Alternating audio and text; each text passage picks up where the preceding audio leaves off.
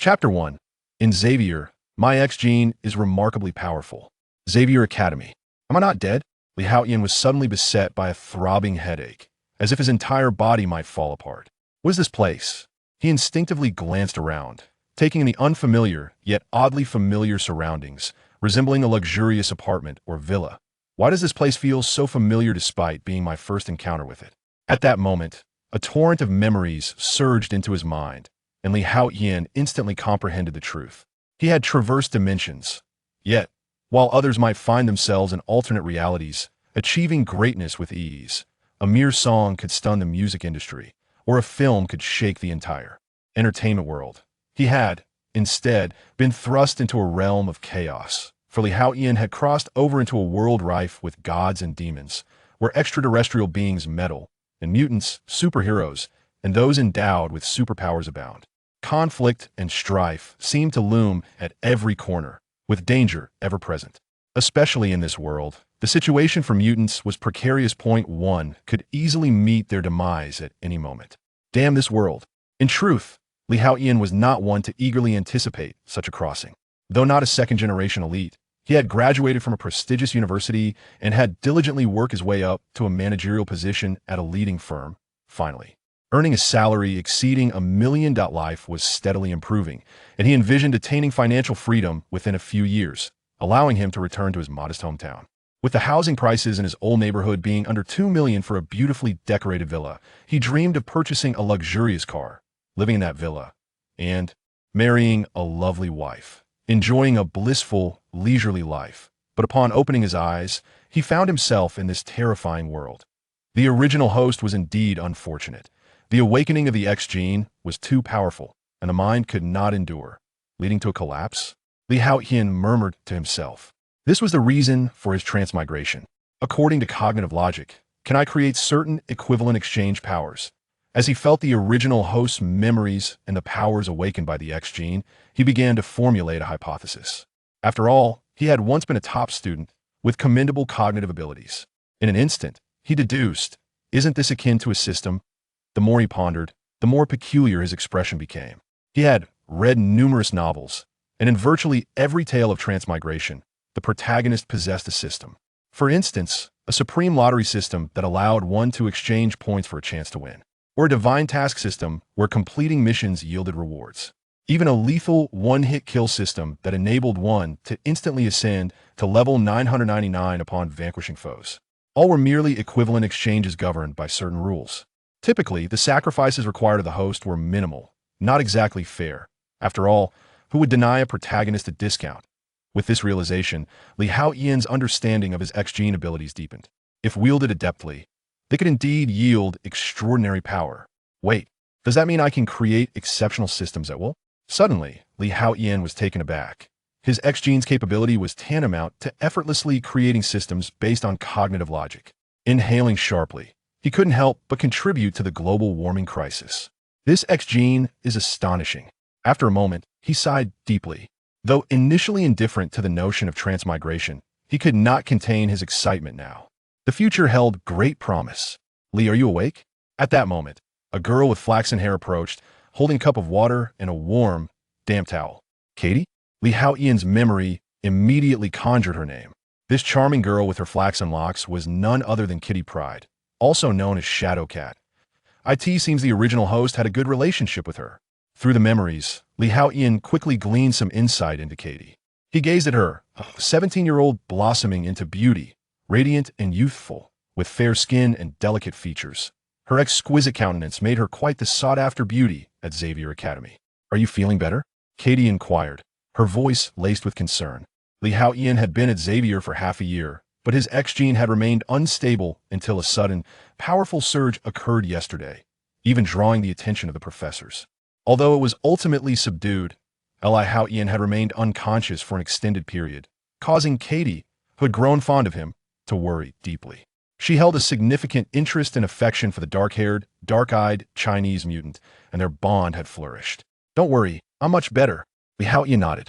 The original host had perished, and he had crossed over. Even if he had not wished for this transition, there was no point in wasting energy on what had already transpired. Regret, confusion, and fear would only squander precious time. This was a lesson Li Haotian had learned early on. I must survive and thrive. Despite the perilous nature of this era, where danger could lurk at any moment, Li Haotian felt he had yet to truly live. He would not submit or concede so easily. Thus, he was determined to survive and to live well.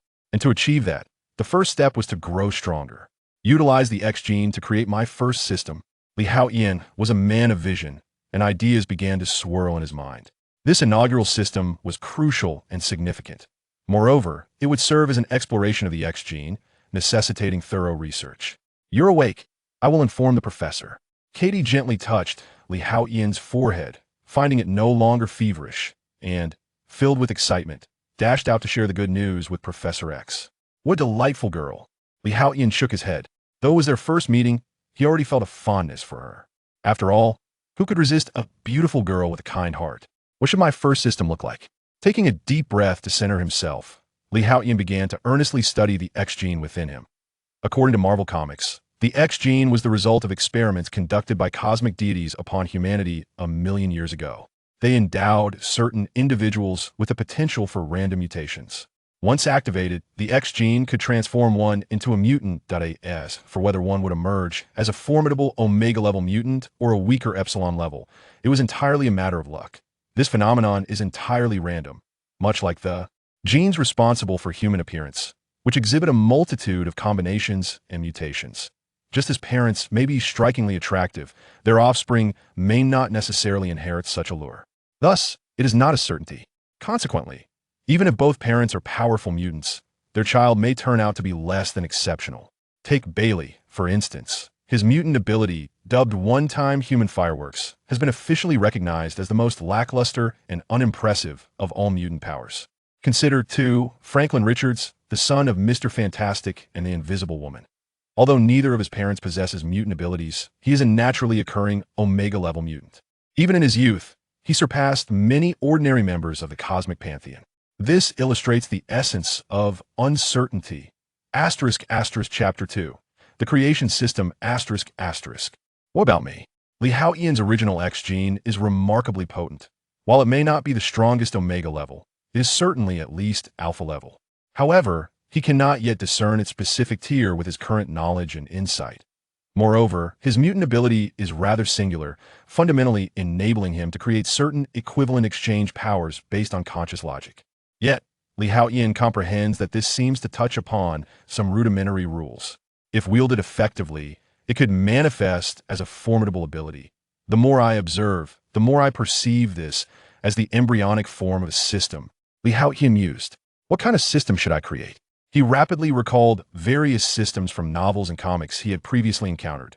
The one-slice 999 system, the invincible upgrade system, the daily check-in system, and the multiverse fishing system.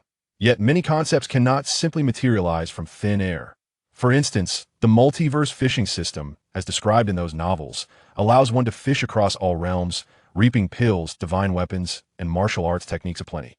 However, Li Haotian's X-gene ability currently lacks the capacity to breach the cosmic crystal wall and fish from the myriad realms. While conscious logic can boundlessly envision, the power of equivalent exchange remains finite and cannot transcend the limits of the universe. At least within this Marvel universe, Li Haotian has yet to breach those barriers. The one-slice 999 system is bound to fail as well. He pondered. Energy growth cannot occur instantaneously, and reaching level 999 requires a reference point. Who embodies level 1? This conundrum is undeniably intricate. The creation of a system is far from the simplistic notion of a notification declaring, "Your system has been activated," nor is it as arbitrary as a message stating, "System loading." Successful.li, you're awake. At that moment, a gentle voice interrupted his thoughts. Looking up, Li Haotian saw a man in a wheelchair being pushed by Katie, approaching him. It's him. The man's distinctive features were unmistakable. His profound gaze, confident demeanor, and that unparalleled wisdom paired with an amiable smile. Professor X. Li Haotian regarded the man with a sense of caution, acutely aware of his formidable psychic abilities.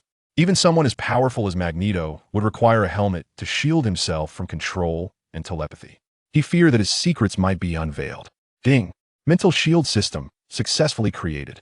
Psychic sensitivity detected in the vicinity. The system automatically initiated a mental protective barrier. At that moment, a clear chime resonated in Li Haotian's mind. Had the system truly been created just like that? How was it possible? Wait a moment, that he had merely contemplated evading Professor X's psychic detection, and the system materialized. Could it be? Li Haotian's heart raced as realization dawned upon him.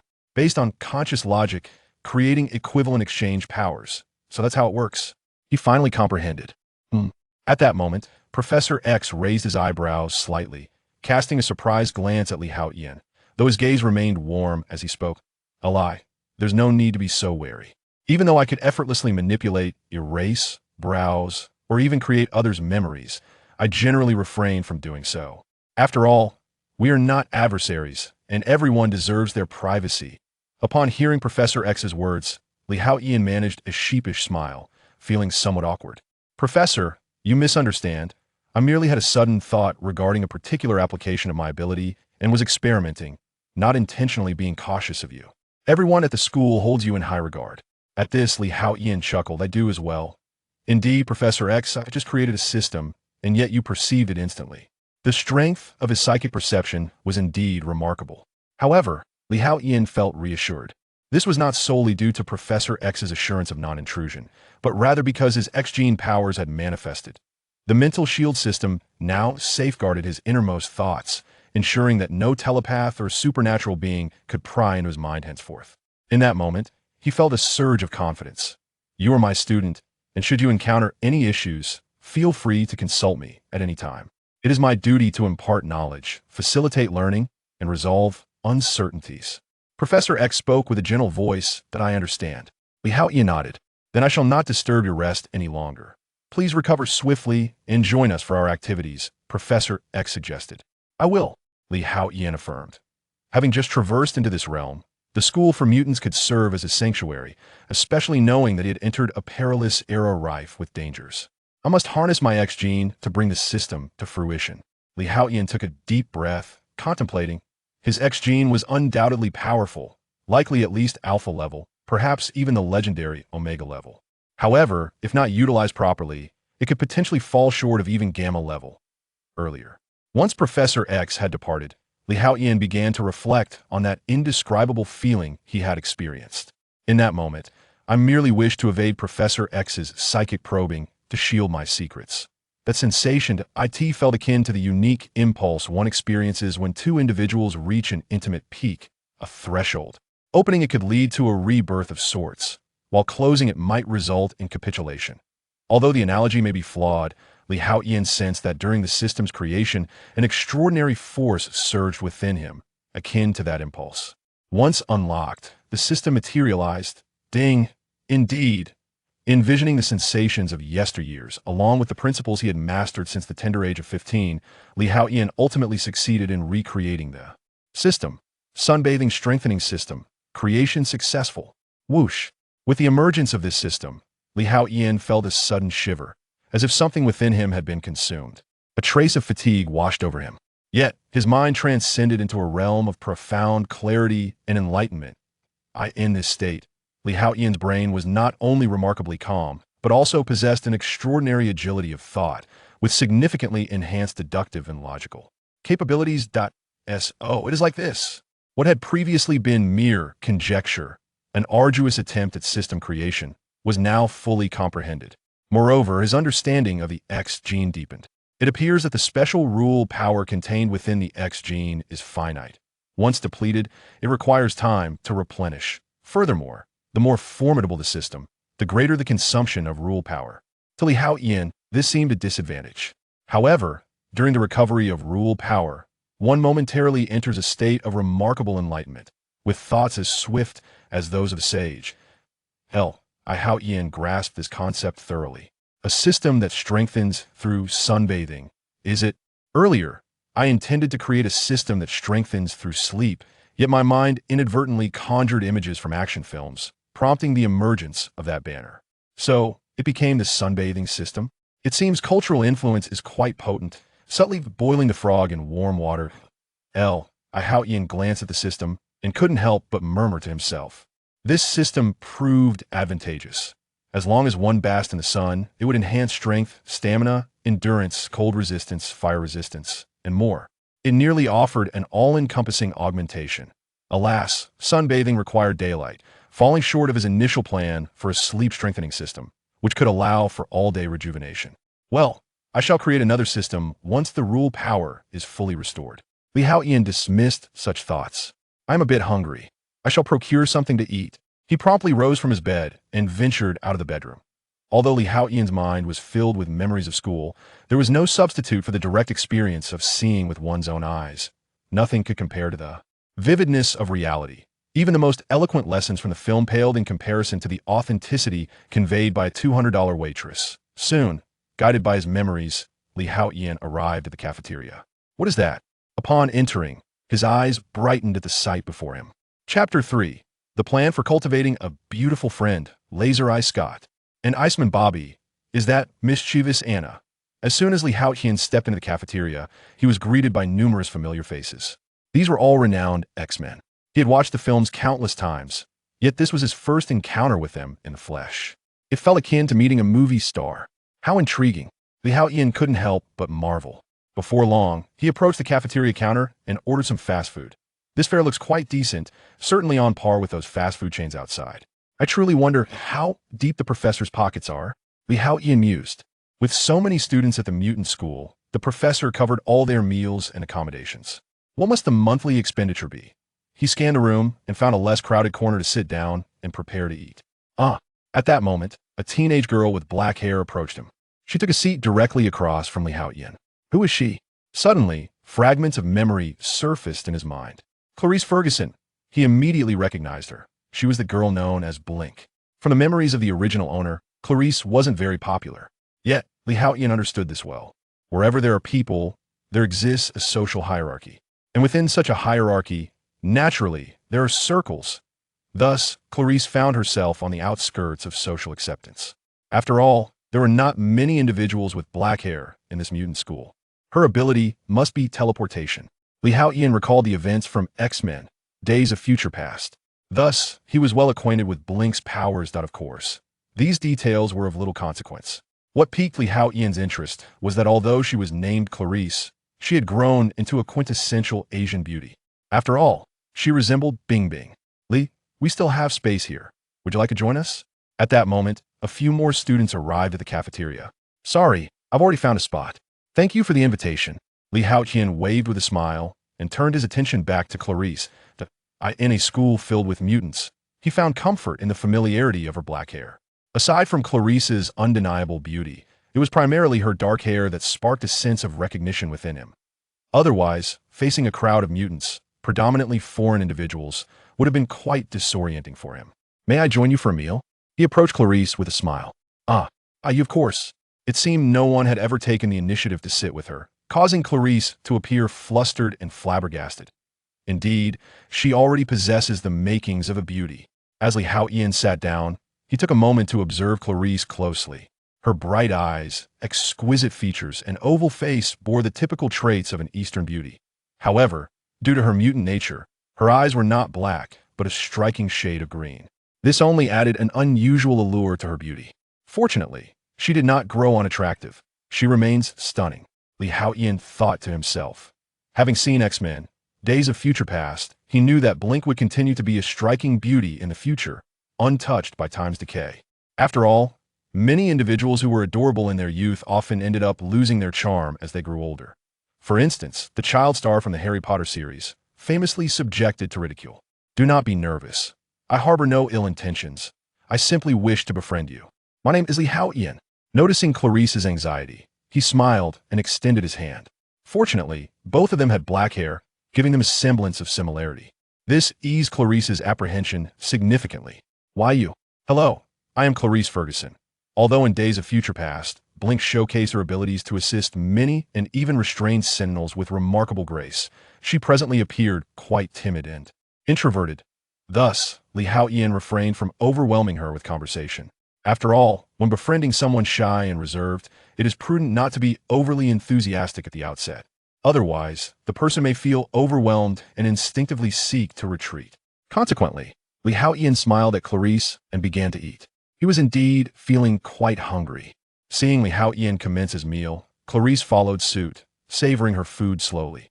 After a brief moment, she finally finished her meal, wiped the corners of her mouth, and slowly raised her head. To her surprise, she found Li Haotian gazing at her with a cheerful smile. Yes, there's something on my face? Clarice stammered, quickly reaching for a napkin to wipe her face once more. Of course not. I simply realize that you embody the definition of beauty for my hometown. You resemble a little fairy, Li Haotian exclaimed with a grin. Clarice's cheeks flushed, but a hint of sadness flickered in her eyes as she murmured softly, I have none left. They all say I am very ugly. How could that be? They say you're unattractive simply because they fail to appreciate the beauty of the East. Li Haotian shook his head resolutely. Not to mention the brilliance of the future. Even the present Clarice is undoubtedly a charming young lady. At her age, she is just entering middle school. If she were in her home country, she would surely have stirred the hormonal excitement of those budding young lads. Really?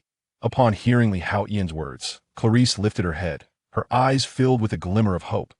Absolutely. Didn't I mention that I wanted to be friends with you? Why would I deceive you? Moreover, if you were truly unattractive, I wouldn't want to be friends with you. Li Haotian replied with a smile. Thank you. Clarice raised her head, her eyes glistening with emotion as she spoke softly. See you later. He then stood up, choosing not to say more. Friendship should be cultivated gradually. After all, Clarice possesses the reserved and introverted nature typical of Eastern women. Unlike Western women, who might shower compliments unabashedly before asking for contact details, as long as the other party does not harbor any disdain, one might find themselves enjoying a delightful evening. The next day, they would each return home, free and unrestrained. Thank you, Lee. Watching his departing figure, Clarice felt her eyes slightly redden. This was the first time someone had praised her, respected her, and valued her. After leaving the cafeteria, Li Haotian made his way to the library. Xavier, though I suspect it belongs to the realm of rule creation, still requires careful verification to ascertain whether it possesses any additional abilities or derived powers. Li Haotian contemplated inwardly. After all, the X gene remains enigmatic, not easily mastered. Chapter 1. In Xavier, my X gene is extraordinary. Xavier Academy. Am I not dead? Li Haotian was suddenly beset by a throbbing headache, as though his entire being were on the verge of disintegration. What is this place? Instinctively, he cast a glance around, taking in the unfamiliar yet oddly familiar surroundings, resembling a luxurious apartment or villa. Why does this place feel so familiar, despite it being my first time here? At that moment, a torrent of memories surged into his mind, and Li Haotian comprehended the truth. He had traversed into another realm. Yet, unlike others who often experience a descent into a lower dimension, he found himself in a world of elevated chaos. While some journey to parallel worlds to become literary prodigies, effortlessly transforming a song into a chart-topping hit or a film into a cultural phenomenon or venture. Into ancient times, wielding modern knowledge to amass wealth or conquer vast territories, Li Haotian had been thrust into a world rife with gods and demons, where extraterrestrials intrude, and mutants, superheroes, and individuals with extraordinary abilities abound. Chaos, conflict, and violence seemed to lurk at every corner of this realm, especially for mutants, whose plight was exceedingly precarious. One misstep could lead to demise. Cursed world. In truth, Li Haotian was not among those who eagerly anticipated such a transition. Though not a second-generation elite, he was a master's graduate from a prestigious 985 university, having toiled diligently to secure a position at a prominent company, rising to a managerial role. His annual salary had finally surpassed $1 million, and life was improving steadily in a few years. He could achieve financial freedom and return to his humble hometown, where property prices for villas were under $2 million. He envisioned purchasing a luxury car, residing in a villa, and marrying a charming partner, living a blissful life. However, upon opening his eyes, he found himself in this terrifying world. Was the original host so unfortunate that the awakened X gene was too powerful for his mind to bear, leading to a complete breakdown? Li Haotian murmured to himself. This was the very reason for his crossing over. Based on the logic of consciousness, does it enable the creation of certain equivalent exchange powers? He sensed the original host's memories and the strength bestowed by the awakened X gene, leading him to some conjectures. After all, he had once been considered an academic prodigy, and his cognitive abilities were commendable. In a fleeting moment, he discerned the truth. Isn't this akin to a system? The more he pondered, the more peculiar his expression became. Having perused various novels, he noted that nearly every tale of transmigration featured a protagonist endowed with a system. For instance, the Supreme Lottery system, where one could expend points to win prizes, or the Ultimate Task system, wherein completing tasks yielded rewards. There were even systems that allowed one to obliterate foes in a single blow, instantly ascending to staggering levels. All of these operated under specific rules of equivalent exchange. Yet, the sacrifices made by the host were generally minimal, not deemed excessively burdensome, for after all, they were the protagonists. Were they not entitled to some leniency? With this realization, Haotian began to grasp the magnitude of his X-gene capabilities.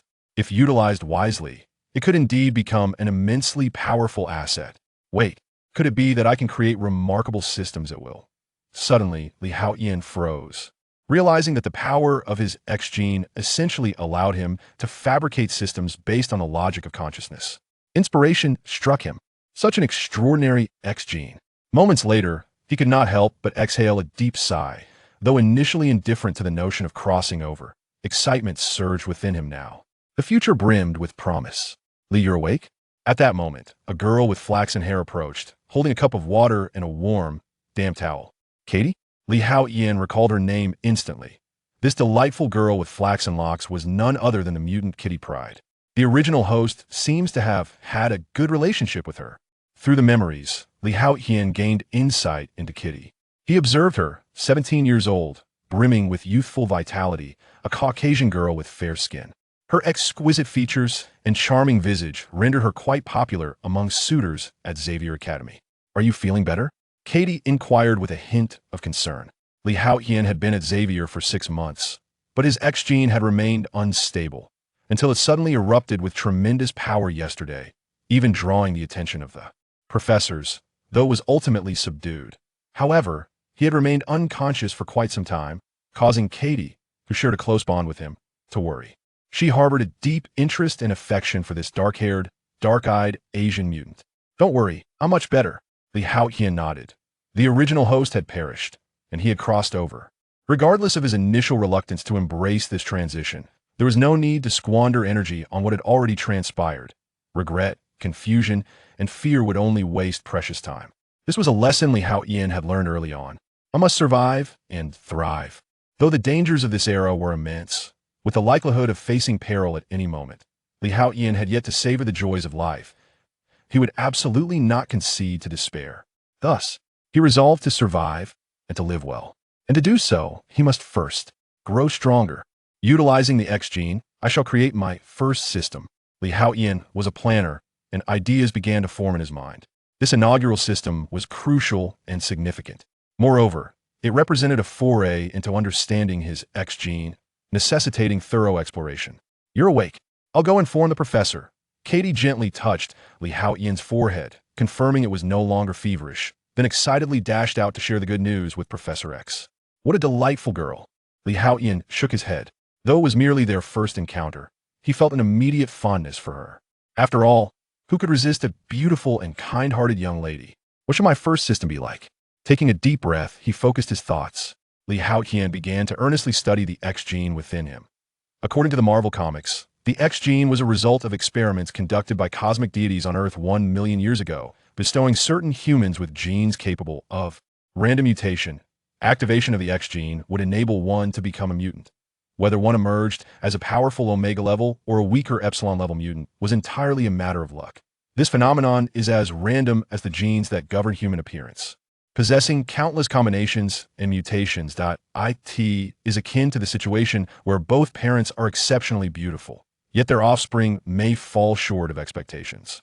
Thus, it is not a certainty or an absolute. Consequently, even if both parents are remarkable mutants, their child could turn out to be ineffectual. For instance, consider Bailey. His mutant ability, dubbed one-time human fireworks, is officially recognized as the most trivial and most pathetic mutant power. Take, for example, Franklin Richards, the son of Mr. Fantastic and Invisible Woman. Although neither of his parents is a mutant, he is a naturally born Omega-level entity. Even in his early years, he surpassed members of the ordinary cosmic pantheon. This exemplifies uncertainty. Chapter 2. The creation of the system. What about me? Haotian mused. The X gene inherited from his original self is extraordinarily powerful, probably at least alpha level, if not the most formidable omega level. However, he is currently unable to discern the precise tier of his abilities due to his limited knowledge and experience. Furthermore, his mutant power is rather singular. In simple terms, it allows him to create a form of equivalent exchange power based on logical consciousness. Yet, Haotian realizes that this seems to touch upon some elementary rules. If wielded effectively, it could indeed be a formidable ability. The more I contemplate this, the more it resembles the embryonic form of a system. Haotian mused inwardly. What kind of system should I create?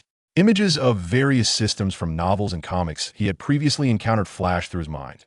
The 1/999 system, the invincible upgrade system, the daily check-in system, the multiverse fishing system had a plethora of system names surge through his thoughts. However, many concepts cannot simply materialize from thin air. Take the multiverse fishing system, for instance. According to descriptions in those novels, one could fish across myriad realms, obtaining elixirs, divine weapons, and techniques aplenty. Yet in reality, Haotian's X-gene ability cannot yet transcend the cosmic crystalline barrier to fish from those realms. While the imagination can soar limitlessly, the power of equivalent exchange remains finite and cannot breach the universe's limits, at least within the Marvel universe. Haotian has yet to break through. The 1/999 system would undoubtedly fail as well. The growth of energy cannot occur instantaneously, and reaching level 999 requires a reference point. But who would be level 1? This query is quite intricate. Creating a system is certainly not as simple as a ding followed by your system has been credited, nor is it merely a vague system successfully loaded. Lee, you are awake. At that moment, a gentle voice interrupted him. Haotian looked up to see a man in a wheelchair being pushed by Katie, approaching him. It's him. This individual was unmistakable, his profound gaze, confident demeanor, and a countenance radiating immense intelligence and warmth. Professor X. Haotian regarded the man with a hint of wariness, for his psychic prowess is formidable. Even someone as powerful as Magneto requires protection from mental control and telepathy that he feared that his secrets might be exposed. Ding. Mental shield system. Creation successful. Psychic presences detected in the vicinity. The system automatically initiated a mental protective barrier. At that moment, a clear sound echoed in Haotian's mind. Has the system truly been created? How was this accomplished? Wait a moment. I merely wished not to be sensed by Professor X, to prevent him from reading my inner secrets, and the system has manifested. Could it be? Haotian's heart raced as he began to comprehend. Creating equivalent exchange power based on logical consciousness. So this is how it works? He finally grasped the concept. At that moment, Professor X raised an eyebrow, unexpectedly glancing at Haotian with gentle curiosity. Lee, there is no need for such vigilance. Even though I could effortlessly manipulate, erase, browse, or even create others' memories, I generally do not employ such abilities. After all, we are not enemies, and everyone deserves their privacy. Upon hearing Professor X's words, Haotian smiled sheepishly, feeling somewhat embarrassed. Professor, you misunderstand. I merely had a sudden thought regarding an application of my abilities and was experimenting, not intentionally try to be cautious around you. Everyone at the school holds you in high regard. At this point, Haotian chuckled. I do as well. True to your reputation, Professor X, I just created a system, and you noticed immediately. The professor's mental acuity is indeed formidable.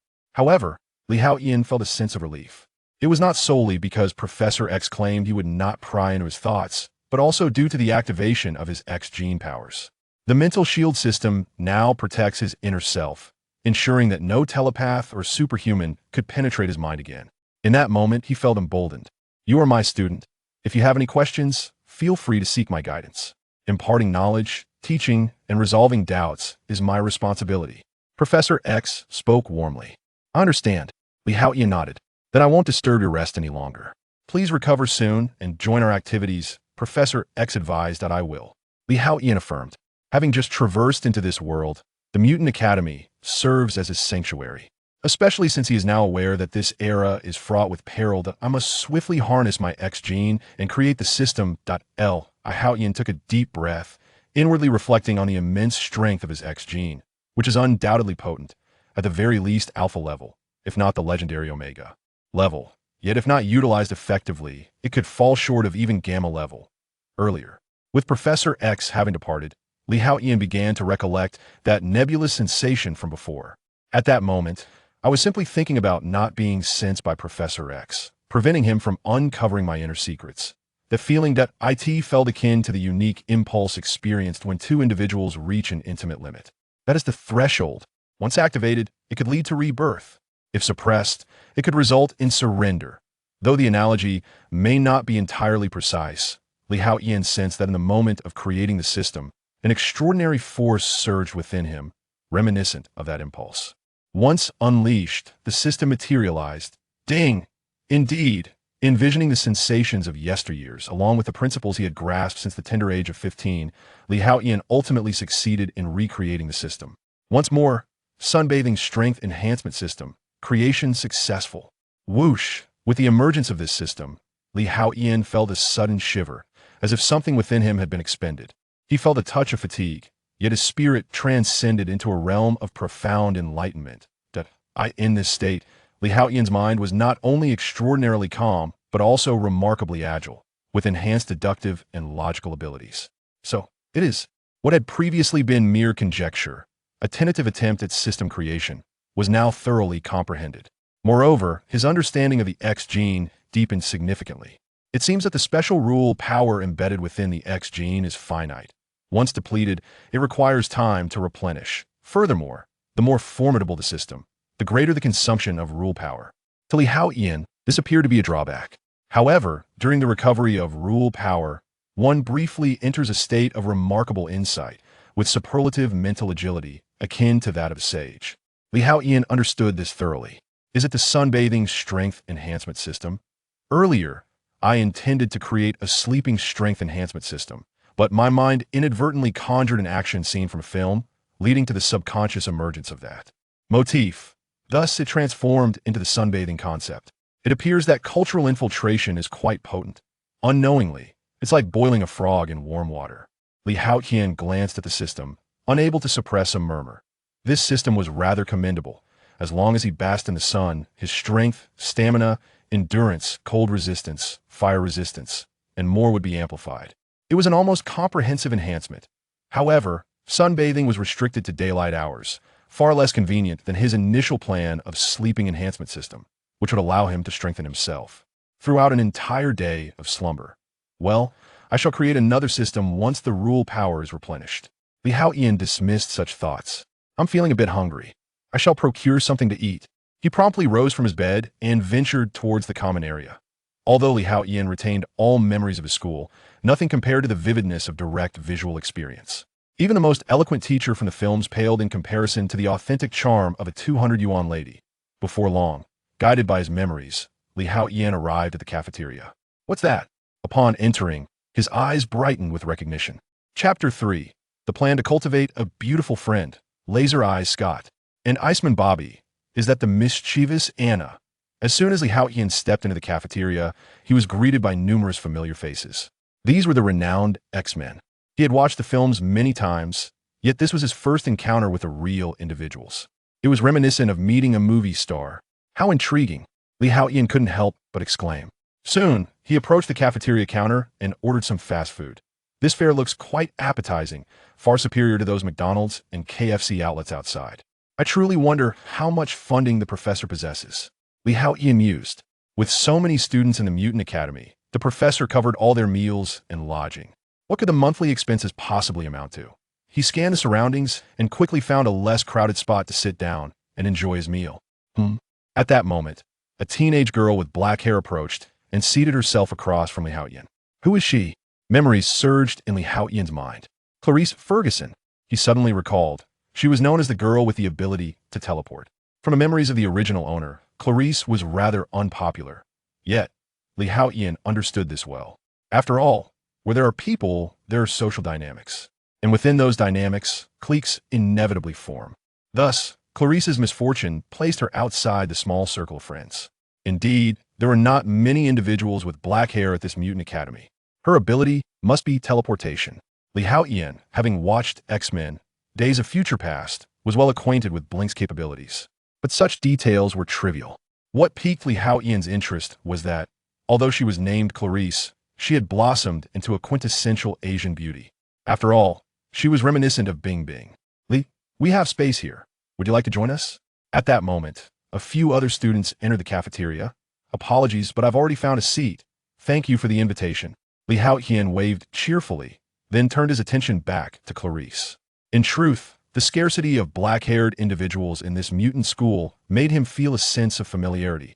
Aside from Clarice's undeniable beauty, the primary allure lay in her dark hair, providing him with a semblance of comfort. Otherwise, having just traversed this world, facing a plethora of mutants and foreigners would have been quite disconcerting for him. May I join you for a meal?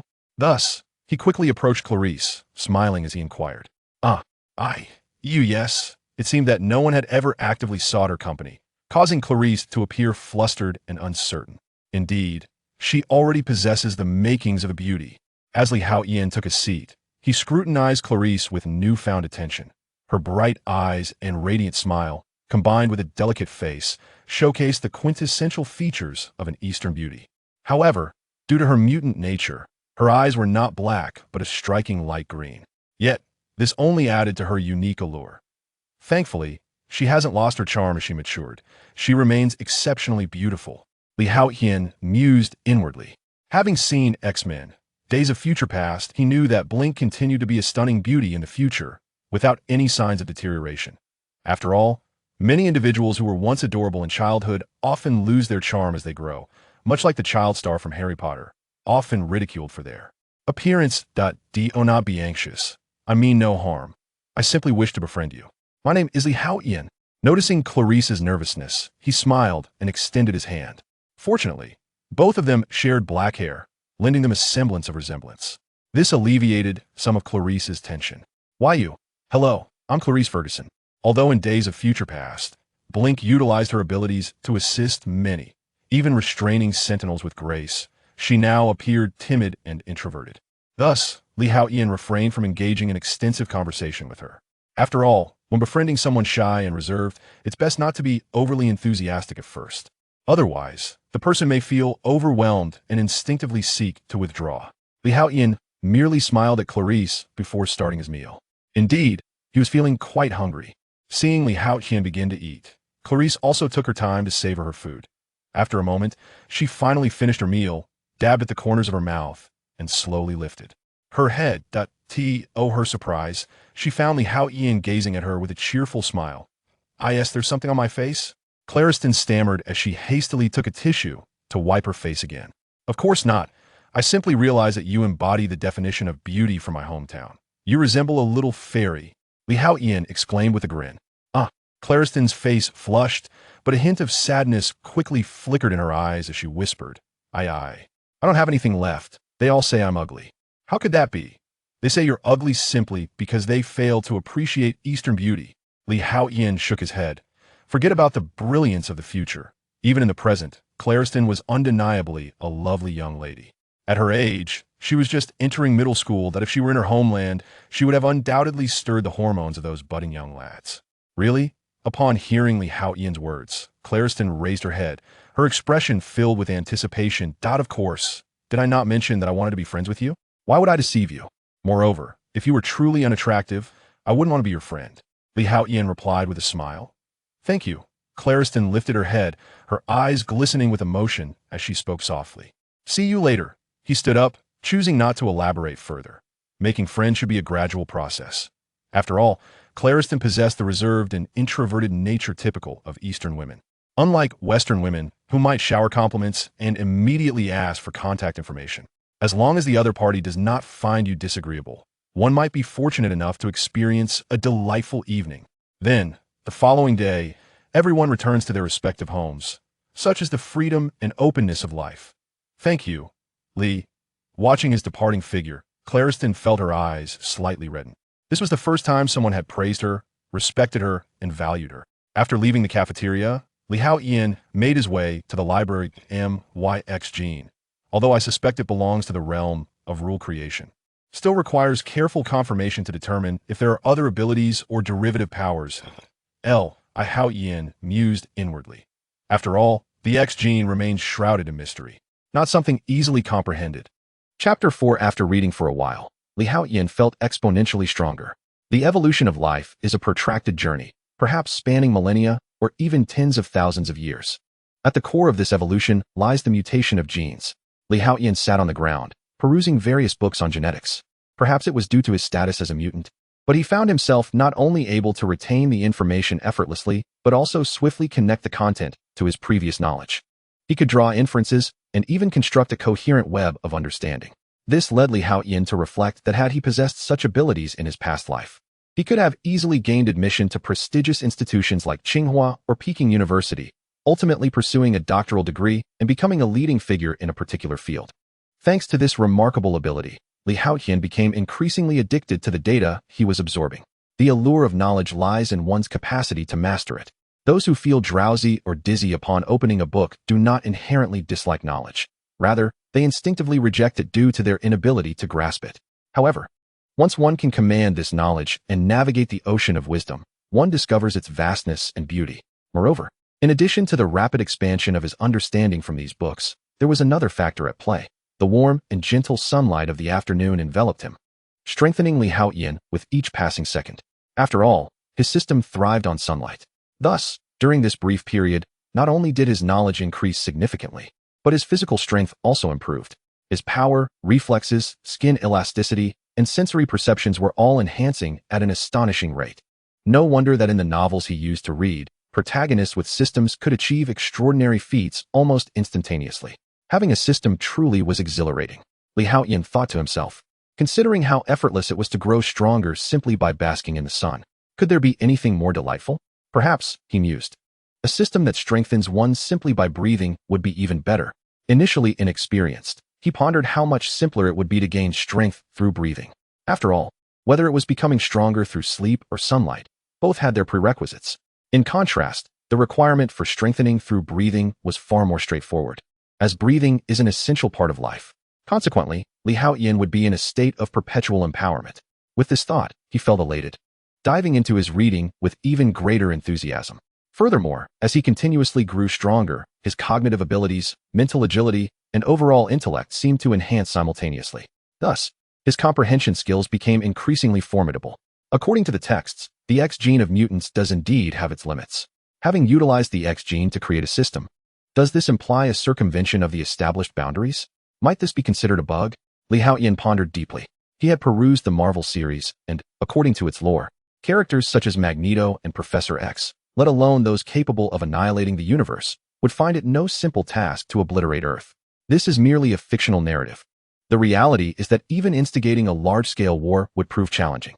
In truth, their powers merely hover around a planetary level. Otherwise, the mutants wouldn't need to seek refuge in Xavier's. They could easily assert dominance and enslave humanity. Haotian shook his head. The depictions in comics are already quite exaggerated, yet reality falls far short. Of course, some might argue about Jean Grey, or more precisely, the Phoenix, a formidable anomaly in her own right. However, her abilities do not stem from mutant powers but from the Phoenix Force, which she can hardly control, often leading to destruction and fury. My X gene, perhaps, is of Omega level. Haotian mused to himself. His X gene is somewhat unique, not merely measurable by the sheer strength of its powers. For instance, the system he created, which enhances his strength through sunlight exposure, enables every cell in his body to undergo a special transformation under the sun's rays, resulting in comprehensive augmentation. Yet this perception remains vague and undirected. Should this evolution be limitless, my X gene could potentially transcend even Omega level. Haotian felt a flicker of anticipation. He raised his head, moving his body slightly. An overwhelming surge of power, several times greater than before, coursed through him. Merely by reading for a short while, he had grown significantly stronger. How fortunate it is to possess a system. Although this system was birthed from his X gene, Haotian couldn't help but marvel. Those who wield a system are indeed formidable. The sunlight is delightful. It seems I could indulge in my reading a while longer. Stretching lazily, Haotian prepared to continue his studies. However, he suddenly noticed a girl with black hair seated in a corner not far away. She appeared to be wearing headphones, quietly engrossed in her book. An Andersen fairy tale? Haotian was taken aback. He hadn't realized that Clarice had also arrived. He had been too absorbed in his reading to notice earlier. At this hour, most girls would likely be playing games with others. He couldn't help but shake his head. In this vast library, aside from himself, it seemed only Clarice remained, underscoring her solitude. However, if memory serves, Clarice's guardian in the comics was the saber-toothed tiger. According to the current timeline, she should still be in elementary school. Yet, she has blossomed into a young maiden of 13 or 14. It appears that the chaotic timeline of the Marvel Universe does not align with my understanding of the comics and films at all. This presents quite a conundrum. Haotian shook his head. His greatest advantage lay in his profound knowledge of the characters and plots within the realms of comics and cinema. While he might not claim omniscience, he was certainly well-versed. However, it now seemed that the temporal framework of this world was inaccurate. If that were the case, the narrative might also diverge slightly. Nevertheless, given the multitude of parallel universes within the Marvel domain, discrepancies in time were to be expected. The present confusion was thus of little consequence. With a gentle sigh, Haotian rubbed his head, choosing to abandon these musings, for the more he pondered, the more his head throbbed. After reading for a while longer, the sun began its descent. Quietly, Haotian made his exit, refraining from disturbing Clarice. After all, there were many days ahead. There was no need to rush. 3 days swiftly passed. Haotian had grown increasingly familiar with Xavier's academy. More accurately, he had completely merged with his original self.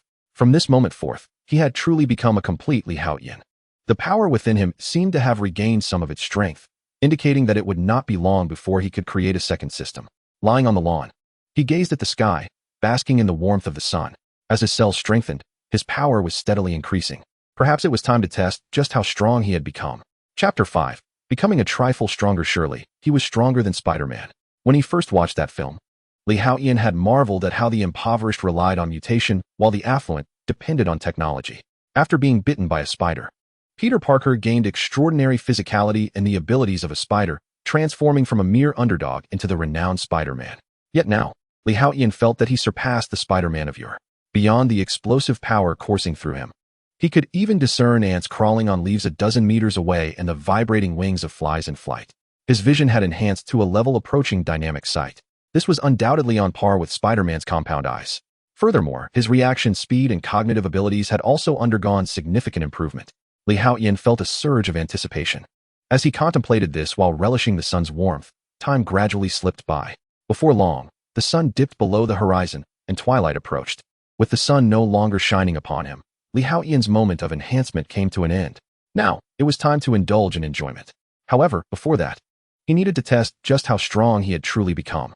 As Haotian contemplated this, he promptly made his way to the school's training facility, where various training apparatus awaited him.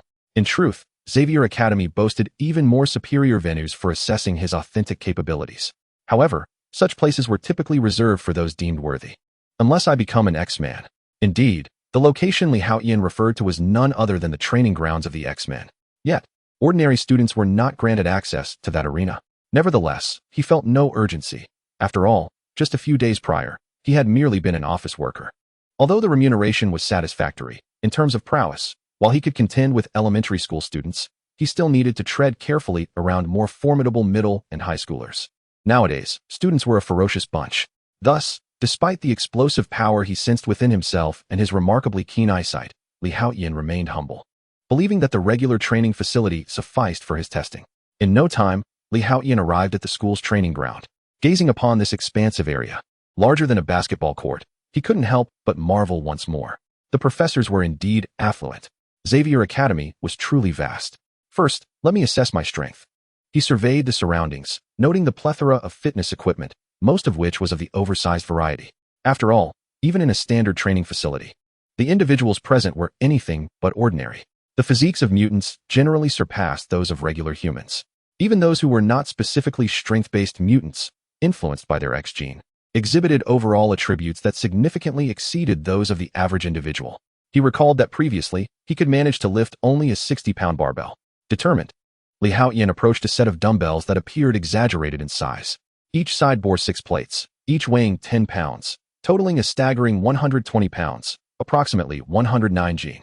Truly, this training ground for mutants showcased dumbbells that rivaled standard gym barbells. Haotian shook his head in resignation. Although there were slightly smaller options nearby, the majority were larger than the 120-pound dumbbell before him. I feel an explosion of power within me, capable of delivering a punch that could fell a bull. Surely, lifting a 100-odd gene dumbbell should be manageable, right? He stepped up to the dumbbell, gripping it firmly with both hands, and then heaved it upward with a sudden force. Boom! A surge of immense strength coursed through his arms instantaneously. The power was so formidable that it exceeded 1,000 pounds, perhaps even more. In that moment, Li Haotian found himself utterly unprepared, resulting in an abrupt backward fall. Thud! He landed on the ground. Have I truly become this strong? Li Haotian was momentarily dazed, a realization he had never anticipated. Li, are you all right? At that moment, Clarice entered and hurried over to inquire upon seeing Li Haotian lying on the ground. I'm fine, Li Haotian replied, slightly embarrassed. He had intended to test his strength, but had not anticipated the overwhelming force that led to his fall. This scene was fortuitously witnessed by Clarice, who had just arrived at the training ground. Are you here to train? Li Haotian asked, curiosity piqued as he observed Clarice. She donned a white athletic t-shirt that accentuated her fair neck, and despite appearing to be only 13 or 14, she possessed a budding charm. Her lower attire consisted of snug blue shorts that showcased her long, shapely legs. Her delicate features, paired with violet-tinged bright eyes, radiated youthful vitality. She seemed to exude a bit more allure and energy than when he had seen her in the cafeteria and library, where she was more reserved.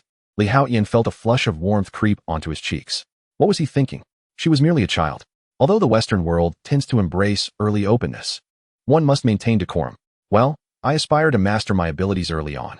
The professor emphasized the importance of physical fitness, so I frequently come to the training ground to exercise. Clarice stated earnestly. You are indeed quite diligent. Li Haotian complimented without thinking. Thank you, she replied, her face reddening, perhaps unaccustomed to receiving praise. Hey, isn't that Clarice? We've been searching everywhere for you. Who would have thought you were secretly hiding here? Are you on a date? At that moment, 3 unexpected guests entered. Jason, I've told you before, I don't wish to be friends with you, Clarice said, a hint of fear in her voice. Don't want to be friends with me? Do you prefer that yellow-skinned pig? Jason, the leader of the trio, scoffed disdainfully. You. Clarice's expression changed, her eyes welling with tears. Jason, 15, possessed the mutant ability of strength enhancement. The other 2 were Yorkney, 14, whose power allowed his body to elongate, and Spick, 16, whose mutant ability was canine transformation. Upon seeing them, memories of their identities flooded Li Haotian's mind. All 3 were classmates of Clarice, having formed a small clique that often bullied weaker students.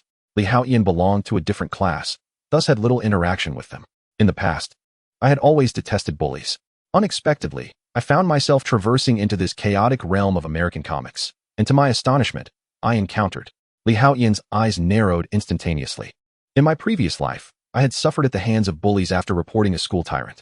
I later came to grasp a vital truth. When confronted with the tyranny of bullies, the only recourse is to combat violence with violence. Chapter 6. With a single punch, the head flew off. No matter where one goes, clichés are inescapable. Li Haotian shook his head. After all, combined from both lives, he was nearing 30 years of age and would not stoop to the level of this group of youngsters. However, that was contingent upon them not provoking him. Li Haotian, are you aware that Clarice is my girlfriend? But the world is indeed rife with melodrama. Whenever one seeks to avoid stirring trouble, there are always those who naively seek to provoke. Li Haotian slowly rose to his feet. Although he harbored a fondness for Clarice, even nurturing some minor thoughts, she was still merely a girl in her formative years. To him, she was still in the nurturing phase. However, if Clarice truly had affections for another boy, Li Haotian had no inclination to steal someone else's partner. After all, he was no scoundrel. No, Li, do not listen to Jason's nonsense. I am not his girlfriend at all. At this moment, Clarice spoke urgently, for reasons unknown. She did not wish for this boy with similar dark hair to misunderstand her intentions. I have never agreed to him, and I truly dislike him. Clarice quickly shook her head to clarify. Oh, did you hear that? Li Haotian chuckled. If Clarice had acknowledged her relationship with Jason, he would have turned and left without a second thought.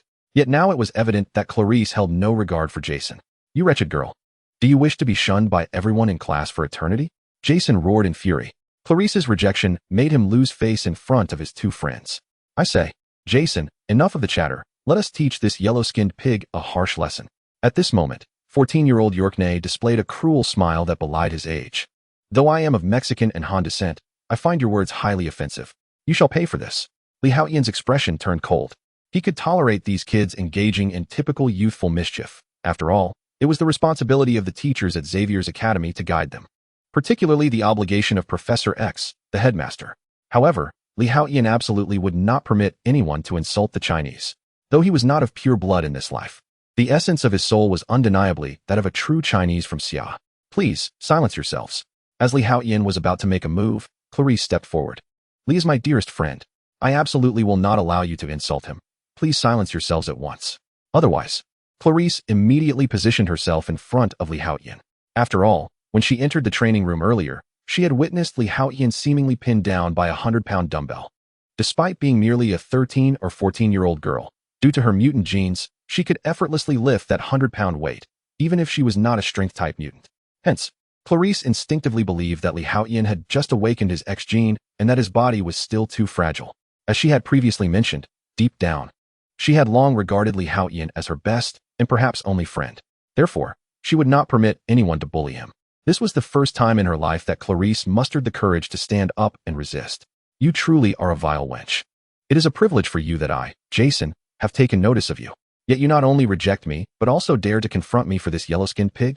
Jason's fury erupted, his temper flaring as if he bore the weight of the vast Hulunberg grassland upon his head. I have made it clear that I do not wish to hear those 3 words. Li Haotian abruptly pulled Clarice along, moving forward. Li, come back. Clarice exclaimed in alarm as she saw Li Haotian step outside. After all, Jason was a strength-type mutant, while Li Haotian was a newcomer who could not even lift a 100-pound dumbbell.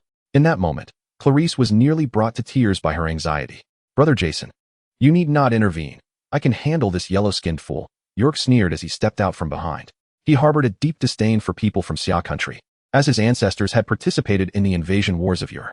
It was a pity that the ancestors of the invaders were forever left on that land. However, before he could finish his words, a sudden, intense pain coursed through his face. Then York found himself staring at a familiar form. Is that my body? His eyes widened in disbelief. It was only at this moment that he realized, unbeknownst to him, his head had been sent flying. Yet, his mutant ability allowed him to elongate and stretch any part of his body. Thus, at that moment, as his head was knocked away, his neck stretched out long, resembling a limp, elongated black ball. What? Jason's expression changed drastically upon witnessing this scene. It was crucial to note that although York possessed the ability to alter the length of his body at will, it did not imply that his body was fragile. When he chose not to modify his body length, it retained a remarkable resilience akin to rubber. However, just like that, Li Haotian managed to send him flying with a single slap, casting him far away. This clearly indicates the astonishing power of his opponent. Until now, no one had any inkling of the nature of Li Haotian's mutant abilities. It seems highly probable that he, like me, belongs to the category of power-based mutants. Jason's expression grew serious at once. Power-based mutants possess formidable close combat abilities and excel in hand-to-hand combat. Moreover, judging from the speed and strength displayed in his earlier attack, it is evident that he is no weaker than Jason. Although he is domineering and enjoys bullying his classmates, he is certainly no fool. Spick, let us tackle this together. Jason whispered urgently. All right, Jason. Spick's expression also turned grave. His mutant ability is canine transformation. While not purely power-based, it significantly enhances his speed, strength, and resilience multiple times upon activation. However, even with this enhancement, he could not possibly deliver a blow strong enough to decapitate Yorkney. The situation is clear. Li Haotian is likely a pure power-based mutant, and one must not underestimate such individuals.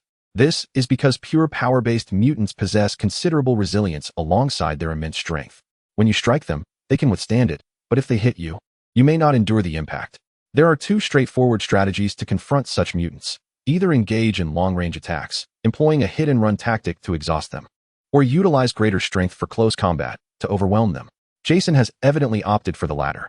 I am also a power-based mutant. I refuse to believe your strength surpasses mine. With a fierce shout, Jason surged forward, unleashing his full strength without holding back. Chapter 7. The Astonished X-Men, Be Careful. Clarice exclaimed in alarm. Jason's capability to bully his classmates is not merely a result of his harsh words. He is inherently a power-based mutant, possessing foundational strength that exceeds that of most other mutants. His raw strength is around 500 pounds. After amplifying his mutant power by 20 times, that translates to a staggering 10,000 pounds, equivalent to 5 tons of force. To deliver a punch with 5 tons of damage is an utterly terrifying display of might. Rest assured, I won't kill you, for I would face punishment from the professor as well. I will merely break your legs, shatter your hands, and then extract your teeth, teaching you the dire consequences of crossing me. A cruel smile spread across Jason's face. Despite being only 14 years old, at that moment, he resembled a demon descending upon his prey. I don't feel particularly threatened, Li Haotian remarked, a slight furrow appearing on his brow at the unfolding scene. Although the opponent's display was formidable, Clarice gasped in astonishment. However, Li Haotian felt that while the punch was impressive, it did not instill in him a sense of fear. It seemed he could withstand it. This was an instinct. He instinctively raised his hand, delivering a punch of his own with great force. With a resounding crash, the two fists collided. Oh no! Clarice's heart raced with alarm as she swiftly turned to seek the teacher. If help arrived in time, perhaps. With the mutant's remarkable healing abilities, recovery was possible. Otherwise, Li Haotian would be condemned to a life of disability. As Clarice considered Li Haotian her only friend, she simply could not bear to witness such a fate befall him, nor could she allow him to become a target for bullies. Having endured bullying herself since childhood, Clarice understood all too well the anguish it brought. Just then, a blood-curdling scream pierced the air. Clarice froze, instinctively glancing back, only to behold an unbelievable sight. Jason's right arm had grotesquely twisted, the bones of his forearm piercing through the skin, revealing the muscle beneath. This, Clarice gasped, covering her mouth in shock as she witnessed the scene before her. Li Haotian had not only triumphed in a contest of strength against Jason, the powerhouse mutant, but he appeared to be gaining the upper hand. How could this be possible? Just as Spick was about to intervene, he abruptly halted, his body trembling. Having just completed his transformation, he now resembled a beaten dog. Jason's punch possessed a force of 10,000 pounds. His eyes were filled with disbelief and terror. Even after his transformation, Spick's strength was only around 2 tons, while Jason, a brute of pure strength, boasted an astonishing 5 tons. Such terrifying power had now succumbed to this seemingly frail individual before him. Spick's thoughts halted as he dared not utter the words he had in mind. If the opponent could incapacitate Jason's arm with a single punch, he could easily deliver a fatal blow to him as well. Though the professors at Xavier's academy would prevent any real fatalities, he had no desire to be rendered incapacitated. My arm! Jason cried out in agony, rolling on the ground in pain. After all, he was merely a 14-year-old student. Though their mutant genes granted them considerable strength beyond that of ordinary individuals, their emotional maturity was not vastly different. I never want to see you near Clarice again, nor do I wish to hear those 3 words. Otherwise, I won't hesitate to tear your mouth apart, Li Haotian stated calmly, though he too felt a tremor of surprise within. It turned out that his strength was far greater than he had ever realized. In this moment, he finally gained a tangible understanding of his own strength. According to his recollections, Jason belonged to the category of pure strength mutants, possessing nearly 5 tons of force in a single punch. Yet, his opponent could not withstand that blow. This indicated that Li Haotian's strength undoubtedly exceeded 5 tons. Earlier, he had utilized only about half of his strength, which equated to approximately 5 tons. Thus, it seemed that he must possess nearly 10 tons of strength. A tremor coursed through Li Haotian's heart. This revelation startled even him. Truly, being a person with a system was exhilarating. He felt an immense satisfaction with this outcome. However, since he possessed a system, creating an attribute panel should pose no challenge. Suddenly, he recalled something significant. He need not engage in this absurd testing. By directly creating an attribute panel, he would fully comprehend his current state. How foolish of him to have overlooked such an important matter. Li Haotian couldn't help but chuckle at himself. He had read so many system novels, yet he had forgotten something so vital. Jason suddenly lifted his head, glaring at Li Haotian with evident fury. Enough. At that moment, a man and a woman entered the training ground. Storm, Aurora, and Cyclops, Scott. Li Haotian looked up and instantly recognized them. Let this matter end here.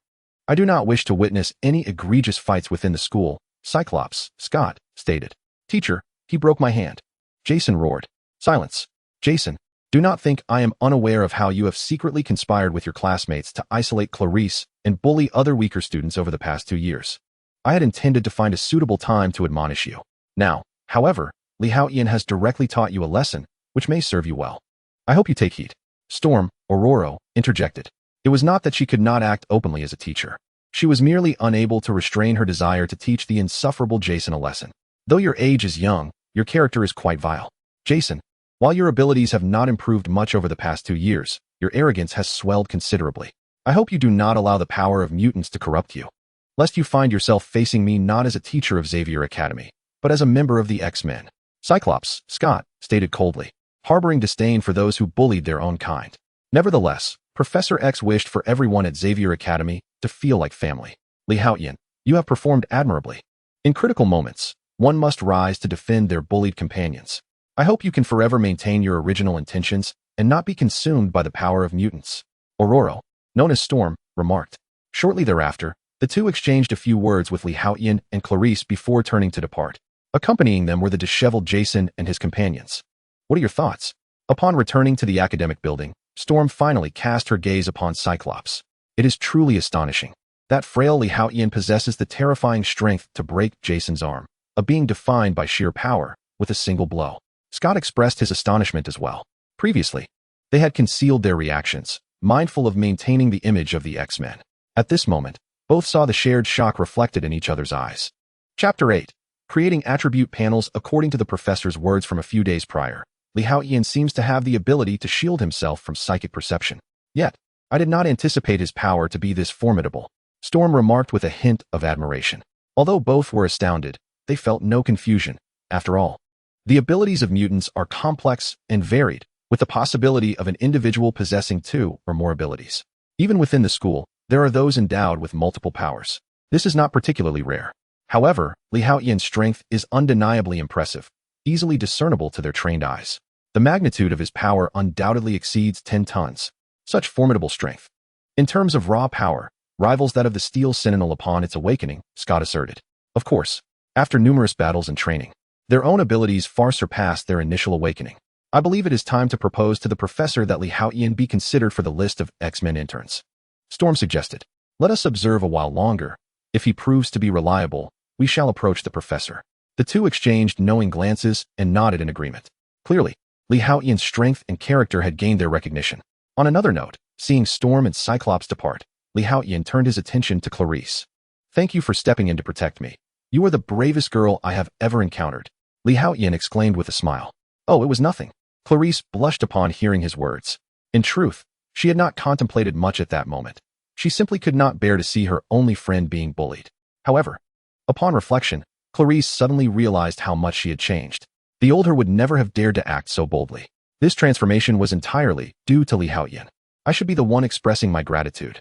Coming to this realization, Clarice spoke softly. What did you say? Haotian was preoccupied with thoughts of creating an attribute template, thus failing to hear Clarice's words. Suddenly, he was taken aback as Clarice stepped forward and playfully pecked him on the cheek. Like a shy little deer, she joyfully bounded away. Was I just unexpectedly kissed? Haotian shook his head in resignation, yet his heart brimmed with delight. Now that he had devised a more effective method to assess his comprehensive attributes, there was no reason for him to linger in the training ground. Consequently, he made his way directly to his dormitory. Before long, Haotian returned to his quarters and, harnessing the restorative power of the rules within him, commenced the creation of the attribute template. Having previously crafted 2 systems, this endeavor felt familiar, allowing him to swiftly bring the template into existence. Host, Haotian strength, 11 tons mentality, 121, compared to an average person's 3, stamina, 1000, compared to an average person's 10, speed, 50 ms system space, 100 cubic meters existing systems, mental shielding system, sunbathing strengthening system. Indeed, my strength has surpassed 10 tons. Haotian gazed at the attribute template, his eyes sparkling with excitement. With this template, his power could be systematized and quantified before him. His mental capacity was equivalent to 40 times that of an average person, while his stamina was a remarkable 100 times greater. However, his speed lagged slightly, being only tenfold that of an ordinary individual. But considering that my time creating systems is still relatively short, these values are quite impressive, Haotian mused to himself. He felt a sense of satisfaction with the numbers displayed on the attribute panel, especially given that his original incarnation was merely a novice, endowed with formidable X genes, yet incapable of wielding his mutant abilities. Now, with the manifestation of these X gene powers, he had perfectly unleashed his mutant potential. All he needed to do now was patiently await his further enhancement. Haotian was in no rush. Unlike others who had to train diligently and strive for improvement, he could simply bask in the sun and sip tea to grow stronger. Moreover, once his rule power was fully replenished, he could forge new systems anew. Perhaps he would create a strengthening with every breath system next. This would provide a more versatile enhancement than the sunbathing strengthening system, which was limited to daylight hours. However, it seemed that more powerful systems demanded greater reserves of rule power. He wondered if he could indeed create the strengthening with every breath system once fully charged. If not, he could always pivot to a strengthening with every drink or strengthening with every sleep system. In this way, he could bolster his strength round the clock. Haotian felt a sense of strategic planning blossoming within him. It is better to visit the library and immerse oneself in books. After the attributes panel was established, Haotian suddenly realized he had little to occupy himself with. After all, he could grow stronger without the arduous need for training. Although basic physical fitness and strength serve as formidable foundations, Possessing a broader array of combat techniques would allow for a more effective exertion of that strength. With this thought in mind, Haotian resolved to seek out books on martial arts at the library. As time steadily passed, another day had swiftly arrived. On his way to class that morning, Haotian's mind was still illuminated by the combat techniques he had reviewed the previous day. With a mental capacity 40 times greater than that of an average person, he easily attained photographic memory. However, mere retention of visual information did not equate to physical mastery. This was concerning. Suddenly, Haotian halted, struck by a moment of realization. How could he have overlooked such a simple solution? A smile crept upon his face as he pondered. Since he possessed the ability to create a system, why not devise a system that facilitates effortless learning? This way, he would not need to laboriously study those combat moves. He could simply watch a few action films and observe battles between the strong, instantly acquiring the skills. It seemed his X-gene was indeed extraordinary. He must diligently explore its full potential. Haotian murmured to himself, aware that his time as a mutant was still brief and his grasp of the X-gene was not yet proficient. Nevertheless, this was inconsequential. It was merely a part of enjoying the gradual journey toward strength. He comforted himself as he strolled along the corridor leading to his classroom. At that moment, he encountered Jason and Yorkney, who were evidently devoid of hostility, particularly Jason, whose gaze resembled that of an old friend. What was happening? Haotian furrowed his brow slightly, sensing something was amiss. Chapter 9. The true professor. There was undoubtedly an issue, even though he had demonstrated formidable strength the previous day. Instilling fear in Jason and the others, the animosity and resentment in their eyes had been unmistakable upon their departure. Yet now, it appeared to have vanished. As if they bore no grudge, instead resembling long-lost friends. This peculiar scene heightened Haotian's vigilance. Do not worry. I merely made slight modifications to their memories and thoughts, echoed the voice of Professor X in Haotian's mind. Come to my office. Despite feeling a twinge of confusion and wariness, Haotian made his way to Professor X's office. Before long, he arrived at the professor's threshold. At this moment, he sat in a wheelchair, gazing out the window, with Storm, Aurora, by his side. Upon seeing Haotian enter, she offered a gentle nod accompanied by a smile. The fact that Storm took the initiative to greet him indicated that Haotian had indeed earned her recognition. He politely returned her smile before turning his attention to Professor X. Are you curious as to why I am doing this? Professor X continued to gaze out the window. Unperturbed. Indeed, Haotian did not shy away from expressing the confusion that lingered in his mind. I have dedicated my entire life to studying the distinction between ordinary humans and mutants. Do you know what conclusion I ultimately arrived at? The professor slowly turned his head to look at Haotian.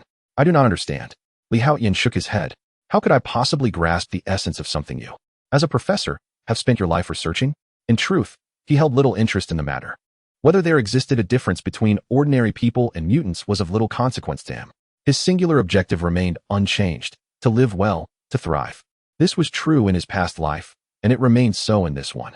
Yet, if possible, he wished to return to that world after becoming stronger. To see it once more.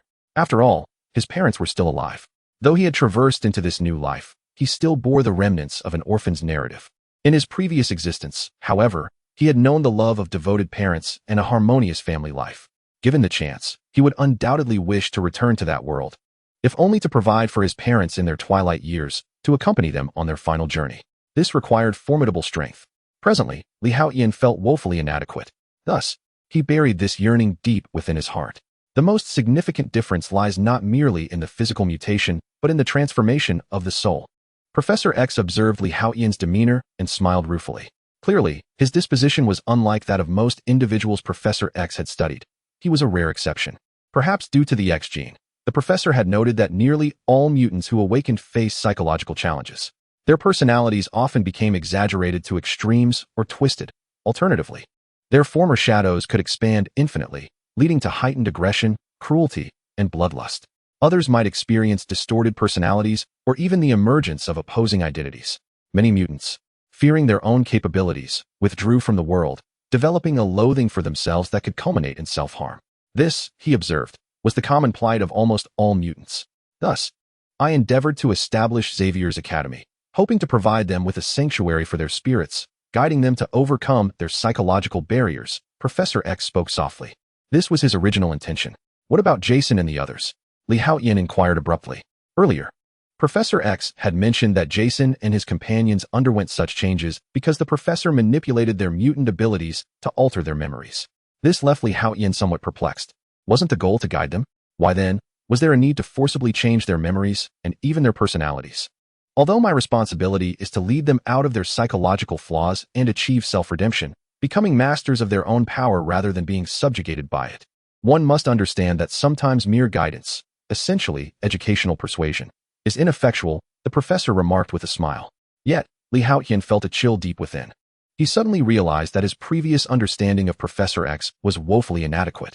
Many had claimed that the professor was overly benevolent, treating both humanity and mutants with a non-lethal approach, embodying the archetype of a forgiving figure. However, the Professor X before him felt strangely unfamiliar, even somewhat terrifying. He was not merely a kind-hearted soul, but rather a principled individual willing to enforce his ideology, even if it meant forcibly altering the memories and personalities of others. Although the professor had stated he disliked manipulating hearts, Haotian suddenly comprehended an important truth. This was why Professor X had defeated Magneto several times without killing him. Even with other mutants who stirred chaos alongside Magneto, he merely incapacitated them, refraining from lethal force. It was not that he was unwilling to kill, rather, he required a scapegoat. Haotian experienced a moment of clarity. He recalled the hidden leaf village from Naruto, where the third Hokage's will burned brightly on the surface. Yet beneath that light lay the darkness of Danzo's machinations. In this context, Magneto was Professor X's scapegoat. Perhaps even to the end, Magneto would never grasp this. Haotian increasingly sensed the professor's formidable nature. Perhaps it was only such a professor who truly represented himself, while the kind-hearted, White Lotus, and saintly monk personas described by others were merely superficial. From that moment on, Haotian resolved to remember the professor with utmost vigilance. I summoned you partly out of concern for your thoughts and potential psychological issues, and partly because Ororo mentioned adding you to the X-Men intern list, the professor stated, looking at Haotian with a smile. He was unaware that Haotian, already well-versed in the entire X-Men saga, had internally labeled him as a figure of terror. Rest assured, Professor, I won't overthink it, Haotian replied with a smile. Now he must remain in seclusion, leading a low-profile existence.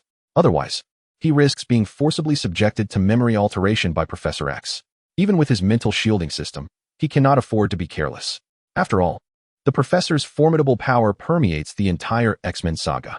As for the prospect of joining the X-Men as an intern, I still need to deliberate. I have only just begun to truly awaken my X gene and acquire mutant abilities.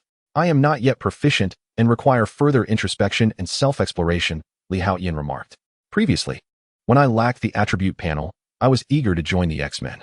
After all, it would allow me to more accurately monitor my strength and attribute data. However, now that I have created an attribute panel, self-monitoring is entirely feasible, rendering the need to join the X-Men unnecessary. Especially now, as Haotian grows increasingly wary of the professor. His X gene is exceedingly overpowered. Although his combat prowess may not be the absolute strongest, in terms of versatility and adaptability, few mutants can compare. Thus, Haotian cannot guarantee that the professor will not harbor ulterior motives. Yet, he firmly believes himself to be an Omega-level mutant. Once he becomes powerful enough, he shall no longer fear Professor X. That will be the moment he reveals his true intentions. For now, the timing is not yet ripe. The mental shielding system. Has my memory been altered? With this thought, Haotian's heart stirred, prompting his inquiry. This is the very scenario he fears the most. Chapter 10. The long-awaited life at the Academy. Rest assured, Master, the mental shielding system has detected no breaches. The voice of the system resonated in Haotian's mind. Thank goodness. His X gene is indeed potent. The last time he created the attribute panel, he had also made a slight enhancement to the system's intelligence. System, are you now able to withstand the professor's psychic powers? Haotian inquired earnestly. I regret to inform you, Master, that my power is insufficient. While I can detect whether the opponent has launched a psychic attack, their mental force is too formidable. At my current level, I am unable to provide adequate defense. However, as you grow stronger, my defensive capabilities will also improve, the system responded. As expected of the professor, Haotian was not surprised by this answer. After all, the professor's strength is truly remarkable. Although he cannot withstand the assault, being able to sense whether the opponent employs psychic power is sufficient. Moreover, I am making daily progress, and the defenses of the mental shielding system will continue to strengthen. Haotian felt a sense of relief wash over him. The thought of someone being able to insidiously alter your thoughts and memories is indeed terrifying, particularly at the thought of Jason and his companion's prior conduct. Haotian could not help but feel a shiver run down his spine. Fortunately, he was shielded by a mental blocking system. As long as the psychic strength of others did not vastly surpass his own, even if it were several times greater, he could withstand it. Moreover, Li Haotian was making progress with each passing moment. It wouldn't be long before even a professor could no longer influence him. However, the professor was not as benevolent as one might imagine. He needed to remain ever vigilant, he mused inwardly. Thus, you need not concern yourself with Jason and the others. The professor remarked with a smile. But professor, have you considered that what you perceive as righteous guidance may not be so? The human heart has always been inscrutable, often harboring malice.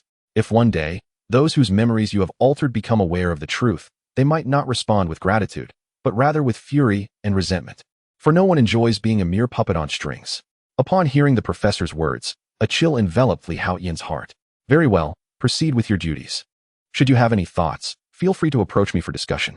As your principal, it is both my responsibility and my duty, the professor said with a gentle smile. Understood. Li Haotian replied politely with a nod before departing from the professor's office. What did he say? Storm, Aurora, eagerly inquired upon seeing Li Haotian exit. After all, the X-Men were in need of formidable allies, and Aurora held a very favorable impression of Li Haotian. He was exceptionally talented, yet overly cautious, particularly regarding his own mind, which he guarded with utmost diligence. The professor's gaze flickered as he smiled at the direction Li Haotian had taken.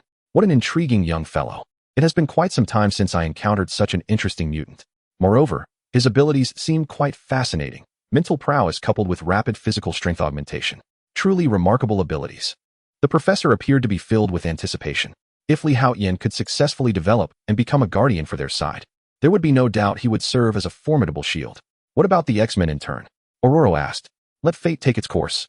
The wheels of destiny will align all trajectories in due time, the professor replied with a smile, choosing not to elaborate further as he turned his attention back to the view outside the window. As Li Haotian left the office and entered the classroom, he felt a weight upon his heart. This was due to the fact that, upon his exit, Jason and his two companions had greeted him with an unexpected warmth, as if they had become entirely different individuals. This left Li Haotian feeling even more apprehensive towards the professor. The power of the mind was indeed formidable. Besides growing increasingly wary of the professor, Li Haotian also developed a sense of caution towards mutants possessing psychic abilities. He realized he must hasten to strengthen himself. With a faint sigh, he pondered this in his heart. However, these matters cannot be rushed, for the power of the X gene has yet to fully rejuvenate. Nevertheless, he grows stronger each day, including in terms of mental fortitude. Once his mental prowess reaches a certain threshold, it will similarly enhance his spiritual strength. Thus, one could assert that Li Haotian is perpetually undergoing multifaceted enhancement. The lecture of the day does not delve into profound complexities. Rather, it consists of simple, easily comprehensible, and commonly known concepts. After all, this is not a place for cultivating specialized scholars, but rather a sanctuary for timid and introverted mutants who have faced persecution, ensuring they do not succumb to illiteracy. Consequently, the classroom atmosphere is somewhat jovial, devoid of the usual oppressive heaviness found in traditional lectures. Most students were expressions of delight.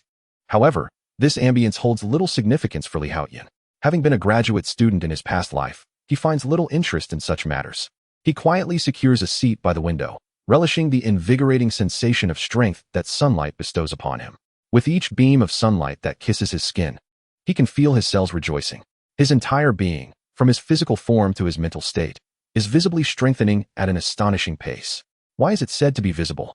Because the numbers on his attribute panel are continually fluctuating, providing a thrill that rivals the excitement of stock market fluctuations. It is truly unexpected to find himself back in a grand classroom after so many years since graduation. As Li Haotian basks in the sun, his thoughts meander aimlessly. Can I sit here? At that moment, a subtle fragrance wafts through the air. Li Haotian looks up to see Clarice approaching with a thick notebook in hand. Of course. He smiles, finding pleasure in the company of such beauty. As the saying goes, a longer life is granted to those who gaze upon lovely women. Thank you. Clarice beams sweetly and takes a seat beside him, diligently jotting down notes. Li Haotian shakes his head in resignation and leans on the table, drifting into slumber. In the midst of her note-taking, Clarice glances at Li Haotian, who is peacefully asleep, and cannot help but stifle a light laugh behind her hand. Time always seems to fly when one is asleep. Li Haotian feels as though he has merely dozed for a moment when the bell rings, prompting him to rise and prepare for a meal in the cafeteria. May I join you? Clarice inquires, tucking away her notebook and approaching Li Haotian with a smile. You've become much more cheerful than before. Li Haotian responds with a grin. Because of you. Clarice's smile widens. You look lovely when you smile. Do it more often. Li Haotian says as they walk together toward the cafeteria, sharing several jokes along the way. Among them, two were risque jokes that instantly caused the young girl, newly blossomed into adolescence, to flush crimson, reminiscent of a ripe peach. One tale recounted two corn kernels that wed, only for the male kernel to discover, the following morning, that his partner had vanished. Instead, he found a popcorn kernel lying beside him and, perplexed, inquired, "Who are you and where is my wife?" Can you guess the response of the popcorn? As Li Haotian erupted in laughter, Clarice blushed deeply and shyly fled. Her retreating figure appeared particularly joyful under the sunlight. It had been a long time since she had felt so carefree. Chapter 11. Practical training in the blink of an eye. Afternoon class time arrived. Li Haotian and Clarice entered the classroom, laughing and chatting, only to find it empty. There were no lessons scheduled for the afternoon. Instead, they had been replaced by practical training, and all the students had gone to the training ground. Those remaining in the classroom promptly informed the duo. Practical training? Li Haotian was taken aback. He exchanged a glance with Clarice before they turned and made their way towards the training area. Before long, they arrived at the training ground, which was already bustling with familiar faces, including Phantom Cat Kitty, Iceman Bobby, and Cyclops Scott. To their surprise, students from both upper and lower grades were present. Li Haotian surveyed the surroundings. Not far ahead, on a small podium, Storm stood, addressing the crowd. This afternoon, we will engage in practical training. As mutants, what is truly vital is mastering our own powers. Those who understand how to harness their abilities can navigate this world more effectively. Due to our X gene, we mutants are innately stronger than ordinary humans. Regardless of whether you are a strength-based mutant, an energy-based, a psychic, or a physical anomaly, our bodies far exceed those of regular individuals. Thus, it is imperative that we learn superior combat techniques to wield our formidable powers responsibly. Otherwise, we risk harming those around us, or even ourselves. Storm smiled as she spoke, her gaze sweeping over the audience. I trust you are aware that only exceptional students may join the X-Men. To aspire to be one of the X-Men, you must thoroughly master your mutant abilities. This is a fundamental requirement. At this point, Storm Aurora turned her attention to Cyclops Scott. Indeed, only by completely mastering your powers can you qualify to become an X-Man. In time, you too can become heroes, safeguarding the world of mutants. Cyclops Scott thumped his chest, proclaiming with fervor, yes. The crowd erupted into enthusiastic applause. Several senior students could not help but whistle. All right, quiet down. We shall commence our lesson now, with me, Storm, and Iceman, serving as your sparring partners. I hope you cherish this opportunity and diligently familiarize yourselves with your abilities. While mastering your own powers, take the time to understand those of your companions. For in the future, you may very well be comrades in battle. Cyclops gestured for silence, signaling everyone to quiet down. It was indeed peculiar. Typically, upperclassmen and underclassmen would not train together. Li Haotian felt a flicker of confusion. Had the professor sensed something? A glimmer of speculation crossed his mind. Though this world was chaotic, resembling a composite Marvel universe, Li Haotian had gleaned some insights during his days here. According to the memories of his former self and the news he had gathered, the current timeline seemed to be on the brink of the third battle of the X-Men. Danger was looming. However, Wolverine had yet to return, and Jean had not been resurrected. He still had time. Li Haotian mentally calculated the timeline. Just then, two individuals stepped onto the vacant space at the front of the small podium. It was Colossus. Li Haotian observed as a burly man, entirely encased in metal, approached. The weight of his form caused the ground to tremble beneath him. Just how immense was Colossus' strength? Watching this imposing figure, Li Haotian thought to himself, Colossus, my freezing power has increased recently. You ought to be cautious. Accompanying Colossus was his longtime friend, Iceman Bobby. Let us get started, Colossus declared, his fists colliding with a thundering sound. I'm ready to go. Iceman Bobby grinned, pressing his hands to the ground. In an instant, a surge of blue energy erupted from him, sending waves of cold radiating outward like ripples. The surrounding moisture instantly froze into ice, transforming the entire area into a frigid landscape. Colossus's legs were soon enveloped in a chilling aura, as if attempting to freeze him in place. This little chill won't freeze me, Colossus exclaimed, exerting tremendous force. With a resounding crash, the overwhelming strength shattered the frost encasing his legs, causing the ground to crack beneath him. These two, Aurora observed the unfolding scene, shaking her head in resignation. It seemed they would need to repair this place once again. Old friend, let us have some fun. Colossus charged forward. I have no desire to get too close to you, you giant. Iceman Bobby chuckled, his body shimmering with blue light once more. In an instant, three formidable ice walls, each over 10 centimeters thick, materialized before him. The steel titan collided with them, producing a cacophony of sound. Remarkably, the ice barriers did not impede his advance for even a moment. Truly, the Steel Titan's might is unparalleled. Haotian observed this scene with a flicker of his gaze, aware that his own strength had surged to an impressive 21 tons, enabling him to achieve similar feats. Indeed, over the past few days, Haotian's progress had been rapid. His power had escalated from 11 tons to 21 tons, an alarming increase. Thus, he too could replicate the spectacle before him, albeit with less grace than the Steel Titan. Despite Haotian's holistic enhancement in strength, including skin resilience and muscle intensity, he was still not on par with the Steel Titan, a creature capable of transforming his entire body into metal. As the Steel Titan charged forward like a tank, the Iceman Bopodon swiftly swung his arms, causing the air beneath him to crystallize. He immediately glided upon this frozen surface as if surfing, his speed drastically increasing. Meanwhile, he swiftly conjured numerous ice spheres, each the size of a soccer ball, which materialized before him. In the blink of an eye, these icy projectiles hurtled towards the Steel Titan like cannonballs. Though devoid of explosive power, their rapid impact still wielded considerable force, especially as they contained a chilling, freezing energy. Rivaling that of conventional artillery, the Steel Titan found his progress impeded by these ice spheres, momentarily faltering.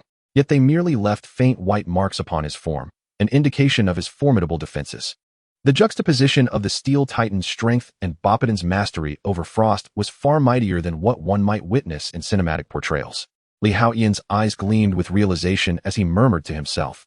In films, the Iceman was often depicted as ineffectual, merely spraying frigid air from his hands with little impact. However, the current display of Bopodon's speed in erecting ice walls and skill in launching ice spheres was both proficient and potent. This was a stark contrast to Haotian's prior perceptions of the Iceman, highlighting a disparity between this world and the cinematic narratives he was familiar with. This revelation heightened Haotian's vigilance.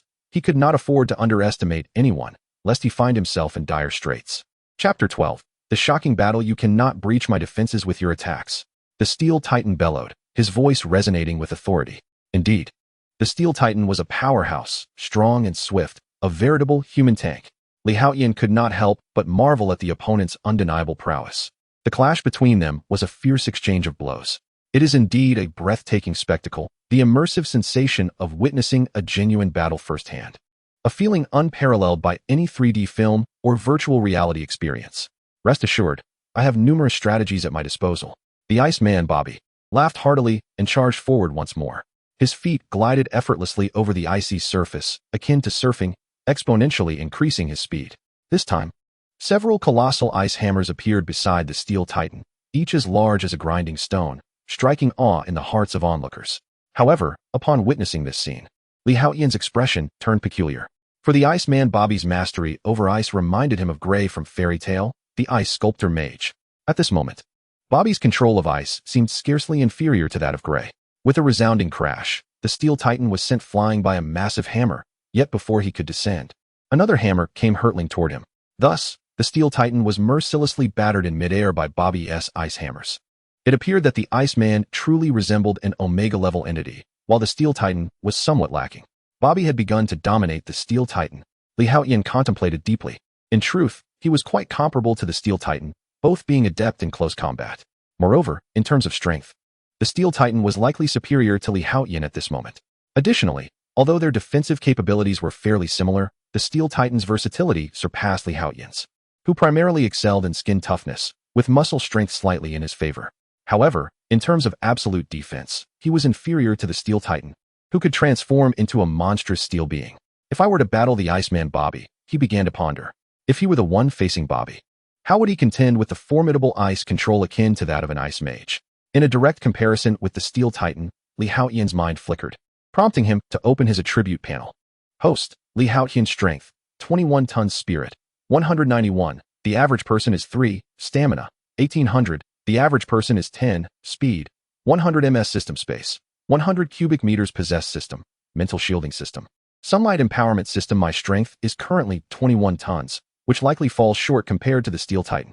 However, my speed has reached 100 ms, which should exceed that of the Steel Titan considerably. In this regard, the Iceman Bobby is certainly not my equal. Haotian surmised that under normal circumstances, Bobby's speed should be around 40 to 50 ms. When traversing ice, his speed would nearly double, reaching approximately 80 to 90 ms. although this was close to Li Haotian's own speed. The crucial difference of 10 meters per second could very well determine the victor. Moreover, Li Haotian's speed and strength are rapidly escalating each day, and he shows no signs of despondency. My mental fortitude has surpassed that of an ordinary person by more than 63 times. Therefore, in terms of reaction speed and agility, my opponent is undeniably inferior.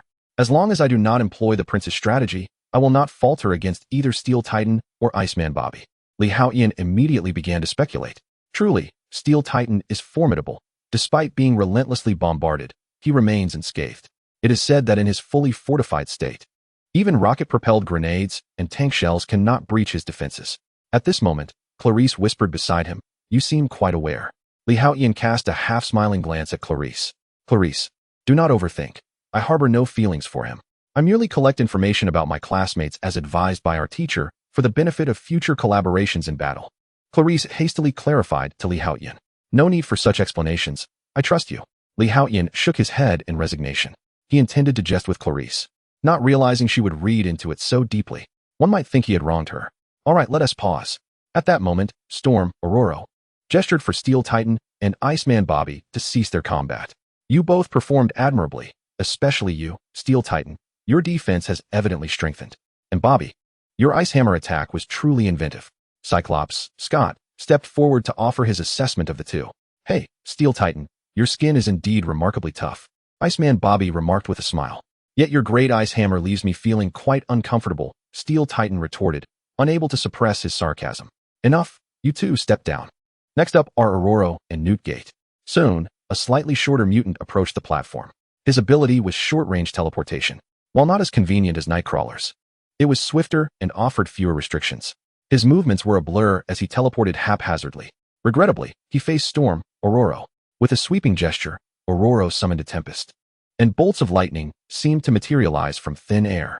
In an instant, Newtgate found himself ensnared in the whirlwind, as if he were being subjected to a vigorous dry cleaning. He was tossed about, losing all combat efficacy in an instant. Despite possessing the capability for attrition warfare, which could wear down opponents over time, he could not withstand even a minute against Storm. The battle concluded almost instantaneously. From this, it becomes evident that there exists a significant disparity in combat experience between the two individuals. Subsequently, several mutants engaged in battle with Bobby, Colossus, and Cyclops. Each of these encounters profoundly broadened Li Haotian's perspective. After all, the fight scenes he had witnessed in films could hardly be compared to the breathtaking reality before him. One was a mere expenditure of resources, while the other was a tangible investment of sweat and effort. Thus, this practical training indeed expanded his horizons and enriched his experience, especially given his extraordinary mental prowess, which surpassed that of the average individual by 63 times. He possessed an almost photographic memory. He absorbed numerous fighting techniques and combat experiences, simultaneously gaining insights into the diverse abilities of various mutants. This realization left Li Haotian in awe, for the capabilities of mutants were indeed manifold, far exceeding those he had observed in cinematic portrayals. Just as he was captivated and replete with newfound knowledge, Cyclops approached him. "Aurora has spoken highly of you, and the professor has great expectations as well. Therefore, I have arranged for Colossus to serve as your sparring partner. Both of you are strength-based mutants, and I hope this will yield fruitful results for you," Cyclops stated. Chapter 13. This punch weighs 20 tons. Does it hurt to get slapped? Engaging in combat with Colossus? Upon hearing this, Li Haotian's heart stirred with excitement. In fact, he had found Colossus's earlier bout against Iceman Bobby quite exhilarating. In certain respects, Li Haotian could also be considered a strength-based mutant, albeit only in the present context. After all, his development was comprehensive, while Colossus, despite his formidable strength and high defense, exhibited a singular approach to offense, revealing certain limitations. Given Li Haotian's X-gene abilities, it was clear that he would evolve into a well-rounded combatant in the future, a feat beyond Colossus's capabilities. "All right," Li Haotian nodded affirmatively. Thud, thud, thud. Colossus promptly strode toward the vacant space in front of the small podium. "Come on, Junior." However, he did not transform, as he evidently deemed Li Haotian, a lower-grade student, not worthy of such a change. "Go for it, Li." Clarice cheered him on from the side. "This must be Li Haotian, right? I heard he could hardly control his mutant powers in the past. Wasn't there an explosion a few days ago?" murmured the onlookers. "Isn't it a bit too much for Mr. Scott to have him spar with Colossus? I doubt he can last more than 5 minutes." The crowd began to chatter. "Let us not say such things. Li is one of our classmates, and we should support him," interjected Kitty Pryde, known as Shadowcat. Although she was not particularly adept at conversation, she maintained a cordial rapport with Li Haotian. Do refrain from speaking so recklessly. Li is indeed formidable. Clarice mustered her courage and addressed the onlookers. While others may remain oblivious, Clarice was acutely aware of Li Haotian's immense strength. Even Jason, the embodiment of raw power, could not withstand a single blow from him. "Ah, is that not our reticent Clarice? How bold of you to speak up now," remarked a tall senior student with a teasing tone. You. Clarice's eyes reddened at the comment, feeling a wave of injustice wash over her. However, her gentle nature left her at a loss for words, and she could only bite her lip, tears welling in her eyes as she stood there, feeling wronged. "Silence yourself, or I shall not hesitate to teach you a lesson before facing Steelman." Li Haotian shot a piercing glance at the provocateur, a chill emanating from his gaze. The world was perilous, and he had never sought to be a hero or a savior. Yet, should anyone dare to bully his friends, he would not stand idly by. The senior attempted to retort, but the intensity of Li Haotian's gaze sent a shiver down his spine. "Kuba, as a senior, how could you bully a junior?" Storm Girl Aurora interjected, her brow furrowing. Having been bullied herself before meeting the professors, she held a deep disdain for those who preyed on the weak. "My apologies," Kuba replied sheepishly, seeking to defuse the situation. "Come now, junior. Let me see the extent of your strength. Aurora has highly recommended you, believing your potential rivals my own. Moreover, you are also a mutant adept in power." Steelman's voice resonated, curiosity piqued, for Aurora was known for her discerning eye. She had mentioned Li Haotian several times in his presence. "Steelman, I believe it would be prudent for you to enter your metallic form first," Li Haotian suggested, raising an eyebrow. If it were a matter of engaging an adversary, it would be one thing, as underestimation could lead to surprise. However, this was merely a friendly spar with Steelman, and Li Haotian had no desire to exploit any advantage or be accused of ambushing him. Moreover, he was eager to gauge his own current strength, having not fully unleashed it during his previous battle with Jason and his companions. "Very well," Steelman nodded in agreement.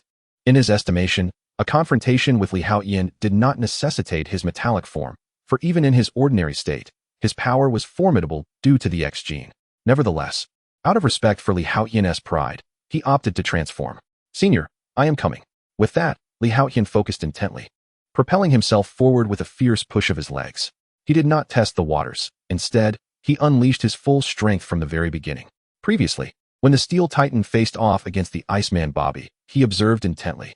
The opponent possessed immense strength and formidable defenses. Yet his attacks were singular and his speed rather slow. Such an adversary was the simplest for Li Haotian to confront. The terrifying force he exerted immediately cracked the ground beneath him. Li Haotian, akin to a cannonball, surged forward with astonishing speed. How swift! The Steel Titan's expression changed dramatically.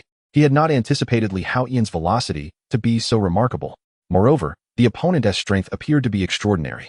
In the blink of an eye, Li Haotian had arrived before the Steel Titan. With a fearsome momentum, he launched a punch aimed squarely at the Titan's face. This punch, infused with a staggering force of 21 tons, exceeded even that of a cannonball. With a thunderous boom, the Steel Titan was sent flying, crashing heavily to the ground and carving a deep trench into the earth. In an instant, all onlookers were rendered speechless, their disbelief palpable as they beheld the scene. The formidable Steel Titan, renowned for his power and likened to a steel tank, had been struck down by a single punch. What an astounding display of strength. Just moments ago, it was stated that without metallization, that blow would have left me gravely injured. Slowly rising from the ground, the Steel Titan wore a grave expression on his face. "Junior, you are remarkably strong. Now, I shall fight seriously," he declared with a low voice. "Come on," Li Haotian replied, a hint of a smile gracing his features. That previous punch had not held back in any measure. The sheer force of 21 tons had collided with the Steel Titan's face, yet had inflicted no harm. This clearly attested to the true might of his steel-structured body. Thud, thud, thud. The Steel Titan began to charge towards Li Haotian. "Bring it on." Seeing this, Li Haotian advanced rather than retreating. Boom. The two of them met head-on, their fists colliding with a deafening roar. The terrifying force resembled two massive hammers striking together. My goodness. Li Haotian was actually exchanging blows with the Steel Titan. They were evenly matched. This was truly frightening. The crowd surrounding them could not contain their astonishment and gasped in awe. It was the first time they had witnessed someone engage in such an evenly matched close combat with the Steel Titan. Though he felt a slight ache, Li Haotian realized he could withstand it. His gaze flickered with understanding as he assessed the resilience of his skin and the strength of his bones. Bang, bang, bang. In an instant, The two engaged in a rapid and furious exchange of blows. Each punch landed with a dull thud, igniting the excitement of the surrounding students, who were swept up in fervor, some unable to restrain their cheers, shouts, and whistles. This is a true battle among men. Chapter 14, A Brief Warmth, in which a deep slumber was enjoyed. Boom. A terrifying force collided, instantly transforming into a fearsome whirlwind. The students gathered around to witness the spectacle felt the gusts of wind whipping against their garments. Several students clad in short skirts were even lifted off the ground. Yet, the onlookers remained fervently absorbed in the fierce clash between the two formidable fighters, oblivious to the magnificent scene surrounding them. The intensity of their combat escalated, surpassing the earlier sparring match between the Steel Titan and the Iceman, Bobby. Both fighters, being power types, wreaked considerable havoc upon the training ground. As they entered a frenzied state, Li Haotian's well-rounded attributes began to manifest. The Steel Titan started to falter. Roar. The Steel Titan, usually mild-mannered, was provoked to a state of agitation. His strength surged to an unprecedented level. Enough, you two. Halt. At this moment, Cyclops Scott stepped forward. He recognized that if the fight continued, the Steel Titan might very well succumb to Li Haotian. Although the Steel Titan had a distinct advantage in strength and defense, indeed, he was significantly stronger than Li Haotian. Li Haotian's speed, stamina, and recovery abilities exceeded those of the Steel Titan. Consequently, as time progressed, the gap between them diminished. It seemed that Aurora's words were indeed accurate. Li Haotian's mutant abilities were remarkably potent, encompassing more than mere strength. Scott quickly discerned some clues. Li, you are truly formidable. There is no one in the entire academy who can match me in strength to this extent. You are the first and the only one. The Steel Titan returned to his usual demeanor, yet a clear admiration shone in his eyes. After all, he was several years older than Li Haotian. Senior Steel Titan, you are impressive as well, especially after you unleashed your mutant abilities. It felt as if I were battling a solid iron mass. Li Haotian couldn't help but chuckle. The opponent's strength was merely slightly greater than his own. However, in the heat of battle, Li Haotian felt somewhat constrained. The Steel Titan's mutant power allowed him to transform his entire body into a substance akin to steel. This material, although not steel itself, boasted a hardness second only to adamantium and vibranium, capable of withstanding the impact of 110mm artillery shells and enduring a 1-ton truck loaded with 450 pounds of TNT at a speed of 100 miles per hour. Such formidable defensive capabilities rendered Li Haotian's efforts somewhat exhausting. While Li Haotian's skin resilience, bone strength, and muscle resistance were indeed robust, they still fell short compared to the Steel Titan's steel-like form.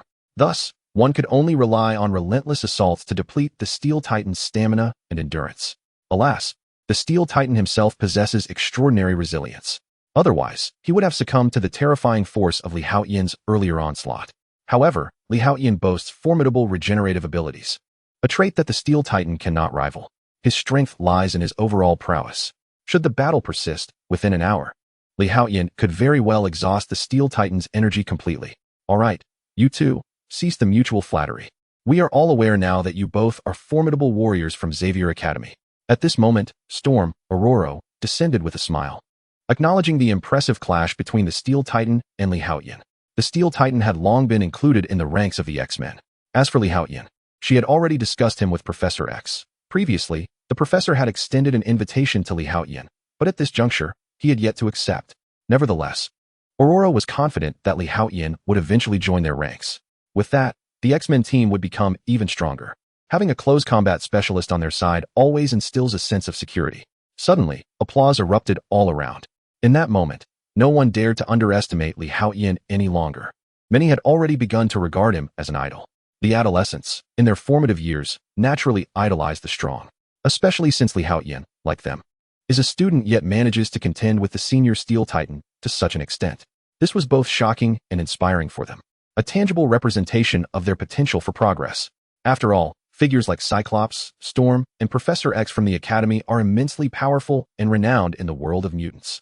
To see Li Haotian, who was once just an ordinary student, now standing among them, illuminated the path of hope for many. Li, you performed admirably in the recent battle. Though there were a few areas that could use refinement, Cyclops, Scott, remarked.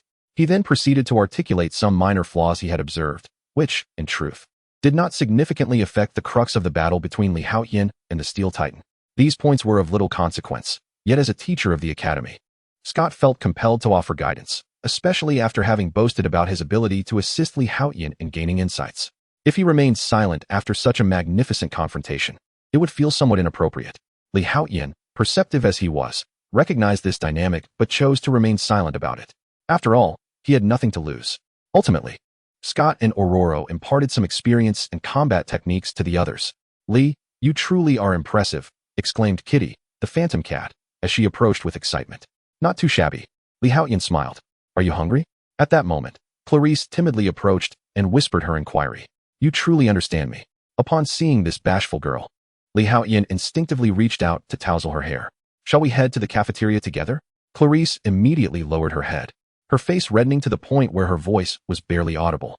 The recent battle had indeed drained a considerable amount of Li Haotian's energy. Replenishment was necessary. Of course, beyond merely dining at the cafeteria, Li Haotian had another method to restore his stamina: sunbathing.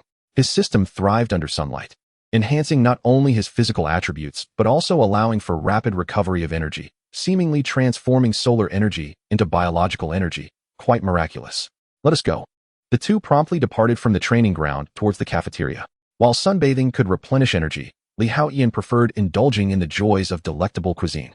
It must be said that the cafeteria at Xavier's Academy was commendable. Even the fast food and Western dishes rivaled those found in outside restaurants. After their meal, the pair strolled around the academy, appearing like a young couple, warm and romantic.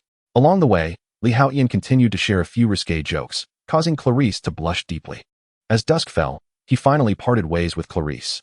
Upon returning to his dormitory, he collapsed onto his bed, savoring a brief moment of tranquility. Yet, his mind was occupied with memories of his earlier battle against the Steel Titan. It was undeniable that this confrontation had yielded significant gains for him. After all, strictly speaking, it marked Li Haotian's first battle since becoming a mutant. He had exerted himself fully, unleashing his formidable strength of 21 tons without restraint. In contrast, his prior skirmish with Jason and the others had hardly served as a warm-up. However, he mused, my techniques still seem somewhat singular. My combat skills are comparable to those of the Steel Titan, yet I should possess greater agility. I failed to showcase my advantages during the fight, indicating that my combat awareness needs enhancement. Additionally, the ability to transform appears rather impressive. Iceman Bobby's elemental transformation, Steel Titan's metallic form, and even Storm Aurora exude an aura of chilling power and electrifying effects. Should I perhaps acquire an ability with special effects next time? Lost in thought, Li Haotian soon drifted into a deep slumber, indulging in a most pleasant dream. Chapter 15. The powerful third system time swiftly slips away. In the blink of an eye, 5 days have passed in this manner. On this particular morning, Li Haotian was attending a lecture in a large classroom. Initially bored and drowsy, he rested his head on his arms. Beside him, Clarice diligently took notes while occasionally stealing glances at Li Haotian. Captivated by his handsome visage, she couldn't help but mischievously extend her hand towards him, her delicate, slender fingers gently tapping the tip of his nose. In truth, Clarice merely intended to play a light-hearted prank among friends. However, at that moment, Li Haotian suddenly jolted upright, his head snapping up. "Ah!" Clarice gasped in surprise. "Did I hurt you?" Upon witnessing Li Haotian's reaction, her expression shifted to one of near tears. "No, you're wonderful," Li Haotian exclaimed, his face radiating joy. He couldn't resist planting a gentle kiss on her cherubic cheek. Fortunately, as they occupied a corner of the large classroom, they were somewhat shielded from prying eyes. Otherwise, Clarice would have been so embarrassed she might have wished to dig a hole and hide. With a flush of crimson on her cheeks, Clarice averted her gaze, her heart racing. Did he just kiss me? Li Haotian's gesture set her heart aflutter, her delicate features resembling a perfectly ripened peach, utterly adorable. However, Li Haotian had little time to admire the scene. His reservoir of rule power was full. He felt elated, a glimmer of excitement flickering in his eyes. After waiting for so many days, he could finally replenish his rule power. This was the moment he had been anticipating. He was once again on the brink of creating a system. For days, he had contemplated various ideas, even compiling a list of potential systems: the enhanced breathing system, the invincible upgrade system, the infinite enhancement system, the one-punch invincibility system, the divine heritage system, and so forth. Yet, these systems existed solely in his imagination. Whether the rule power was sufficient to bring them to fruition remained to be seen, as he would have to test each one individually. Nevertheless, having successfully created 2 systems before, Li Haotian harbored some conjectures. The rule power he wielded to create systems derived its essence from the X gene within him. According to Marvel lore, the X gene possessed by mutants on Earth was bestowed upon a select few humans, infused with random mutated genes by the celestial beings who descended upon Earth eons ago. However, this mutated X gene was intricate and capricious. Its potential could be minimal, resulting in something akin to the officially recognized lackluster mutant Bailey, a mere one-time human firework. Yet, its potential could also be boundless. For instance, individuals like Franklin Richards, who embody the epitome of unreasonable prowess, are akin to the most formidable elementary students in the Marvel Universe, capable of conjuring pocket dimensions at will. The mutations arising from the X gene encompass an astonishing array of powers that span the cosmos, ranging from animalistic abilities to physical enhancements, magical prowess, and even manipulation of fundamental laws. This vast spectrum renders the strength of mutants exceedingly difficult to gauge. Haotian's X gene, however, resides within the realm of rule manipulation. As for its upper limits, they remain a mystery for the time being. While I cannot ascertain the maximum potential of the X gene, I can strive to continuously transcend my own limitations, Haotian mused inwardly. Let the creation commence. In an instant, he seamlessly began the process of system creation. The systems he had previously prepared to experiment with were promptly put to the test. The invincible breathing system, creation failed. The billion-fold amplification system, creation failed. The one-punch invincible system, creation failed. The infinite surge system, creation failed. The divine legacy system, creation successful. After numerous attempts, Haotian finally succeeded. Ding. Master, please select a template for the divine legacy system. Might Guy, Sasuke Uchiha, Naruto Uzumaki, Ichigo Kurosaki, Astro Boy, Inspector Black Cat, Akainu, Admiral Kazu, Gray, Conan Edagawa, Satoru Gojo, Edward Elric, Jeff Bezos, Jintoki Sakata, Eren Yeager, Sakuragi Hanamichi, Tanjiro Kamado, Vegeta, Master Roshi, Goku Kakarot, and the first gourd baby. Instantly, a multitude of character templates flashed through Haotian's mind. Many of them were unfamiliar, so he decided to choose one he recognized. From the world of Dragon Ball, he selected the Scion from Earth, Goku Kakarot. Ding. Congratulations, Master, the Divine Legacy system has successfully awakened, and you have acquired the character template, Goku Kakarot. In the next moment, a status panel appeared before Haotian's eyes. Character, Goku Kakarot Race, Scion Progress, 5 abilities, Instant Transmission, Kamehameha, Solar Flare, Key Control, Energy Blast, Rage Transformation. Transformation, Great Ape, Combat Power increases tenfold, requires over 17 million Bloods waves. Talent, Blood of a Warrior, Combat Power surges dramatically upon near-death recovery. Only a progress of 5 has been unlocked. Haotian felt a twinge of disappointment. Yet, upon reviewing the abilities and talents, excitement surged within him. He discovered that the sunbathing power-up system could synergize with the Divine Legacy system. Thus, Haotian need not endure the arduous training that Goku did in the original story. Simply basking in the sun would enhance the legacy progression. Once the process of inheritance progresses, Haotian's strength will inevitably increase. Although he currently possesses only the transformation of the Scion Great Ape, he eagerly anticipates the subsequent forms of Super-Saiyan, including the 1st through 4th transformations, as well as Super-Saiyan God, Super-Saiyan Blue, Ultra Instinct, and the legendary White God form. It can be said that in the realm of Dragon Ball, while Son Goku may not be the strongest, he is perpetually pushing beyond his limits, growing ever more powerful. It seems as though the concepts of bottlenecks and limits do not exist for him at all. This is splendid. With this, my combat power can be greatly assured, enabling me to wield my strength effectively. Haotian felt a surge of excitement. Within the inheritance, all of Son Goku's powers will be bestowed upon him, as if he were naturally endowed with them. This is the essence of the protagonist's halo. This is the essence of life.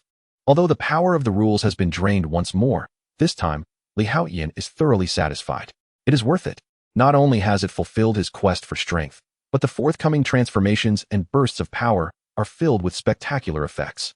The utilization of energy is also extraordinarily resplendent. The bloodline of the Scions must be of an extraordinary level of mutation. He couldn't help but chuckle. Chapter 16. Where is the sunshine more comfortable? In the Academy's cafeteria. Lee, you seem quite happy. Clarice inquired with curiosity. It appeared that Haotian had been wearing a smile since the beginning of class, which left Clarice puzzled. Could it be that something delightfully simple has occurred? Indeed, it has. Haotian thought to himself. Just as he suspected. The system of gaining strength from sunbathing can indeed be combined with his divine inheritance system. After basking in the sun for half the morning, his progress has risen from 5 to 63. Although he has not attained a new transformation, he can distinctly feel that the energy within him has increased by at least 1-fold. Haotian is now able to sense energy. If he so desires, he He could instantly perceive the energy of everyone in Xavier Academy. However, the strength of mutants primarily derives from the powers granted by their X gene, which is not directly correlated to the magnitude of their energy.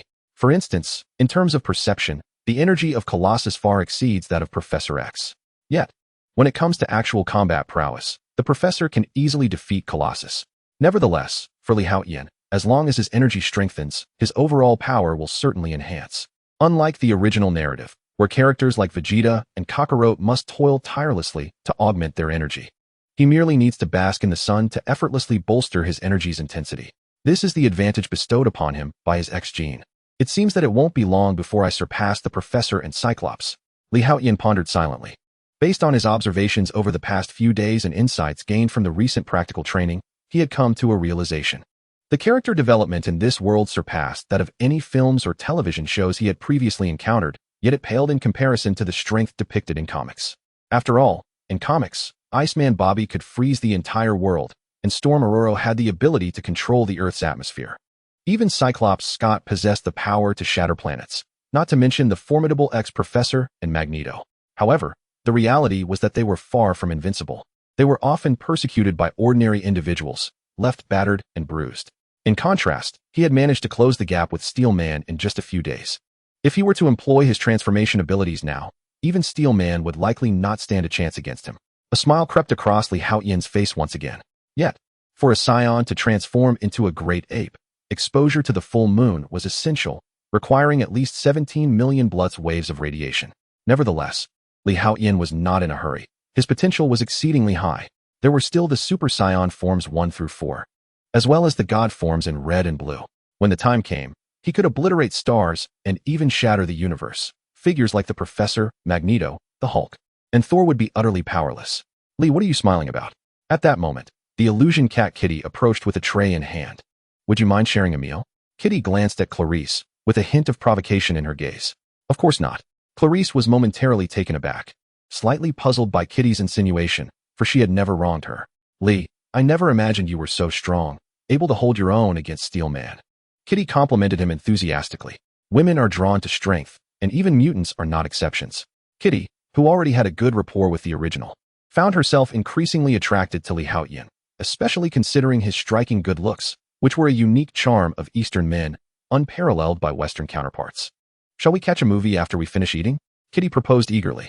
The Xavier Institute had a small cinema of sorts, while it was essentially a multimedia classroom.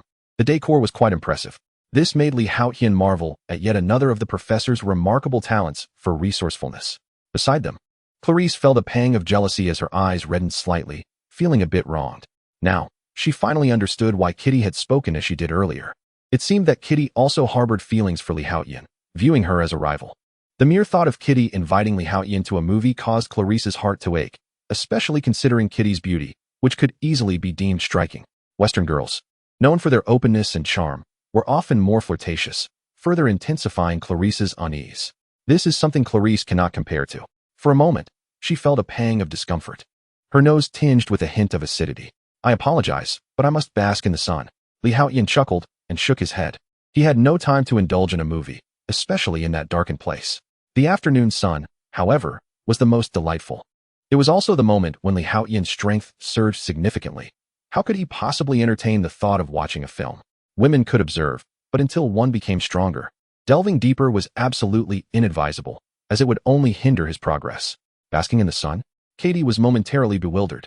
It is worth noting that she was regarded as one of the beauties of the academy, attracting numerous suitors. However, Katie had high standards and generally dismissed the average individual. Many sought to invite her to the cinema, yet it was unexpected that Haotian would decline with a preference for sunbathing. Was it due to Clarice? Katie instantly interpreted Haotian's words as a pretext for rejection. After all, who would believe that someone would choose to bask in the sun rather than accompany a beauty to the movies? I will not give up. Despite being turned down by Haotian, Katie glanced at Clarice, her eyes glinting with determination. After I finish eating, I shall bask in the sun. Haotian paid no mind to the peculiar atmosphere. To him, sunbathing was of utmost importance. Although he was uncertain when the crisis would strike, he knew it would arrive soon. Thus, before the impending threat, he aimed to elevate his strength by dozens, even hundreds of times. Otherwise, it would be perilous. To grow stronger, one must diligently bask in the sun. Leaving the cafeteria, Li Haotian headed straight to the small park, where a lush green field awaited him. Basking in the afternoon sun, he relished lying there, feeling the warm breeze as he soaked in the sunlight. Li, thank you. With his eyes closed, lying on the grass, Li Haotian was soon enveloped by a delightful fragrance as Clarice settled beside him. This inexplicable gratitude left Li Haotian momentarily perplexed. To his astonishment, Clarice lay quietly beside him. Although puzzled, he chose not to voice his thoughts, simply enjoying the afternoon sun in serene silence. He felt the burgeoning strength within him. Time passed gradually. In the blink of an eye, 3 days had elapsed. On this particular afternoon, while Li Haotian basked in the sun, listening to music, he suddenly shuddered. A violent shift occurred within him, as if a terrifying potential erupted from some hidden recess of his being. It was overwhelmingly powerful. Chapter 17. The first stage of Super-Saiyan. Boom. This formidable force erupted from within, instantaneously transforming Li Haotian's entire being. Although he had yet to unleash his newfound energy, he was acutely aware of his profound enhancement. If his previous energy could be likened to a reservoir brimming with water, then at this moment, it was akin to a flowing river. This represented a fundamental distinction. One was stagnant, while the other brimmed with limitless potential, poised to transform into a mighty river. A grand river, and ultimately rush towards the vast ocean. The suddenness of this transformation left Li Haotian astounded. An overwhelming force seemed to surge forth from the reservoir, breaking free like a torrent of water. In an instant, a formidable aura erupted from within Li Haotian, radiating a golden brilliance. Even those incapable of sensing energy could behold it with their eyes. The golden waves of energy spiraled around him like flames, exerting such immense pressure that the grass beneath him was uprooted, and Clarice, nearby, was propelled several meters away. What was this? A thought struck Li Haotian, prompting him to access the attributes panel of his inherited character. Indeed, the data displayed had undergone a transformation. Character: Kakarot, Son Goku Race, Saiyan Progress, 101 Abilities, Instant Transmission, Kamehameha, Solar Flare, Energy Control, Energy Blast, Rage Boost, High-Speed Flight, Instant Movement Transformations, Super Saiyan Level 1, Great Ape, Power increases tenfold. Requires over 17 million Blutz waves. Talent: Blood of Combat. Upon near-death recovery, power surges dramatically. He had indeed unlocked the Super Saiyan transformation. Li Haotian was instantly filled with exhilaration. It is essential to understand that the concept of a Super Saiyan is entirely distinct from that of a Saiyan. Moreover, he had also mastered instant transmission, a remarkably potent ability for survival. As long as Li Haotian's sensory range was sufficiently expansive, the distance he could teleport would be considerable. With the current energy of his Super Saiyan Level 1 form, he could sense the entirety of the world. Finally, he possessed the strength for self-preservation. From this moment onward, Li Haotian felt a measure of reassurance. Although he was uncertain whether a Super Saiyan at this level could dominate the Marvel Universe, he knew that there were few on Earth capable of defeating him. Nevertheless, Li Haotian remained vigilant. After all, the abilities of mutants were intricate and varied, rivaling those of superpowers. Within the Dragon Ball universe, numerous superpowers existed, some of which were exceedingly formidable, even capable of posing challenges to a Super Saiyan. For instance, Hit from Dragon Ball Super possessed the ability of time skip, which was exceedingly troublesome. In their initial encounter, without prior knowledge, one could easily fall victim to a single lethal strike. Mutant abilities were undoubtedly as formidable as time skip. For example, Quicksilver's incredible speed could render time nearly stagnant. Numerous variants of abilities exist, thus even with the transformation into a Super Saiyan, Li Haotian remains cautious. It is only when he fully embodies Kakarot's abilities that he might feel secure. Nevertheless, even with the complete inheritance of Kakarot's powers, it remains uncertain whether he could contend with Thanos, who possesses the gauntlet. Curiosity stirs within him. However, should he attain the complete powers of the Omni King, Thanos would likely pose no challenge at all. He muses inwardly. Yet, the power of rules required to inherit the Omni King's abilities is immensely vast. It would necessitate that Li Haotian grows stronger, that his X gene becomes more formidable. Casting these thoughts aside, Li Haotian delves into the recently unlocked Super Saiyan 1 and discovers that it comprises 4 distinct stages: Super Saiyan 1 Stage 1, Stage 2, Stage 3, and full power. Given his accelerated enhancement, it won't be long before he transcends directly to Super Saiyan 2. While curiosity lingers, he refrains from further research, for his ascent in strength is astonishingly rapid. What a splendid day it is. Regardless, having unlocked the Super Saiyan form, Li Haotian's power has surged at least 100-fold. He wonders if he could now match Cyclops or Storm. After all, in the Super Saiyan 1 Stage 1, a full-powered Kamehameha could obliterate the Earth. However, Despite the might of a Super-Saiyan, survival in the cosmos remains elusive. It seems the next endeavor should be to create a small system that would enable survival in space, or to enhance a character template capable of existing within the universe. Majin Buu? Frisia? Cell? A cascade of thoughts flashes through Li Haotian's mind. While these entities may not rival Kakarot in later stages, they possess a multitude of superpowers and can thrive in the cosmos. Particularly, Majin Buu's ability to resurrect from even a single cell is remarkably advantageous. The energy required by gods of destruction and angels is exceedingly high, whereas that of Majin Buu and Frisia is considerably lower. Li Haotian arrives at a decision. Ultimately, in terms of combat strength, he relies on Kakarot's legacy. While the templates of Majin Buu or Frisia serve merely to augment certain superpowers and enhance survival capabilities in space, these golden auras are truly exquisite. Li Haotian raises his hand, admiring the Super-Saiyan energy enveloping his form, his eyes sparkling with brilliance. At last, he too possesses a special effect. Previously, while his strength was formidable, it manifested solely in raw power, appearing rather unremarkable, devoid of any semblance of true might. This left Li Haotian, who had once been somewhat eccentric, feeling a tinge of regret. However, now it was different. The energy that enveloped his body resembled a blazing golden flame, radiant and imposing. With a swift motion, Li Haotian inhaled deeply and retracted the energy. "Li, are you?" Clarice cautiously approached as the golden flames dissipated. A hint of concern etched on her face. After all, the sudden emergence of such a phenomenon left her somewhat bewildered. "Do not worry, it is not a malevolent occurrence. I believe I have awakened a new mutant ability," Li Haotian replied with a smile. Given the diverse and illogical nature of mutant abilities, he harbored no fears of being unmasked. "Is this your new mutant ability? How incredible! It resembles burning golden flames. Could it be that your newly awakened power is energy-based?" Clarice exclaimed with excitement, her large eyes sparkling with curiosity. "Energy-based?" Li Haotian paused in surprise. "Perhaps." He chuckled. The energy within him could indeed be classified as a form of energy.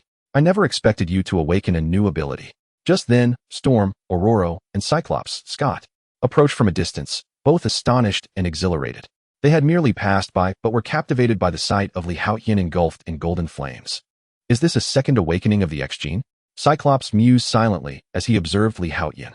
He had indeed felt his body growing stronger recently. Moments ago, there was an energy within him vying to surge forth. "I just thought I would give it a try," Li Haotian responded with a smile, pondering the nature of this energy form. "Energy-based?" Storm inquired, her curiosity piqued. "Li, the professor wants us to come over." Cyclops then spoke up. "It appears we can inquire with the professor." Storm chimed in cheerfully. "All right." Li Haotian nodded, though a flicker of unease crossed his mind. The professor had not communicated directly through telepathy, but had spoken to Cyclops instead. "Li, you are becoming increasingly formidable," Clarice reflected, watching the retreating figures of Li Haotian and the others, a complex expression crossing her face. Soon, they arrived at Professor X's office. The door was ajar, allowing them to enter without hesitation. "Welcome," the professor greeted with a smile. He turned to Li Haotian and remarked, "Li, I have heard that you have awakened a new energy-based ability."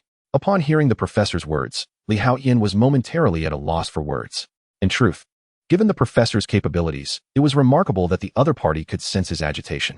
Surrounded by so many individuals, the professor could effortlessly invade someone's psyche, perceiving his own transformation through their eyes. However, he chose to remain discreet, merely nodding with a faint smile. "It must be a new ability related to energy, though I am not entirely certain of its precise function," he humbly remarked. After all, the application of energy can take many forms: shockwaves, energy blasts, solar fists, chi slashes, and energy orbs, none of which are particularly difficult. Li Haotian, capable of transforming into a Super-Saiyan at the first level, could utilize all the aforementioned techniques. His attributes panel now displayed an overwhelming array of abilities, to the point that only ellipses could signify them. There were also some energy-based students at the academy, but their powers seemed to pale in comparison to yours, the professor stated. He had previously sensed an immense energy that was undeniably at the alpha level. However, he was unaware that the energy Li Haotian unleashed was less than 1,000th of his full potential. If he were to unleash his complete power, he could potentially flatten Xavier Academy. "Is that so?" "I am not entirely sure." Li Haotian scratched his head, smiling as he spoke. "The second awakening of X-gene abilities is exceedingly rare. I am genuinely pleased that you have awakened yours," the professor responded with a smile. "It seems your X-gene is likely connected to your physical form." After pondering for a moment, he continued speaking. In truth, even the professor found it somewhat elusive. What exactly are Li Haotian's mutant abilities? With formidable strength now coupled with awakened energy capabilities, could it be a form of unlimited physical enhancement? The professor mused internally. This type is rather unique, allowing a mutant's body to be infinitely strengthened.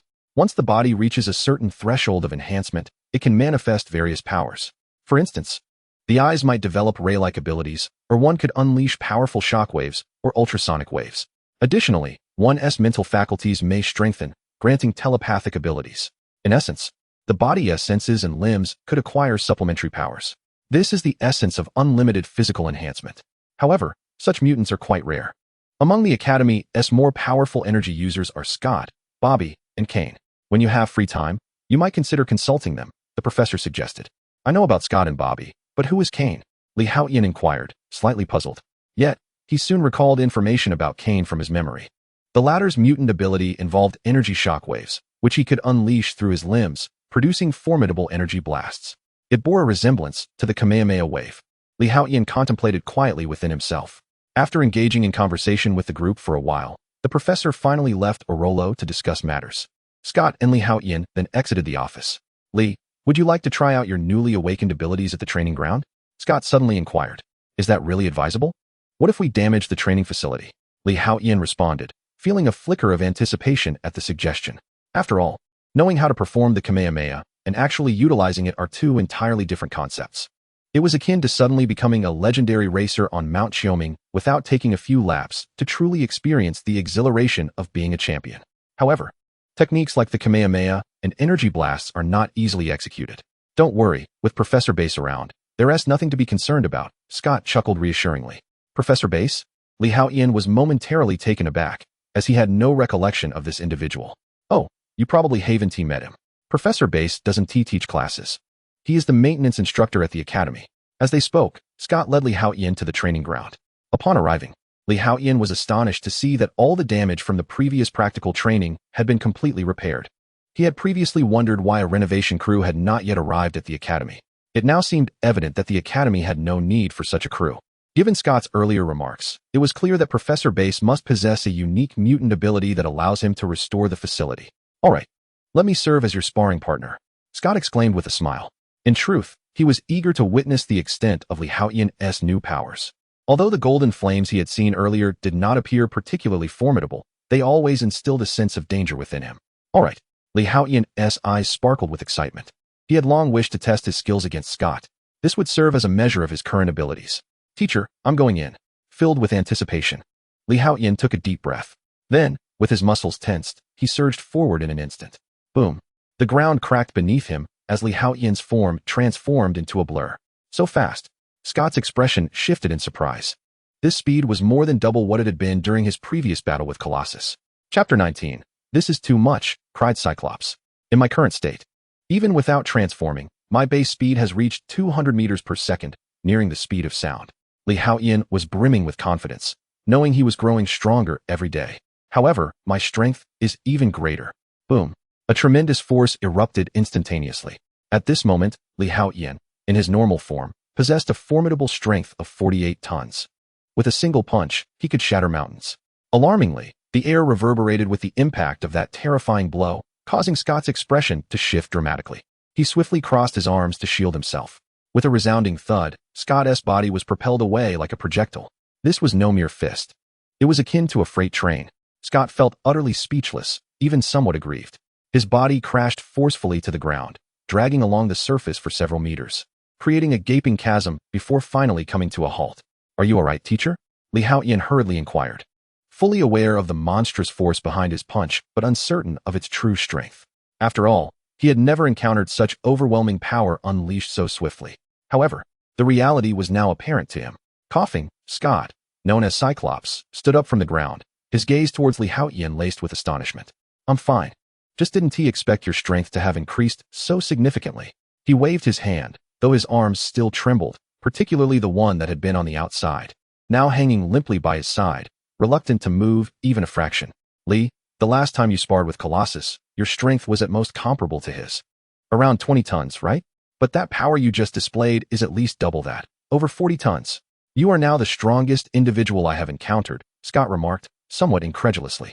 Generally, After the awakening of X-gene abilities, one could enhance their strength through training, but a sudden doubling in such a short time was rather extravagant. Had it not been for the Academy's specialized regimen for enhancing mutants' physiques, that punch could have rendered him unconscious. A punch exceeding 40 tons of force is simply outrageous. Scott sighed with a wry smile. However, I am not a strength-based mutant. Moving forward, we will engage in combat training. I will use my optic blast to attack you. Of course, I will moderate the intensity of my blasts, but they will still hurt, so do your best to evade them. Alternatively, you may utilize the energy-based powers you've just awakened to defend yourself. Taking a deep breath, he spoke earnestly. After all, I am Cyclops. It's only natural for me to be somewhat weaker in terms of raw strength. But with my signature abilities, it won't be so dire. All right. Haotian's eyes sparkled with excitement. In truth, he did not require combat to gauge the intensity of his strength. One merely needs to find a suitable place to strike the ground or to strike the mountains to conduct a test. However, facing the formidable powers of mutants and engaging them with one's own abilities is precisely what Haotian yearned for. Moreover, within the comics, Cyclops, when pushing his abilities to their limits, could shatter entire planets, wielding a force comparable to that of a cataclysmic shockwave capable of annihilating Earth. Although the Cyclops in this world appears considerably weaker than his comic counterpart, he undoubtedly surpasses the version depicted in film adaptations. Consequently, Haotian was eager to ascertain the true extent of his current strength. Be cautious, Scott exclaimed, instinctively touching the device on his face. A surge of confidence flooding back to him. He held absolute faith in his own optic blasts. Well then, since you are employing your optic blasts, I shall also test my newly awakened abilities. Haotian inhaled deeply, a smile gracing his features. Boom. In an instant, a wave of white energy erupted from within him, resembling a hurricane. What is this? Scott was momentarily taken aback by the sight. Previously, he had witnessed an energy akin to golden flames, but now, a white energy wave surrounded Haotian. Although faint and imperceptible to ordinary eyes, his optic blasts were still able to capture it. While it was not golden flames, this white energy wave seemed formidable in its own right. Scott felt a profound sense of crisis. He had some confidence in his instincts, and although it seemed absurd, he could not deny the truth. Haotian was genuinely presenting him with a life-threatening challenge. It was utterly outrageous that a teenager mutant could instill such a feeling of danger in Scott, the leader of the X-Men. Yet, he firmly believed in this sensation. What a terrifying talent. Perhaps his future achievements would surpass even Magneto. Scott mused silently, for in his view, the two most powerful mutants were Professor X and Magneto. The Professor, in Scott's eyes, was invincible. Thus, for Scott to believe that Haotian could eclipse Magneto was the highest form of praise. Boom. As he summoned the energy within him, the transformation into a Super-Saiyan unfolded instantaneously. The sensation was exhilarating. Haotian felt the energy coursing through him. Although he had unlocked this template several days prior, he had not earnestly unleashed his internal energy. After all, he worried that if the Professor and others were to discover this, it might lead to complications. Until he was absolutely powerful, it was best to exercise caution. But now, there was no need for concealment, for he had grown sufficiently strong. Transformation. Boom. As the transformation into a Super-Saiyan commenced, the white aura surrounding Haotian surged dramatically. In the blink of an eye, a circular pit formed within a few meters around him, and a terrifying storm swept outward, forcefully propelling Scott away. Scott's expression shifted in shock, but he could not afford to feel embarrassed at that moment. He gazed at Haotian with astonishment. With a thunderous roar, a formidable golden energy beam obliterated the training ground's roof, startling many within the academy. How magnificent! What is that? Is there a battle occurring? Instantly, everyone rushed toward the training ground, including professors and Storm, who were engaged in discussions within the office and were equally taken aback by the spectacle. Inside the training arena, Haotian was enveloped in blazing golden flames, his hair standing on end. His formerly jet-black locks had transformed into a striking golden hue. All right, teacher, we may commence now, Haotian declared, his body brimming with an unprecedented vigor, as if an infinite reservoir of strength coursed through him. Why do I feel a tinge of melancholy? A glimmer of moisture appeared at the corners of Scott's eyes. Who is truly the student here, and who is the teacher? Because I released an onion. Upon hearing Scott's words, Haotian couldn't help but smirk, indulging in a light-hearted jest. Unfamiliar with the reference from the god of food, Scott felt a pang of condescension emanating from Haotian. I am about to strike. Scott, feeling aggrieved and on the verge of tears, finally displayed a rare display of anger. A brilliant red hue flickered in his eyes. Chapter 20. A fraction of power. It was rumored that Cyclops was the key to a terrifying alternate dimension. The laser beam emanated from this very realm. The extent of its power was yet to be fully comprehended. Li Haotian, too, was filled with anticipation. In an instant, a terrifying red beam erupted from Scott's eyes, appearing as dense as a molten lava stream. The extreme temperature caused the air surrounding the beam to boil. What an astonishing laser! Li Haotian's eyes sparkled with excitement, a surge of battle spirit rising within him. Was it the innate combative blood of the Scions boiling within? Come forth! With a thunderous roar, the surrounding energy swiftly collapsed and condensed around his body. He raised his hands, positioning them defensively before him, preparing to meet Scott's laser attack with his palms. In a heartbeat, the laser beam struck fiercely against Li Haotian's open hands. Oh my, it is Li! He astonishingly caught Professor Scott's laser beam with his bare hands. Steelman, would you dare to catch Scott's laser with your hands? Is that flesh or steel? Even steel cannot withstand the might of a laser. This is truly unbelievable. At this moment, many students have gathered and witnessed this spectacle, unable to suppress their gasps of astonishment. What? Professor Scott, with his laser eyes, remains remarkably composed. If it weren't for the beams currently emanating from his eyes, he would likely be utterly dumbfounded. Someone has actually caught his laser beam with the palm of their hand. Indeed, it seems that one can use energy to defend against destructive forces. Li Haotian suddenly finds himself deep in thought. Scott's laser eyes are indeed formidable, with temperatures sufficient to melt steel and penetrate rock. Yet, he has managed to envelop it in the palm of his hand, effectively halting the searing and destructive force of the laser. As for its penetrating power, it holds little significance for Li Haotian, who possesses a strength of 48 tons.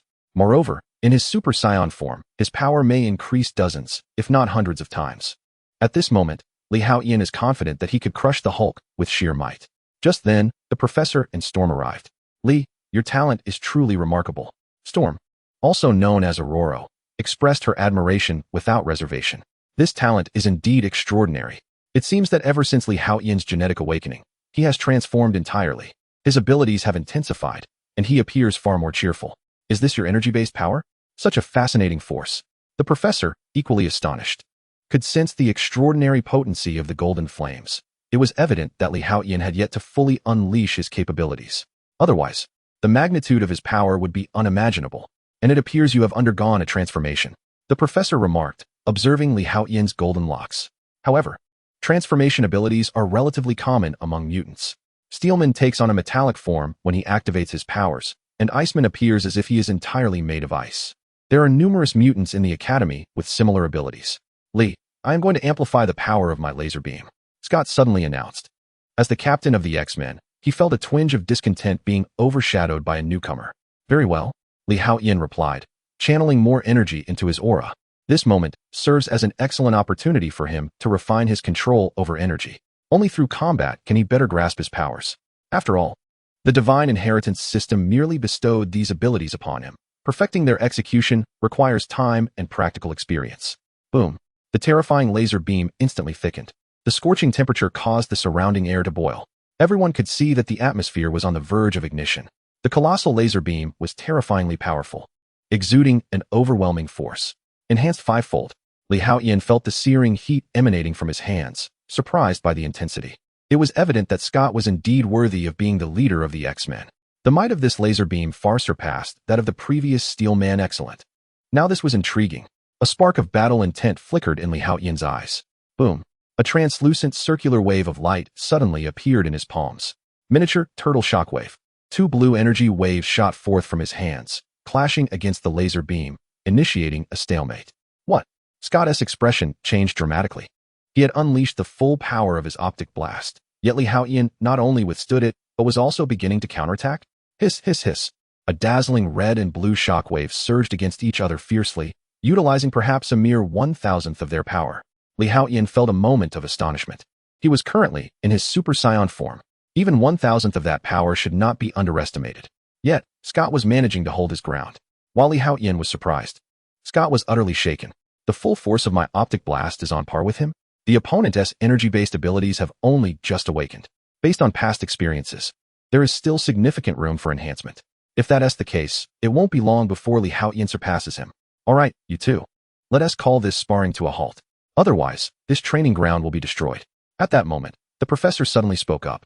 He glanced at the ceiling of the training area and then at the tumultuous red and blue beams of energy, feeling a sense of helplessness. Although Teacher Base could repair it, The damage was so severe that the restoration would be slow. Moreover, the professor sensed that Li Haotian's power seemed to extend beyond this. There appeared to be considerable potential yet to be unleashed. Once it erupted, he feared that Xavier's school might be at risk. Should the optic blast and Li Haotian's shockwave explode, the training ground would likely be reduced to rubble. Teacher, let us withdraw together.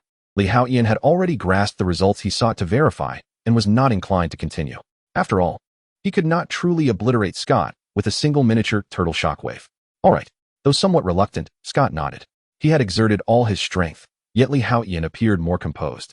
Swish. The two simultaneously retracted their powers. However, once the laser beam is extinguished, it vanishes. Yet, Li Haotian's turtle shockwave does not dissipate so easily. Whoosh. In the next moment, Li Haotian swiftly surged in front of Scott. Then, amidst the bewilderment and astonishment reflected in Scott's gaze, he delivered a punch that sent the mini turtle shockwave flying. Boom. Two azure waves of light shot out through the training ground's ceiling, exploding in midair. The tremendous shockwave rendered the trainees within the arena acutely aware of a terrifying pressure. For a brief moment, everyone was left in stunned silence. Chapter 21. Wolverine arrives powerful. Incredibly powerful. The intensity was absurd. Previously, Li Haotian's shockwave had been at an impasse with Scott's laser beam. The spectators were merely entertained, unaware of the true magnitude of the engagement. However, the moment the mini-turtle shockwave detonated, the resulting aftershock immediately enlightened them to its formidable destructive force.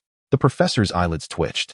Although he was aware of Li Haotian's strength, he had not anticipated such overwhelming destructive capability. From this, it was evident that Li Haotian's power was approaching that of Scott and his peers. Yet, the professor remained oblivious to the fact that the earlier display was but a fraction of Li Haotian's true strength. If he were to unleash his full potential, would he not obliterate the Earth? Li Haotian pondered inwardly, arriving at the conclusion that he undoubtedly could. The might of a Super-Saiyan is beyond question.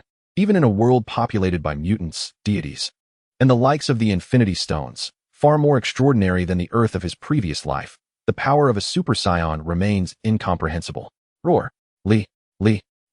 Moments later, the crowd emerged from their shock. Everyone could not help but let out low roars of admiration. If one is merely a bit stronger than others, jealousy may ensue. However, if one towers far above the rest, they shall earn reverence and respect. At this moment, Li Haotian had demonstrated through sheer strength that he was nearly on par with Scott and his associates. The X-Men were indeed the idols and aspirations of all students at Xavier's Academy. Professor, I wish to return and contemplate. I believe I have grasped something profound, Li Haotian remarked, feeling somewhat unaccustomed to such treatment. He hastily sought an excuse to depart, leaving Scott, who was left utterly bewildered, along with a multitude of ecstatic and jubilant students. Professor, Li is remarkably strong, Aurora expressed with a hint of admiration. Though he was younger than her, were they to engage in combat, even Storm would have little confidence in her victory. Did you see his speed just now? The professor countered. Speedily. Upon hearing the professor's words, Aurora's eyes widened in astonishment, her mouth forming a Na shape. In the blink of an eye, 3 days had passed. Li Haotian lay on the grassy expanse of the park, a book resting upon his face. At this moment, he had no desire to venture anywhere but to bask in the sun. He finally comprehended why celebrities often donned masks and navigated their surroundings with such caution. Over the past few days, Li Haotian had seemingly transformed into a renowned star, akin to an internet sensation, attracting attention wherever he went. Although most gazes were filled with admiration, greetings, and even requests for autographs, Li Haotian felt somewhat uncomfortable with this newfound atmosphere. After all, we, too, have traversed this path. At that moment, Storm approached with a smile, addressing him. The members of the X-Men shared a degree of understanding regarding Li Haotian's predicament. It was surprising to witness such a fervent fan culture among mutants. Li Haotian offered a resigned smile. Mutants are still human, albeit significantly more powerful than ordinary individuals. Aurora remarked. Indeed, Li Haotian nodded in agreement. Have you given any thought to joining the X-Men? Storm inquired, revealing her primary reason for seeking out Li Haotian. Given his current strength, he was certainly capable of joining their ranks. I shall ponder for a few more days. After all, my X gene has only recently awakened, and I wish to ensure my abilities stabilize before making a decision, Li Haotian replied thoughtfully. Although he had become quite formidable, the adversaries in this world were no less formidable. He harbored no fear of foes like Magneto. But what about powerful extraterrestrials, malevolent deities, or the Celestial Group? What of the Infinity Stone's power? Thus, he deemed it prudent to remain discreet until he achieved true invincibility. Very well. Storm shook her head in resignation. Aurora had discerned that Li Haotian's disposition was excessively cautious, remarkably so. However, should you come to a decision, remember to seek me out. The doors of the X-Men shall always remain open for you. Though Aurora hoped for Li Haotian to join the X-Men directly, they would never coerce anyone into their ranks.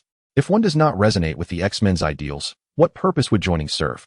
Encountering real danger could potentially place the entire team in greater jeopardy. Hence, despite Storm's strong desire for Li Haotian to join, they would not pressure him unless he genuinely agreed. They held no regard for emotional manipulation or promises of benefits. Indeed, I will, Li Haotian smiled. Although uncertain of what the future held, he was not yet inclined to pursue that path. Oh, just as Storm was preparing to depart, she could not help but gasp in surprise. Li Haotian, curious, followed her gaze. To his astonishment, a vehicle had unexpectedly entered through the main gate and parked beside the academic building. A remarkably capable-looking man emerged from it. He had returned. A flicker of astonishment crossed Li Haotian's eyes. Did this signify the onset of the narrative arc? He pondered. It was Logan. Storm's face brightened instantly, and she hurried over to greet him. Wolverine's return quickly spread throughout Xavier's academy, as he was a former member of the X-Men. He had participated in both the first and second battles, as well as numerous rescue missions, making him quite familiar to many faculty and students at the academy. The atmosphere in the school became lively in an instant. However, Li Haotian was not as elated. He had intended to develop quietly until he could at least transform into a Super-Saiyan 3. If he could manage to leap directly to Super-Saiyan Blue, that would be even more splendid. Yet now that Logan had returned, it indicated that they had already entered the storyline. The third battle was imminent.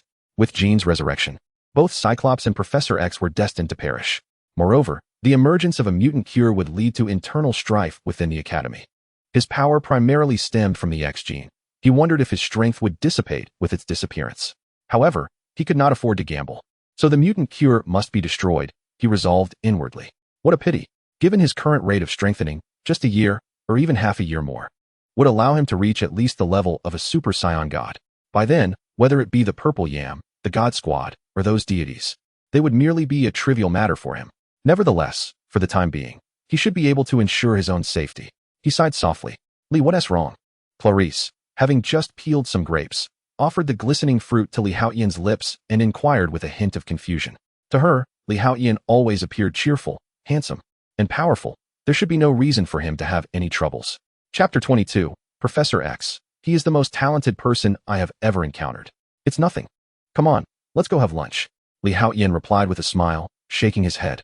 Even if he shared his concerns with Clarice, she would not comprehend. Moreover, some matters were simply not meant to be disclosed. Soon, the two made their way to the cafeteria. However, unbeknownst to Li Haotian, nearly all the X-Men had gathered in a conference room within the school. Even the yet-to-graduate Phantom Cat and Steel Titan are present here. It can be said that nearly all of the school's elite and significant figures are gathered. The atmosphere is heavy with gravity. Logan slowly addressed the assembly, and in that instant, silence enveloped the room. Clearly, his words weighed heavily upon them. Within that mutant research facility, many are merely children. Regrettably, my strength is limited. Despite several attempts, I have been unable to rescue those inside. Evidently, it is far from an ordinary research facility. Should we save them or not? Wolverine interjected. In truth, if Logan had no means, he would not have returned to Xavier's academy seeking reinforcements.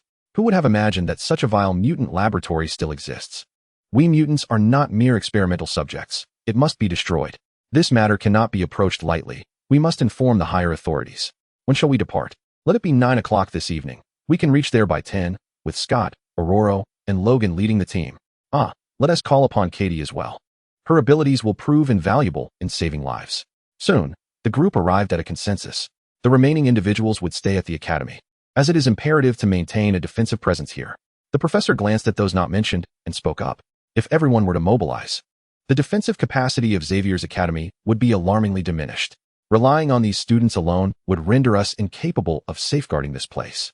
Should any adversaries invade, it would undoubtedly lead to catastrophic casualties, an outcome the professor is determined to avert.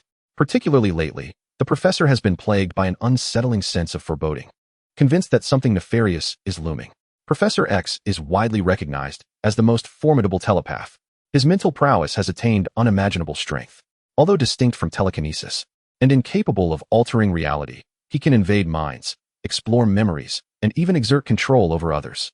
This formidable capability has endowed Professor X with certain unique abilities, such as an acute sixth sense, This is not a specific superpower, yet it is undeniably significant.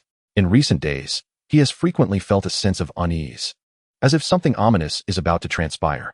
However, Professor X ultimately lacks the gift of prophecy, rendering him unable to predict the precise crisis that fuels his anxiety. Nevertheless, it is always prudent to exercise caution. I have utilized the brainwave amplifier several times, yet I still cannot locate the source of the danger, Professor X mused internally. Furthermore, these matters cannot be disclosed to others, for he fears inciting panic. Professor, I propose that we include Haotian in this operation. At that moment, Storm, Aurora, suddenly interjected. Swiftly, all eyes turned towards her. Although Haotian's strength was indeed formidable, he had not undergone professional training, and directly participating in such an operation could be perilous. Steel Force remarked. He had witnessed the earlier confrontation between Haotian and Cyclops Scott, and it was evident that Haotian had grown significantly stronger since then. He speculated that Haotian's prowess had likely surpassed his own. Thus, from a standpoint of strength, bringing Haotian along posed no issue. However, routine training and real combat scenarios were two entirely different matters, particularly in the heat of battle, where blood is shed and lives may be lost. Generally, students tend to struggle with such realities during their first encounters. Moreover, this mission was of utmost importance. Any misstep at a critical juncture could endanger the lives of the children they aim to rescue. Indeed, I believe Steel Force has a valid point. Cyclops nodded in agreement.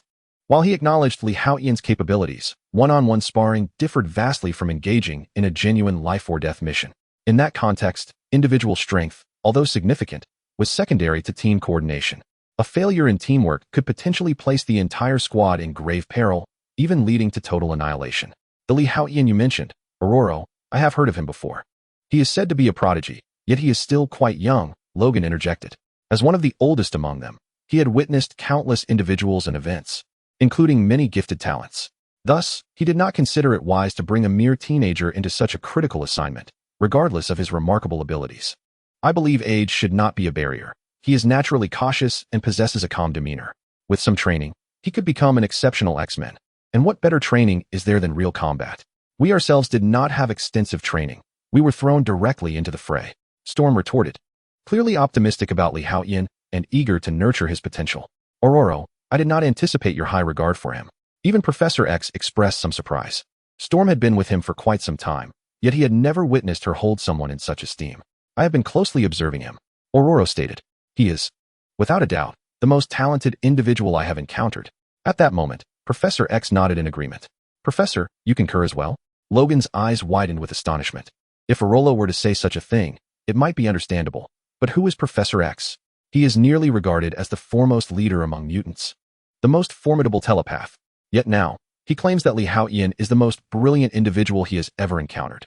Such praise seems rather excessive.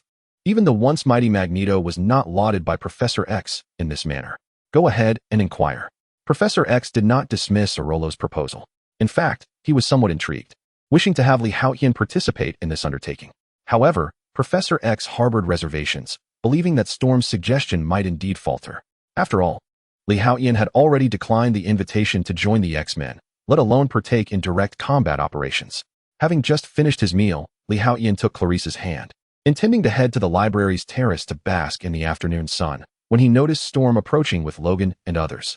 Ultimately, he found himself tearfully beseeching for 5-star reviews and free gifts, prostrating in gratitude. Chapter 23. The Blood of Warriors in the Library's South Open Terrace. What? You want me to join your mission? Clarice exclaimed, her astonishment palpable as she gazed at Storm and the others. Upon hearing the invitation, Haotian was taken aback and fell into a contemplative silence. Indeed, although Lee is not yet an X-Man, I still wish for you to join the effort. After all, the danger of this mission is minimal, and it could enhance your practical experience, which would greatly benefit your future battles. Aurora earnestly addressed Haotian. Rest assured, this operation has Professor's approval and poses no threat, Scott interjected, observing Haotian's silence and assuming it stemmed from concerns about danger. However, Haotian's silence was not born of fear. Rather, his mind was engaged in a fierce internal struggle. I cannot go, though I possess absolute self-preservation capabilities. What if something unforeseen occurs? My presence could very well trigger a butterfly effect. Moreover, this world is rife with chaos, not the absolute battleground of the X-Men's Third War. I must go? After all, I carry the blood of a scion within me. How can I, with such pride, fear danger? The enemy can be vanquished. Do you not yearn to compete against true masters? Upon gaining power, do you not wish to seek out worthy opponents? No, you do not, because you are a warrior of Saiyan lineage. I cannot go. This world is still far too perilous. If a problem arises that even a Super Saiyan cannot resolve, would I not perish just after crossing over? Next time, I may not have the chance to transcend again. Death means the end of everything. Nonsense, I must go? Have you forgotten the pride of the Saiyans? Furthermore, you possess the blood of gifted warriors. Facing death only makes you stronger. Do you not wish to break through the bottleneck of the Super Saiyan transformation sooner? Stay calm. Absolutely not. This world is not only filled with an array of peculiar mutant abilities akin to superpowers, but also various deities endowed with immense divine strength. The Super Saiyan boasts formidable combat prowess, yet encounters with bizarre superhuman abilities can lead to unforeseen consequences. In a fleeting moment, two voices materialized within Haotian's mind. Am I experiencing a split personality? He found himself at a loss for words. This was the first instance where two distinct voices emerged in his consciousness. Li, what troubles you? Clarice inquired, noticing the unusual expression on Haotian's face, her concern palpable. Please do not press him further. Such a perilous undertaking is not something we can allow him to engage in. We are merely students. The typically introverted Clarice boldly stepped forward, daring to speak up against the Academy's instructors. This transformation astonished Storm, Cyclops, and others, who had not anticipated Clarice's newfound bravery. Not at all, classmate Clarice. You have misunderstood us, Aurora interjected. As instructors of the Academy, we would never propose such a thing. We merely wish to take Haotian to witness the actions of the X-Men and allow him to experience the joy of being a hero. Perhaps, from this experience, he will come to cherish this feeling and choose to join the X-Men. After all, the danger associated with this mission is minimal. With her, Cyclops, and Logan leading the way, confronting a mutant research facility guarded by merely a few dozen special forces is hardly a daunting task. The reason for involving Haotian is simply because Aurora holds great promise for him. She wishes to broaden his horizons and enhance his combat experience. If Haotian genuinely harbors concerns about the dangers and declines to participate, while Aurora may feel a tinge of disappointment, she would never coerce him into joining them. Their intentions were purely benevolent. How could they transform into coercion? No, Clarice, you have misunderstood something. I choose to participate in this mission. Moments later, Haotian suddenly declared. Although he remained somewhat perplexed by the dual voices resonating within his mind, he ultimately resolved to partake in this endeavor. Given his current strength, his ability to protect himself was unequivocally assured. Even if he were to encounter a mutant possessing a rare superpower or a deity of formidable divine strength, he could simply utilize teleportation to return to Xavier's academy. After all, his sensitivity to energy is sufficient to encompass the entirety of the Earth. Li, do not act impulsively. Clarice exclaimed, her anxiety palpable. Despite Haotian's considerable strength, they were still but students. Rest assured, Clarice, I shall be fine. The instructors have assured us that the risks associated with this mission are minimal. Take me there. I do not intend to serve as the primary force, but merely wish to broaden my horizons and enhance my combat experience. Haotian gently patted Clarice's head and smiled as he spoke. Moreover, as long as you remain safe at school, I shall not encounter any troubles. The essence of this statement was that as long as Clarice stayed within the confines of the school, he could utilize teleportation to return here from any perilous location. However, Clarice perceived this differently. In an instant, her earlobes flushed crimson. Very well, do take care of yourself. Clarice did not attempt to dissuade him further, but lowered her head and spoke softly. I shall await your return. Her voice was as faint as a whisper, yet everyone present was not ordinary, and thus heard her clearly. Ha ha. Cyclops Scott burst into laughter, giving Haotian a thumbs up. Who would have thought that you not only possess remarkable talent, but are also adept at charming the ladies? This was Scott's inner thought. Storm Aurora, though silent, could not conceal the mirth in her eyes. Youth is truly a blessing. Meanwhile, Wolverine Logan, who had remained taciturn, shook his head with a sigh. For no other reason than this statement from Haotian, he had come to acknowledge him. Strength can be cultivated over time, but the ability to attract is innate. This mission primarily involves rescuing a child from a mutant research facility. Their defensive capabilities are not particularly formidable, comprising a few dozen special forces and an assortment of misfits. The only point of caution lies in the presence of two controlled mutants within the facility. Their strength is considerable and warrants our attention. Of course, aside from this intelligence, there may be covert tactics and dangers lurking within. After all, Logan's previous infiltrations had ultimately failed. This is the extent of our known intelligence. Storm promptly began to relay the information she had gathered to Haotian, aiming to reassure him. Given Li Haotian's prowess, he should face no peril against the measures currently exhibited by the research facility. Chapter 24. The Privileges of the X-Men. Thus, the risk involved in this operation is minimal. Otherwise, the professor would not have consented.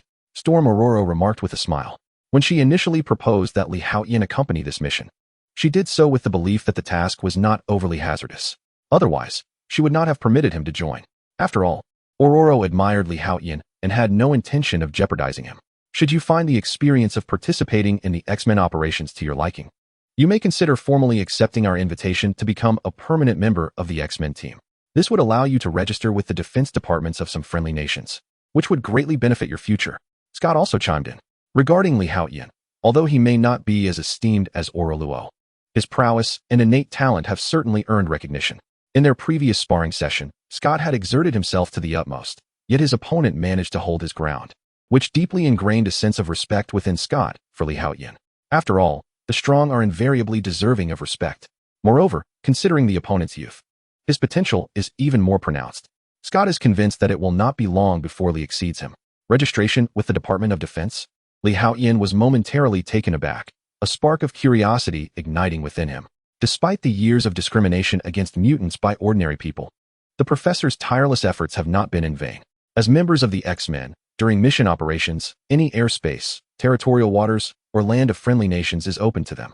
They are not regarded as hostile entities and are thus not subjected to attacks. In certain friendly nations, the X-Men are akin to specialized departments, and in critical moments, they can even solicit assistance from local law enforcement, Scott proudly declared. Indeed, the world is home to a considerable number of mutants who often conceal themselves among ordinary citizens, making them difficult to detect. However, should a mutant engage in malevolent acts or crimes, the repercussions for ordinary people can be catastrophic. Take Cyclops Scott and Iceman Bobby. For instance, their formidable powers could wreak havoc, potentially resulting in the casualties of hundreds or thousands of innocents in a brief span. Over time, the number of victims could escalate to tens of thousands. In such instances, the intervention of the X-Men becomes imperative, for only extraordinary power can vanquish extraordinary threats. That explains it. Li Haotian resolved a lingering question that had perplexed him. In the past, while watching films and dramas, he had been curious as to why the X-Men's aircraft frequently traversed the globe without ever facing missile attacks. This seemed rather unusual, considering that every nation possesses a system of air defense. The X-Men's aircraft are not akin to drones that can traverse borders at will. They would typically be intercepted or even shot down when violating another country's airspace. Yet, the X-Men had never encountered such challenges. Li Haotian's curiosity was now satisfied, revealing that it was likely due to Professor X's efforts that they enjoyed certain privileges. After conversing for a while longer, Storm and the others took their leave. Li, please take care. Clarice could not help but remind him as the group departed. Yes, time to bask in the sun. As dusk fell, Li Haotian relished lying on his favorite sunny lawn, when suddenly it began to tremble. Moments later, a technologically advanced aircraft ascended gracefully into the sky, roaring into the distance. This has stirred a considerable envy and yearning among the students. They are all aware that the X-Men have embarked on yet another mission. By the window of the study room, Clarice gazes at the departing aircraft, her hands clasped as she silently prays. What a splendid outfit, Li Haotian muses, admiring the distinctive black uniform of the X-Men that adorns him. Having acquired the template of Kakarot, Li Haotian's physique has markedly improved in recent days. Now, clad in the X-Men's uniform, he appears spirited and handsome, undeniably a harbinger of justice. Li Haotian casts a glance at his companions, the strikingly charismatic Storm, the wild and robust Wolverine, and the dashing and intellectual Cyclops, all exuding a unique charm in their uniforms. Even Li Haotian cannot help but marvel at the notion that good looks may indeed be synonymous with righteousness. However, none can overshadow Li Haotian's presence. Youthful, handsome, and imbued with the formidable confidence that comes from being a scion, he radiates an even more potent aura. Li, you look truly dashing, exclaimed Shadowcat Kitty, her eyes sparkling with admiration. Hee. Li Haotian feels a swell of satisfaction. Despite having surpassed the age of youthful exuberance, who among us has not harbored the spirit of an ardent adolescent? Moreover, he is still merely in his teens. We have over 3,000 miles to cover before we reach the mission site. At our current speed, it will take no more than 2 hours. Our primary objective this time is to rescue the hostages. There is no need to engage in a tremor with the adversaries. When the mission commences, Aurora and Colossus, you will accompany me for a direct assault, drawing all enemy fire towards us. Logan, Lee, and Kitty, you will proceed to rescue the hostages. With Kitty's abilities, I trust you can penetrate the core of the research facility directly. There is but one stipulation: ensure the children's safety. Once we converge, we will forge a path out together, Cyclops states, taking charge as the leader of the X-Men.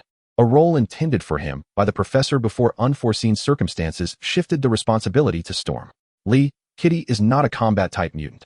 Although her abilities are exceptional, her strength is relatively limited. Your primary duty this time is to safeguard her. Storm adds, recalling something important. Lee, I entrust my safety to you. Kitty beams sweetly, her heart brimming with anticipation. Facing trials and battling together will undoubtedly strengthen their bond. Clarice, this is a realm where you cannot compete. Kitty thinks to herself with a sense of pride. Rest assured, I will protect her. Lee Haotian replies earnestly, nodding with determination. With his formidable strength, safeguarding Kitty poses no challenge. Lee, being your inaugural mission, you may be unaware of this. Should you encounter an adversary, if they refuse to surrender and you perceive them as a potential threat, Scott's eyes gleamed with a crimson light behind his glasses as he declared, eliminate them immediately. It is, after all, a matter of self-preservation. Human nature can be treacherous. Chapter 25. Assault on the Research Facility. Securing First Blood. Understood. Lee Haotian nodded in acknowledgement, signifying his comprehension. You are quite impressive, Wolverine remarked, taken aback by Lee Haotian's calm acceptance.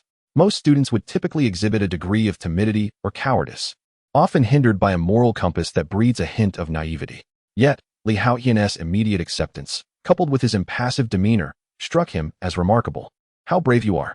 Kitty Pryde praised Lee Haotian, giving him a thumbs up. Reflecting on her own first mission, she recalled how long it had taken her to come to terms with such realities. No wonder Professor Aurora holds you in such high regard. Your prowess far exceeds mine, and your psychological fortitude is unparalleled. Calm, courageous, and strikingly handsome. Oh heavens, I find myself utterly captivated. Lee Haotian felt a slight flush creep across his face. Although he had received compliments before, none had been as forthright as Kitty's, especially coming from a young lady exuding a distinct Western charm. Who could withstand such admiration? Unless one bore the surname Liu. As the aircraft accelerated towards their destination, Lee Haotian felt a surge of excitement. After all, his previous engagements had merely been preliminary exchanges. True combat awaited, where he could confront foes directly. The prospect was exhilarating. Cornucopia Nation, home to a vast population yet devoid of stable and peaceful order, plagued by chaos and frequent uprisings. However, a peculiar tranquility prevailed in the outskirts of a certain city, attributed to a mutant research facility. Here, dozens of elite soldiers alongside the notorious local gang joined forces to safeguard the area, ensuring a semblance of order that surpassed that of many major urban centers within Cornucopia. At that moment, a military aircraft descended from the sky, its thunderous roar startling the guards stationed at the entrance of the mutant facility. Incoming attack. Intruder alert. All personnel, assume defensive positions. In an instant, alarms blared throughout the research facility, and a contingent of soldiers armed with automatic rifles alongside gang members surged forth. Some individuals bore rocket launchers, while others wielded Desert Eagles and automatic rifles, all of the latest models. If they were to don different attire, one could easily mistake them for local militia without any dissent. The formidable power of the gangs in the Corn Country is indeed that potent. This is one of the reasons why the Mutant Research Facility was established here, shielded by an impenetrable armed force. Otherwise, given Wolverine Ron's prowess, infiltrating this place would not prove so arduous. We strike. At that moment, the aircraft opened, and Storm and her companions emerged. Before the guards of the facility could react, a tempest arose around them. The terrifying storm swiftly enveloped the entire research center, chilling the air. Storm ascended gracefully, her eyes gleaming white. As powerful waves of energy radiated outward, an icy mist swiftly spread, accompanied by flashes of lightning in the sky. Experienced in battle, Storm unleashed her full power immediately. Perish, invaders. A member of the gang, armed with a rocket launcher, aimed at Storm. Boom. However, before he could fire, Cyclops Scott unleashed a beam of crimson light. In an instant, the man ignited and was reduced to a pile of ashes. Although Scott appeared to struggle against Lee Haotian, whose strength could withstand such formidable beams, the reality was that those of ordinary might withstand no chance. Draw their fire, Scott commanded, plunging into the throng. The terrifying laser beams struck the special forces and gang members with lethal precision, inflicting grievous wounds and extinguishing lives with mere contact. Crack, crack, crack. Meanwhile, Storm finally commenced her assault. Lightning cascaded from the clouds, falling in torrents under her control, akin to a raging waterfall. Colossus, resembling a humanoid tank, charged through the crowd. Impervious to the onslaught of automatic rifles and submachine guns, as if raindrops pattered harmlessly against him. What a thrill! Haotian felt a surge of exhilaration. In his previous life, he had occasionally indulged in battle royale games. Yet this was far more exhilarating. The Saiyan blood coursing through Haotian's veins began to simmer with excitement. We move. At this juncture, Storm and her advance team had gained the upper hand. All the firepower of the mutant research facility was drawn to this spot. Consequently, Wolverine beckoned Haotian and Kitty to charge into the depths of the facility. In truth, Haotian yearned to join Storm's advance team. That would certainly be a spectacle. However, he had previously promised Storm to safeguard the elusive Kitty. Moreover, Kitty had previously enjoyed pleasant conversations with him, and their friendship was steadily deepening. The firepower of the mutant research facility was undeniably fierce. Although Colossus feared nothing, a single shot could spell disaster for Kitty. The three of them swiftly entered the corridor within the facility. Watch this. At that moment, the elusive Kitty Pryde grasped the hands of Haotian and Wolverine. In an instant, a peculiar force surged forth, and Kitty led the two of them through the wall as if it were mere air. What an extraordinary ability! Haotian's eyes sparkled with curiosity. The powers of mutants were diverse, featuring individuals like Iceman Bobby and Cyclops Scott, who were all categorized as heavy hitters. In contrast, Kitty Pryde, while lacking offensive strength, seemed to possess a form of superhuman ability. He reminded himself to be cautious when engaging in battle with unfamiliar opponents. When one knew their adversary, they could strategize accordingly. However, unfamiliarity demanded a careful approach, much like how, in Dragon Ball, Goldo of the Ginyu Force, despite his weak combat prowess, could wield his powers effectively enough to vanquish formidable foes. Who goes there? Just as the trio passed through one wall and charged toward another, two gang members wielding automatic rifles spotted them. With a swift motion, Wolverine released Katie's hand. In a flash, his adamantium claws emerged, effortlessly shredding the rifles into splinters. In the next heartbeat, he aimed to deliver a fatal blow to the two men, yet Haotian was swifter. Two beams of light shot forth from his fingertips, striking the foreheads of the assailants. In an instant, they collapsed to the ground. Chapter 26. The Mysterious Mutant Energy Beams. Wolverine was momentarily taken aback by the scene. He had not witnessed the earlier battle between Haotian and Scott in the training grounds, so seeing Haotian emit laser beams from his fingers piqued his curiosity. You are far more composed than I had anticipated. Although Wolverine was confident he could have easily dispatched those two without Haotian's intervention, the student's calmness and swift execution of lethal force impressed him. Lee, you are truly courageous, Kitty Pryde remarked, patting her small chest in astonishment.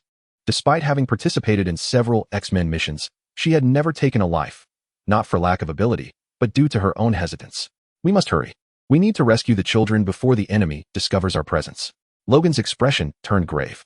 This was not a moment for levity. Confronting the individuals within the mutant research facility was not particularly daunting. However, each time Logan faltered, the primary reason lay in his concern for the children's safety. Otherwise, he could have executed a stealthy assassination. With his prowess, eliminating everyone in this place would pose no challenge. After all, whether they were elite soldiers or members of the underworld, their sophisticated weaponry appeared feeble in the face of formidable mutants. Logan's apprehension stemmed from the possibility that the adversaries might take the children hostage, thus rendering him hesitant to act. In such a scenario, not only would he be unable to rescue the children, but he might also risk his own life. Follow me. Phantom Cat Kitty nodded earnestly, once more grasping the arms of the two and sprinting ahead. The trio dashed through a labyrinth of corridors, dispatching any armed personnel they encountered with remarkable efficiency. Haotian grew increasingly adept at wielding his strength. Soon, the three emerged in the final corridor, where Logan halted Kitty. The mutant children are confined within the rooms on either side. We shall split up, Logan declared, casting a glance at Haotian and Kitty. They nodded in agreement and proceeded towards one side. The walls were reinforced with metal, composed of a special concrete far sturdier than ordinary cement. The main door, crafted from a unique alloy, was impervious to standard automatic rifles and submachine guns. However, this was only true for ordinary individuals. To powerful beings like Wolverine and Haotian, it seemed rather flimsy. Wolverine extended his adamantium claws, effortlessly tearing open the metallic door as if it were a mere cardboard box. Haotian, with a mighty punch, breached the door panel and yanked it forcefully, dislodging the door from its frame. Yet, the easiest task fell to Phantom Cat Kitty. Though the wall was robust, it was no more formidable than air in the face of her abilities. In no time, the three had liberated the occupants of the room. Just as they were about to depart, one of the mutant children began to tremble, tugging at Haotian's shirt. What is it? Li Haotian inquired, a hint of confusion in his voice as he looked down.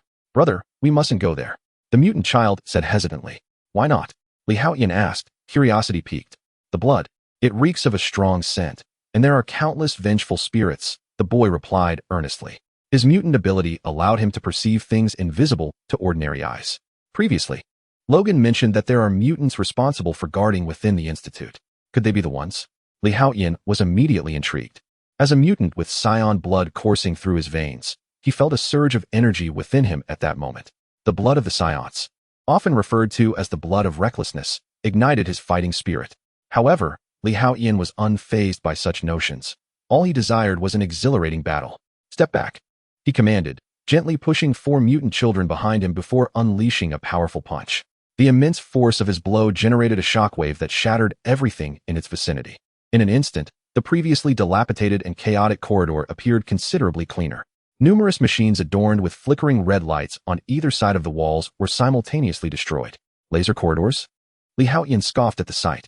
These contraptions might suffice to deal with ordinary individuals or lower-tier mutants, but they were utterly inadequate against someone of his caliber or that of Wolverine. Soon, he reached the end of the hallway, where a door awaited him.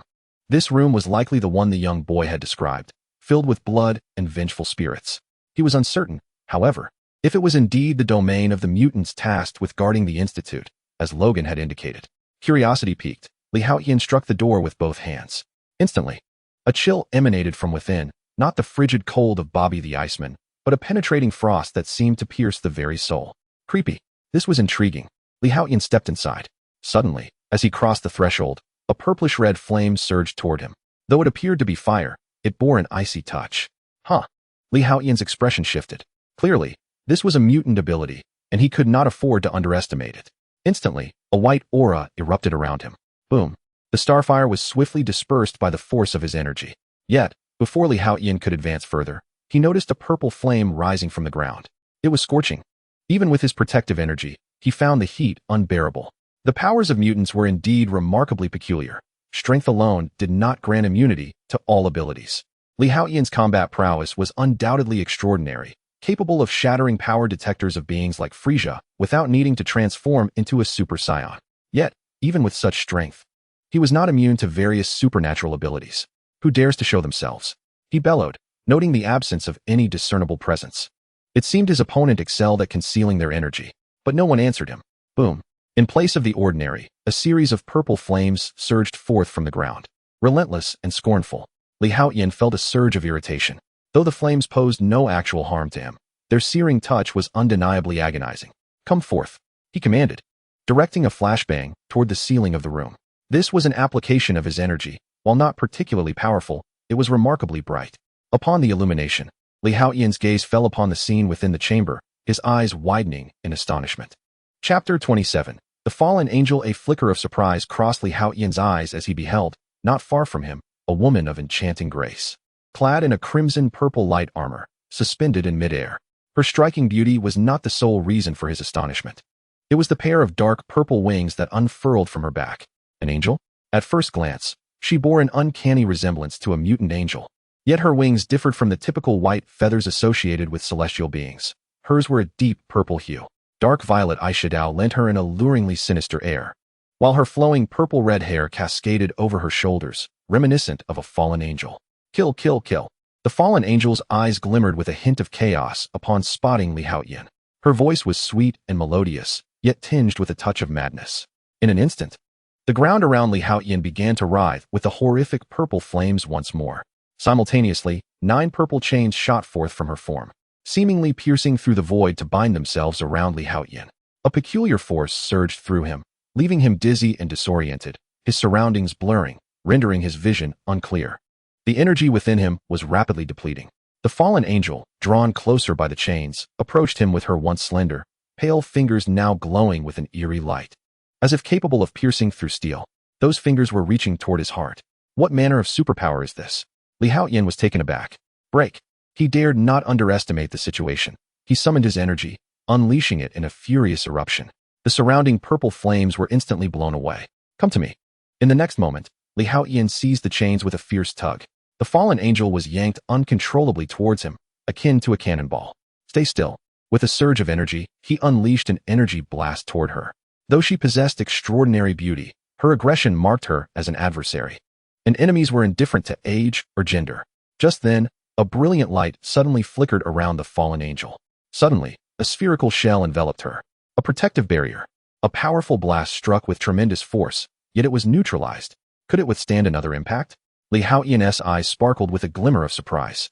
However, he was determined to test the limits of her shield. Another formidable shockwave erupted, this time infused with several times the energy he had previously exerted. With a resounding crash, the protective barrier shattered instantaneously, sending the fallen angel crashing to the ground, rendering her utterly incapable of combat. I knew it. There can be no invincible shield. Haotian swiftly moved to her side, flipping her over and pinning her down, unfastening her trousers. He then bound her hands with a belt. Die! The fallen angel, now restrained, began to thrash wildly. Still defiant, a sharp slap echoed as it landed, but considering her appealing visage, he hesitated to mar it. Instead, he struck her with considerable force from behind. A powerful slap contorted not only her face, but her entire being.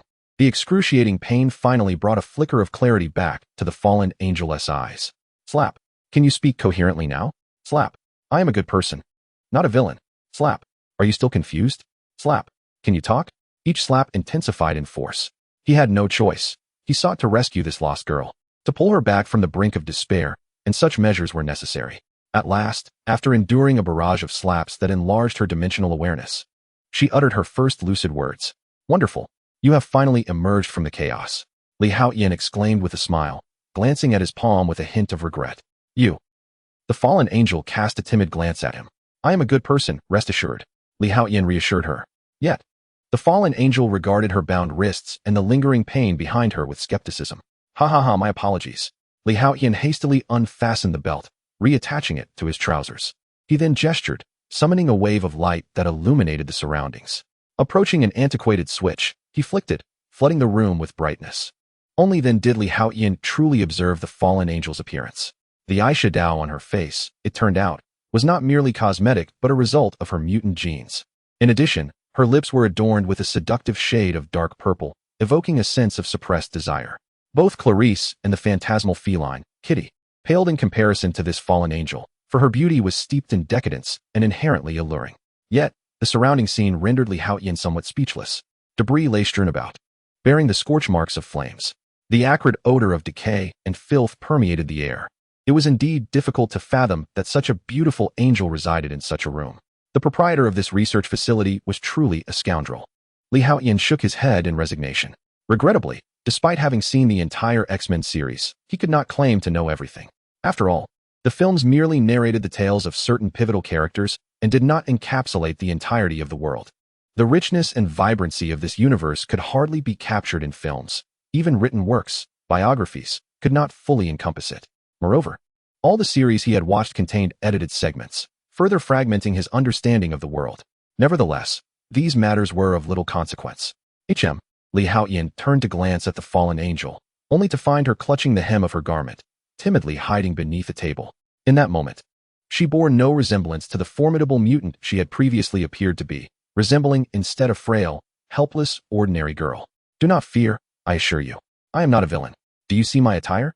It is the uniform of the X-Men, which confirms my good intentions. I have come here solely to rescue you. Of course, I am also a mutant. Seeing the fallen angel in such a state, Haotian felt a tinge of helplessness. Do I truly appear so villainous? Are you genuinely a mutant? The fallen angel scrutinized the young man before her. His fair skin, visage resembling that of jade, dashing uniform, and perfectly proportioned physique evoked a moment of self-consciousness within her. In contrast to him, her own peculiar appearance felt monstrous and grotesque. I humbly beseech a wave of free gifts and 5-star reviews. Chapter 28, Edelman Metal Chains. But you do not resemble one at all, the fallen angel murmured softly. Haotian found himself momentarily at a loss for words. Must one bear peculiar mutations to be deemed a mutant? There existed numerous types of mutants. Some appeared utterly ordinary, possessing merely extraordinary abilities. He chuckled as he explained to the fallen angel, "It is quite wonderful."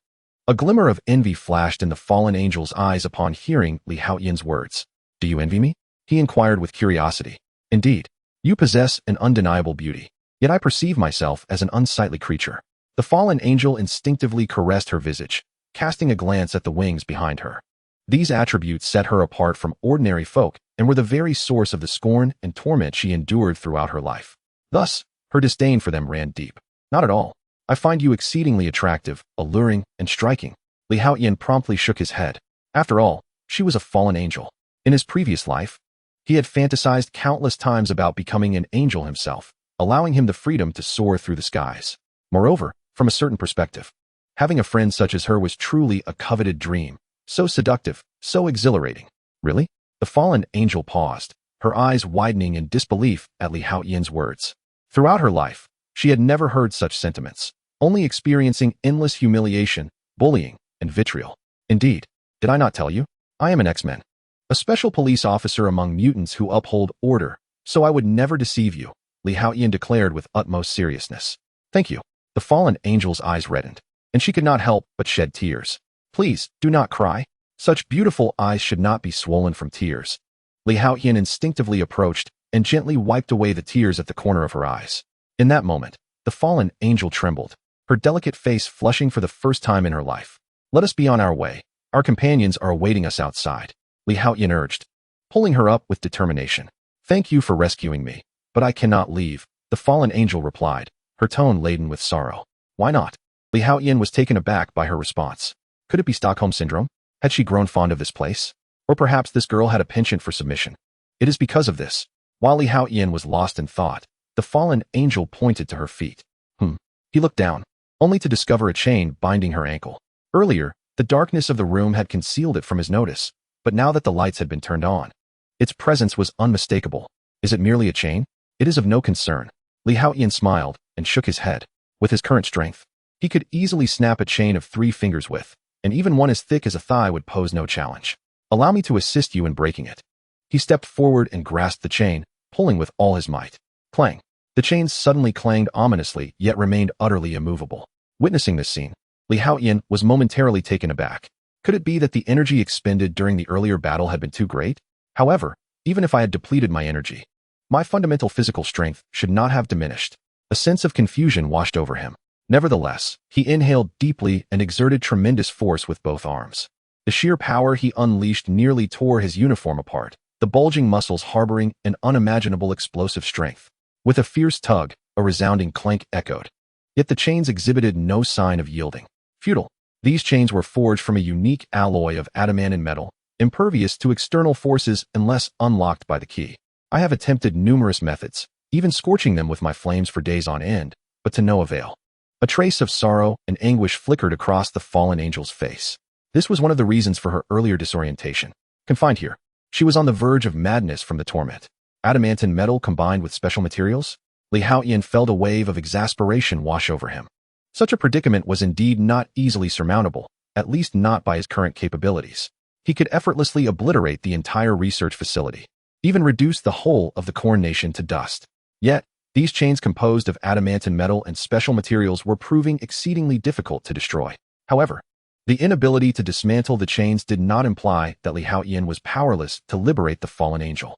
Your chains may be exceptionally sturdy, but I refuse to believe the entire house is constructed from adamantine metal, Li Haotian remarked with a grin. The fallen angel was momentarily taken aback, puzzled by his words. Be cautious, Li Haotian exclaimed, seizing the chains and exerting all his strength to pull outward. Whoosh. In an instant, the chains tightened ominously. Oh, his eyes brightened with realization. Clearly, the point where the chains were affixed was also crafted from adamantine metal. However, I cannot fathom that you possess enough adamantine metal to construct an entire house. Gritting his teeth, Li Haotian unleashed a wave of golden energy. In the next moment, his hair transformed into a brilliant gold. The transformation into a Super-Saiyan. His hair? The fallen angel's eyes widened in astonishment at the sight. How exquisite. The golden hair radiated with a flame-like aura, utterly breathtaking. This surpassed the handsomeness of any man she had encountered before. The fallen angel recalled how Li Haotian had wiped her tears and uttered words of praise. For a moment, her heart raced, akin to a fawn in a state of flutter. Rise. At that moment, Li Haotian summoned all his strength. It must be acknowledged that the chains were undoubtedly connected to something weighing over 100 tons. In his usual state, Li Haotian would be powerless. However, after his transformation, his strength surged dramatically. Boom. Instantly, the entire research facility trembled. Outside, Storm, Cyclops, and the others witnessed a scene that left them utterly astonished. From the depths of the research facility, a golden light erupted. Haotian emerged, dragging a massive solid metal block that was as tall as a 3-story building. On top of this metal block sat several children. Chapter 29. I trust no one but him. Haotian, Storm, also known as Aurora, was momentarily stunned upon witnessing this sight. How could he have emerged on his own after being sent with Wolverine, Logan, to rescue others? Moreover, the sheer size of the metal block he was dragging was nothing short of extraordinary. It could easily be likened to a metal building. Alice, can you help me protect these lovely children? With a thunderous crash, the metal block was thrown down to the ground. Although there remained the adamantium chains, Alice's strength was sufficient to withstand the attacks of ordinary individuals. I will protect them with my life, declared the fallen angel Alice, nodding solemnly. The name, Alice, was what she had shared with Haotian, a common and unremarkable name. Yet, it was the first time in 10 years that Alice had revealed her name to a stranger. I will find someone to help you break the chains, Haotian said with a smile, gently stroking Alice's face. While not exceptionally fair, her skin was notably supple, quite pleasant to the touch. Whoosh! He immediately created a golden wave of energy and charged back into the research facility.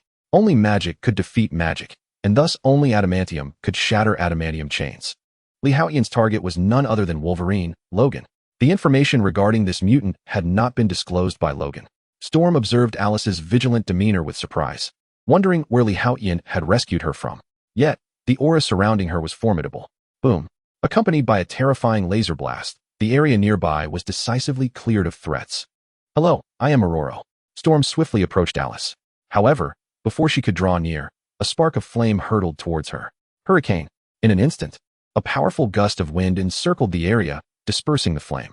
I bear no ill will, Aurora exclaimed in astonishment, taken aback by the intense wariness exhibited by this mutant. Approach, and you shall die. Alice's voice turned icy, her eyes reflecting a chaotic and bloodthirsty glint.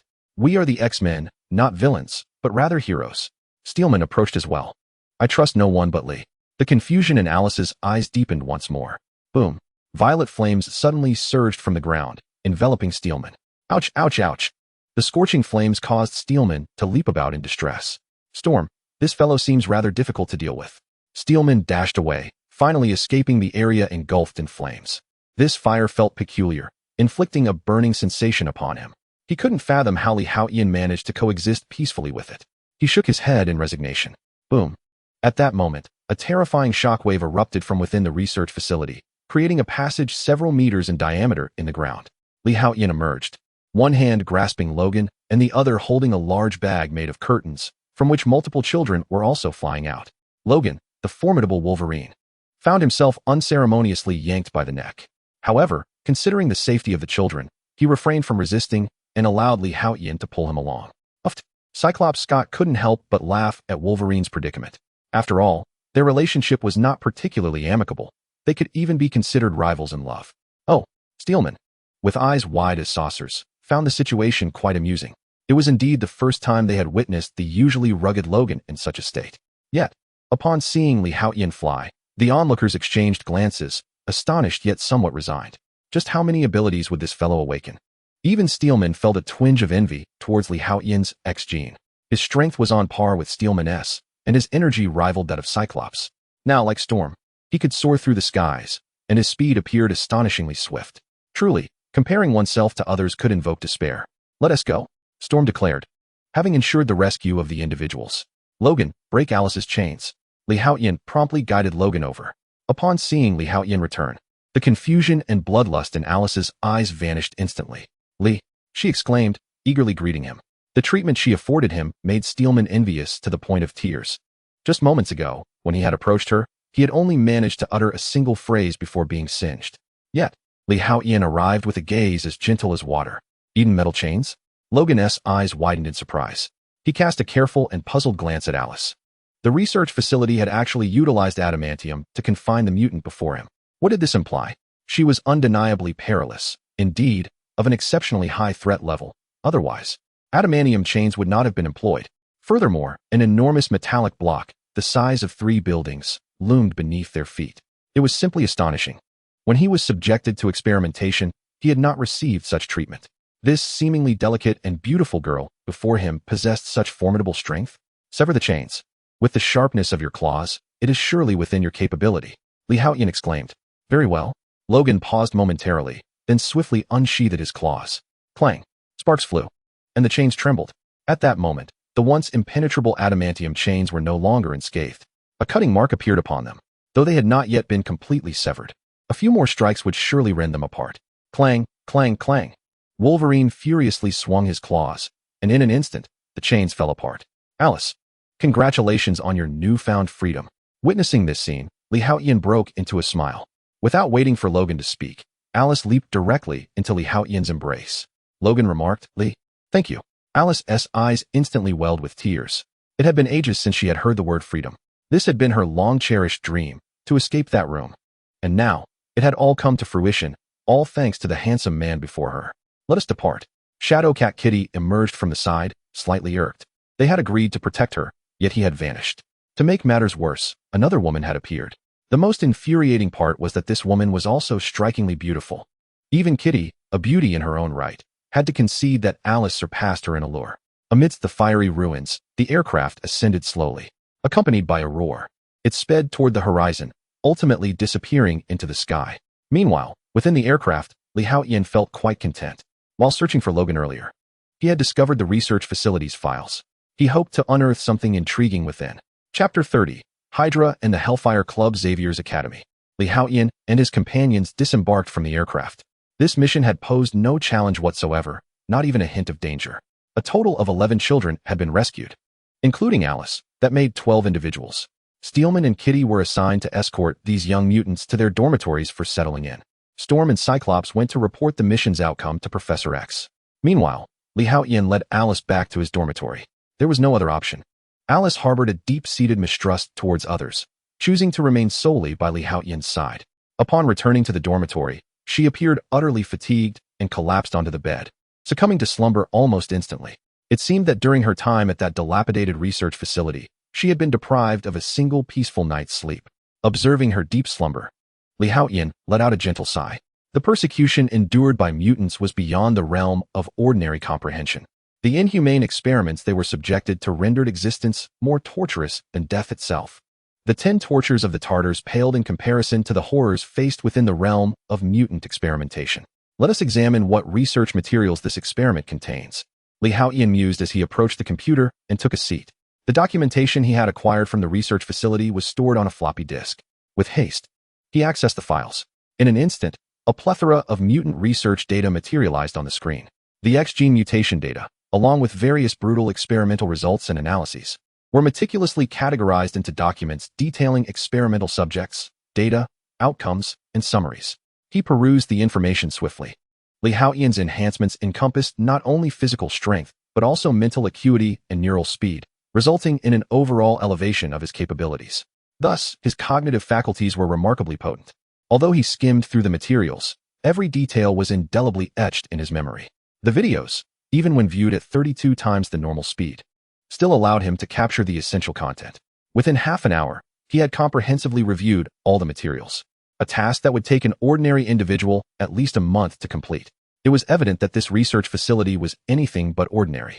From the files, Li Haotian gleaned extensive knowledge regarding mutants and the outcomes of their research. He then proceeded to open the document concerning the identities of the experimental subjects. It contained information on all 11 children involved. However, it was apparent from the identity document that the experimental group at the facility comprised 76 subjects, of which only 12 remained. This included the 11 children and Alice, who was confined in a room shackled by adamantium chains. The materials and videos he had previously observed detailed the grim fate of numerous mutants who had been brutally slain during experiments. Soon, Li Haotian located Alice's information within the identity records of the experimental subjects. NO033 name, Alice gender, female age, 16 codename, Fallen Angel X gene, hypothesized, rare triple mutation ability holder. Abilities, Star Eclipsing Flame, Hellfire, Energy Shield, Soul Chains, Berserk State, Flight, Devouring. Status, Experiment paused, detained. Evaluation, Malevolent, Powerful, Excessively uncontrollable. 17 experimental attempts have all failed. Character experience. In the orphanage of the Eagle Kingdom's Carl City, a tragic fire broke out, claiming the lives of all within, yet leaving the bodies unscathed. Agents were dispatched to uncover the truth. ultimately apprehending a girl with wings at the cost of 112 lives. Subsequently, she was subjected to the Mutant X gene experiment No. 23 by the organization. However, after 17 failed attempts, they lost 5 mutant guards and 43 ordinary special forces. Eventually, she was confined in cell No. 1 with chains of adamantium. The research headquarters made significant breakthroughs, advancing the Mutant X gene experiment to phase number 31 and the second phase of the Fallen Angel project. Little did they expect such developments. Li Haotian's gaze flickered, deep in thought. The information regarding Alice was limited, yet it was evident that her years had been fraught with suffering. The research institute indeed proved to be more complex than he had anticipated. The locations previously destroyed appeared to be mere branches. The so-called headquarters remained a mystery. Could it be Hydra? Li Haotian pondered, stroking his chin. In the Marvel Universe, numerous malevolent forces lurked in the shadows. However, the most notorious were undoubtedly Hydra and the Hellfire Club. One is a vast organization with deep infiltration into the likes of S.H.I.E.L.D., while the other serves as a haven for the wealthy and powerful. What force lies behind this research institute, Hydra or Hellfire? Li Haotian was intrigued. Yet these matters were not his concern. For him, the priority was to hone his strength to its utmost. In due time, whether it be Hydra or Hellfire, he would be capable of vanquishing them with ease. This world was indeed far more intricate than he had imagined. He gazed at the slumbering Alice on the bed, murmuring to himself. Although Alice posed little threat to him, this seemingly random mutant exhibited strength exceeding level 3, potentially nearing level 4. This left Li Haotian somewhat contemplative. Was there an even greater power lurking in the shadows? It was hard to say. This mission, while lacking in immediate danger, had allowed him to recognize his own shortcomings through his encounter with Alice. Li Haotian silently assessed the operation. In terms of absolute power, he, capable of transforming into a Super-Saiyan, was undoubtedly the strongest in this mission. Yet, when it came to the completion of the task, he was not the most effective. Despite his considerable strength surpassing Alice, they had fought on equal footing. This indicates that Li Haotian has inherited the power of the Saiyan Kakarot and can transform into a Super Saiyan. While he possesses immense strength, he has yet to fully convert this power into his own prowess. It resembles the character Su Zhu from Tianlong Babu, who inherited the North Ming divine art and internal energy from the leader of the Xiaoyao sect, Wu Ya. Despite possessing formidable internal strength, he struggles to harness it effectively. Li Haotian currently finds himself in a similar predicament. It seems I must devise a way to enhance my combat capabilities, he mused with a sigh. At that moment, he suddenly froze. After days of accumulation, the power of rules within him had reached its limit. This signified that he could once again create a new system. Chapter 31. The birth of the super battle space. Indeed, this timely event invigorated Li Haotian. Just as he contemplated elevating his combat level, the power of rules reached its peak. It felt like a timely downpour. This time, he decided to establish a battle space system. In fact, he had already envisioned this concept. A place that could infinitely simulate battles, complete with suitable opponents for practice, would be ideal. To his astonishment, the power of rules had just filled to the brim. It was as if a pillow had been delivered just as he was about to doze off. Inspired, Li Haotian began the creation process anew. Having already established 3 systems, he found creating another one to be increasingly intuitive. Ding! The super battle space system has been successfully created. Moments later, the power of rules was entirely consumed, leaving Li Haotian feeling somewhat weak. This was a minor side effect of the significant depletion of rule power. Nevertheless, a notification sound echoed in his mind once more. The system has been successfully established. Now, he need not worry about combat experience. A satisfied expression graced Li Haotian's face. The newly created super battle space system offers 2 modes of engagement. One can enter with the mind or with the body. The system serves 2 primary functions. First, it manipulates the flow of time. When the mind enters the battle space, the time dilation ratio reaches 1 to 5. In simple terms, 5 minutes spent in the battle space equates to just 1 minute outside. Conversely, if the body enters the space, the time dilation shifts to 1 to 10. The second function pertains to training opponents. Within the battle space, Li Haotian can conjure imaginary foes whose strength does not exceed 3 times his own. This feature can be utilized whether entering with the mind or body. Naturally, access to the combat space is contingent upon Li Haotian's approval. Allowing the minds or bodies of others to enter this combat space, which, despite being a fabricated system, exists as a genuine microcosm. Within this realm, all regulations are dictated by Li Haotian. Due to the inherent limitations of this small world, its power can only reach 3 times that of Li Haotian's own strength. Thus, anyone who enters cannot exceed his power by more than 3-fold, rendering them incapable of disrupting this small universe. Should one's consciousness penetrate this space, their spirit shall be ensnared within it. Conversely, if their physical form enters this combat domain, they will be confined within this small world. In this regard, this combat space possesses a third function. It serves as a domain space. It can act as a battleground, enhancing Haotian's prowess, while also functioning as a vast storage area or an otherworldly prison. Truly, it is an impressive system, and Haotian is quite pleased. He then glanced at his attribute panel. Host, Haotian strength, 96 tons mentality, 412, 3 for an ordinary person, stamina, 46, 81, 10 for an ordinary person, speed, 360 m/s system space, 30,000 cubic meters possessed systems, mental shielding system, sunbathing strengthening system, divine inheritance system, combat space system. It appears that significant progress has been made over these past days. Upon surveying his current statistics, Haotian nodded in satisfaction. His foundational strength has reached 96 tons, bringing him closer to the coveted 100 tons. His speed has soared to 360 meters per second, surpassing the sound barrier of 340 meters per second under standard atmospheric conditions, thereby achieving a velocity exceeding 1 Mach. Previously, his system space was a mere 100 cubic meters, yet it has now expanded to an impressive 30,000 cubic meters. Haotian sighed softly, aware that this expansion is due to the integration of the original 100 cubic meters into the combat space system. The dimensions are indeed ample. He remains quite satisfied with the size of this space. As for his mental capabilities, they surpass that of an ordinary person by 137 times, while his stamina exceeds theirs by an astonishing 468 times. However, he acknowledges that he has yet to reach his ultimate potential. He can still feel the invigorating effects of sunlight. Haotian pondered silently. The sunbathing strengthening system also has its limits. It cannot perpetually enhance his abilities. This limitation arises from the inherent cap of the X gene itself. Thus, the extent of Haotian's foundational strength hinges upon the potential ceiling of his X gene. Whether his X gene is classified as alpha or omega remains uncertain. However, Haotian speculated that it was highly likely to be of the omega level. Pushing those thoughts aside, he glanced once more at the inheritance template. Character, Kakarot Sun Wukong. Race, Scion. Progress, 111. Abilities, instant transmission, Kamehameha wave, solar flare, key control. Energy blast, rage boost, high-speed flight, instantaneous movement, transformations, Super-Saiyan level 1, great ape, battle power increases tenfold, requiring over 17 million Blutz waves.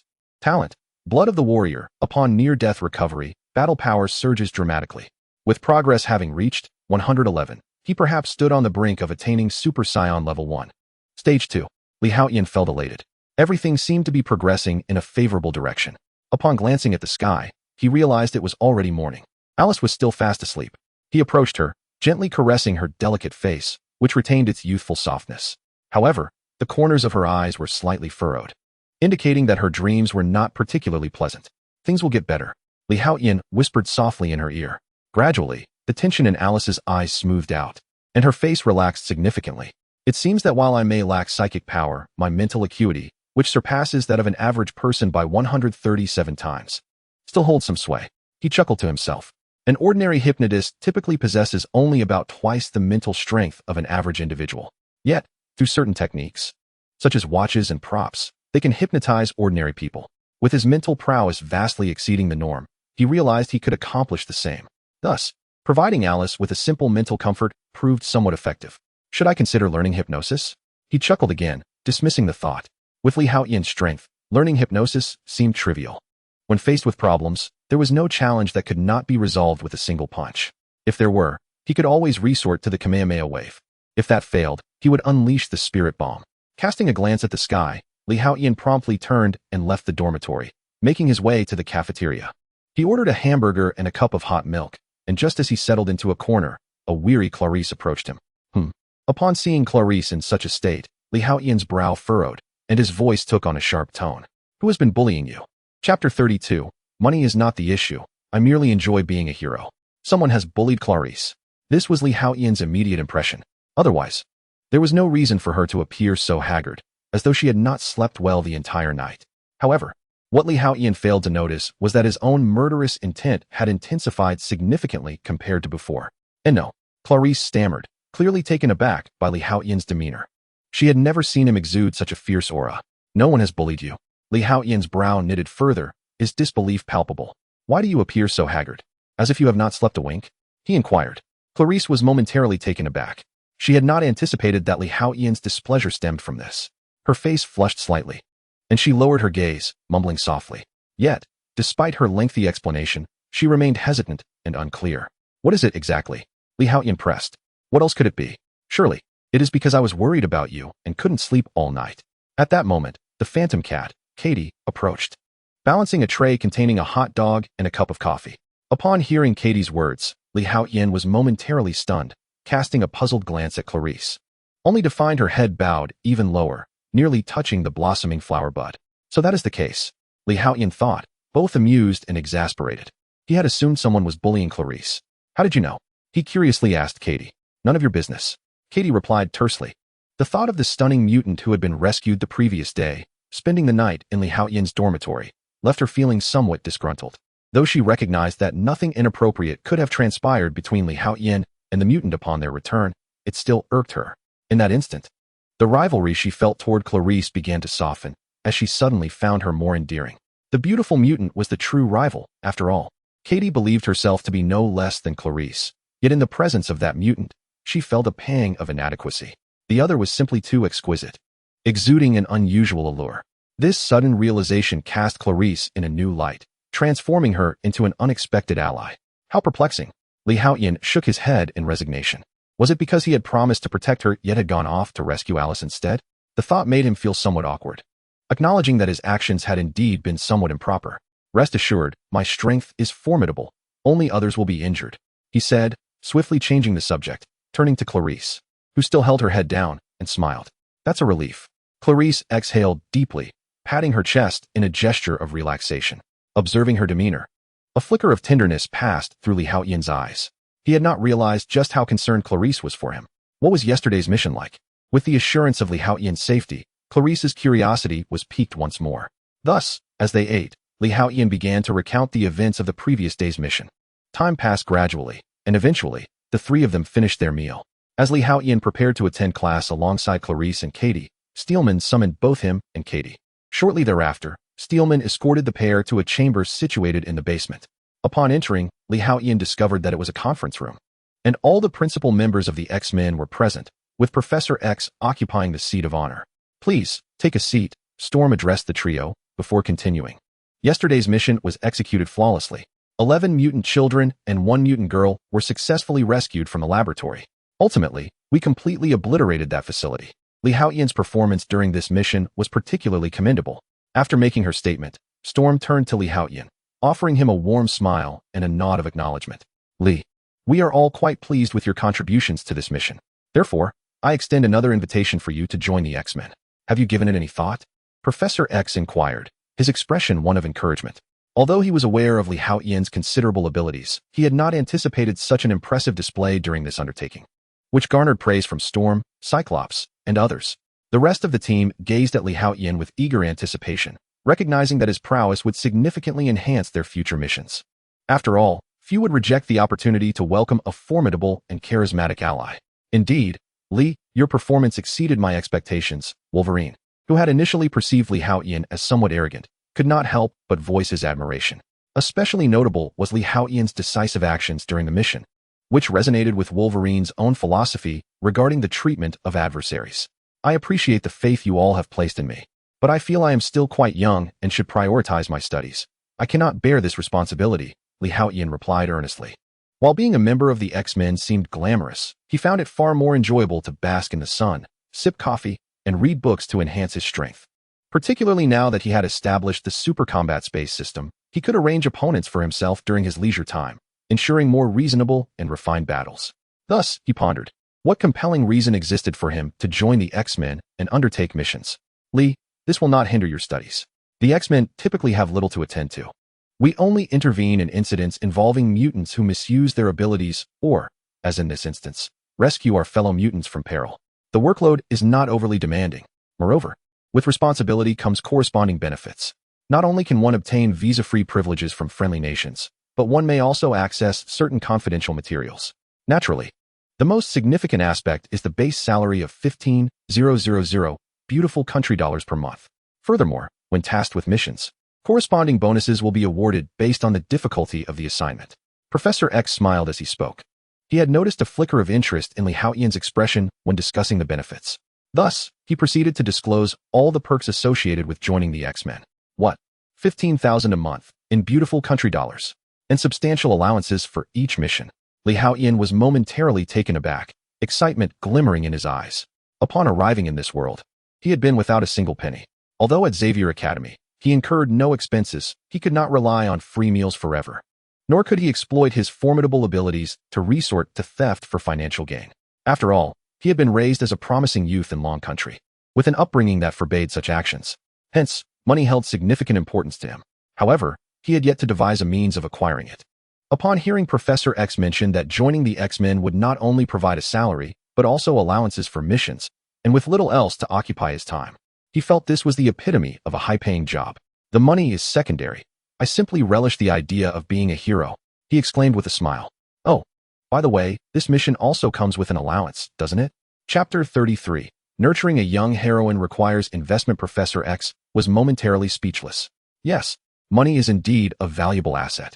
Haotian mused inwardly. After all, a penny can pose a challenge even to the mightiest of heroes.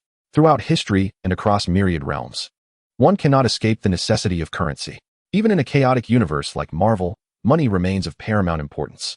Just ask Iron Man and Batman, both of whom possess considerable financial prowess. Yes, Professor X responded promptly. How much? 100,000. Cash will suffice. This matter was swiftly concluded. Professor X then elaborated on some details concerning the 11 mutant children residing at Xavier Academy. An hour later, the meeting was adjourned. However, Haotian was retained, as he needed to complete certain formalities related to the X-Men, such as gaining access to specific areas within Xavier Academy. Before long, Haotian followed Professor X to an office. He felt a twinge of confusion, as this did not resemble a typical administrative space. We are here primarily because there are certain items to present to you, Professor X noted, recognizing Haotian's puzzlement, and then nodded towards Logan beside him. This is for you. Logan promptly approached the desk and retrieved a large iron box. With a clang, he tossed the box to Haotian. It bore a considerable weight. Upon opening it, Haotian discovered several chains within. Eatman metal chains? He immediately recognized, realizing that the contents of the box were indeed the same chains that had previously been placed at Alice's feet. Indeed, we have examined them, and over 90% of these chains are composed of Eatman metal, with the remaining 10% consisting of a special alloy, Professor X remarked. The composition is quite remarkable. Haotian nodded in agreement. Eatman metal is known to be the hardest substance on Earth. Once cooled, it requires temperatures exceeding 500,000 degrees Celsius to melt again, making resmelting exceedingly difficult. According to the intelligence we have gathered, the core element of Eatman metal is derived from a certain meteorite, infused with various alloys during the smelting process. However, the precise method appears to be known only to the officials of the United States. This material is incredibly hard, making it challenging for ordinary individuals to process, and its value far exceeds that of gold of equivalent weight. Conservatively speaking, the worth of these chains is at least 10 million US dollars, Professor X lamented. Such a valuable item, exceeding $10 million, compelled even the affluent Professor X to exercise caution. Is it truly worth that much? Haotian exclaimed, his eyes widening in astonishment upon hearing Professor X's assessment. While he was aware that Eatman metal chains were not ordinary and would hold some value, he had not anticipated their worth to exceed $10 million. Since this chain was brought back by you, it rightfully belongs to you, Professor X said with a smile. Of course, if you wish to sell it, I can have Scott assist you in that regard. I would like to forge it into a weapon. Would you be able to assist me with that, Professor X? Haotian pondered momentarily before speaking. To forge a weapon? Professor X nodded in response. As a member of the X-Men, it is my duty to help you prepare your weaponry. Given that the Eatman metal chains rightfully belong to you, assisting you in crafting them into a weapon is certainly no problem. What type of weapon do you wish to create? Professor X inquired with a smile. These Eatman metal chains are quite heavy. If forged into a weapon, a typical design would not suffice. I require a dagger that is 3 fingers wide and 1 foot long. The remainder should be fashioned into a nebula chain, Haotian articulated after a moment of consideration. A dagger and a nebula chain? Professor X was momentarily taken aback. He could comprehend the dagger and found it straightforward to craft, but what exactly was a nebula chain? Allow me to explain. Haotian promptly approached the table ahead, retrieving a book and flipping it to the last blank page. He then picked up a nearby pen and began to sketch simply. Ah, so it is. Before long, He had illustrated the design of the nebula chain. Professor X nodded in understanding after reviewing it. Li, given your strength, wielding a dagger and a chain as weapons seems rather inappropriate, he inquired with a hint of perplexity. After all, Li Haotian's power was comparable to that of a steel titan, capable of flight and possessing astonishing speed. He could effortlessly transform the adamantium chain into a colossal two-handed sword or a mighty battle axe, spiked mace, or a heavy hammer, descending from the heavens with such force. Few mutants could withstand it. Yet, Professor X found it puzzling why Li Haotian would opt for such seemingly innocuous weapons, more suited to an assassin, which did not align with his immense strength. I am not crafting this for myself. Li Haotian chuckled, shaking his head. That dagger is intended for Clarice. Her mutant ability, Blink, allows her to traverse space. If paired with the indomitable adamantium dagger, it could enable a lethal strike, significantly enhancing her prowess. As for the nebula chain, it is meant for Alice. Oh, Alice is the fallen angel mutant we rescued yesterday, Li Haotian added with a smile. In truth, with his current strength, he had little need for weapons. The thought of selling the adamantium chain had never crossed his mind. Such a precious item is invaluable and rare. Money can be earned in myriad ways, but something like the adamantium chain is not readily available. Thus, Li Haotian resolved to forge it into weapons for Clarice and Alice. After all, both women were among his closest friends. Providing for his own was certainly worthwhile, given that they were both merely in their teens. It bestowed upon Li Haotian a sense of nurturing satisfaction. Nurturing, however, does require investment, and this expenditure was indeed justified. I never anticipated that you would so generously bestow such precious adamantium upon friends as weapons, Professor X remarked, somewhat moved. Previously, he had assumed Li Haotian to be someone who ardently cherished wealth. Yet now, it appeared that Li Haotian did not place undue importance on money, but rather valued emotional connections. This was a scene that pleased Professor X greatly. Should the individual prioritize monetary gain, there would be a risk of moral corruption, a fate that Professor X was keen to avoid witnessing. Chapter 34. After Clarice finished her training, Alice completed hers as well. Time passed swiftly, and in the blink of an eye, 3 days had gone by. In the small garden of Xavier Academy, Li Haotian lay languidly on the ground, basking in the gentle sunlight. He could sense a transformation within himself, as if every cell in his body was growing stronger. It felt akin to breathing, akin to flourishing. Once the power of rules became abundant, he intended to unlock the legacy of Majin Buu. In terms of survival and learning capabilities, Majin Buu was indeed formidable, capable of adapting to any environment, even in the vastness of space. Just then, a delicate fragrance wafted through the air. Clarice, is that you? The familiar voice needed no visual confirmation for Li Haotian to recognize its owner. A gentle sound, imbued with a hint of sweetness, reached his ears, momentarily leaving him bewildered. Li, thank you, Clarice exclaimed, smiling as she revealed a dagger that shimmered with a metallic sheen. Its design was ancient, yet exuded a sense of quality. X has already informed me. This dagger was crafted by you. It's made from adamantium. I've heard that each gram costs over 20 times that of gold. As she spoke, Clarice's eyes glistened with emotion. Receiving a gift should bring joy, so why was she crying? Li Haotian felt a wave of confusion wash over him. The thoughts of this girl, whether a mutant or an ordinary person, were inscrutable. No one has ever treated me so well, Clarice admitted, her shoulders trembling slightly. Even after arriving at Xavier Academy, no one had shown her such kindness. In the past, Jason and his friends found amusement in bullying her, while others kept their distance. Only Li Haotian regarded her as a friend, stood up for her, and encouraged her. Now, he had gifted her such a precious weapon, eliciting heartfelt gratitude from Clarice. Coupled with her youthful infatuation, how could she not be moved by someone so handsome, powerful, and gentle, who was willing to spend money on her? All right, this is indeed a joyful occasion. Your mutant abilities, combined with this adamantium dagger, will surely enhance your strength. Li Haotian patted her shoulder, smiling as he spoke. Yes, I will become stronger and fight alongside you, Clarice declared with unwavering determination. Li Haotian felt a sense of helplessness. His intention in gifting Clarice the dagger was solely for her protection, not for her to accompany him on missions. I believe in you. Nevertheless, looking into Clarice's resolute gaze, he nodded earnestly. Now I'm off to train. Without waiting for Li Haotian to speak, Clarice fled like a startled fawn.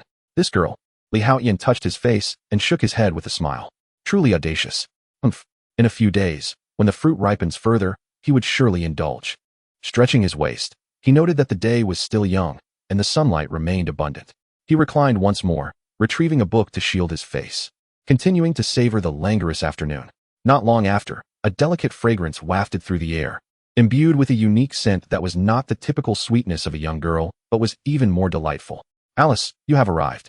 This aroma was one that no other girl at Xavier Academy possessed. It could only emanate from a fallen angel. Thus, without needing to look, Li Haotian discerned the identity of the visitor. Thank you, Li. Her melodious voice carried a hint of allure. Yet, Li Haotian felt somewhat flustered. Another expression of gratitude? He helplessly shook his head. Wasn't it said that beautiful girls were inclined to take and assume it as a given? Yet Clarice was not like that. Nor was Alice. It truly perplexed him. I really like the chain you gifted me. It harmonizes perfectly with my abilities, Alice remarked. Well, I'm glad you like it. Li Haotian nodded. Seeing Alice's clear, bright eyes, he exhaled in relief.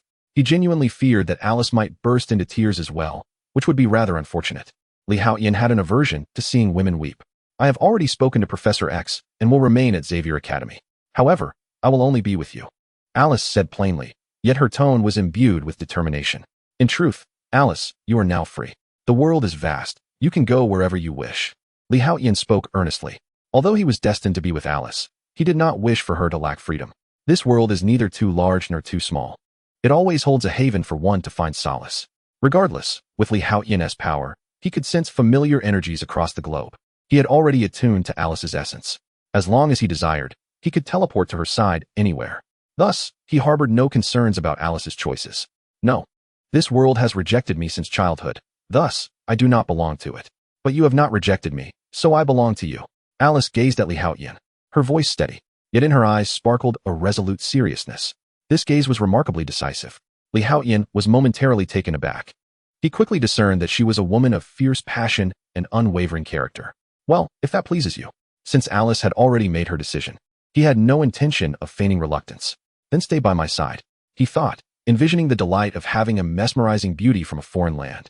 Not only a feast for the eyes, but also an exhilarating experience. Yet, in the next instant, he was once again ambushed. The dark purple lips offered a softness distinct from Alice's crimson hue, accompanied by an alluring fragrance. I shall refine my proficiency with the nebula chains. On the next mission, I shall protect you. Alice promptly turned and departed with an air of grace and decisiveness, radiating a coolness that was wholly different from Clarice. Cold yet sensual. How I adore it. Li Haotian chuckled. Moreover, Professor X's efficiency was truly remarkable. In just 3 days, he had crafted the weapon I requested and presented it directly to Clarice and Alice. He certainly owed the other party a debt of gratitude. In 4 or 5 days, the power of the rules would be replenished, and he pondered what kind of system he should devise. Lost in thought, fatigue began to wash over him. However, before he could succumb to slumber, a delightful scent of perfume wafted into the air. A voice rang out once more. Not again. Li Haotian turned, only to find the illusionary cat, Kitty, approaching him directly. Enough already. Stop taking advantage of me.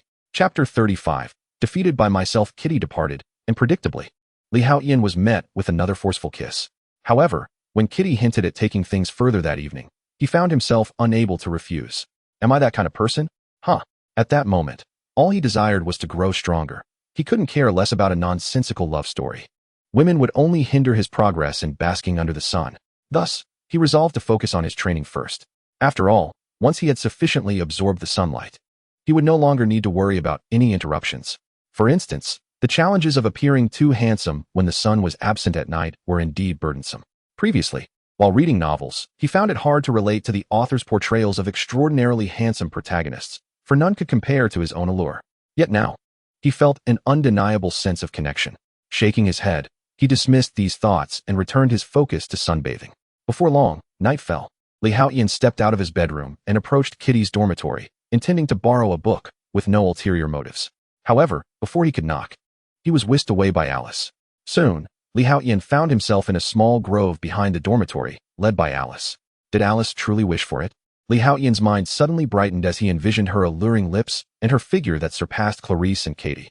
His throat inexplicably felt parched, and he suddenly craved a glass of beer. Li, if I were to become unattractive, would you disdain me? Just as Li Haotian was lost in thought, Alice unexpectedly spoke. Hearing her question, he was momentarily taken aback. I just noticed this thing growing on my forehead. Seeing the confusion etched on Li Haotian's face, Alice wasted no time and lifted the hair that concealed her forehead. To his astonishment, a horn had sprouted from the upper right corner of her forehead, a slightly curved, purplish-red horn. At that moment, Li Haotian could even hear Alice's breath as she stared intently at him, leaving him utterly speechless. If Li were to disdain me, I would leave Xavier Academy, retreat to a secluded mountain, and never return, Alice silently vowed. What a stunning horn. How can you speak so negatively of yourself? Li Haotian suddenly interjected. It was now Alice's turn to look at him in bewilderment. She had envisioned numerous responses from Li, ranging from indifference to disdain. But she never anticipated such a reply. This horn is a perfect match for you, enhancing your already enchanting beauty and making you even more alluring. I absolutely adore it, Li Haotian exclaimed. His words were not mere consolation, but a genuine reflection of his thoughts. She had always embodied a mesmerizing beauty, reminiscent of a captivating enchantress, brimming with exotic charm. Now, with the addition of this horn, her uniqueness was amplified. It was akin to how certain individuals are drawn to cat girls, bunny girls, and fox girls. Li Haotian, upon seeing Alice with her horn, felt no sense of ugliness. Rather, he found a peculiar beauty in her. Are you serious? Alice responded incredulously, her eyes glistening with unshed tears. I can prove it to you, but please do not be upset, Li Haotian replied earnestly upon noticing her reaction. All right, Alice nodded emphatically. Deep down, she was eager to ascertain whether Li Haotian was merely flattering her or if he truly felt that way. However, in the next moment, she was taken aback as Li Haotian reached out, grasping Clarice's hand, his face betraying a hint of sincerity. In an instant, Alice's cheeks flushed. What? Half an hour later, Li Haotian returned to the dormitory building, somewhat dazed. This is astounding. He felt as if he had received a profound lesson. Indeed, it appears that only the exhausted oxen toil, with no more wretched waters to draw from. Even the valiant warriors of the combat nation, the Scions, are ultimately bound by the limits of human endurance. Alas, I had nearly forgotten. I intended to seek out Katie. Nevertheless, it matters not. I have not truly lost. With a foolish grin, Li Haotian entered his dormitory. This was the adjacent room to his previous quarters, now occupied by Alice. Yet, no sooner had he settled down than Clarice knocked at the door. Oh dear, what a tiresome day. I have made pizza. Do have a taste. Clarice exclaimed. Pizza, you say? Li Haotian felt a twinge of disappointment. However, given the auspicious moment, he dismissed such feelings.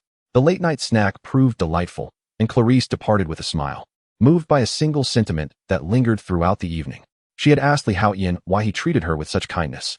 Pondering this, he replied, Is there a need for a reason to be kind to others? This left Clarice smiling as she left. Yet, once she had gone, Li Haotian found himself lost in contemplation. Is a reason indeed necessary? Generally, it would seem so. However, as the night wore on, the exchange left Li Haotian restless. Perhaps a visit to the combat space would provide some respite. Although he had created the super combat space system, he had yet to engage in training within it. With his mind focused, he plunged into the super combat space. Here, Li Haotian was akin to a deity. Much like the realm of Tsukuyami, he wielded dominion over time, space, and mass. Instantly, he transformed his surroundings into the arena of the world's foremost martial arts tournament. Next, it was time to select an opponent. Within the rules of the super combat space, Li Haotian could conjure adversaries with strength up to 3 times his own. Let me face an opponent of equal strength, he thought decisively. In an instant, a figure identical to Li Haotian materialized before him. This second Li Haotian was a creation of the system, possessing powers equal to his own. Come, Li Haotian commanded. In a heartbeat, the seemingly dull counterpart charged forward with alarming ferocity.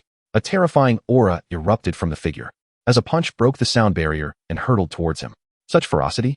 Li Haotian was momentarily taken aback, caught off guard without any respite. Yet, he was no mere target. He would not stand idly by. He retaliated with a punch of his own.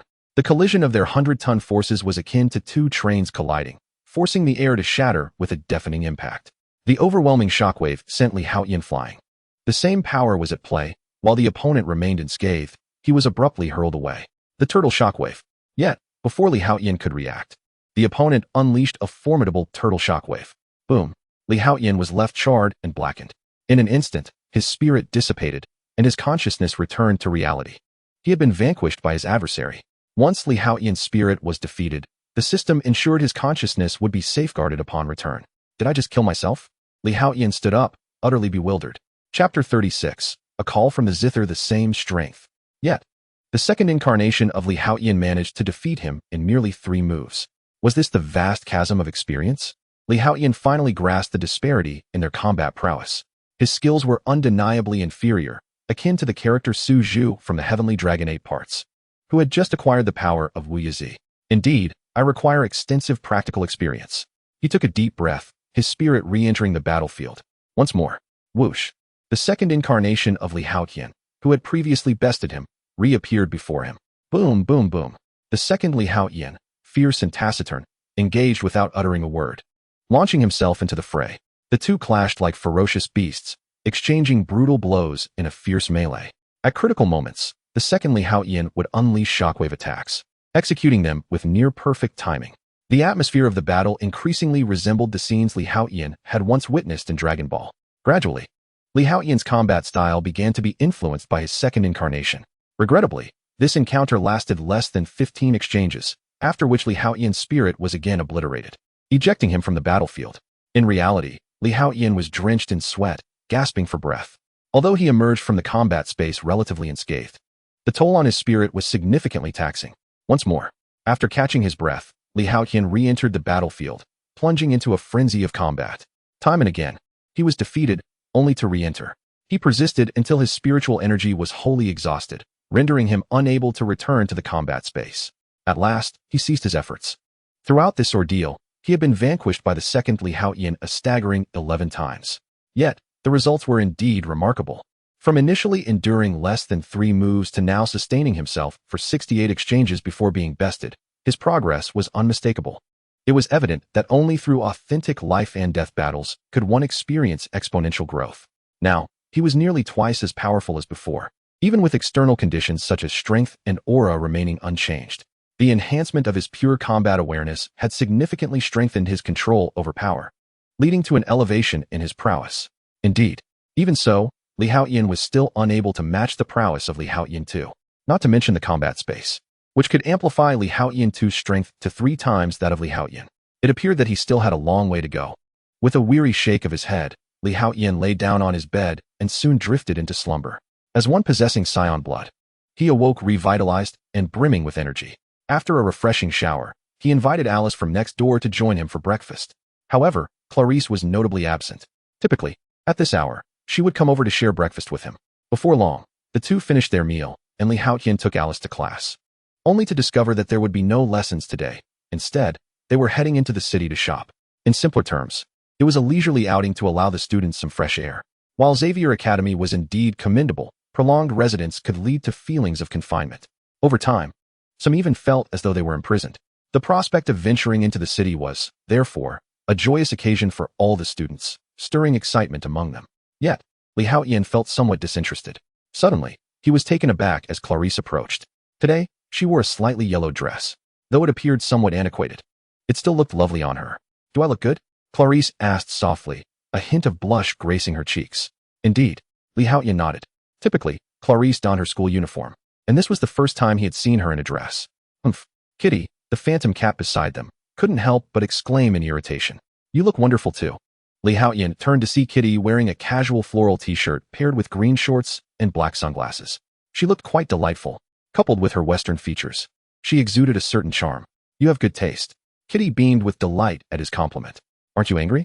Haotian curiously glanced at Alice beside him. A strong individual should possess more than the ordinary. Otherwise, what is the purpose of striving for strength? To charge forward for love? Alice retorted coolly. "Ah." Haotian was momentarily taken aback, unable to suppress a thumbs up. "Look at her. What a wonderful woman. Truly a stroke of luck." He felt a surge of gratitude towards Storm. Had it not been for her insistence on his participation in the previous X-Men mission, he would never have encountered such serendipity. Ding ding. Soon, a bus pulled up outside. Storm swiftly ushered the students onto the bus, and in the blink of an eye, it was filled to capacity. However, due to the presence of certain mutants whose appearances were not particularly suited for a day out, the occupants, aside from Alice, largely resembled ordinary humans, with few exhibiting overtly non-human traits. As for Alice, her wings could retract, and with a coat draped over her shoulders, her uniqueness became less pronounced. The newly sprouted horn on her forehead was cleverly concealed beneath a hat. This ensemble, rather than detracting from her allure, enhanced her mystique and sensuality. Prior to their departure, Professor X thoughtfully distributed $200 in shopping credits to each student, allowing them to purchase snacks and toys in the city.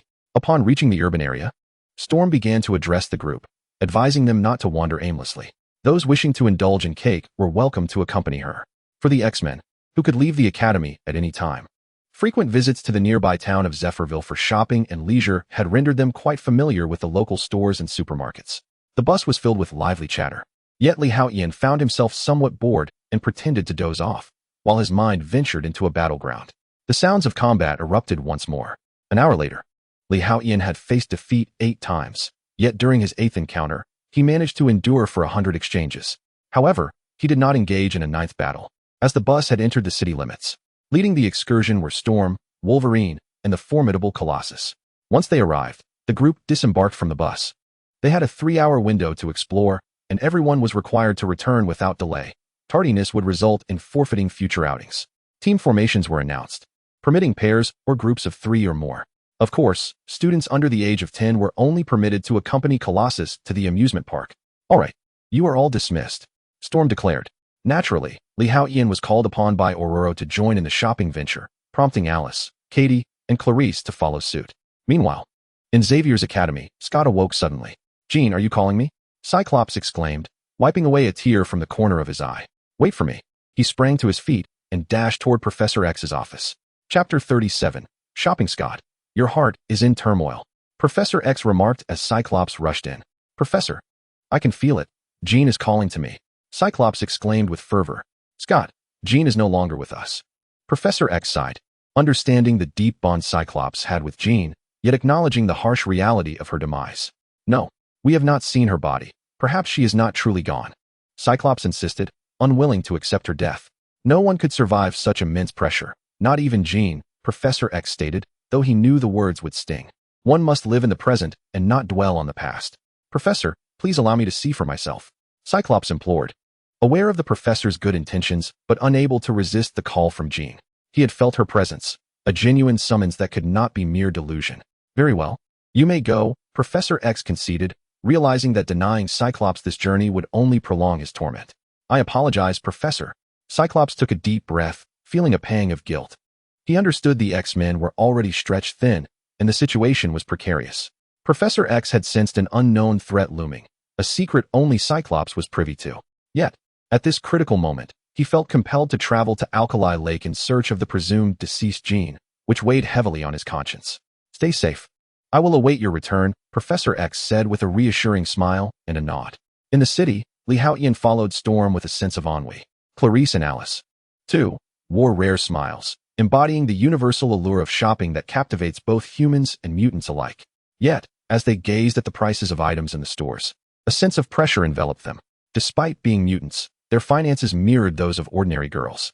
Only X had generously provided them with 200 beautiful coins for shopping, inciting envy among them. "Come on, what do you wish to buy? Use the card." Li Haotian promptly handed a card to Clarice. Clarice was momentarily taken aback. "Do not worry. There are 200,000 beautiful coins on this card. It should suffice for your shopping spree," Li Haotian reassured, gesturing to Alice as well. "Where did you acquire such a fortune?" Clarice was momentarily taken aback, unable to suppress an exclamation. Meanwhile, Alice, standing beside her, did not inquire further. She simply took her bank card and stepped into the store. For Alice, everything could be entrusted to Li Haotian, even her very life. Thus, there was no need for her to be overly polite with him. Besides, she was eager to indulge in shopping. "Clarice, you ought to learn from Alice and not be so distant with me," Li Haotian remarked, raising his hand to gently ruffle Clarice's hair. Over the past few days, he had grown significantly taller, now approaching 2 meters in height, which gave him a certain delight in this playful gesture. "Rest assured, this money is from the rewards and salary obtained from the recent X-Men mission. You can spend it freely," Li Haotian said with a smile. "I am unafraid. Even if the money was acquired through less than noble means, as long as it is given by you, I can spend it without worry," Clarice responded, taking a deep breath and nodding emphatically. A teachable child indeed. Li Haotian chuckled heartily. "That's the spirit. My women must never become martyrs." Soon, Clarice followed Alice into the shop. Previously, the two had exchanged envious glances, but now, with money at their disposal, they felt no need to suppress their urges to buy. They eagerly began trying on clothes and jewelry. "Lee, you are biased." Katie, the illusion cat, pouted nearby. "All right, then you go too," Li Haotian replied, shaking his head in resignation. "Oi," Katie exclaimed excitedly and dashed inside. "Lee, you must manage these relationships carefully, otherwise it could become perilous," Aurora, known as Storm, advised with a knowing shake of her head. Li Haotian was, in this regard, even wilder than Logan. After all, Wolverine at least loved one at a time, rather than juggling several. "Do not worry, teacher, I will handle it," Li Haotian smiled. In this chaotic multiverse, compounded by his own existence as someone who had traversed from death.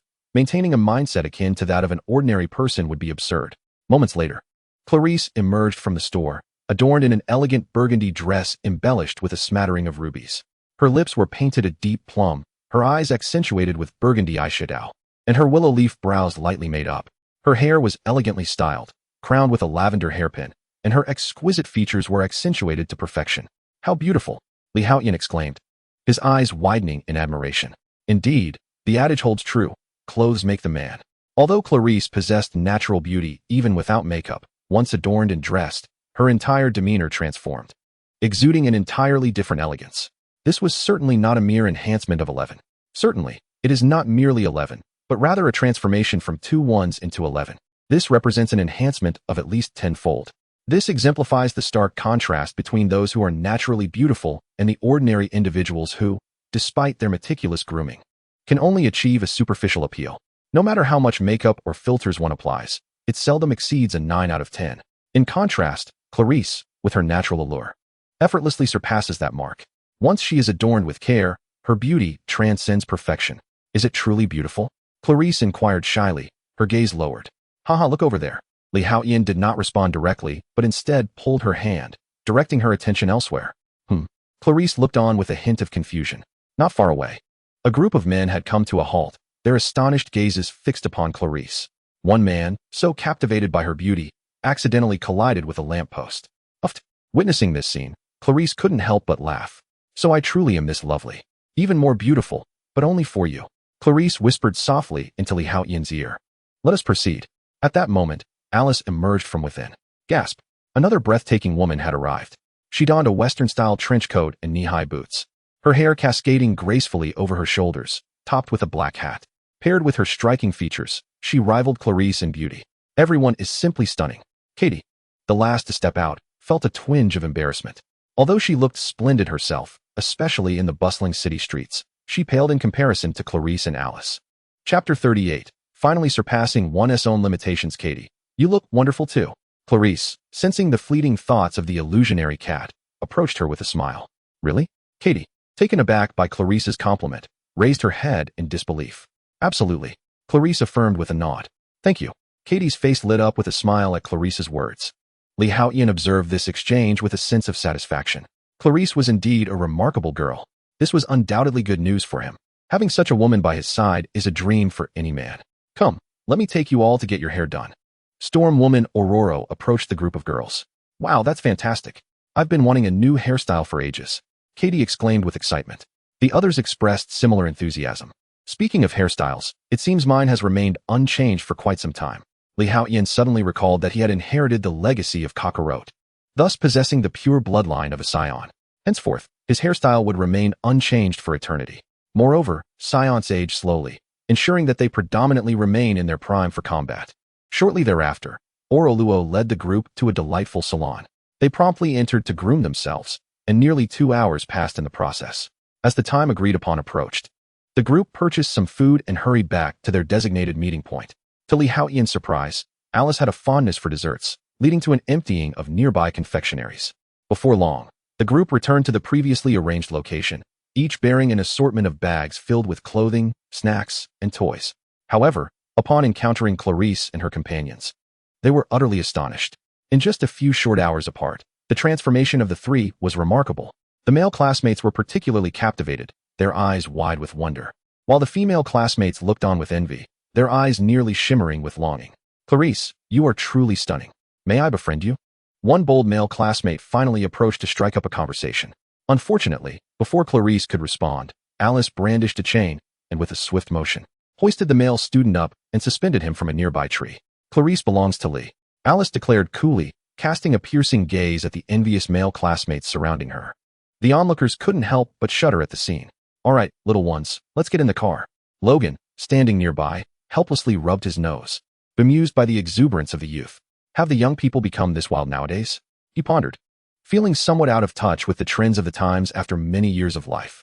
The group hurriedly boarded the vehicle, casting wary glances at Alice, who was akin to a thorny rose. The male student dangling from the tree dared not meet her gaze again. Indeed, Alice was not to be trifled with.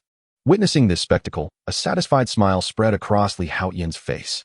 The bus swiftly set off, gradually making its way to Xavier Academy.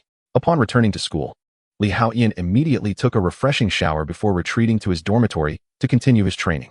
He was determined to match the strength of his second incarnation, as losing would be utterly humiliating. After all, how could the original and authentic Li Haotian fail to surpass a mere imitation? The primary reason lies in Li Haotian's realization that he is closing in on the prowess of the second generation of Li Haotian. Previously, he had managed to withstand 100 moves before being defeated. If he could muster the resolve to endure just a little longer, would he not be able to achieve a stalemate? With identical strength, it was unreasonable for him to be bested. Thus, Li Haotian, with renewed determination, resumed his battle. Although the passage of time within the super combat space diverged from that of reality, evening soon fell. Li Haotian had engaged in combat within this extraordinary realm for a staggering 30 hours. Finally, in a moment of near exhaustion, he unleashed the divine turtle impact wave, vanquishing the second generation of Li Haotian. Upon exiting the super combat space, Li Haotian gasped for breath, drenched in sweat and utterly fatigued. Yet, his gaze shone with newfound brilliance. He had finally triumphed over an opponent of equal strength. Li Haotian was thoroughly satisfied with his training results. Although it had taken longer than anticipated, victory was his. He resolved to defeat his adversary within 100 moves next time. With this renewed ambition, he patted his stomach. Feeling the pangs of hunger, he ventured to the cafeteria for a meal, then returned to wash up before retiring for the night. The super combat space, while convenient, exacted a considerable toll on mental fortitude. Even with his extraordinary mental capacity, Li Haotian emerged from each session utterly drained. Nevertheless, the tangible results of his training brought him both pain and joy. The following day dawned bright and clear, with not a cloud in the sky, a splendid day to bask in the sun. In his usual spot, he lay comfortably, placing a magazine over his face to relish the warmth of the sun and the fruits of his labor. I heard that Teacher Scott is on vacation. At that moment, Clarice approached and sat beside Li Haotian, her tone tinged with envy. The laser eye teacher is on vacation? Li Haotian was taken aback, sitting up to look at Clarice. When had he departed?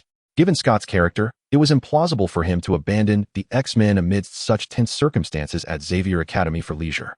This was utterly impossible. Thus, it was clear that Scott was not on vacation at all. If Li Haotian's instincts were correct, he had likely journeyed to Akali Lake in search of Jean. Indeed, the narrative was unfolding. Li Haotian's gaze sharpened. Next, it would be Scott being consumed by the resurrected Jean, or rather, the Phoenix. This signified the impending commencement of the third battle of the X-Men. With my current strength, I should be able to stand on par with Magneto or Jean, shouldn't I? Li Haotian pondered silently, feeling somewhat uncertain.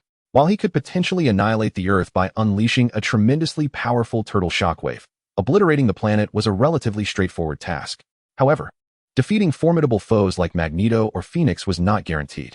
Much like in Dragon Ball, where numerous villains could effortlessly destroy the Earth, they ultimately fell to Kakarot. The principle remains the same. In the third battle, numerous threats loomed over Li Haotian, such as the mutant cure. All of his abilities stemmed from his X gene, and he could not ascertain whether he would retain his current powers if that gene were to vanish. Perhaps he could still possess them, but there was also the risk of losing them. Hence, Li Haotian refused to gamble. Chapter 39. The misfortunate Cyclops in this light. It seemed that Jean might become an adversary in the future. Should he intervene to assist Scott, that unfortunate soul? Li Haotian contemplated. After all, during their time at Xavier's Institute, she had shown him a degree of care. Li, Professor X is calling for you. At that moment, Katie approached, her face alight with excitement. Why so jubilant? Li Haotian inquired with curiosity. I believe the professor is gearing up for a mission, which means more money to earn. The last time we went to the city, I spotted a necklace that I adored, but it was too expensive for me to purchase, Katie explained. Last time, didn't I give you my card? Li Haotian responded, puzzled. The necklace was over 17,000. I couldn't bring myself to use your card, Katie replied with a smile. All right then. Li Haotian was pleasantly surprised that Katie had considered this. Just for that, she surpassed the gold diggers and opportunists from his previous life. He had assumed Western women were extravagantly free-spirited, especially when it came to spending, yet he had not anticipated her frugality. Let us go, Li Haotian declared. Rising to his feet, he would not miss out on free money. Additionally, he contemplated whether to mention Cyclops Scott's situation to Professor X later. Li, please be cautious, Clarice said gently. Don't worry, I'm quite powerful, Li Haotian replied with a smile, affectionately ruffling Clarice's hair. A loving gesture evoked a pout from Katie beside them. As she watched Li Haotian and Katie depart, Clarice clenched her fist. I will also strive harder. I cannot remain here forever, merely awaiting your return. A flicker of determination crossed Clarice's eyes as she turned and walked towards the training grounds. Soon, Haotian and Katie arrived at Professor X's office. Wolverine Logan, Storm, Aurora, and Iceman Bobby were already standing by, waiting. I assume you are all aware of Scott's departure from the school. Professor X addressed the group upon noticing Haotian and Katie's arrival. Yes, I was just about to inquire about that, Professor. Where has that guy Scott gone? Aurora interjected. The Xavier Institute was already short-staffed, and the X-Men were not plentiful either. During such a critical time, Scott's decision to leave the academy was bewildering. After all, aside from the professor, it primarily fell upon her and Scott to manage the institution. They were not merely combatants within the X-Men. They also bore the responsibility of overseeing the entire academy, a task far from leisurely. The vast expanse of the institution involved intricate matters of internal affairs, logistics, and administration, an undeniably daunting endeavor. With Scott's absence, Aurora found herself as the sole figure left managing Xavier Institute, especially since the professor had his own commitments. He has gone to Alkali Lake, Professor X revealed. This elicited a subtle shift in Logan's demeanor. Everyone knew what Alkali Lake represented, and it was clear that Scott's visit there was not for leisure. Scott came to me earlier, saying he felt Jean's call, Professor X continued. What? Logan's expression changed instantly. The others mirrored his confusion. Jean's death was a universally acknowledged fact. Yet, Scott claimed to sense her summons. Was it a trap? Aurora spoke solemnly, her perspective being that Jean was undeniably deceased and could not possibly beckon Scott. Furthermore, Scott had no known enemies. Thus, this must be a trap aimed at the X-Men. Upon hearing Aurora's concerns, the gravity of the situation settled on the group, for the X-Men had many adversaries. The Xavier Institute was far from the calm atmosphere it appeared to be at that moment. However, in most circumstances, those present would not convey that sense of urgency to the academy, particularly Professor X, who wished for the students to live joyfully and serenely until they graduated or successfully joined the X-Men, at which point he would disclose the truth. This was the very essence of the professor's vision for the school, to provide refuge for budding potentials, nurturing them until they blossomed, before extending that protection to new seedlings. From this perspective, Professor X's philosophy resembles the will of fire. However, I do not perceive this as a trap. It is quite possible that it truly is Jean. At that moment, Haotian spoke up. Swiftly, everyone turned their gaze towards him, their faces marked by expressions of confusion. After all, Haotian should not be acquainted with Jean. I had encountered her name in the school records and had gleaned a brief understanding of her from the X-Men logs, becoming aware of her formidable abilities. Her telekinesis is indeed an exceptionally powerful mutant power. I do not believe she would succumb so easily. Could it be that in the face of life and death, she experienced a sudden surge of potential, leading to a second awakening of her mutant abilities, thus acquiring new powers? Ultimately, she survived. Haotian then articulated his thoughts. In reality, Jean's survival was not due to a second awakening of her mutant powers, but rather the eruption of the sealed Phoenix Force within her. This is what profoundly altered Jean's personality upon her resurrection. Cyclops could be considered a tragic victim of this circumstance, having perished in vain. However, these matters are not something Haotian could disclose. Otherwise, many things would remain inexplicably muddled, leading to increasing complications. While a second awakening of mutant abilities is indeed rare, it is not impossible. Even Haotian himself is currently regarded as having undergone a second awakening. Upon hearing Haotian's explanation, the crowd's expressions subtly shifted as they fell into contemplation. They possessed a modicum of understanding regarding Jean's capabilities. Although they believed she might not surpass Professor X, she undoubtedly exceeded the majority of those present. Should her abilities indeed experience a second awakening, it is plausible that she could become even more formidable, reaching the same echelon as Professor X and others. Perhaps she truly managed to survive under that terrifying pressure. This is concerning. However, unlike the reactions of others, Professor X felt a sudden jolt at Haotian's words. He contemplated the possibility that Jean might indeed still be alive. For no one understands better than he the terrifying force sealed within her. Chapter 40. Power beyond Omega level. This is dire. If Jean's other persona were to awaken, then Scott would be in grave danger. Professor X's heart raced with anxiety. Although he perceived the Phoenix Force within Jean merely as another aspect of her personality, one thing was abundantly clear to him. The resurrected Jean would be exceedingly perilous. If Scott were to encounter her, there is a significant likelihood that he could be killed by her. This reality was something Professor X comprehended all too well. Scott departed on his motorcycle. While the distance to Akali Lake was at least 2,000 kilometers away, you should be able to catch up if you take the fighter jets. Logan, you and Storm, along with Haotian and Bobby, Must head to Akali Lake immediately to intercept Scott. Professor X spoke decisively. We must stop him before he encounters the resurrected gene. There remains a glimmer of hope. Understood.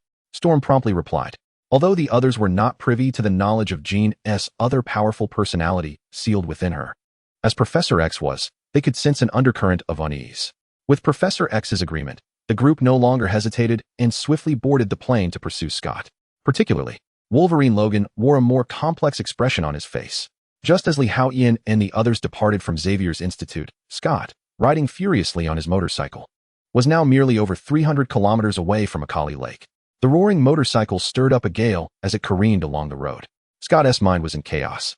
Yet deep within, a voice persistently called out to him. Moments trickled by, and finally, after more than 2 hours, Scott, weary, came to a halt. Not far ahead, the sunlit surface of the lake reflected upon his face. Jean gazed at the placid Akali Lake, and Scott's memories drifted back to that fateful day, further entangling his already frazzled mind. In truth, he was uncertain whether the voice calling from within was merely a figment of his imagination or something tangible. Scott. Just then, the voice within him grew increasingly louder. This. Scott was momentarily taken aback, his gaze fixed upon the surface of Akali Lake. There was no doubt. He had heard that voice countless times in his dreams. Instinctively, he began to walk towards the lake. Scott. As he moved closer to the lake's edge, the voice resonated more powerfully within him. Yet, his head felt as though it had been struck with tremendous force. Still, Scott gritted his teeth and staggered to the banks of Akali Lake, breathing heavily as he stared at the tranquil surface. The sudden silence of the voice ignited a surge of anger within him. Enraged, his eyes turned a shade of crimson. It's all a lie. Gina. Scott could no longer contain himself and roared. Boom. In the next moment, his eyes unleashed a terrifying beam of laser light. The searing heat instantaneously carved a chasm through Akali Lake, sending torrents of water cascading outward. It's all a lie. Scott's voice trembled, filled with heart-wrenching despair as he cried out. Gurgling sounds echoed, and just at that moment, the once tranquil Akali Lake began to churn violently, revealing a terrifying siphoning phenomenon before one's eyes. As the swirling vortex expanded, it seemed as though a monstrous beast was gradually awakening from the depths of the lake. This sudden upheaval left Scott momentarily stunned. He gazed blankly at the center of Akali Lake, where the vortex grew ever larger, seemingly piercing through the heavens and the earth. Buzz. In the next instant, a familiar yet foreign formidable force erupted from the very heart of that vortex. Boom, boom, boom. In an instant, it felt as if the entire planet was trembling. A dazzling light radiated outward, and before Scott's astonished eyes, a figure he had dreamed of countless times emerged gracefully from the center of the whirlpool. With an overwhelming presence, the atmosphere itself seemed to freeze. The violent waves of water suspended in midair, as if time and space were momentarily solidified. Jean. Upon seeing that familiar silhouette, Scott's eyes brimmed with scalding tears. His body trembled with excitement. Gradually, that figure floated closer to him. Gazing upon the visage before him, everything felt achingly familiar. Yet, Scott failed to notice the cold, rigid expression of the figure, tinged with a hint of indifference. It was not the indifference of a heartless person, but rather the coldness of the universe, unfeeling and treating all beings as mere fodder. This was not the Jean he remembered. However, witnessing the resurrection of his beloved, Scott had no time to ponder these thoughts. All he desired was to embrace Jean. Scott. Just as he prepared to greet his heart's desire, Jean suddenly spoke. Before Scott could respond, she kissed him directly. The long-awaited kiss melted Scott's heart in an instant, igniting a fervor within him as if he might explode from exhilaration. Yet, he soon realized that the energy within him was even more terrifying than the siphoning phenomenon he had just witnessed. The energy connected to his laser world surged directly into Jean's mouth. Jean was absorbing my energy. Scott shuddered, his eyes wide with shock. He had never anticipated that his long-awaited love would seek to drain him dry upon their first encounter. As Jean absorbed Scott's laser energy, she seemed to grow even more powerful. An unimaginable wave of force radiated from her. The lake's waters surged upward, and the earth trembled beneath. At that moment, a warplane soared overhead above Akali Lake. Heavens, what is that? The Iceman, Bobby, revealed a look of astonishment. Was that a siphoning phenomenon created by clouds and mist? Upon witnessing this scene, Storm, also known as Aurora, could not help but display an expression of sheer astonishment. It is worth noting that she is already capable of manipulating the weather, summoning storms, and gathering thunderclouds. Yet, the terrifying phenomenon of the vaporous, siphoning mist before her left her utterly stunned. The extent of this phenomenon reached nearly 10,000 meters, with a radius extending over 100 kilometers. Even at such an altitude, the magnificent spectacle was undeniably visible, surpassing even the mushroom cloud produced by an atomic bomb. Is this the power of Jin? No, more accurately, it is the power of the phoenix. Li Haotian, upon witnessing this spectacle, wore a grave expression. The strength exhibited by Jin at this moment undoubtedly transcended the ordinary Omega level. Furthermore, this was merely Jin's initial release of the Phoenix Force from within her, already reaching such a formidable threshold. Chapter 41, Super-Saiyan vs. Phoenix Force, truly terrifyingly powerful. Li Haotian couldn't help but exclaim in awe. This Phoenix Force, unlike Li Haotian's own combat prowess, manifests through the application of Qi. After all, Qi is inherent to every individual. Theoretically, an ordinary human from Earth could enhance their Qi through cultivation, thereby increasing their combat strength. Although they may not surpass an alpha-level mutant, they would certainly not fall short of a delta or beta-level mutant. Of course, those of a lower caliber, such as the fifth-rate fighters, do not count. But this is purely theoretical. Is that really Jin? Storm was utterly astonished. This overwhelming psychic force felt somewhat familiar, yet it was worlds apart from Jin's previous abilities. If her former psychic power was akin to a small stream, the current Jin resembled an expansive ocean, or even the cosmos, entirely beyond comparison. Could it be? This is simply too formidable. Iceman, Bobby, could not suppress his astonishment. In the face of such psychic might, he instantly felt that his ice would be utterly dispelled before it could even reach her. In that moment, he experienced an overwhelming sense of insignificance against Jin. Wolverine, Logan, felt his eyes welling with tears. Though he could not see Jin below, he could sense that familiar psychic energy. Even though this force was incredibly potent at present, Logan still felt that familiar essence. He too loved Jin. The discovery that she was alive stirred his emotions. However, the thought of Scott still being below filled him with a sense of unease. Scott had been fortunate to arrive just in time. Had he arrived any later, he would surely have been drained of his essence. Li Haotian quietly contemplated. He genuinely wished to lend Scott a hand, as it would require little effort. After all, Scott had looked out for him during their time at the academy. Moreover, aside from myself, no one else could reach Scott in time. With this thought, Li Haotian promptly addressed Storm, saying, "Aurora, open the hatch. I must descend." Although Li Haotian possessed the ability of instantaneous travel, he regarded it as his trump card, one he would not reveal unless absolutely necessary. Regardless, he could soar through the skies without concern, even at heights of 10,000 meters. "Li, this is high altitude. Opening the hatch could lead to your demise," exclaimed Iceman Bobby in alarm. The others turned their gazes toward Li Haotian, clearly puzzled by his intention. "Let me go instead. While I may not catch up, at least I won't fall to my death." Storm interjected, then glanced at Logan. "Don't look at me. Even with my healing abilities, jumping from such a height is risky. Even if I survive, by the time I heal, Scott would be lost," Logan replied with a hint of resignation. This was not Logan's reluctance to aid a rival in love. Rather, it was a matter of practicality. While he might not perish from the fall, it would ultimately be futile. Though he yearned to descend early to see Jin, he felt utterly powerless. "Hey, have you all forgotten that I can fly?" Li Haotian chuckled, shaking his head at their expressions. "Right." Wolverine Logan suddenly brightened at the realization. He recalled that Li Haotian was indeed capable of flight. During their previous X-Men mission, Logan had been whisked away by Li Haotian from the mutant research facility.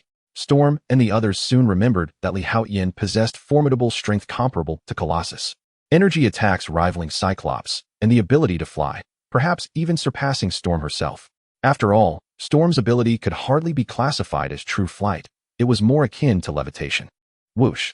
The aircraft's hatch opened instantly, and a powerful gust of wind swept over everyone. Fortunately, they had all braced themselves, preventing them from being blown away.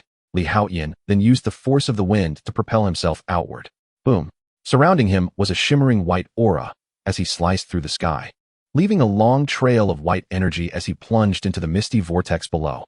"How wonderful it is to fly," Iceman Bobby remarked enviously. Indeed, Wolverine Logan nodded in agreement. Despite his extraordinary healing abilities, he lacked the power of flight, often finding himself as a mere target on the ground. Li Haotian was undeniably powerful, with a remarkable balance of capabilities. Storm Aurora, too, nodded in admiration. With strength surpassing Colossus, energy attacks matching Cyclops, and the skill to fly, such an individual would be a formidable foe. However, as an ally, he inspired immense confidence. Fortunately, Li Haotian has now joined the X-Men. Whoosh! Li Haotian's speed is astonishing, reaching supersonic in the blink of an eye. This is the limit of his flight in a normal state. Were it not for the protective aura surrounding him at this moment, the sheer velocity would likely ignite him, transforming his body into a blazing fireball. Though 10,000 meters above sea level may seem distant, under the influence of supersonic speed, he swiftly traverses through the misty vortex and enters Jean's psychic domain. Such formidable telepathy. Haotian cannot help but exclaim. The psychic energy surrounding him is as dense as the ocean, permeating the entirety of the space. For a fleeting moment, it feels as though he is swimming in the sea despite soaring through the air. The powerful psychic force acts as a resistance, pressing against Haotian. Jean, are you truly willing to harm the one most dear to you? He bellows suddenly. In the midst of his roar, a tremendous force pierces through the space, creating a circular void in the misty vortex. Jean, are you truly willing to harm the one most dear to you? His voice reverberates, echoing rapidly throughout the psychic domain. No response. Yet, through the circular void, Haotian notices that Jean seems completely unresponsive. Time is of the essence. If this continues, Scott will be drained dry. Haotian's gaze sharpens, and he disregards everything else. Transformation. In an instant, golden flames engulf his body. The overwhelming aura of a Super-Saiyan envelopes him entirely. With a mighty roar, he unleashes his power. Earlier, Haotian had merely created a circular void in the misty vortex. However, after transforming, he pierces through layers of space, directly penetrating Jean's psychic domain. Whoosh! Haotian swiftly propels himself forward, arriving before Jean and Cyclops in the blink of an eye. Yet at that moment, an alarming psychic storm erupts from Jean. This formidable psychic tempest appears almost tangible, solidifying around him and swiftly encircling him, isolating Haotian from the others. Breakthrough! Haotian exclaims, raising his fist with determination and launching a powerful attack. Now in his Super Saiyan form, he feels a surge of exhilaration. His thirst for battle intensifies. Boom! With the full force of his punch in Super Saiyan mode, the impact exceeds 1,000 tons of strength, capable of shattering an asteroid into fragments. Let alone the psychic storm surrounding Jean. Crash! The powerful psychic waves are instantly obliterated. Haotian immediately shattered the defenses surrounding Jean, appearing before her and forcefully pulling her away from Scott. How grotesque! Yet, upon witnessing her bloodshot visage, reminiscent of lymphatic swelling and the coarse texture of her skin, Haotian could no longer restrain himself. Although he had previously viewed photos of the X-Men, where Jean, while not a goddess, was at least somewhat presentable, the figure before him now resembled a demon from the depths of hell. As Haotian yanked Scott away from Jean, she erupted in fury. The Phoenix, recently revived within her, was in dire need of energy to activate her inherent powers, and the pure energy from Scott's laser eyes, connected to the laser realm, was precisely what she required. Yet, in such a critical moment, Haotian had disrupted everything, causing Jean to spiral into madness. Boom! In an instant, a terrifying psychic force erupted from Jean's body, radiating outward. This psychic energy was indeed formidable. Haotian furrowed his brow. Although this power was distinct from Ki, he could nonetheless perceive the destructive force contained within the psychic energy. Suddenly, he felt an urge to acquire the legacy template of the god of destruction, Beerus. If only Haotian possessed destructive energy at that moment, he could effortlessly obliterate anything in his path.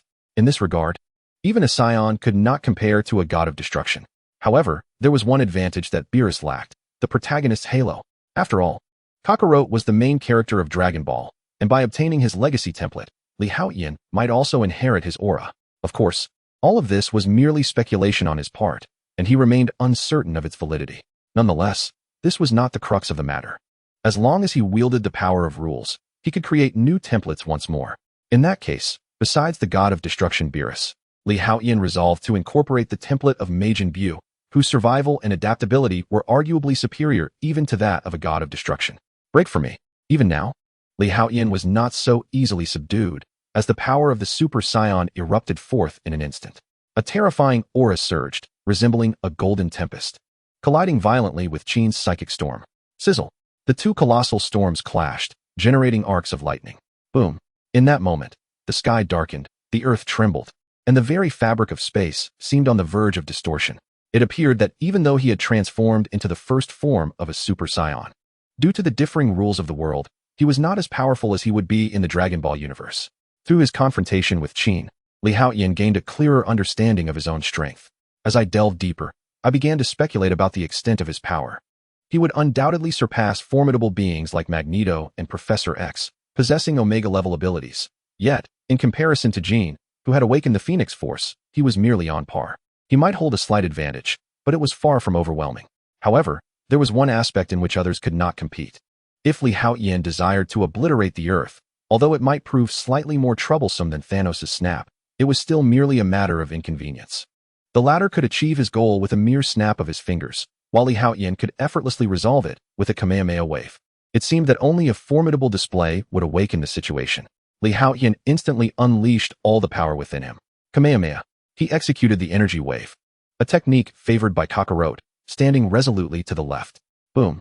A terrifying blue beam instantly shattered Jean's telekinetic storm, the mighty shockwave propelling her away. Soon after, a cataclysmic explosion vaporized the waters of Lake Akali. The Phoenix, weakened, plummeted downwards. After this onslaught, Jean, devoid of energy replenishment, found herself at a distinct disadvantage, utterly feeble. The annihilation of life. Boom. An unimaginable chill radiated from Jean's eyes. Such a gaze was beyond the realm of humanity, reflecting a disdainful indifference toward all living beings. Perceiving them merely as sustenance, a cold demeanor toward energy itself. Li Haotian, observing this, grasped the profound meaning of the universe's indifference, treating all things as mere fodder. Was this truly the Phoenix? A grave expression crossed his face. It seemed that the confrontation had escalated to a life-and-death struggle. In their previous encounters, Li Haotian had always held back, refraining from delivering a fatal blow. After all, Jean was a member of the X-Men and an old flame of both Scott and Logan, making it difficult for him to eliminate her outright. However, it appeared that resorting to lethal measures was now unavoidable. A surge of unfathomable power erupted within her, while the consciousness of the Phoenix began to fully dominate Jean's body. Was this a consequence of the pure energy from Scott's optic blasts? Or had my battle offered her a deeper stimulation? As Li Haotian sensed the power emanating from the Phoenix, his gaze flickered.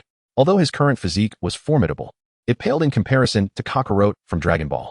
After all, Kakarot had endured countless battles, teetering on the brink of life and death, training in the Kaioken to push his limits, enhancing his physique time and again. In contrast, while Li Haotian grew stronger with each passing day, his overall physical strength remained somewhat inferior at present. Nonetheless, he believed that it would not be long before he achieved greater strength. For the time being, it remains somewhat lacking, which has resulted in Li Haotian inheriting the power of Kakarot's Super-Saiyan first form, yet in reality, he is somewhat weaker than the true Kakarot of the same caliber. Moreover, the cosmic rules of this amalgamated universe appear to be distinctly different from those in the Dragon Ball realm. This discrepancy has led to the paradox where, despite being a Super-Saiyan, he fails to possess the overwhelming strength to dominate the universe. However, upon reflection, it is quite reasonable. For this amalgamated world is anything but simple. Countless malevolent deities, extraterrestrials, divine beings, the 5 primordial creators, and even parallel universes, singular universes, multiverses, superuniverses, and omniversal realms present a myriad of cosmic rules that are far beyond the simplistic Dragon Ball universe. In this moment, Li Haotian's understanding deepened. In truth, he had been slightly ensnared in difficulties from the very beginning. Nevertheless, it is not too late. I still have ample time to grow stronger. With a newfound determination, Li Haotian was filled with fighting spirit. His ambition is to become the strongest in the world, allowing him to live as a carefree and liberated individual. Jean. Soon we shall determine our fates. Instantly, Li Haotian's golden aura retracted, and his presence became more concentrated. At this time Scott, who had been reduced to mere skin and bones, and in a state more dire than that of a reanimated corpse, began to murmur in his unconsciousness. Boom. This utterance suddenly caused the Phoenix before Li Haotian to shudder, and in her cold eyes, an unusual flicker of confusion appeared. The next moment, her gaze shifted towards the now unrecognizable Scott nearby. Upon seeing this, she instantly succumbed to madness, her terrifying telekinesis doubling once more. Boom, boom, boom. Li Haotian's expression grew grave as the golden aura erupted. He prepared to unveil his trump card, utilizing instant transmission. If he could break through the telekinetic storm and then teleport behind Jean, he could shatter her skull in an instant. It would surely lead to her swift demise. However, at that moment, the telekinesis unleashed by Jean abruptly halted and vanished, causing her to collapse. This sudden change left Li Haotian momentarily stunned. But before he could act further, a rapidly approaching aircraft halted beside him. Storm, Wolverine, and others rushed out in haste, particularly Wolverine Logan, who was so overwhelmed with excitement that he could scarcely contain his roar. Chapter 43. Is rapid power enhancement a bad thing? Jean. Upon witnessing the scene before him, Logan was filled with uncontainable exhilaration. He had not anticipated that Jean had indeed survived and had now resurrected. Most infuriatingly, the one who sensed her summoning was not him, Logan, but Scott. Logan's heart was tinged with bitterness. Do I not hold a place in your heart as Scott does? That unfortunate soul. Upon witnessing Wolverine Logan's demeanor, Haotian could not help but smirk. As soon as he saw Jean faint, Storm and the others approached, prompting Lee to dissipate the aura surrounding him. Lee, you were absolutely magnificent, exclaimed Iceman Bobby, his face full of admiration. They had witnessed the fierce battle from the aircraft, which had been nothing short of intense. Heh. Haotian replied with a calm smile.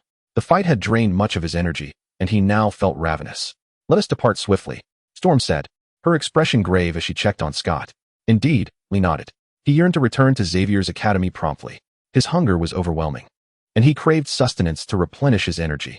This helped him understand why the Science and Dragon Ball had such voracious appetites. Energy originates from within the body, a unique force intrinsic to human nature.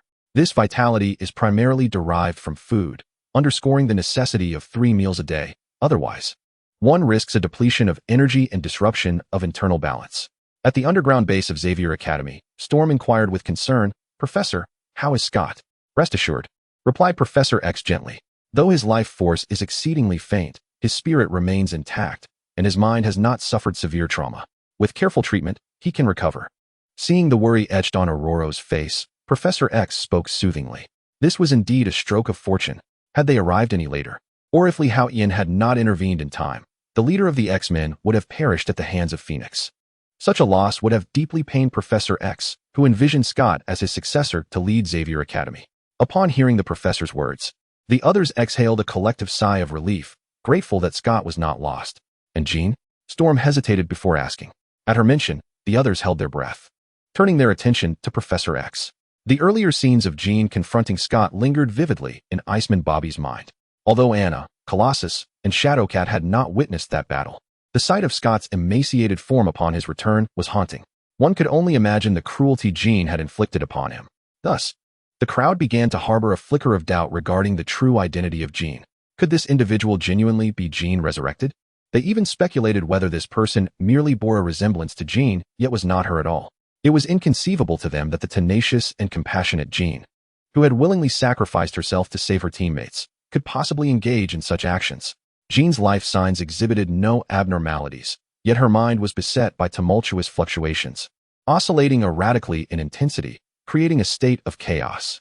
When it came to the possibility of her awakening, there was no certainty, and at this point, Professor X fell into a contemplative silence. Observing the professor's quietude, the others refrained from pressing him further, simply gazing expectantly in his direction. Noticing their collective focus, Professor X finally shook his head with a soft sigh and continued, She is indeed Jean, yet simultaneously, she is not entirely Jean. Upon hearing this, Colossus was momentarily taken aback. Professor, what precisely do you mean by that? While others remained silent, they cast puzzled glances at Professor X, perplexed by his statement. In simpler terms, her body was undeniably Jean's, but at present, her consciousness was not. Instead, it seemed to be a primal instinct deep within her psyche, or more directly, akin to a second persona. Professor X elaborated for the group. A second persona? Storm exclaimed, momentarily stunned, and queried, Professor, are you suggesting that Jean has developed multiple personalities? Typically, such a condition is indicative of schizophrenia, a disorder that results in the existence of multiple identities. However, this assertion left Storm bewildered and somewhat incredulous. After all, Jean was a mutant with telepathic abilities, her mental prowess vast enough to influence reality and conjure storms. Such formidable mental strength was undoubtedly highly refined. How could she possibly suffer from schizophrenia? In truth, Jean had possessed a second persona for quite some time, and Professor X began to recount the details of this matter. Initially, he had intended to keep this information to himself for a lifetime. However, now that Jean had returned from death, the emergence of her second persona had seized control of her mind and body, compelling Professor X to disclose the truth. Otherwise, he would be unable to justify the situation to the students before him. Furthermore, these students, by remaining oblivious to the reality of the matter, could inadvertently provoke Jean. Should she lose control once more, it could result in injury or even fatalities, an outcome Professor X was determined to prevent. Meanwhile, Lee Haotian, standing beside them, shook his head in dismay. The challenges Jean faced were far more complex than merely grappling with a second persona. They were also intertwined with the presence of the Phoenix Force within her. This entity represented the most primordial cosmic power, far from simple. Moreover, the portrayal of Jean in films did not come close to the mastery of the Phoenix Force depicted in the comics. Otherwise, uncontrollable incidents would not have occurred. However, at present, Professor X believes that Jean merely perceives the Phoenix Force within her as a second personality. So that is the case. The others suddenly comprehended. They had not anticipated that within Jean lay a second persona. Moreover, this time, it was not Jean's intention to harm Scott. Rather, upon the awakening of this second personality, the overwhelming hunger stemming from a lack of energy triggered the chaos, resulting in Scott's injury. This was evident when Jean later recognized Scott's suffering at her own hands, leading her primary consciousness to surge forth and regain control, causing her to faint. Thus, the truth of the matter is revealed. I hope you will not blame Jean, nor provoke her, Professor X stated, to which the group nodded in agreement. Regardless, Jean had once saved them, and she held a commendable reputation among the X-Men. After exchanging a few more words, they departed. However, Haotian remained behind at the behest of Professor X. Professor, did you summon me for something? Haotian inquired, intrigued. I have heard that during your encounter with Jean, you unleashed a formidable power, manifesting as a seemingly stronger transformation, Professor X inquired. He was somewhat aware of Haotian's transformation, having been mentioned by Storm during their last mission. Yet, the power Haotian exhibited this time was astonishing. Professor X even suspected that Haotian's current strength might surpass his own, fully aware of the sheer might of Jean's second personality, which could easily overpower him. The fact that Haotian could contend with this second persona and remain unvanquished spoke volumes. Yet, this was precisely what concerned Professor X. Indeed, my power has indeed grown stronger. Haotian nodded. He had no intention of concealing this matter from Professor X, as the ability of mutants to undergo a second transformation was not a significant secret. In fact, many within the Academy shared this trait. So Haotian saw nothing extraordinary about himself, and thus felt no need for concealment. While gaining strength is a positive development, and the second awakening of the X gene leads to a rapid enhancement of abilities, at times, this may not be entirely beneficial. Professor X's expression grew serious. Professor, are you suggesting? Haotian, noticing the grave demeanor of Professor X, became perplexed. Did the X gene harbor some hidden information that he was unaware of? Chapter 44. The hypothesis of the X gene. Chuckling at Haotian's look of confusion, Professor X smiled. In truth, based on my research on the X gene, once a mutant awakens their abilities, it becomes exceedingly challenging for those abilities to undergo further transformation. Even after extensive training and development, any supplementary powers that may arise are merely extensions of the original mutant capabilities. However, exceptions do occasionally exist. He promptly began to elucidate this to Haotian. Exceptions? Are you referring to the secondary awakening of the X gene, Professor? Haotian pondered for a moment before speaking. Quite close. In the past, I encountered a mutant who was merely a weak Delta-level mutant. Yet, due to certain circumstances, he underwent an evolution in a fit of rage. Initially, his ability was nothing more than a basic emission of light. To put it bluntly, this mutant power was rather trivial. The light he emitted was even inferior to that of military outdoor lamps. However, upon his evolution, he was able to release searing high-heat rays. The potency of these rays was not significantly less than Scott's laser beams.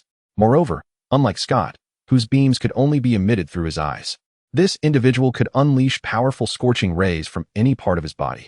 He could even manipulate these high-temperature rays into an energy shield that could withstand the onslaught of heavy weaponry like rocket launchers, showcasing astonishing strength. At that time, a considerable number of formidable mutant agents from the United States were dispatched, yet all returned empty-handed. Ultimately, they turned to me. As per the agreements between the X-Men and various high-ranking officials, we bore the responsibility to apprehend such unlawful mutants. It was an exceedingly perilous mission. And just as I was preparing to organize the X-Men to undertake the task, the mission was abruptly cancelled. At this juncture, Professor X cast a grave glance at Haotian. Why was that? Haotian instinctively inquired. Because that mutant ultimately turned to ashes. Professor X's eyes reflected a hint of sorrow as he spoke. He possessed a remarkably powerful ability. If it had been controlled effectively, his strength would have been at least alpha level. Regrettably, he was reduced to ashes in broad daylight. Haotian was momentarily speechless upon hearing this. Suddenly, he began to comprehend Professor X's implication. Perhaps his recent rapid enhancement of power reminded Professor X of that past mutant. Throughout the years, that incident has lingered in my mind, which is why I have never ceased my research on the X gene. My ultimate conclusion, as I previously stated, is that at the moment of awakening, each mutant's abilities become fixed, and their limits are irrevocably sealed. The X gene resembles a shackle within the standard human body.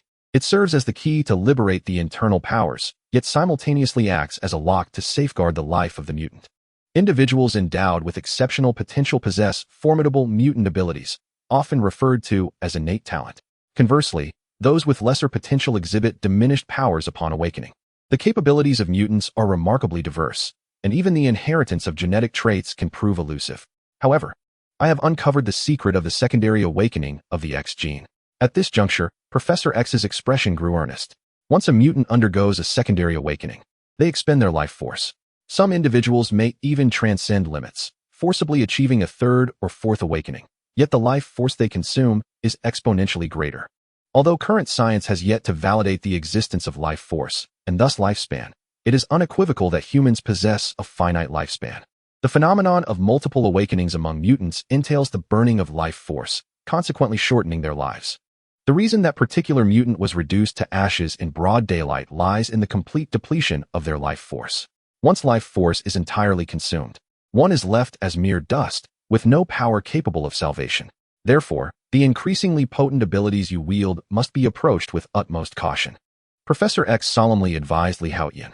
He was uncertain why Li Haotian had grown so powerful, yet his extensive research on the X gene led him to consider only one possibility. Li Haotian was undergoing multiple awakenings. This would explain the surge in his strength and the awakening of an array of abilities. However, such a path comes at the cost of rapidly depleting life force, ultimately leading to a fate akin to that of the mutant he once witnessed, turning to dust. Rest assured, Professor, I understand. Li Haotian nodded in response. Yet, in truth, he harbored no great concern. His augmentation in strength stemmed from a system generated by the X gene within him. Indeed, these abilities were gifts of the system. Whether it was gaining strength from sunlight or the extraordinary legacy templates, all powers were governed by the principles of the X gene. Furthermore, Li Haotian suspected that his X gene belonged to a form of cosmic power among the most potent in this world. Perhaps even the mightiest force within an omnipotent cosmos, not merely a singular universe or a multiverse. As for the precise tier it belonged to, even Li Haotian could not conjecture. He would have to await the enhancement of his X gene's power to reach its limits, approaching a ceiling, before he could engage in speculation. However, at present, the momentum of his ascent showed no signs of waning. Nonetheless, these matters were secrets Li Haotian could never disclose to Professor X. While it was not a matter of mistrust, Li Haotian felt compelled to safeguard his trump cards to the greatest extent possible. Otherwise, in this chaotic world, amidst an abundance of superpowers and a proliferation of various mutants, it is all too easy to be oblivious to the manner of one's demise. This is not a mere Earth. Rather, it is a terrifying realm teeming with singular universes, multiverses, parallel universes, and even colossal omniverse. Therefore, unless absolutely necessary, one should refrain from utilizing their transformation abilities.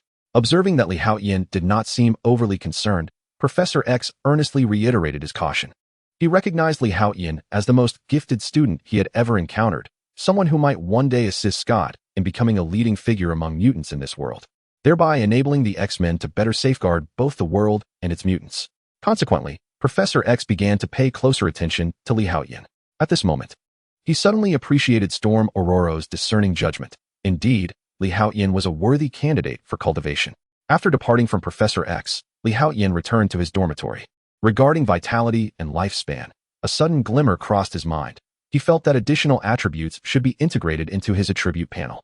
He glanced at the power of rules, and, while the creation of a system might still be insufficient, augmenting the attribute panel with an additional attribute bar was certainly feasible.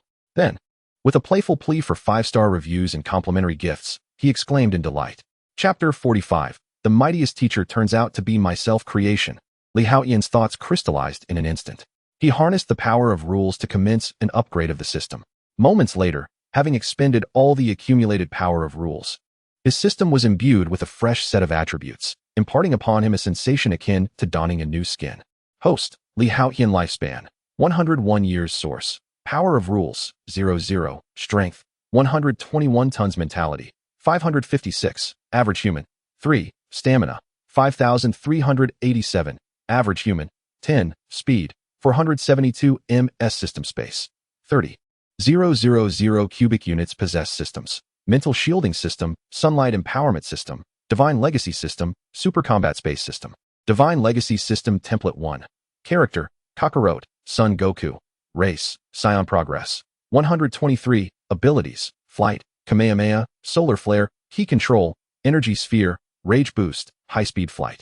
Instant Transmission Transformations: Super-Saiyan Level 1, Great Ape, Power Enhancement by tenfold, requiring over 17 million Blood's Waves. Talent: Blood of Warriors, upon near-death healing. Combat power surges dramatically. With a mere lifespan of 101 years, it appears that becoming a Super Saiyan does not significantly enhance longevity. Offering only a slight increase over that of an ordinary Earthling, Haotian mused, contemplating the attributes displayed before him. Even some ordinary individuals on Earth, endowed with longevity, can live up to 110 years, surpassing even the lifespan of this Super Saiyan by several years. Nevertheless, I have resolved that the next time my primordial essence is replenished, I shall create a template of Majin Buu. At that moment, my lifespan is sure to extend. This primordial essence represents Haotian's rule power. As for lifespan, it is determined by a multitude of factors including the cellular energy within him, metabolic rate, and the deterioration of time, space, and various abilities. All assessed and compiled by the system in real time. What follows is a gradual period of waiting, Haotian mused quietly. The restoration of primordial power necessitates a considerable amount of time. Likewise, the inheritance of the template requires time as well. Thus, it can be asserted that what Haotian currently lacks the most is time. However, I am not entirely idling away. There are numerous matters I can attend to. Within his super combat space, he has just triumphed over a version of Haotian 2 at double strength. The upper limit of the super combat space, however, is a threefold version of Haotian 2, indicating that he still has a considerable journey ahead. Entering. After a simple stretch, Haotian took a deep breath, settled into a comfortable position, and began his cultivation within the super combat space. Whoosh. Suddenly, the unresponsive Haotian 2 appeared, still at double strength. He chose not to elevate Haotian 2's prowess to twofold because, at present, he was not yet capable of easily defeating him. Setting the target at double strength would serve no purpose. It would merely result in a severe beating from himself. Haotian's thought process was straightforward. He would wait until he could effortlessly defeat the double strength Haotian 2 before elevating the level to that of the twofold version. Boom. The stoic Haotian 2, as ruthless as ever, launched an immediate attack.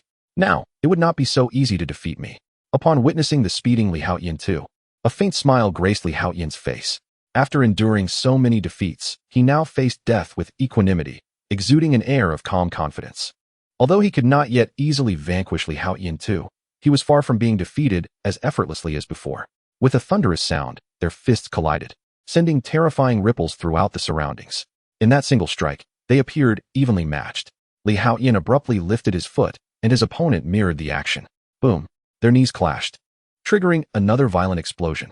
In the next moment, Haotian unleashed a powerful punch with his right hand, causing the energy blast to erupt instantaneously. However, the principle of smoke without harm was vividly illustrated at this moment. Haotian, unharmed, retaliated with a powerful energy cannon. With a resounding bang, he was sent flying. Yet in that very moment, he inexplicably vanished. The next instant, he reappeared behind his second incarnation. Instantaneous movement. As he executed this maneuver, he delivered a fierce punch to his opponent's head. Whoosh. However, in the blink of an eye, Haotian's second incarnation also disappeared, reappearing at Haotian's side. Possessing all of Haotian's abilities, he too was capable of instantaneous movement. Boom, boom, boom. The two engaged in a relentless exchange of blows, interspersed with energy blasts, partaking in an extraordinarily intense and frenzied battle. In the blink of an eye, they had exchanged over 200 strikes, yet neither seemed fatigued nor inclined to cease. This indicated that the prowess of Haotian and his second incarnation was nearly on par. The ferocious combat persisted until they had surpassed 500 exchanges, at which point Haotian seized an opportunity. Whoosh. He swiftly maneuvered to the back of his second incarnation and unleashed an energy sword that pierced directly through his heart. You didn't see that coming, did you? Haotian chuckled. Although the battle space system could replicate his powers, it only mirrored his state upon entry. As long as Haotian continued to evolve during the fight, the system's duplicate would inevitably be weaker than him.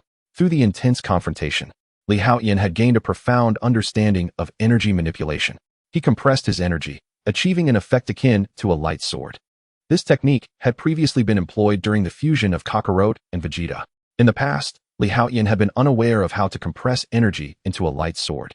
But after 500 fierce exchanges, his mastery over energy had progressively elevated. Ultimately, he had created this technique himself. Despite the nearly 500 exchanges, Li Haotian was merely slightly out of breath, having sustained no significant injuries. The two were roughly equal in strength, yet during the battle, Li Haotian had mastered a new technique, enabling him to triumph over his second incarnation. Should they engage in combat again, Li Haotian was confident he could defeat him within 200 strikes. Of course, if at this moment Li Haotian were to exit this space and select a new opponent, that adversary would also possess the newly acquired light sword technique. In this regard, the battle space system was indeed extraordinarily formidable. It served as the ultimate combat mentor, unmatched by any other. For no one understands you better than yourself, especially one capable of evolving alongside you, improving, and even surpassing you in strength threefold. This is the essence of a true master. Chapter 46. The first simulated battle of the X-Men. Feeling a bit peckish, Li Haotian decided to step out for a bite. Though he bore no injuries, he had certainly expended considerable energy, and he had recently noticed an increase in his stamina depletion. Fortunately, the cafeteria at Xavier's school offered late-night snacks, so he had no cause for concern regarding sustenance. As he exited the dormitory en route to the cafeteria, he spotted Alice standing at the entrance. What are you doing here? Li Haotian inquired with a hint of curiosity. I came to look for you in your room. But when I found you absent, I searched elsewhere without luck, so I decided to wait for you here, Alice replied promptly. Though she did not elaborate further, Li Haotian discerned a flicker of grievance and a subtle trace of fear in the corners of her eyes. It seemed he had not considered her feelings adequately. I just want to train, Li Haotian said after a moment's reflection. Train? Alice's brows knitted in discontent. She was not entirely satisfied with his response. After all, she had just visited the training grounds and had not found him there. Now, with him claiming to have trained, she instinctively suspected he was evading her. In an instant, the look of grievance on Alice's face deepened, yet her aloof demeanor prevented her from shedding tears in front of him. Her body trembled involuntarily. You don't believe me? Li Haotian recognized her skepticism and shook his head in resignation. It was understandable. After all, he had been elusive, and she had searched for him thoroughly. Come on. With this thought, Li Haotian smiled and took Alice's hand. She remained silent, still feeling profoundly wronged. Before long, they returned to Li Haotian's dormitory. I'll share this secret with you alone, he declared, noticing Alice's lingering distress. He playfully pinched her cheek and continued with a smile. Without providing further explanation, he concentrated. And in an instant, both their bodies vanished, materializing in the super battle space. What is this? Alice exclaimed, her previous sense of grievance replaced by astonishment as she took in her surroundings. What you see now is my greatest secret. This is one of the reasons I have become stronger. You may refer to this place as the super training ground, a battlefield that is uniquely mine. Here, I have the freedom to engage in combat at will, even selecting my adversaries. Li Haotian promptly remarked, is this also one of your mutant abilities? Alliston responded, astonished. She could distinctly sense that the surrounding space was markedly different from before. Here, even when she wished to unleash her powers, an inexplicable force seemed to suppress her abilities. It appeared that without the permission of the space's master, she would remain an ordinary girl, utterly devoid of strength. Indeed, this is one of my mutant abilities, primarily for support. I often come here to train. You sought me out because I had entered this combat space, which is why you could not find me. Li Haotian chuckled. You misunderstood me. I did not intend to evade you. I apologize. No worries. I should not have doubted you. This is not your fault. It is I who failed to communicate clearly. You are truly kind to me. Stop saying silly things. Will you take me with you wherever you go from now on? If my strength is insufficient, please tell me. I can wait for you, but do not let me lose sight of you. I promise. Oh, you don't need to go to such lengths. It is my desire. Oh, do you like it? Of course. Half an hour later, Li Haotian took Alliston to the cafeteria for a late-night snack. Content: Alliston retired to rest. As for Li Haotian, he returned to the battle space for a mental sparring session. In the Saint mode, he found that his undivided focus was most conducive to combat. Time gradually passed, and 5 days slipped by. Scott had recuperated, thanks to the presence of mutants skilled in healing within the academy. Although not exceptionally powerful, their efforts, combined with the healing chamber, restored Scott to normalcy over the course of 3 days. However, at this moment, Scott felt exceedingly weak. Not only could he not engage in battle, but even walking required assistance. Typically, he resembled Professor X, seated in a wheelchair, akin to the style of Professor X's own. This resemblance elicited light-hearted teasing from others, yet Scott bore no anger. In fact, he felt quite cheerful these days. Because Jean was still alive. Moreover, he learned from others the reason behind Jean's actions that had caused him harm. It was not her intention, rather. It was her second personality's insatiable hunger for energy that compelled those actions. This realization filled Scott's heart with renewed hope. Throughout these 5 days, Haotian diligently practiced within the combat space. Now, he has reached a level where he can defeat the second generation of Haotian within 100 moves. However, this is still insufficient for Haotian, who aims to vanquish the second generation of Haotian in no more than 30 moves before embarking on the dual-enhanced version of the second generation. The sun over the past 5 days has been exceedingly intense, significantly accelerating Haotian's enhancement. The power of rules has accumulated to 10%. Based on the progress percentage of the template, it will take no more than 5 additional days to reach a standard of 20. At that point, a new inheritance template can be created. Haotian has already decided that the new template character will be Mage in View. This transformation not only surpasses Wolverine's self-regeneration abilities, but also permits existence in outer space, greatly enhancing survival capabilities. On this particular day, shortly after having lunch, Haotian, accompanied by Clarice and Alice, ventured to the outdoor terrace of the library to bask in the sun. Just as they settled down, with the grapes peeled by Clarice untouched, Storm approached them. For the past few days, Storm and her companions had been tending to Scott and managing school affairs. Thus, Haotian felt a twinge of curiosity upon seeing Storm approach him. "We are to conduct a joint simulation exercise for the X-Men, and since you are also an X-Man, you must participate," Storm, Aurora, cheerfully announced. "Joint simulation?" Haotian was momentarily taken aback, his curiosity piqued. Indeed, during missions, cooperation is often necessary. Therefore, we engage in collaborative combat training. As a recent addition to the X-Men, you may not be fully acquainted with the abilities of others. This joint simulation will enhance your understanding of their powers and improve collaborative combat skills, Storm explained with a smile. All right, Haotian nodded in agreement, not wishing to decline. After all, if he were training alone, he would be entering the combat space anyway. Participating in a joint simulation and collaborating with other X-Men seemed quite intriguing, especially as the Scion blood within him began to stir at the mere mention of battle. He silently hoped that, after acquiring other inheritance templates, he could temper the Scion's inherent love for combat. If possible, he mused, it would be safest to quietly develop his abilities and gradually grow stronger. "I want to go too," Clarice exclaimed. "Me as well," Alice chimed in.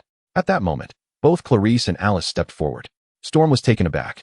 She had initially invited Haotian and had not anticipated that Clarice and Alice would also wish to join the joint simulation battle. "Clarice, Alice, this is a coordinated combat exercise for the X-Men," Storm replied, shaking her head. "This is equivalent to rejecting 2 individuals. After all, the cooperative combat belongs to the X-Men. While Clarice and Alice are not members of the team, their inclusion in the joint simulation would serve little purpose and might even disrupt the cohesion of others. We can join the X-Men."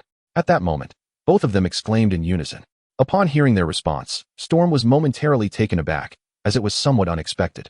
"Alice, your strength is indeed sufficient to join the X-Men. However, whether you are accepted hinges upon the professor's approval," Storm replied. "Certainly," Alice nodded in agreement. "As for Clarice, your abilities are still somewhat lacking. You should focus on your studies at the school. Once you have strengthened your capabilities, if you still wish to join the X-Men, I shall extend an invitation to the professor on your behalf," Aurora stated. "No, my strength has been increasing rapidly lately, and I have been training diligently. I also have the adamantium dagger that Lee gave me, which complements my abilities quite well," Clarice insisted, her eyes filled with determination as she looked at Storm. "Very well. I shall consult the professor," Storm said, meeting Clarice's unwavering gaze. This prompted Aurora to relent, shaking her head in resignation. "Hooray," Clarice cheered, exchanging a victorious gesture with Haotian. Storm promptly turned and departed to seek the professor's opinion. "What is the purpose of this, you two?" Haotian remarked, directing his gaze at Clarice and Alice. Alice remained silent, simply observing him. "I have been working hard too," Clarice retorted, pouting earnestly. "You too," Haotian sighed, shaking his head. Moments later, Storm returned. "The professor has agreed to allow Alice to join, but Clarice, you will only be a trainee for the time being," she announced. "All right, that works." Both young women nodded in unison. "Shall we proceed?"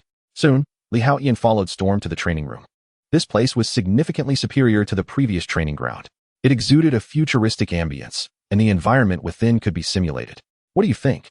Storm asked, noticing Haotian's curious demeanor, and she couldn't help but smile. "It's excellent. Such a training facility is not easily constructed. It must utilize mutant abilities," Haotian praised. "Indeed, as members of the X-Men, we are destined to be on the front lines. Therefore, the training room will naturally be exceptional," Aurora replied with a smile. "All right, the people have arrived," Storm declared, striding towards the crowd. Haotian turned his gaze and beheld Phantom Cat Kitty, Steel Man, Iceman Bobby, the Demoness Anna, and Wolverine Logan. All the principal members of the X-Men were present. Everyone, gather around. I would like to introduce our new member, Storm called out to the group. Alice will henceforth be our teammate. The professor has graciously agreed to her joining the X-Men, while Clarice will be an intern. Aurora proceeded to introduce them. Really? Alice is acceptable. Her age is just slightly less than Kitty's, and she possesses considerable strength. But Clarice is still quite young. She's merely an intern. Isn't that a bit concerning? I can't shake the feeling that Clarice should be focusing on her studies in class right now. The professor's approval signifies that he has contemplated this matter, so there is no need for undue worry. All right. The group began to murmur amongst themselves, but ultimately consented to the inclusion of the two new members. Now, everyone, listen to me. Storm clapped her hands, drawing everyone's attention to herself. Now that we are all gathered, I will discuss the upcoming joint simulation. This mission has been personally selected by the professor. It primarily involves robots, but these robots also possess mutant-like abilities. Our main objective is to collaborate and eliminate all these mechanical foes. As Storm observed everyone's reactions, she elaborated on the details of the joint simulation. Storm, are you joking? How could robots possibly possess mutant abilities? I think whether or not they have mutant powers is irrelevant. They are still targets to be destroyed. They are merely machines. I can turn them into ice blocks in an instant. The group began to jest, seemingly unfazed by the concept. Robots with mutant capabilities? Haotian raised an eyebrow, as the image of Sentinels flashed through his mind. However, the professor should still be unaware of the Sentinel program, shouldn't he? Haotian found himself puzzled. All right, prepare at home. Storm promptly reminded everyone. Whoosh. The training room's environment shifted dramatically, transforming into a desolate commercial street. Indeed, after the spatial distortion, the rules had changed. Haotian's eyes gleamed. This indicated that the training room's construction must inherently involve mutant abilities. Be cautious. At that moment, Wolverine Logan shouted sharply. Boom. In an instant, dozens of rocket launchers were unleashed from the sky. This is a bit excessive for the robots. Kitty exclaimed, somewhat speechless. They are even equipped with rocket launchers. If this were to strike the bodies of Wolverine Logan or Steel Man, they would undoubtedly endure it. However, both she and the female foe are unable to withstand such force. Consequently, they hurriedly sought refuge. Yet, there were those who remained unfazed by the so-called rocket artillery. Iceman Bobby swiftly conjured a wall of ice around him to block the oncoming rockets, while Steel Man boldly braced himself, absorbing the impact with his physique. Wolverine Logan, on the other hand, chose not to withstand the rockets directly. Instead, he hurled stones from nearby structures, shattering the projectiles mid-flight. Clarice and Alice, however, had prudently distanced themselves early on. At that moment, a barrage of over a dozen shells simultaneously rained down upon Haotian. Yet, for someone of his current caliber, such conventional weaponry posed no threat whatsoever. He remained unflinching, merely uttering a low growl, which unleashed a torrent of formidable energy from within him. The rockets detonated a mere meter away, their explosive force failing to graze him, as he was repelled by the sheer intensity of his aura. Lee, you are incredible, Clarice exclaimed, her excitement evident as she waved at him. Suddenly, two more rockets appeared overhead, prompting an alarmed gasp from Clarice. However, she quickly clapped her hands together, summoning a portal that she leaped into with great vigor. Moments later, she emerged from the void in a distant expanse. Impressive. Haotian thumbed up in appreciation at this display. Though she had initially shown signs of panic, her timing in utilizing the portal was remarkably adept. At this juncture, Alice scoffed lightly before unfurling her wings and ascending into the air.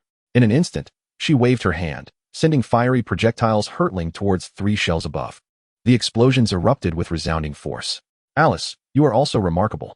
Haotian nodded in acknowledgement, offering his praise.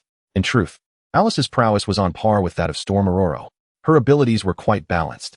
Not only could she soar through the skies, but she also possessed mid-range attacks with Starfire and area assaults with Hellfire.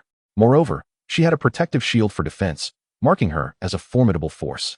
Even among the X-Men, her strength could be classified as above average. Buzzing sounds suddenly filled the air, drawing the attention of the group. They looked up to behold 5 colossal robots suspended above them. Is this what the professor referred to as robots? They appear quite impressive. Upon encountering the mechanical sentinel, Bobby and the others could not resist teasing it. However, Haotian's gaze sharpened immediately. Indeed, it was a sentinel. The one that appeared before him bore a resemblance to the original model of the sentinel, yet appeared more advanced, though not as exaggerated as those from the alternate future. It seemed that Professor X had long been aware of this development. Haotian had assumed that Professor X was still oblivious to the Sentinel project at this juncture. Perhaps he had utilized a brainwave enhancer to view the memories of others, he mused quietly to himself. Chapter 48. Successful cultivation unveiled. Everyone must exercise caution. These mechanical beings are not to be underestimated. Upon the appearance of the sentinel, Storm promptly declared. Clearly, Aurora possessed a greater understanding than the others. It was even possible that Professor X had divulged the details of the Sentinel project to her. It's merely a hunk of metal. What is there to fear? Bobby scoffed derisively. With a wave of his hands, the surroundings transformed into a winter wonderland. He swiftly glided across the icy surface, and in an instant, a chilling aura enveloped the area. Freeze. Boom. The formidable freezing energy instantly encased one of the sentinels in ice. I told you. There's nothing to fear from a metal lump, Bobby exclaimed, his expression brimming with pride. He often sparred with Colossus, showing no concern for such sturdy adversaries. Be careful. Storm's expression changed dramatically as she cried out in alarm. Yet, her warning came too late. A searing heat erupted from within the sentinel. Buzz. The ice encasing it was rapidly melted away. Crack. In an instant, a dark, menacing cannon materialized before Bobby. Damn it. Bobby's expression shifted as he could not help but curse. Rat-a-tat-tat. In a heartbeat, the cannon unleashed a relentless barrage. Its power surpassed that of a Gatling gun by several folds, and the terrifying bullets transformed into fiery serpents, overwhelming Bobby in an instant. My goodness, this machine truly possesses mutant capabilities. At that moment, astonishment spread across the faces of the onlookers. Whoosh. In the distance, a portal opened. Bobby and Clarice emerged from within. At that critical moment, Clarice had activated her powers to rescue Bobby, for the attack, exceeding 3 times the speed of sound, was sufficient to pierce through several millimeters of steel. Had it struck Bobby, the outcome would have been dire. Everyone pay attention. Although the simulation training is non-lethal, anyone who is defeated during the training will be deemed a failure, resulting in a deduction from their stipend. Those who flawlessly complete the simulation shall be rewarded with 200,000 beautiful coins. Storm immediately spoke, and her words left everyone in stunned silence. Even as members of the X-Men, they understood that earning money was not a simple endeavor. After all, they could not exploit their abilities like the mutant criminals to amass wealth, which meant they were not particularly affluent. Hearing that failure to complete the mission would result in a deduction of their allowance, while success would yield a substantial reward of 200,000, invigorated them as if they had been electrified. The previously astonished Iceman Bobby momentarily forgot the terror of the automated cannon and began to fantasize about how to spend such a fortune. At that moment, the other Sentinels launched their assault. A barrage of fire erupted, prompting everyone to take cover. Even Haotian dared not confront the onslaught of the automated cannon head-on. Recognizing its formidable penetrating power, whether Saiyan or Super-Saiyan, they remained fundamentally human. Unless enveloped in energy for protection, the cannon's attacks could inflict harm upon them. However, Haotian, at present, had not yet inherited a significant amount of power. In his normal state, he could not withstand the cannon's fire unless transformed into a Super-Saiyan, a transformation he wished to avoid to maintain the effectiveness of his training. Thus, he opted for evasion. In this critical moment, the fruits of Haotian's training in the battle space became evident. Despite the cannon's might, none of its projectiles could even graze him. The cannon unleashed a ferocious barrage, exceeding 3,000 rounds within a minute, but soon the ammunition was depleted. Seizing the opportunity, the others charged forth. With the suppression of the cannon's firepower lifted, they immediately retaliated. Steel Man seized Wolverine's leg and hurled him upwards. Wolverine unsheathed his adamantium claws, fiercely slashing at the Sentinel's neck. Crafted from indestructible adamantium, his claws were razor-sharp, capable of slicing through steel with ease. Meanwhile, Iceman Bobby summoned his powers to encase the surroundings in ice. Aware that the Sentinel could emit intense heat, he unleashed the ice hammer he had previously employed against Steel Man. Shatter, you hunk of metal. Bobby commanded as he directed the ice hammer with force toward the Sentinel's head. Storm swiftly ascended into the sky, her body crackling with electricity. Thunder rumbled as dozens of lightning bolts descended, striking the Sentinel. Let us see how you metal brutes continue to act so arrogant, Bobby exclaimed, reveling in his moment of triumph. At this moment, everyone was astonished to discover that the Sentinel remained completely unscathed. Bobby's icy hammer struck the Sentinel, leaving not a single mark. Likewise, Storm's lightning assault also failed to inflict any damage. As for Wolverine, Logan's fierce attack against the Sentinel merely produced a flurry of sparks, as though he were stabbing a steel plate. Even a plate of several millimeters in thickness would have yielded to his assault in an instant. Yet, the Sentinel stood utterly unharmed. Lo and behold, at that very moment, the crowd noticed a transformation in the Sentinel's outer appearance. Good heavens! This mechanical being could wield the powers of Colossus. Could it truly be akin to Colossus? It was then that they realized, at an unknown point in time, these sentinels had adopted a form reminiscent of Colossus. Bobby and Storm's earlier attacks had evidently borne no fruit. Just as the spectators were grappling with their astonishment, two sentinels simultaneously emanated a radiant white glow. Suddenly, hundreds of bolts of lightning surged forth, hurtling towards the crowd. It was the essence of Storm's might. What manner of machine is this? Damn scrap metal. The crowd was taken aback once more. They had not anticipated that the sentinel would be such a formidable adversary, capable of utilizing their very abilities. Indeed, the sentinels possessed a remarkable uniqueness. Haotian's countenance grew serious. The sentinel's objective was to eradicate all mutants. In the future, even ordinary humans who bore the slightest trace of mutant genes would fall to the sentinels. Thus, in a strict sense, Haotian himself was also a target for their extermination. It was inevitable that he would confront the true sentinels in the future. Therefore, engaging with these sentinels now could provide him with valuable experience. He was also keen to ascertain whether energy would have any effect on the sentinels. After all, these sentinels could absorb mutant abilities and mimic them flawlessly. Yet, could they absorb the energy from Dragon Ball? Kamehameha. With this thought, Haotian unleashed a powerful blast towards the sentinel. Boom. A terrifying blue beam struck one of the sentinels. The sentinel's form rapidly shifted into that of Colossus. However, the formidable blue beam began to erode the sentinel's exterior piece by piece. Crack. Seemingly recognizing that Colossus' power was ineffective, the sentinel began to wield Bobby's icy powers once more. It sought to freeze the Kamehameha. Yet, the destructive force of the Kamehameha was immense. Its temperature was not particularly high, but it possessed a far greater explosive power. In an instant, the freezing dissipated. A fierce explosion obliterated the sentinel into mere fragments. Excellent. Although the sentinel possessed formidable strength and exhibited remarkable resistance and mimicry against the X-gene abilities, it was incapable of absorbing and imitating the power of my chi. Witnessing this scene, Haotian felt an immediate sense of relief.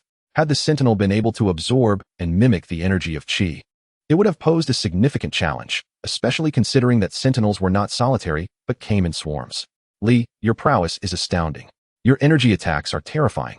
Your destructive capability seems to surpass that of Scott's optic blasts, exclaimed the onlookers, who had recently engaged with the sentinels and were acutely aware of the difficulties posed by these mechanical adversaries. They were astonished that Haotian was the first to eliminate a sentinel, effortlessly dispatching one with ease. Continue. Everyone, stay alert. The enemy has not been entirely neutralized. Storm swiftly interjected, reminding them, this time, I shall not be careless. Let us vanquish these metallic fiends. Energized by Haotian's lead, the group resumed their offensive. It was evident that Haotian's participation in this joint simulation was indeed a wise decision, as Storm silently approved of the unfolding events. Another one. Haotian charged forward once more, now aware that while the sentinels were powerful, they could not mimic his chi, which provided him a distinct advantage. In a flash, a wave of white energy enveloped him, causing his speed to surge dramatically as he appeared behind one of the sentinels. The sentinel's combat awareness was lacking, far inferior to Haotian's second generation. Without hesitation, he lunged forward, grasping one of its massive legs. With a mighty force, he shook his arms. Crack!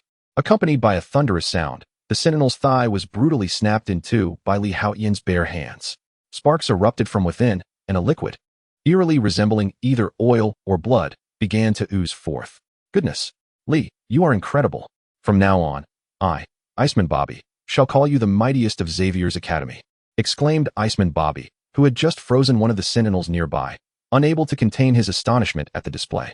Steel Guardian, isn't your strength comparable to Li's? How is it that he can break a robot with his bare hands while you were sent flying? Iceman Bobby remarked, glancing at Steel Guardian, who had just been struck back by a sentinel's punch.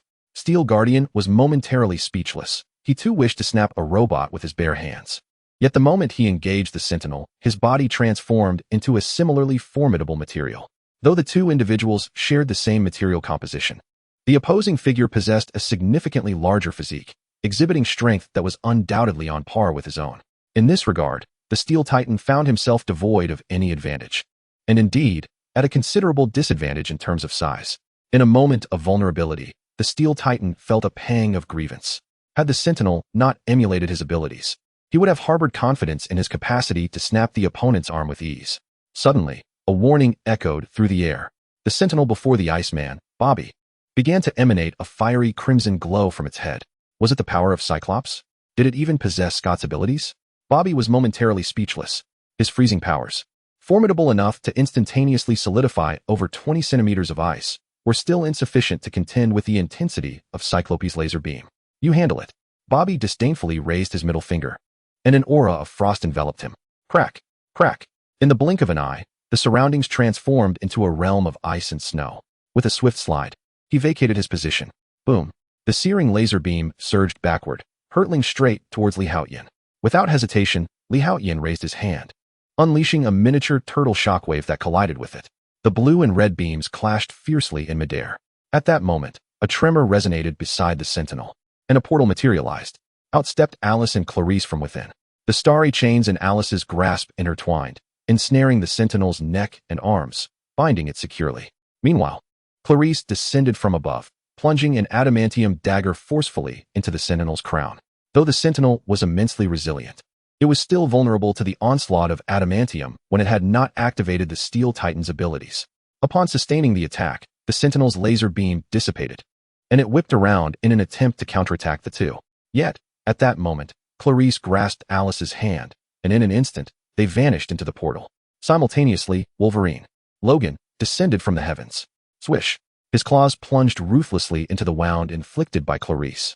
This time, Wolverine brutally tore the sentinel's head in two, severing it from its neck. Clarice's timing and coordination was impeccable. Witnessing this scene, Haotian's eyes sparkled with admiration. Although Clarice's individual strength was somewhat lacking, her supportive role proved to be immensely powerful. The remaining allies soon joined forces, displaying a newfound composure compared to before. In no time, all 5 sentinels were vanquished. This joint simulation could be deemed a resounding success. Your performance has been commendable, and I am certain the professor will be exceedingly pleased. Now, you may return to rest. I must go to the professor to provide a summary. Storm departed to seek the professor, while the others exited the underground training facility, returning to their respective dormitories. Haotian, accompanied by Clarice and Alice, proceeded directly to the cafeteria, feeling somewhat famished. He required sustenance, and both of their performances had been remarkable, prompting him to bestow upon them some rewards, whether verbal or tangible. However, before they could finish their meal, they were joined by Bobby and Katie, who approached with an air of exuberance. Haotian felt a tinge of exasperation at the sudden influx. I hope we're not interrupting you, Katie remarked with a cheerful smile. What do you think? She teased. You mischievous girl. Bobby chimed in. Lee, you truly are formidable, aside from the professor. You may be the most powerful in our school. Despite Haotian's youth, he believed that even Cyclops Scott and Wolverine Logan could not compare to his current prowess. Thus, within Xavier Institute and among the X-Men, Haotian stood as the strongest, perhaps only rivaled by the professor, a universally acknowledged force in the realm of mutants.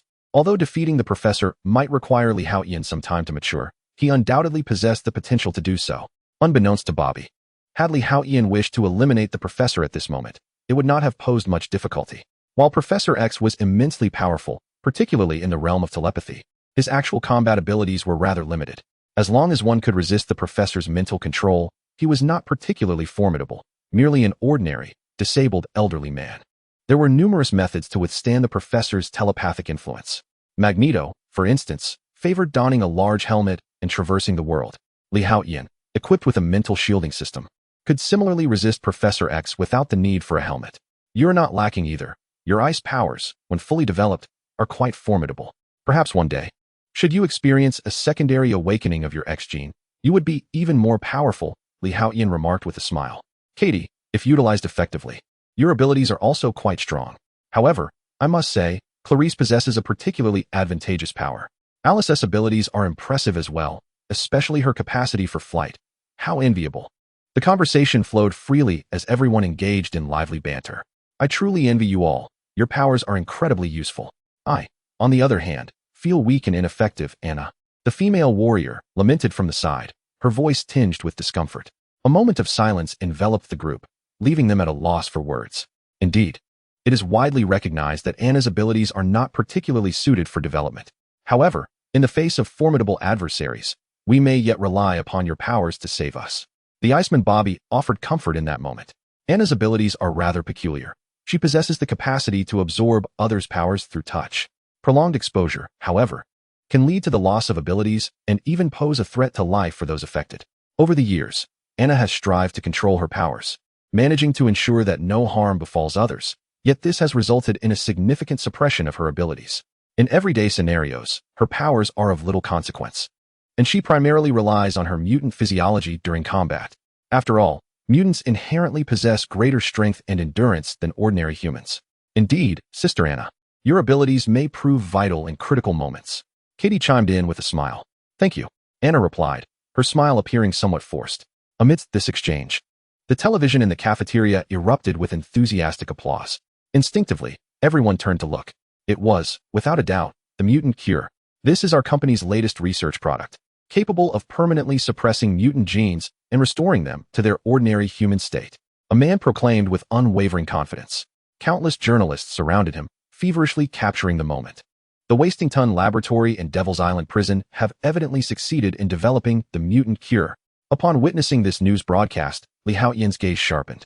Mr. Wastington, is it truly possible for your serum to revert mutants back to ordinary humans? Another journalist inquired. Absolutely, the man responded. In my view, these so-called mutants are like us. Simply human. They are merely afflicted by a disease that disrupts healthy cellular activity. But today, I stand before you to announce that everything is about to change. This place, once the most infamous prison in the world, Devil's Island, is poised to become the base for the liberation of mutants. Ladies and gentlemen, it is my honor to introduce the mutant cure. It is an antidote that will grant mutants complete freedom and restore them to health. His fervor was palpable as he showcased the serum. The sound of cameras clicking echoed throughout the room as applause erupted from the audience. Could such a cure really exist?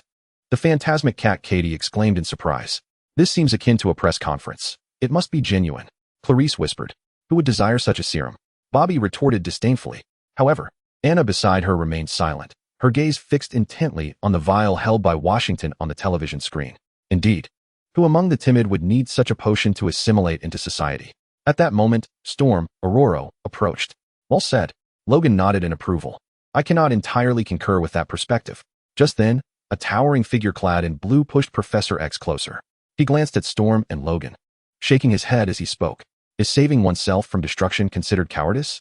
Not everyone can easily integrate. After all, not all of you need to shave. His voice carried a jesting tone, yet his expression was notably earnest. Furball, who are you? Logan inquired, a hint of displeasure in his tone as he regarded the blue-haired man. Hank McCoy, Minister of Mutant Affairs. The blue-skinned man promptly replied. Ah, so you're the minister. Quite a fine suit. Logan remarked with a touch of amusement. Hank, this is Logan. Professor X quickly introduced the two. Wolverine, I've heard of your beastly ferocity, Hank remarked. Beast? We are alike in that regard. Logan raised an eyebrow at the comment. All right, Hank, what brings you here? Professor X interjected, sensing the atmosphere growing tense. He wished to avoid a quarrel between Wolverine and Hank. I am delighted to meet with you so soon, Hank said with a smile. Of course. You are always welcome here, as you have once been part of this place. Professor X returned the smile. My purpose for coming here is quite simple. I wish to share the latest news. Hank began. Latest news? Could there be word on Eric? Professor X's countenance brightened at the thought. Not quite. Look at the television. Hank shook his head and turned towards the screen hanging in the cafeteria. At that moment, Washington's press conference was still underway. The others had already seen the earlier segments and were somewhat informed. Wolverine, Storm, and Professor X quickly grasped the situation. We have recently made some progress. The pharmaceutical company at Washington's lab has developed a mutant antibody. It can suppress mutant genes. Moreover, it is effective permanently. As you can see, they call it a cure, Hank explained. Is this remedy genuine? Can it truly heal us? Anna, the demoness, rose with excitement. Her gaze fixed on Hank as she inquired. How absurd. When have we ever been ill? Storm's expression turned cold. Anna, we do not require a cure, for we are not unwell. For Storm, being a mutant has always been a source of pride. She firmly believes that mutants are not a disease and do not require treatment. I suspect this is likely influenced by the government.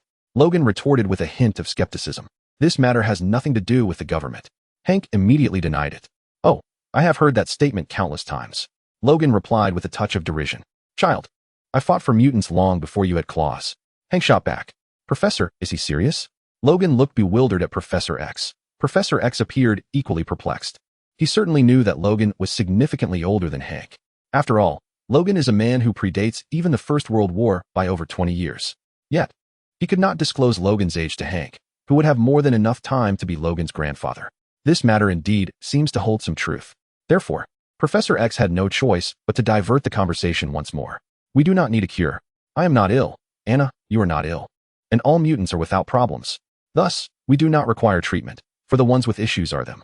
Storm interjected. Alice, what do you think? Li Haotian turned to the nearby Alice and inquired. In truth, he was eager to understand Alice's perspective. If she wished to become an ordinary person, he could easily seek out a cure for her. This would not pose a challenge for him. Previously, I viewed being a mutant as a disadvantage, facing discrimination and bullying wherever I went. However, now I find being a mutant quite advantageous. Only with power can I stand beside you. Before Alice could respond, Clarice spoke up first. Li Haotian was taken aback. He had not anticipated that Clarice would harbor such thoughts and possess the courage to voice them. Do you like how I am now? Alice retorted, redirecting the question back to Li Haotian. Indeed, I do. Li Haotian instinctively nodded. Who could possibly refuse such a delicate beauty, with a graceful figure, exuding an enchanting fragrance, and radiating an irresistible allure? Even if it were true that she were afflicted, I would not mind. Alice nodded, speaking with a calm demeanor. Ha! Upon hearing their responses, Li Haotian could not suppress his laughter. The sudden eruption of laughter drew the attention of everyone present. Li, what is it?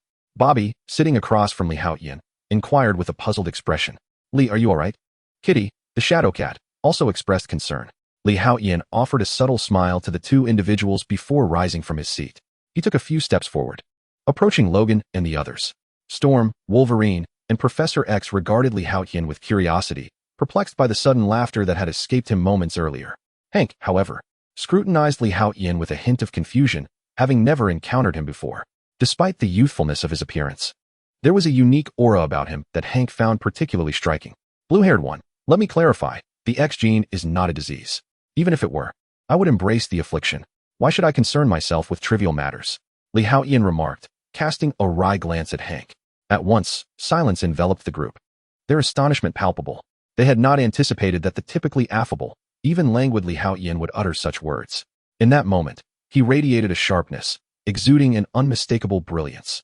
Indeed, you speak the truth. Bobby, the Iceman, could not contain his applause.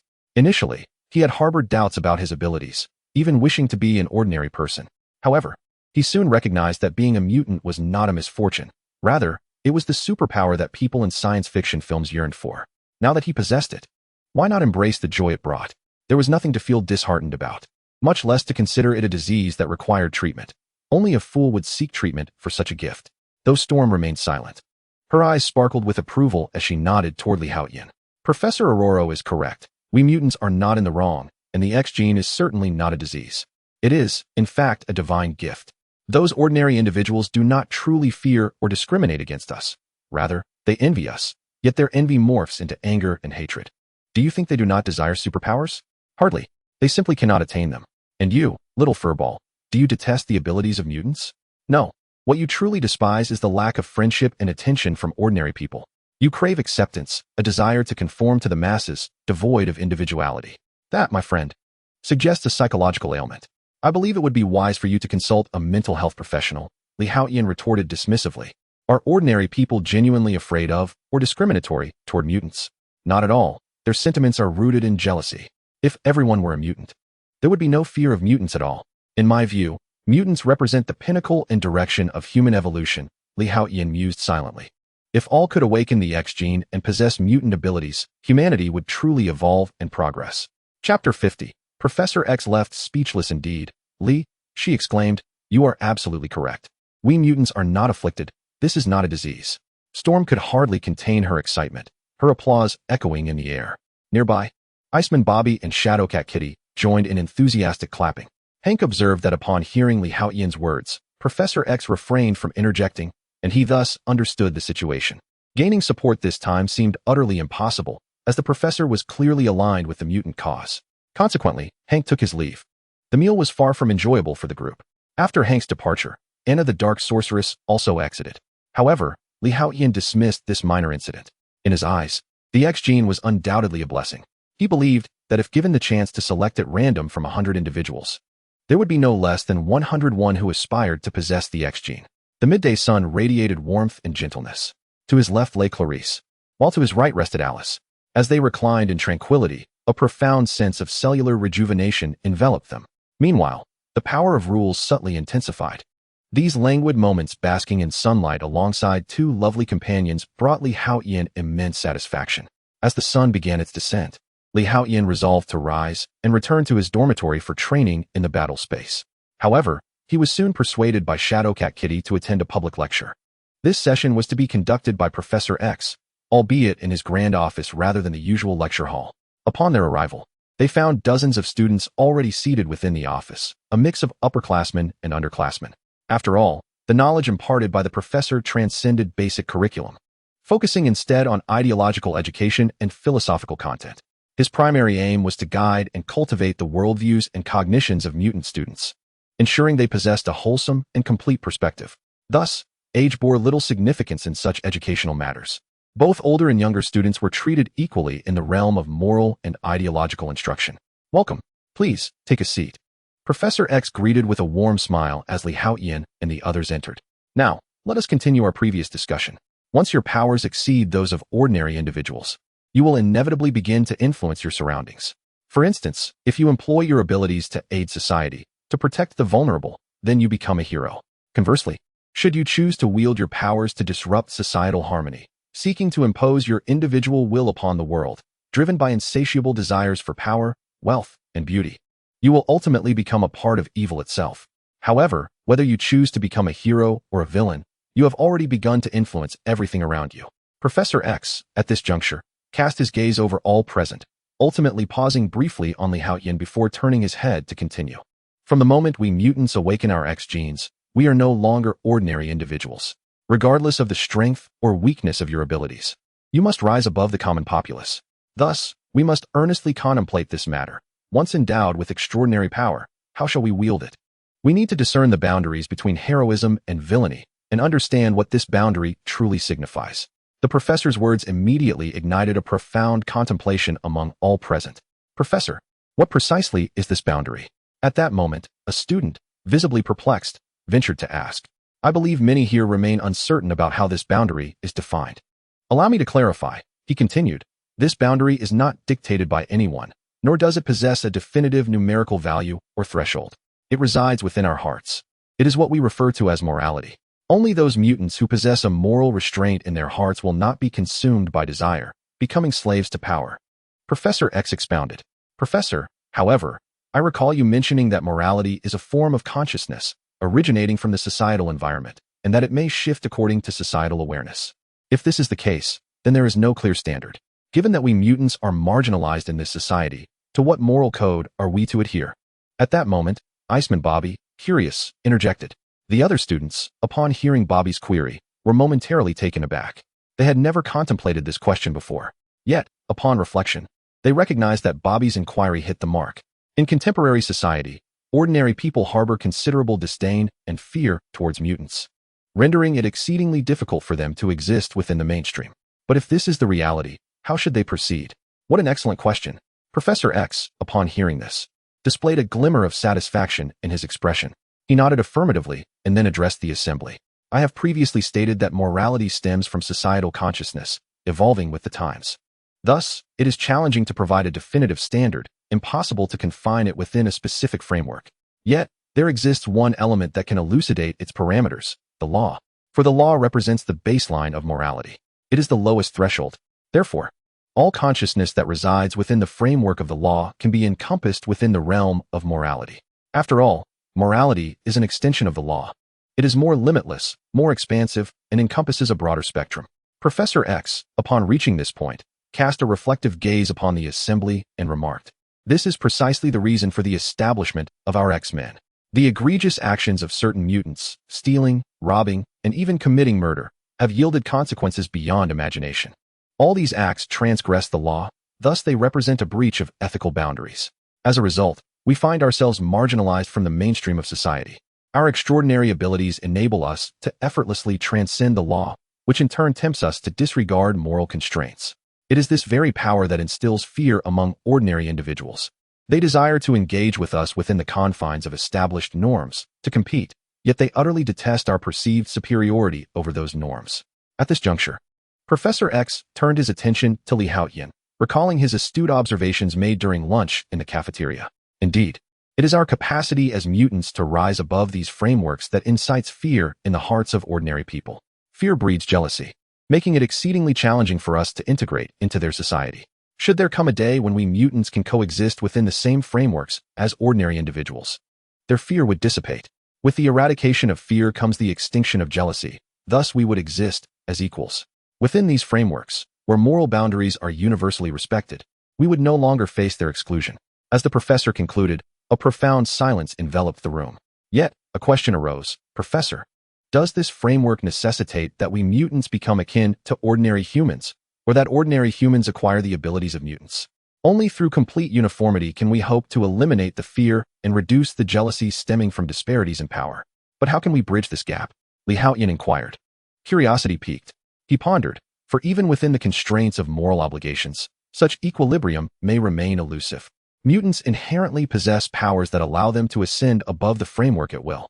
As long as you do not provoke me, we may coexist as individuals within the framework. However, should I lose my temper, I can effortlessly transcend those boundaries. Can such a reality truly dissolve the chasm of fear? Haotian expressed his skepticism. Unless mutants relinquish their powers, or ordinary people gain the abilities of mutants, the disparity in strength could be easily narrowed. Yet, this scenario introduces another dilemma. The variance in power among mutants themselves is also considerable. A powerful mutant can easily overpower a weaker one, creating a disparity that may surpass even that between ordinary mutants and humans. If this is the case, what then? It mirrors our current society, where even among ordinary individuals, the chasm of wealth is strikingly vast, giving rise to a segment of the populace that harbors intense resentment towards the affluent. Those who harbor animosity towards the wealthy, how do they differ from the common folk who hold disdain for mutants? This is a question worthy of profound contemplation. Professor X momentarily paused, taken aback by Haotian's inquiry. Yet, this question was one that even he could not resolve at that moment, plunging him into a profound silence. While Professor X and his companions pondered Haotian's question, mutants within the borders of the beautiful nation began to gather unexpectedly. It seemed as though an unseen force was guiding them, all converging upon a particular city. As night fell, an unsettling atmosphere enveloped this city. Chaos and danger loomed ominously overhead, causing pedestrians to hesitate in venturing outside, with only a few daring souls hurrying along the streets. Inside a grand cathedral in this city, shadows danced. However, these figures were not devout worshippers, but mutants drawn by an unseen power. At the pulpit of the cathedral stood a tall, slender man, fervently expounding on his thoughts. Surely, everyone has seen the news conference and is aware of the matter concerning the cure. But I am filled with indignation. We mutants are powerful, endowed with extraordinary abilities. This is the finest gift bestowed upon us by the heavens. Yet they dare to label us as afflicted by disease. Their intention is not to heal us. Rather, they seek to dismantle our strength, rendering us utterly powerless. I do not wish to be cured because I am not ill. Thus, we, the strong and empowered, must unite. We must form a formidable collective. Only then can we avoid being a scattered mass, and instead, wield greater strength. Let us boldly proclaim to those who deem us diseased, we are not sick, we are powerful. The ones who are truly afflicted are they. We must make it known that we are not to be trifled with. The middle-aged man shouted hoarsely. Indeed, we are not sick. The feeble humans are our common adversaries. I refuse to relinquish my power. At this moment, the assembled mutants erupted into frenzied roars. Observing this scene, a satisfied gleam flickered in the man's eyes. If this continues, we shall face extinction. Their aim is not to accept us, but to annihilate us. Just then, an ancient voice resonated from behind the crowd. Instantly, silence descended upon the assembly. This marked the first time someone openly acknowledged that the ordinary people fear their power.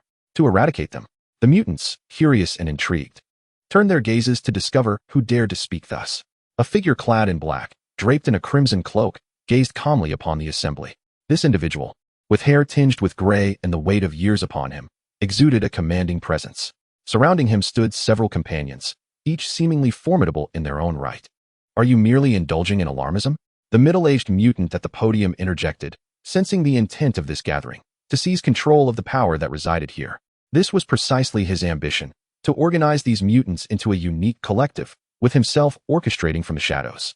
Yet, it appeared that the man before him sought to usurp that authority, compelling the middle-aged mutant to assert his position. Alarmism? Magneto's gaze turned cold, sweeping over the assembly before settling upon the man at the podium. Do you not believe that, at this very moment, a specialized task force is undertaking a mission? Perhaps today, or perhaps tomorrow, armed individuals will storm your sanctuary, and in the throes of your desperate pleas, you will be coerced into accepting treatment. His voice was devoid of warmth. Impossible. This is merely your... The middle-aged mutant's expression shifted, his voice rising in protest. Boom. Before he could finish, a searing fireball hurtled towards him. The middle-aged mutant leaped aside, but the explosive force still left his back bloodied and mangled. He raised his head, eyes wide with terror, as he regarded Magneto and his cohort. How infuriating. The fireman sneered, raising his middle finger in disdain. Am I being alarmist? I believe you know the truth better than I do. Magneto surveyed the middle-aged mutant with indifference, his tone steady and unyielding. He had no regard for this insignificant mutant. As he spoke, Magneto moved through the crowd and ascended the podium. My purpose here is quite simple. I seek to find allies who will join me in achieving great endeavors. As for whether you choose to align with humanity, groveling for survival, or allow us mutants to rise and claim our rightful place as masters, let humanity tremble before us, fleeing in fear, rather than us scurrying like rats in the sewers. You may choose to be kings or beggars. The choice is yours.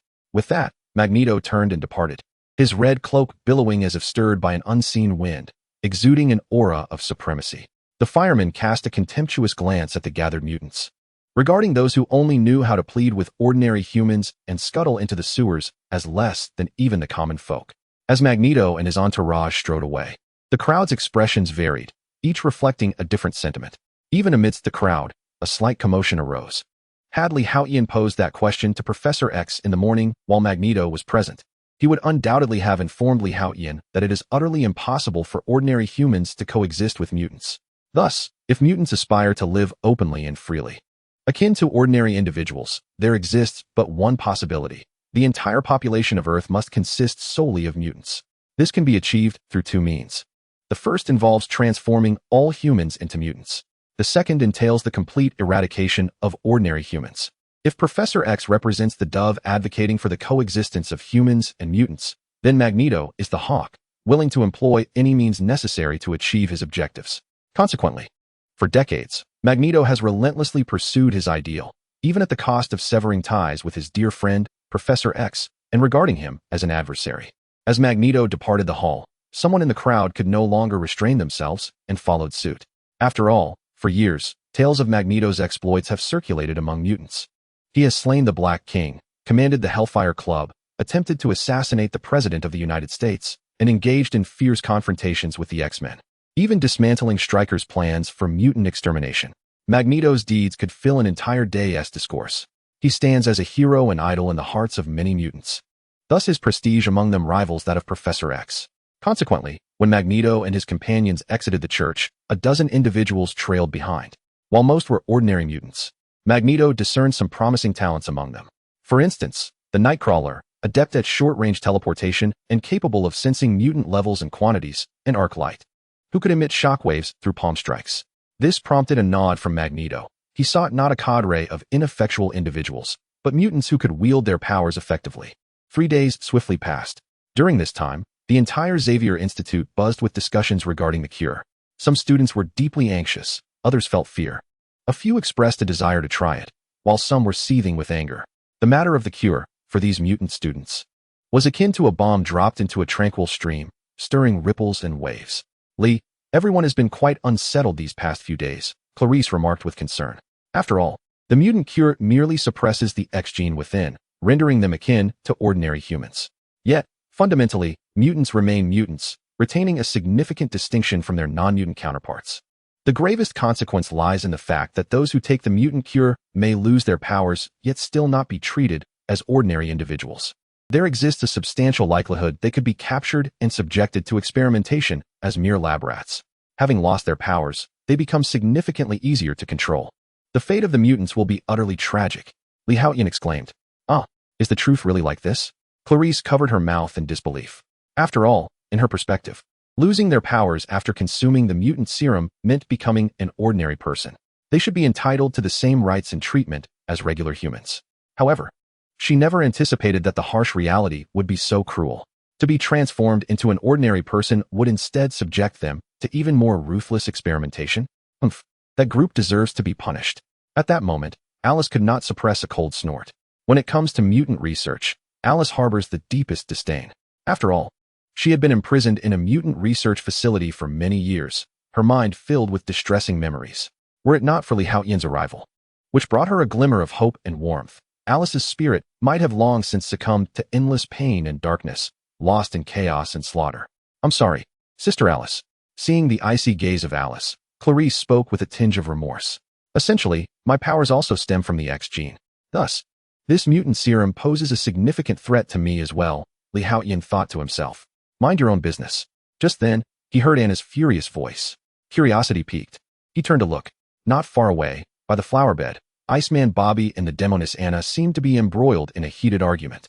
Anna, this mutant treatment serum is truly not as simple as it appears. Those individuals surely have ulterior motives. Iceman Bobby implored earnestly. Be quiet. Continuing to speak will yield no results.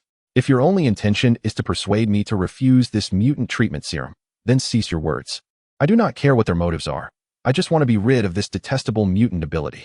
Do you understand? I no longer wish to be a mutant. Truly, I have had enough.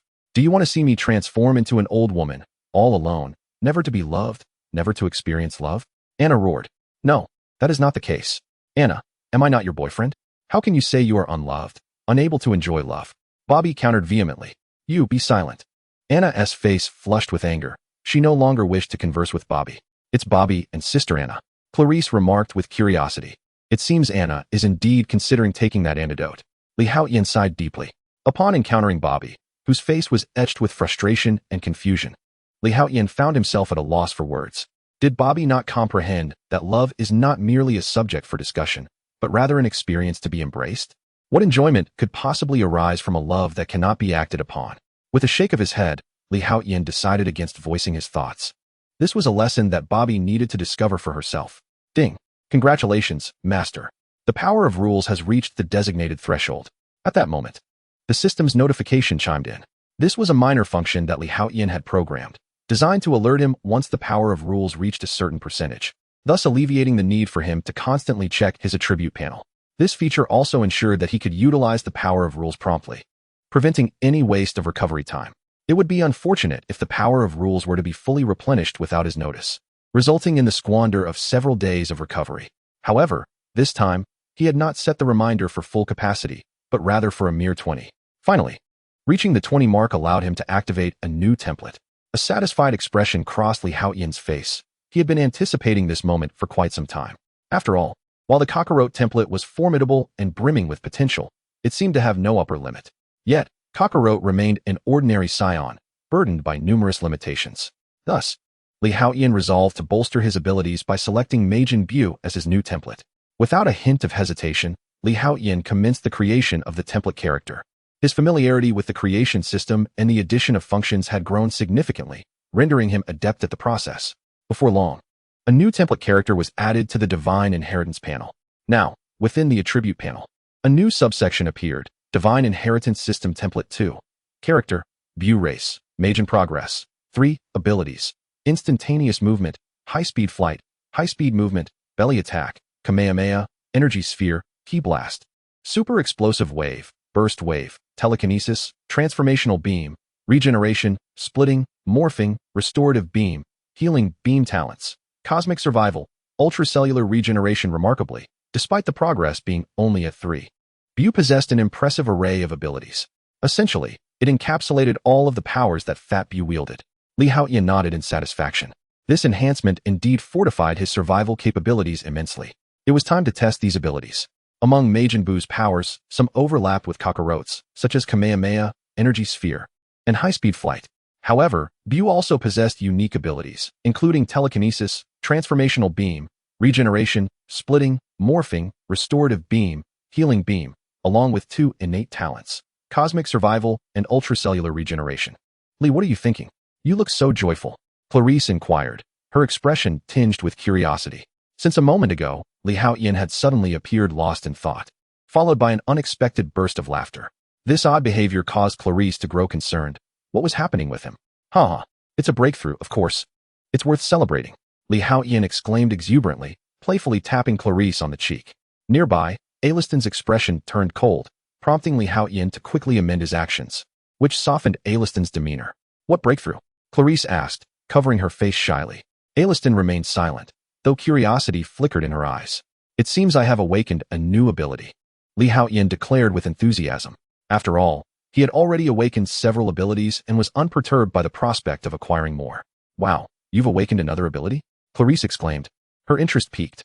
In her eyes, Haotian was nothing short of an all-powerful boyfriend. His strength surpassed that of Steelman. His energy attacks rivaled those of Cyclops. His flight was swifter than Storm's, and his combat skills were akin to Wolverine's.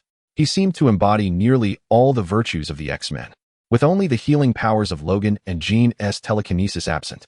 Would you like to see some of my little abilities? Haotian asked with a grin. Yes, yes. Clarice responded with excitement. Come on, hand me the dagger. Why do you need the dagger? Clarice paused, but obediently retrieved it. With a swift motion, he wielded the dagger and slashed at his own arm. In truth, Haotian was merely testing whether he would feel pain when attacked.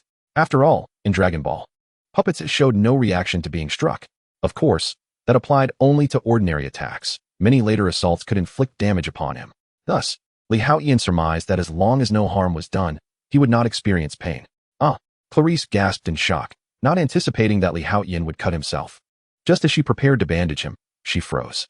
To her astonishment, there was no blood flowing from the wound, and it healed rapidly, as though it had never existed. Well, what is this? Clarice stammered, utterly speechless at the sight. Lee, you possess a healing ability akin to Wolverine's? And your regeneration seems significantly faster than Uncle Logan's. Not quite the same. Aliston interjected at that moment. His wound didn't bleed, indicating that the dagger's cut did not inflict any actual harm. Wolverine's regenerative ability is indeed subject to injury. It is merely the rapid healing of cells that allows him to staunch the bleeding almost instantaneously, Alice remarked with utmost seriousness. In the depths of Haotian's gaze, he could also discern a flicker of astonishment. However, unlike Clarice, Alice was less adept at articulating her thoughts. What keen insight! Truly, Alice is remarkable, Haotian exclaimed, giving her a thumbs up. Goodness, Lee, you too possess such formidable regenerative powers. Clarice felt a genuine joy for Haotian. This enhancement in his survival capabilities significantly bolstered his chances during perilous missions, a prospect that excited Clarice even more than her own improved resilience. This is not merely regenerative ability, it is restorative capability, Haotian stated with a smile. Through the recent experience with the dagger, he had begun to uncover certain truths. Although Wolverine's regeneration and Majin Buu's restorative power appeared similar at first glance, they were fundamentally distinct.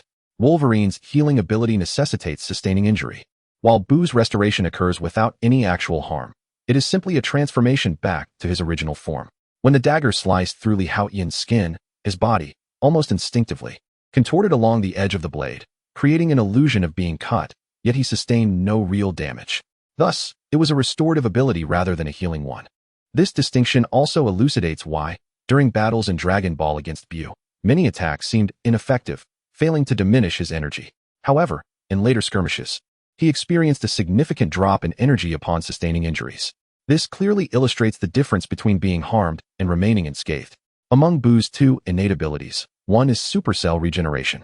During the process of cellular regeneration, excess energy from within is consumed. Overuse of supercell regeneration weakens Buu's restorative capacity and diminishes his regenerative ability. Consequently, this underscores the essential differences between his powers and those of Wolverine. Comparatively, Buu's abilities are considerably superior. Is there more? Is there? Clarice exclaimed with palpable excitement, akin to a little girl marveling in an amusement park. Indeed, Haotian chuckled. He then grasped the dagger and cautiously tapped it against Clarice's hand, resulting in a minuscule puncture akin to a mosquito bite. Clarice inquired, slightly perplexed. Although it was not painful, she was unsure of the intent behind Haotian's seemingly trivial action. Therapeutic light. Haotian gently brushed his hand over Clarice's small wound. A hum resonated as a beam of violet-red light gradually enveloped her injury. In an instant, the small cut made by the dagger was miraculously healed. My goodness, Lee, have you truly awakened the power of healing? Clarice was genuinely astonished. After all, possessing self-healing abilities is not extraordinarily rare. Many mutants share this trait. Among the most notable is Wolverine, Logan, but such abilities are not unique to him. However, the capacity to heal others is far less common. Not only that, Haotian smiled, swiftly twisting the dagger. In the next moment, Clarice's sideburn was abruptly severed. Yet, before she could comprehend the situation, Haotian raised his hand slightly. Restorative light. Instantly, a bluish-green beam illuminated Clarice's hair. In the blink of an eye, the severed sideburn curiously restored itself. Clarice was momentarily stunned, her beautiful eyes wide with disbelief. The sheer magnitude of shock Li Haotian had imparted upon her was overwhelming, each revelation more astonishing than the last. Initially, she thought he had merely awakened some simple ability, yet what he referred to as minor powers were increasingly rare and remarkable. Whether it was his healing capabilities surpassing those of Wolverine, the previously demonstrated healing light, or the current restorative light, each of these abilities stood as a formidable mutant power on its own. Yet now, all three resided within a single individual. Moreover, this was merely the tip of the iceberg regarding Li Haotian's newly awakened abilities. He possessed incredible strength, formidable energy attacks, and the ability to fly. Just moments ago, Clarice pondered how close he would be to omnipotence if he were to possess healing abilities comparable to Wolverine's. She never anticipated that Li Haotian would indeed possess recovery and healing powers even more astonishing than Wolverine's. Clarice was truly numbed by the revelations. Even if Li Haotian were to inform her of other abilities, such as telekinesis akin to Jean's, she would be utterly unfazed. Beside her, Alice remained silent, already overwhelmed by shock. Having spent considerable time at the mutant research facility, she had gained some understanding of mutants. Thus, she was acutely aware that each of the abilities Li Haotian currently exhibited was extraordinarily precious. The fact that so many abilities coalesced within a single individual was simply unfathomable. Chapter 53. Looking for romance in Turkey? No, let's gaze at Saturn. Hee. At that moment, Li Haotian chuckled softly. With a sudden flourish, he released his grip on the dagger, which began to levitate gracefully before the astonished eyes of Clarice. Whoosh! In an instant, it danced around him like a delicate sprite. Clarice swore she would never be astonished again, yet her mouth gaped open in disbelief. Li Haotian had genuinely awakened the power of telekinesis. Words eluded her. She could scarcely comprehend what she was witnessing. Was it possible that he, like her, was a mutant? Or perhaps he was a deity incarnate? Yet even a god would not possess such an array of abilities, would they? Beside her, Alice was equally flabbergasted, her mind nearly dazed. What manner of man was Li Haotian? Women have eternally sought strength, an immutable truth throughout the ages. Beauty complements the hero. This is the essence of survival of the fittest. Thus, if one lacks charm and romance, possessing strength and excellence will naturally draw beauty towards you. When the flower blooms, the butterfly will come. This is not mere platitude, it is the stark reality. In this moment, Alice, who already held deep feelings for Li Haotian, found herself further entranced. Do not be so astonished. I have yet to reveal all. Li Haotian beamed at the two women, relishing their reactions. Even someone as formidable as he felt a desire to impress in front of those he admired. Clarice and Alice were left speechless, utterly mesmerized. The main event was yet to come. With a mischievous smile, Li Haotian seized both of their arms. Boom! A terrifying wave of white energy erupted suddenly. Then, a soft purple shield enveloped him. Whoosh!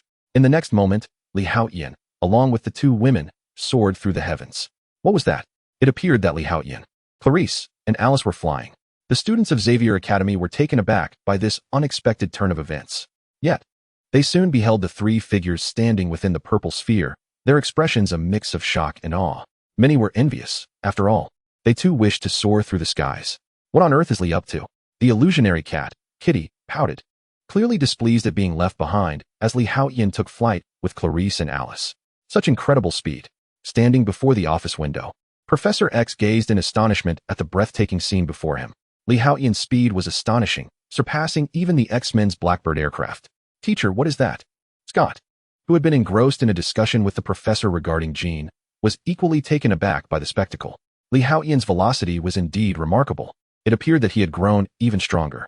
Professor X marveled at this development, though a hint of concern laced his voice. He feared that the matters he had previously discussed with Li Haotian had not penetrated deeply into his heart. He attributed Li Haotian's newfound strength solely to the awakening of his X gene. If this trend continued, Professor X worried that Li Haotian's lifespan might be drastically reduced. The thought of such a promising talent perishing due to an overwhelming surge of power filled him with regret. In Professor X's eyes, Li Haotian still had a magnificent future ahead of him. Li, where are we going? Clarice exclaimed as she finally registered the rapidly shrinking Xavier Academy below them. Beside her, Alice remained silent, her previously apathetic gaze now tinged with astonishment. Though Alice could also fly, her altitude was limited to several thousand meters. Any higher would be beyond her physical capacity. Yet at that moment, Li Haotian had elevated both women to an altitude of 10,000 meters, moving at a breathtaking speed that exceeded hers by tenfold, even several dozen times. I'm taking you to a romantic place, Li Haotian declared with a broad smile. Oh, I know. Is it the land of romance? Clarice responded excitedly. She had long heard of this enchanting country, renowned for its picturesque landscapes. Spanning the Eurasian continent, it is surrounded by 3 seas, boasting the profound depths of the Black Sea to the north, the civilization of the Mediterranean to the south, and the romance of the Aegean Sea to the west, alongside majestic relics of the Ottoman, Byzantine, and Roman empires, as well as the stunning natural formations of Pamukale and the fairy chimneys. Among its gems, Lake Tuz is celebrated as the sky mirror of the land of romance, with its surface shimmering in delicate pink hues, resembling a fairyland. This land is home to hospitable people, vibrant culture, captivating scenery, and mysterious legends, an ideal destination for many who yearn for romance. Upon hearing Li Haotian's intention to take them to a romantic place, Clarice's mind instantly conjured the image of the land of romance, filling her with anticipation. Romantic land? No, I'm taking you not to the land of romance, but to the star of romance. Li Haotian laughed heartily, his white aura transforming into a brilliant gold.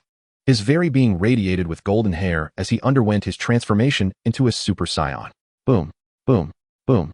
In an instant, Li Haotian's speed surged tenfold once more. In the blink of an eye, he propelled himself beyond the confines of Earth, heading straight for Saturn, one of the 9 planets in close proximity. Oh my heavens! Clarice and Alice were utterly astonished. It turned out that Li Haotian was not merely taking them to some distant country. He had, in fact, whisked them away from Earth itself. The vast expanse of the starry sky unfolded in a brilliant shade of blue, shimmering with enchanting depth. The Earth appeared as a blue orb, exquisite and beautiful. Is this the cosmos? We can breathe in space. Clarice and Alice were left speechless. A glint of pride appeared on Li Haotian's face, a testament to the power of Majin Buu. Let us go. With a whoosh, Li Haotian pushed his speed to its utmost limit.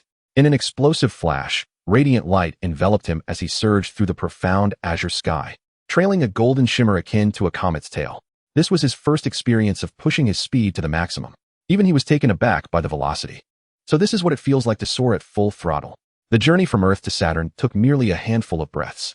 Upon arrival, Li Haotian halted, gazing at the stunning planet before him. Romantic Turkey could not compare to the resplendent beauty of Saturn. He turned to Clarice and Alice, exclaiming, "It's breathtaking." Clarice, with eyes wide in astonishment, replied, "This is truly magnificent." Although she had previously seen images of the 9 planets of the solar system, none could rival the awe of witnessing the real thing.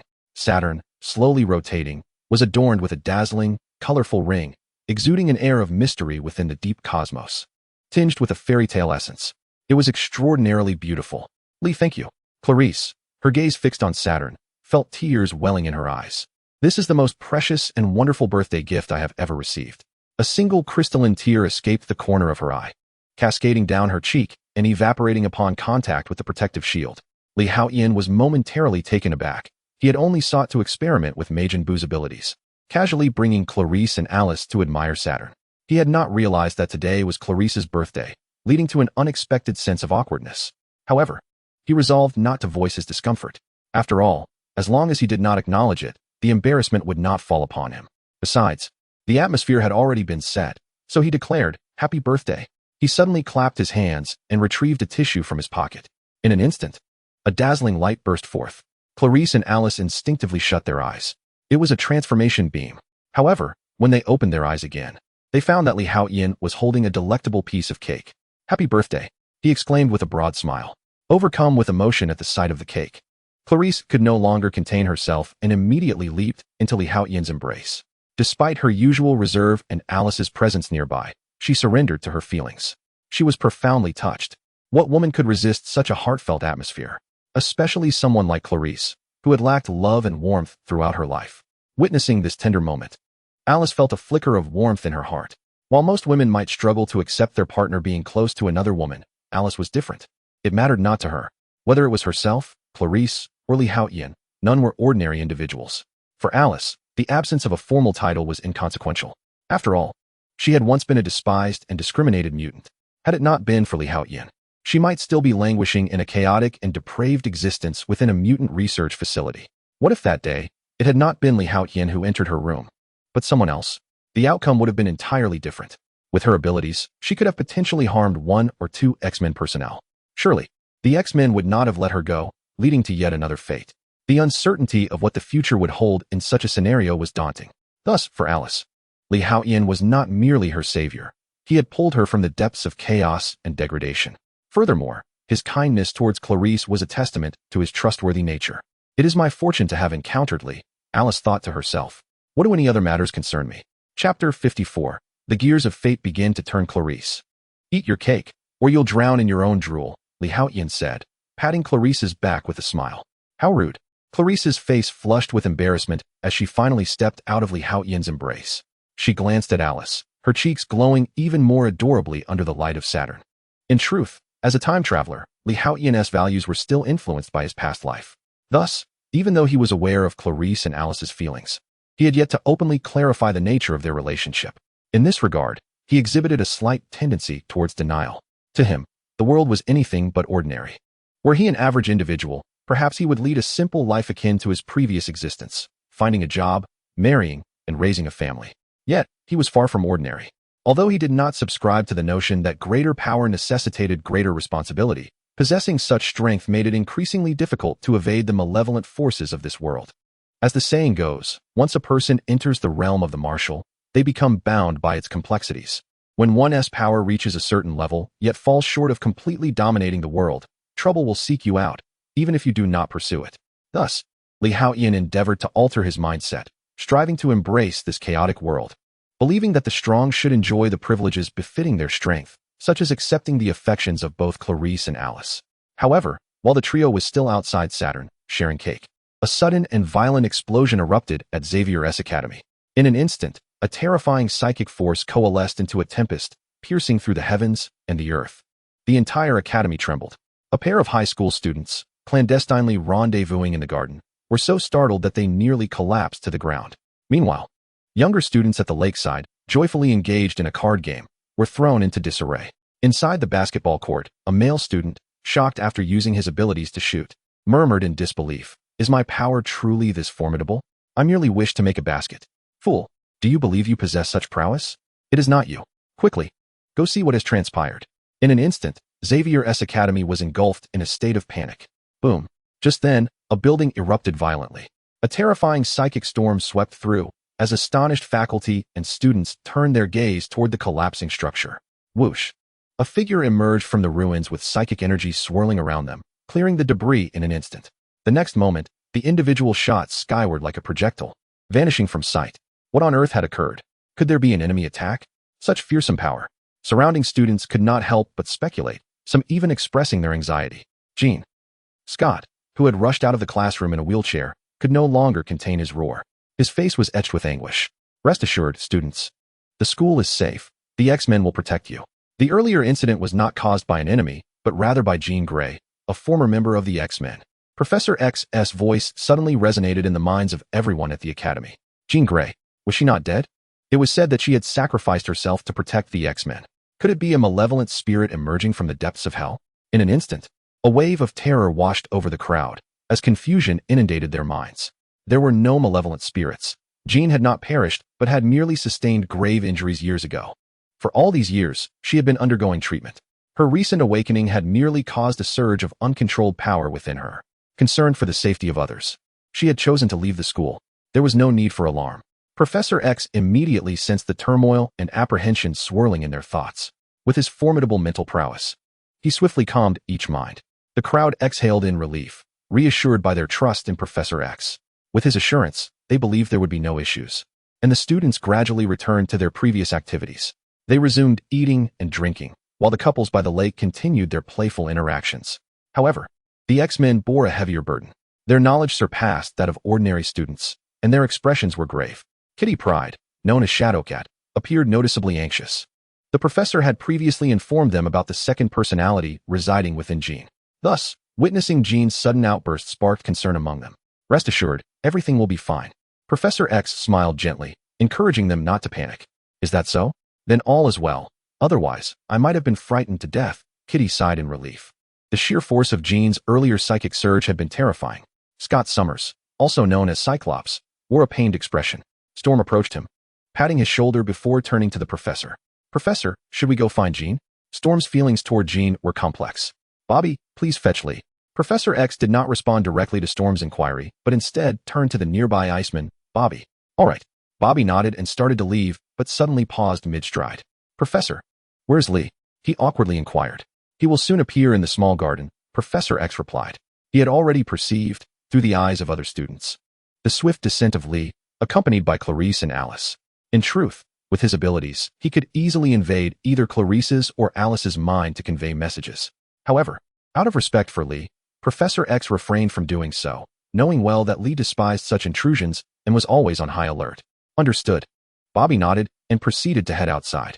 Upon his arrival at the small garden, he noticed Li Haotian accompanied by Clarice, both women descending gracefully from the sky. What could have transpired? Had an adversary launched an attack? Just moments before nearing Xavier's academy, Li Haotian had observed a building collapse into ruins. Several instructors were already engaged in clearing the debris and restoring the facade. However, this incident did not seem to stem from a routine experiment gone awry. It bore the hallmarks of a powerful mutant's actions, piquing Li Haotian's curiosity. After all, Xavier's academy was currently under the guidance of Professor X. Flanked by formidable allies such as Wolverine, Colossus, and Iceman Bobby, their strength was not to be underestimated. Surely, no one would be foolish enough to assault Xavier's academy. It was Jean. Iceman Bobby promptly recounted the recent events and the professor's words to Li Haotian. Had Jean truly succumbed to her darker impulses once more?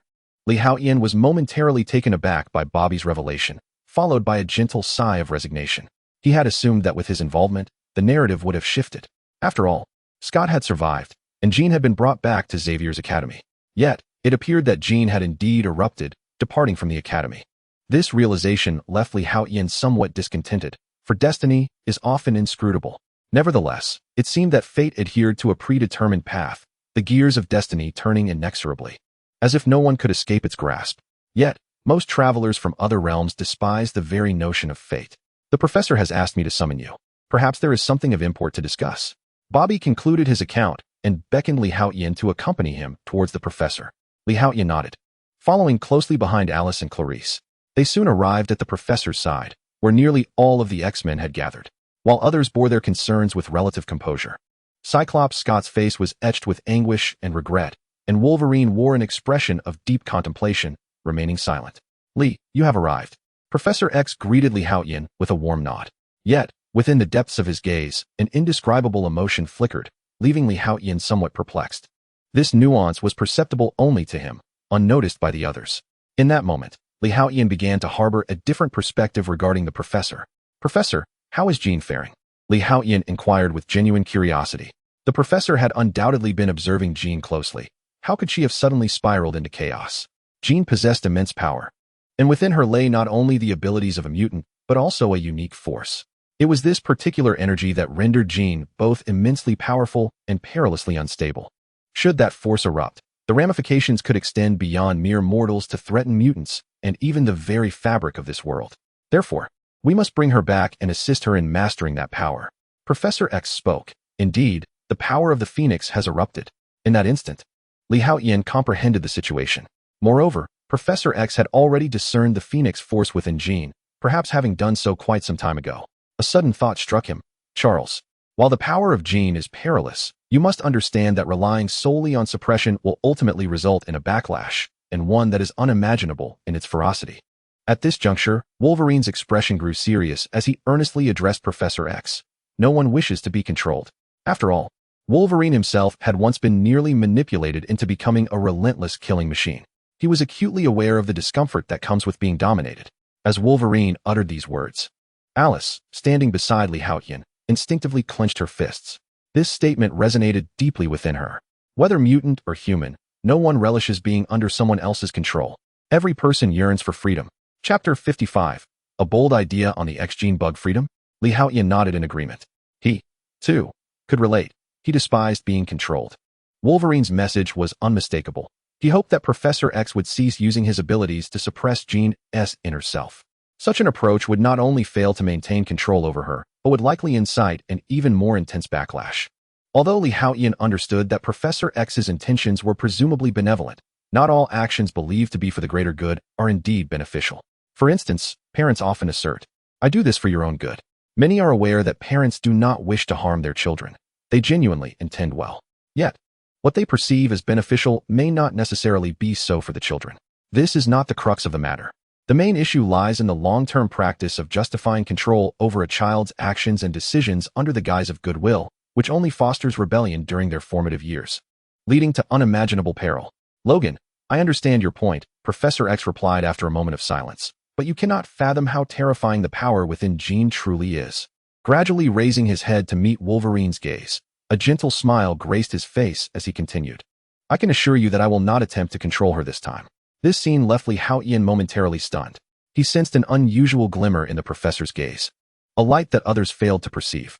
This only deepened Li Haotian's perplexity, reflecting on the professor's earlier look and the current strange radiance.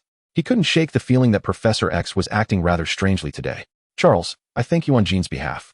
Upon hearing Professor X's words, Logan's face instantly brightened with a hint of excitement. Scott lifted his gaze towards Logan, glancing at Professor X, yet remained silent, his expression still marred by anguish. Logan, Aurora, let us depart and bring Jean home, Professor X exclaimed. Certainly, Professor. Storm nodded enthusiastically. Logan, filled with a natural joy, perceived the professor's newfound clarity as a moment worth celebrating. Li, you should accompany us as well. Professor X directed his gaze towards Li Haotian. All right. Li Haotian hesitated briefly before nodding in agreement. It seemed he had been involved in several missions lately. Although the prospect of earning money was enticing, there were times when he yearned for a moment of respite. Wait, there is something I must consider. Suddenly, Li Haotian appeared struck by a revelation. Each time he undertook a mission, it was always at the request or invitation of others. His power of rules operated on the principle of equivalent exchange. Therefore, if he accepted and completed a task, could it be deemed an equivalent exchange? If so, had he inadvertently fulfilled a certain form of transaction? If this were the case, wouldn't he agreeing to others' requests or completing tasks allow him to gain rule power in a reverse manner? A bold possibility surged in Li Haotian's mind. What if he created a system that rewarded him with the essence of rules for accepting requests or completing tasks? Wouldn't that be a way to exploit a loophole? The essence was a recent addition to his attributes, a description of his power of rules. Suddenly, Li Haotian felt a fervor ignite within him. If this audacious hypothesis could indeed materialize, he would no longer need to endure the painstaking wait for his rule power to gradually replenish. Instead, he could simply accept others' requests or complete tasks to acquire vast amounts of rule power. If that were the case, he would truly strike it rich. Li Haotian became exhilarated, and the thought lingered in his mind, refusing to dissipate. Li, what is the matter?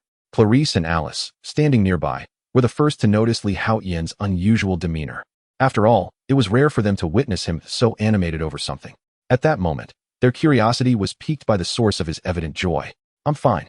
Just contemplating a few things, Li Haotian replied with a smile, playfully pinching Clarice's cheek. Oh, Clarice's face flushed with color. Let us go. Professor X, slightly surprised, cast a glance at Li Haotian. He too had sensed the change in him, but chose not to comment further. Teacher, do you know where Jean is? Storm inquired, her voice tinged with uncertainty. Although she resists me, I have already discerned her location, Professor X responded gently.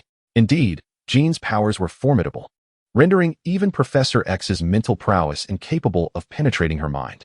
However, without a doubt, such a potent psychic presence could only manifest in one place.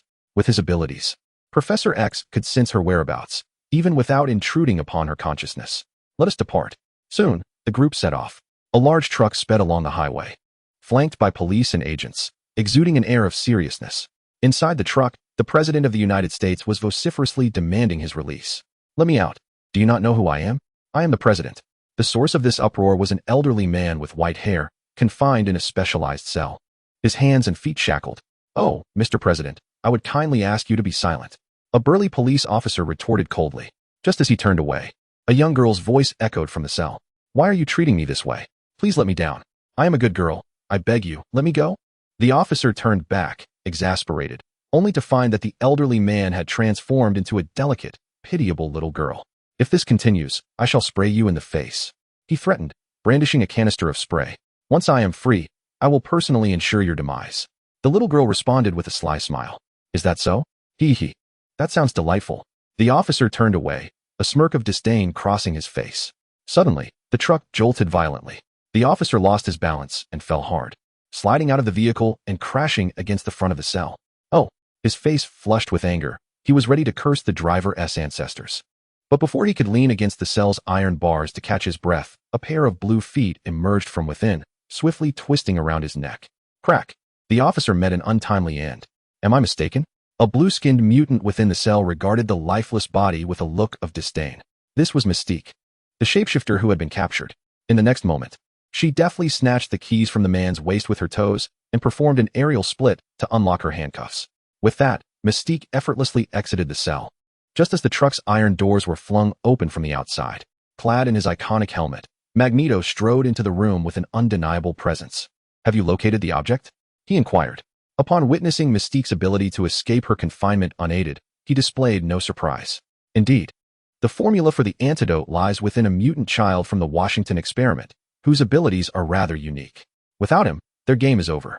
Mystique's revelation underscored the primary reason for her capture. Had it not been for this child, her chances of evasion would have been exceedingly slim. "Excellent. You truly are the woman I require," Magneto exclaimed, a triumphant smile gracing his features, clearly pleased with Mystique's performance. With a subtle gesture, he summoned the manifest containing the information of the mutants aboard the vehicle. The document soared into his grasp, which he casually handed to the nearby Human Torch. Number 41205. Jimmy Maduro has robbed 7 banks, Human Torch announced, summarizing the details. Magneto then raised his hand towards the reinforced cell housing the mutants. With a resounding crack, the sturdy door crumpled like a mere pretzel. 7 individuals emerged from within. They simultaneously robbed 7 banks. Human Torch was taken aback by the revelation, his astonishment palpable. "A mutant capable of duplicating himself? I could certainly make use of someone like you." Magneto nodded in approval. "Very well, I shall join." Maduro shrugged, readily accepting the offer. The imposing figure of Magneto instilled a sense of intimidation, prompting his compliance. "Welcome aboard." Magneto acknowledged Maduro with a nod before proceeding to the next cell. "Exercise extreme caution with this one," Human Torch warned, flipping to the second page of the manifest. "Number 88393, Coin Marco, is in solitary confinement. Oh, listen, this inmate must be permanently imprisoned. Once he gains momentum, he becomes unstoppable," Human Torch exclaimed, the description bordering on hyperbole. Yet, Magneto's expression brightened at the mention of the inmate. "Splendid." With a swift motion, he opened the cell of number 88393. Inside stood a towering, muscular man, his limbs, waist, and neck restrained by specialized apparatus. The level of confinement far exceeded that of Mystique and Maduro, illustrating the severity of his containment. The inmate in cell 88393 poses an exceptionally high level of danger. Chapter 56, The Confidential Agreement of 1998. Very well. Magneto gazed at the imposing figure before him, a look of satisfaction gracing his face. The treatment he received clearly indicated the immense power possessed by this mutant. Thus, they were compelled to resort to such drastic measures. After all, even Mystique had not been afforded this level of consideration. "What do they call you?" Magneto inquired, directing his gaze towards the mutant, Colossus. "Red Tank." The brawny mutant responded promptly. "Red Tank. I cannot fathom the reason behind that name," Magneto exclaimed, a hint of surprise evident in his voice. It certainly sounded peculiar. "Let me out. I need to relieve myself," Red Tank declared loudly. The Human Torch beside him could only roll his eyes in response. With a swift motion, Magneto raised his hand and lightly gestured. The special iron shackles binding Red Tank shattered like clay. Boom. Red Tank stepped out of the cell, his heavy form causing the nearby truck to sway precariously. However, at that moment, Mystique suddenly gasped and quickly positioned herself in front of Magneto. Unbeknownst to them, a police officer had awakened, wielding a gun filled with mutant serum, which he aimed at Magneto. Uffed. But Mystique had already shielded Magneto, and the bullet struck her shoulder squarely. "Damn it," the Human Torch exclaimed, raising his hand as searing flames erupted from his palm, incinerating the officer into ashes. As Magneto's bodyguard, this was a duty he should have performed. Yet, it was Mystique who had protected Magneto and consequently was struck by the mutant serum. "Ah!" Mystique cried out, collapsing to the ground, trembling in agony. She rolled back and forth, her mutant traits gradually diminishing. The ability to transform into anyone's appearance began to fade from her body, replaced by that of an ordinary human.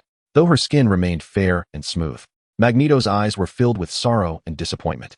"Eric!" Mystique gazed at Magneto, her heart quaking. "You saved me." Magneto's eyes glimmered with resolute determination as he turned to leave. "I'm sorry, my dear. You are no longer one of us." At this, the Human Torch's heart raced. Had he been the one struck? Would Magneto have uttered the same words? He dared not contemplate it, fearing that his beliefs would shatter. What a pity, for she had once been truly beautiful. Magneto felt a pang of sorrow but quickened his pace, leaving behind Mystique's helpless gaze, filled with shock and disbelief. "Where are we headed?" inquired the Red Tank, curiosity evident in his tone. "Boss, I've traced the source of that terrifying magnetic disturbance." Before Magneto could respond, Nightcrawler interjected. Excellent. We shall invite her to join our ranks. Magneto replied with a smile, a glimmer of amusement flickering in his eyes. Charles, I warned you long ago. Either eliminate her or do not seal her away. Such immense power cannot be contained so easily. Nightcrawler hesitated at Magneto's words. Boss, do we really need to seek her out? The source of that power is incredibly formidable. She is the strongest mutant I have ever encountered. Even you would pale in comparison. She has likely surpassed the 5th level of classification. If we cannot control her upon bringing her back, she would not be an ally, but rather a harbinger of destruction, jeopardizing our very lives. Let us proceed. Magneto's face, however, bore a smile. Jean, I am determined to have her. Storm drove swiftly toward a small town not far from the city, Jean Grey's hometown. It was from there that Professor X had once taken her away. Earlier, Professor X had discovered that Jean had returned home. Professor, have you considered what we shall do if we cannot defeat Jean? Haotian, seated beside Professor X, asked curiously, noting the professor's silence. Although Haotian had previously sparred with Jean and seemed to hold the upper hand, he was acutely aware of her overwhelming power. When she had awakened at Alkali Lake, her Phoenix Force had been feeble, yet she had managed to engage him in a prolonged battle, showcasing the Phoenix Force's might.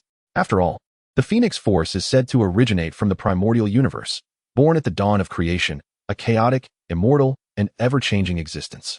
It is the creator and source of all spiritual and mental essences across the infinite multiverse. This alone underscores the true extent of the Phoenix Force's strength. While Haotian's Super-Saiyan power is formidable, it is, at best, somewhere between the celestial and universal levels, falling short of the multiversal tier. In contrast, the Phoenix Force represents a genuine multiversal power. Thus, Haotian felt a twinge of uncertainty. Even if I cannot prevail, I must go, for it is my duty. Professor X gazed at Haotian, pausing momentarily before he spoke softly. What is your duty? Haotian was momentarily taken aback, for he was unclear about this notion. After all, the original narrative did not mention any responsibilities of Professor X. Few were privy to this information, not even Aurora or Scott. Professor X then continued, Teacher, what is this matter that even we are unaware of? Storm, intrigued by Professor X's words, leaned in. In 1998, I, along with several formidable individuals among humanity, established a confidentiality agreement that must be upheld.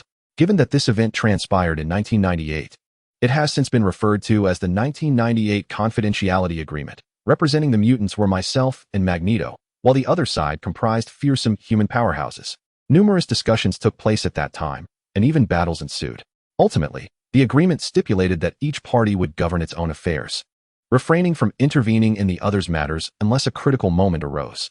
Should one party overstep, the agreement would become void, leading to an unrelenting conflict that could potentially precipitate an apocalypse.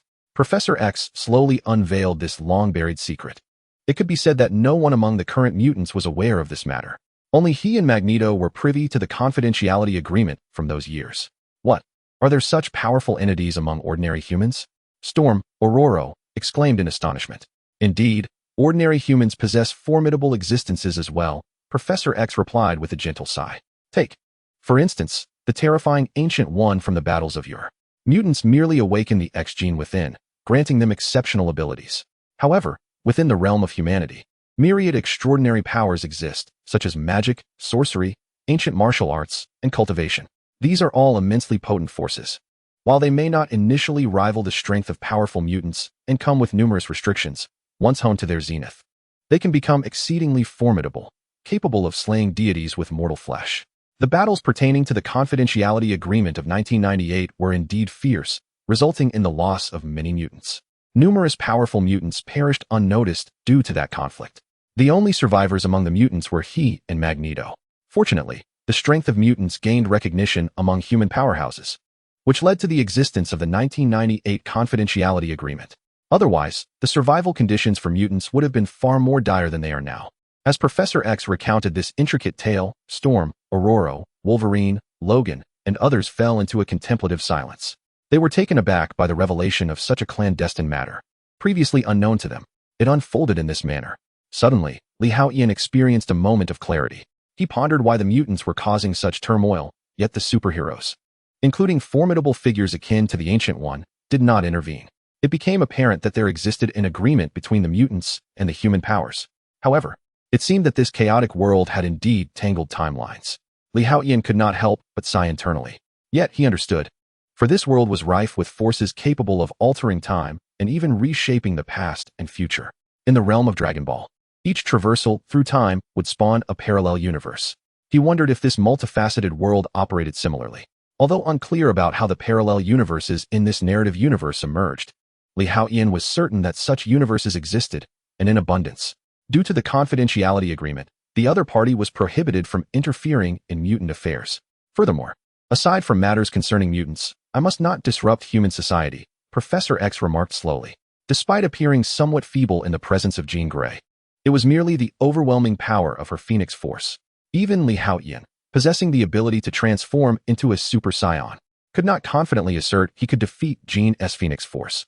Not to mention Professor X, whose abilities were limited to a single universe level at best. If the opponent could safeguard their mind, he would appear even weaker, potentially less formidable than an ordinary mutant. After all, Professor X's mental prowess could not influence reality, which paled in comparison to psychic abilities. Conversely, Jean's Phoenix Force encompassed multiversal power, rendering him seemingly insignificant. Nevertheless, Professor X's strength was not something an ordinary mutant could withstand. Aside from Magneto's helmet and Haotian's mental shielding system, few could genuinely resist his power. Thus, if Professor X employed a thought wave amplifier, he could instantaneously eliminate all humanity. Perhaps a few exceptionally powerful individuals might manage to resist his thought wave amplifier. But such an event would almost annihilate the entirety of the human race. The retribution of humanity as super beings against mutants would likely ensure that no humans remained on Earth. Neither ordinary nor mutant, all perished. The sheer magnitude of power could potentially shatter the planet itself, or at the very least, lead to significant ecological upheaval, rendering Earth inhospitable to human life. Should such a scenario unfold, it would indeed signify the end of the world. For all these years, both parties have adhered to the confidentiality agreement. Is there truly such a formidable presence among humanity? Storm, Aurora, remarked, for in her perspective, mutants were the epitome of strength. And Professor X, as a premier mutant, stood unrivaled. Could any ordinary human truly contend with him? Indeed, there exist beings beyond beings, realms beyond realms, and universes beyond the known universe. No one dares to proclaim themselves invincible. Thus, whether it be mutants mightier than I or ordinary humans, they are innumerable. Moreover, this world encompasses far more than just humans as intelligent life forms. Professor X spoke slowly, his words leaving Storm, Wolverine, and others in profound astonishment. Even for Haotian, this had significant implications. Therefore, regardless of whether I can defeat Jean, I must come, Professor X declared. Yet, given Jean's animosity towards him, it seemed he faced imminent peril. Was he truly willing to confront certain death? Haotian found it difficult to comprehend Professor X's resolve. Even if he were to arrive and could not stop Jean, what purpose would it serve? As long as Professor X lives, perhaps the confidentiality agreement still holds.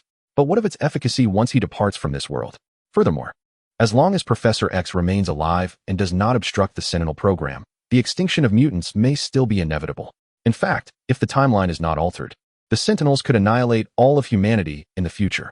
After all, the evolution of Sentinels is alarmingly rapid.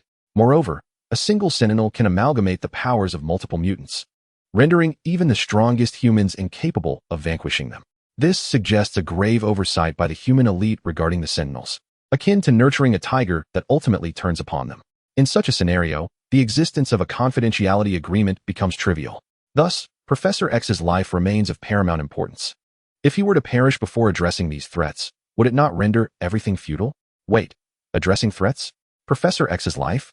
Suddenly, Haotian was struck by a shocking possibility.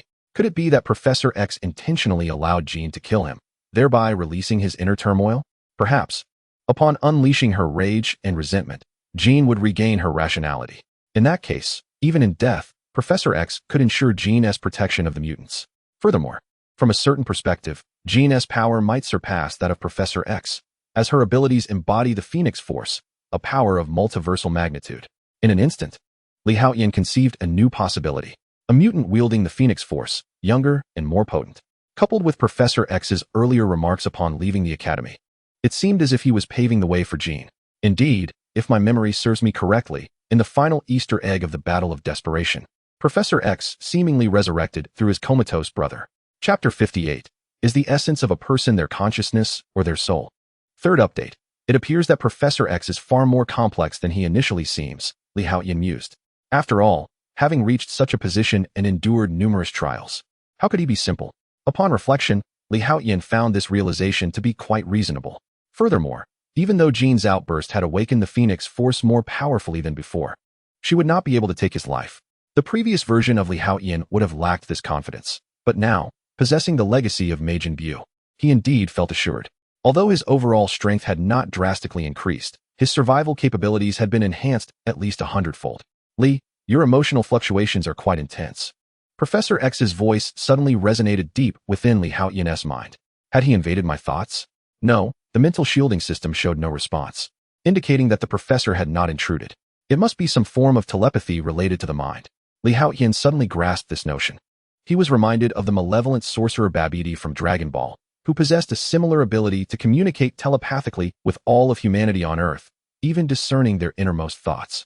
Unfortunately, such telepathic abilities eluded him, just as they did Majin Buu. However, Majin Buu did possess telekinesis, albeit more aligned with Jean's conventional physical telekinesis. Given Li Haotian's current prowess, he should be able to wield telekinesis nearly as effectively as Jean, though this refers solely to her mutant capabilities, excluding the Phoenix Force. Professor, Li Haotian attempted to gather his thoughts, realizing the delicacy of the matter. There was no need to vocalize, mere thought would suffice. Professor X offered him a knowing glance, indicating that he did not wish Logan and Aurora to overhear. Understood, Li Haotian responded mentally. It seems you have indeed discerned my intentions. You are the most astute child I have ever encountered. Alas, you arrived a tad too late. Had you come 2 or 3 decades earlier, the plight of mutants would surely be different. Professor X remarked with a hint of melancholy. He found himself increasingly impressed with Li Haotian, powerful and intelligent, and now it seemed he bore a sense of responsibility. Had such a person appeared earlier, he would undoubtedly have been the ideal and perfect heir. One can lead mutants towards a new future, even if Li Haotian aspires to become the king of mutants. He would agree, for in Li Haotian's eyes, there lies not a trace of ambition. Instead, there exists a gaze imbued with purity, fundamentally distinct from that of Magneto. In truth, Li Haotian possesses a character that is somewhat adaptable, further enhanced by the inherited Kakarot template, which grants him an untainted heart. Similarly, the fat Majin Buu has become benevolent through the absorption of the Grand Kaishin's essence. Thus, while Li Haotian may not be considered inherently kind, he embodies a certain purity, earning him the commendation of Professor X. Professor, is the essence of a person rooted in the soul or the consciousness? Li Haotian inquired, a hint of perplexity in his voice. In the battle of desperation, Professor X turned to ashes yet could resurrect through his comatose brother, prompting Li Haotian to recall Orochimaru, albeit with a sense of distinction. What, then, constitutes the core of an individual, soul or consciousness? He pondered. If it is the soul, then in what manner did he traverse dimensions? Was it a journey of the soul or of consciousness? This was the first time anyone had posed such a question. Professor X was momentarily taken aback. Is the soul or consciousness truly the core? The inquiry from Li Haotian caught him off guard. In a certain sense, consciousness might indeed be akin to the soul, albeit more ephemeral, not a singular entity. For instance, when I sealed Jean's powers, it birthed a second consciousness within her, a brutal and greedy entity. Would one say that this second consciousness possesses a soul? The delineation is challenging. Therefore, discerning which, consciousness or soul, serves as the core remains ambiguous, for the two are inextricably linked. Though Professor X did not fully grasp why Li Haotian posed such a query, he shared everything he understood and speculated. If one could leverage consciousness, is true rebirth attainable? Li Haotian suddenly asked. Professor X fell silent for a moment. It seems you have indeed uncovered the truth and the course of action I intend to pursue. He mused with a sense of admiration for Li Haotian's intellect. Is it truly feasible? In reality, Li Haotian himself harbored doubts. Did he genuinely traverse dimensions? Or was it merely the consciousness of the original self manifesting a second personality in the throes of war? Alternatively, could he have utilized consciousness to resurrect from the original self? Whether complete rebirth can be achieved remains uncertain, as this is merely a fragment of my years of research. Yet, I estimate a 70% chance of success. Professor X spoke slowly, as Li Haotian had already discerned the truth. Professor X had no intention of concealing it any longer. Since you have made your intentions clear, I shall refrain from further comment, Li Haotian spoke.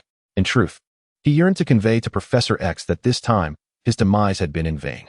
For Jean's consciousness had not been awakened, and she had nearly brought about the destruction of Earth. Ultimately, it was Wolverine who endured the chaos of disintegration while healing himself, and with tearful eyes, professed his love. leading to Jean's tragic end. Of course, Haotian was uncertain whether his mere presence might alter the course of events. Nevertheless, he remained skeptical. After all, he had previously demonstrated that the wheels of fate advance along a predetermined trajectory. Even if one were to alter its course, the ultimate destination remains unchanged. Aurora, please stop the car, we have arrived. At that moment, Professor X suddenly called out to Storm, who was driving. Should I get out and take Jean with me? Haotian mused internally. Although Jean could fly using her telekinetic powers, if he were to carry her directly off the planet to Saturn, would she be able to return? Given her abilities, perhaps she would not perish on Saturn. If he could wait a little longer, he was absolutely confident he could defeat her. Even if she awakened the full force of the Phoenix, what of it? He was not to be underestimated. Once again, they had arrived at this place. Professor X had exited the vehicle and, with Wolverine's assistance, settled into his wheelchair. Indeed, back then, you could never have anticipated this, old friend. At that moment, an unexpected voice rang out from the side. Chapter 59, The Red Tank, Just the Red Tank. The group turned to see Magneto, clad in a grand cloak and helmet, striding toward them with great fervor. His commanding gait suggested he was on the verge of seizing power. He exuded excitement, particularly upon noticing Professor X, which intensified his demeanor. It's Magneto. Storm immediately became vigilant, while Logan wore an awkward expression. If the adversary had been anyone else, he would have confronted them head-on. Yet with Magneto, Logan felt a twinge of discomfort. Eric, you can't possibly tell me you just happened to be passing by.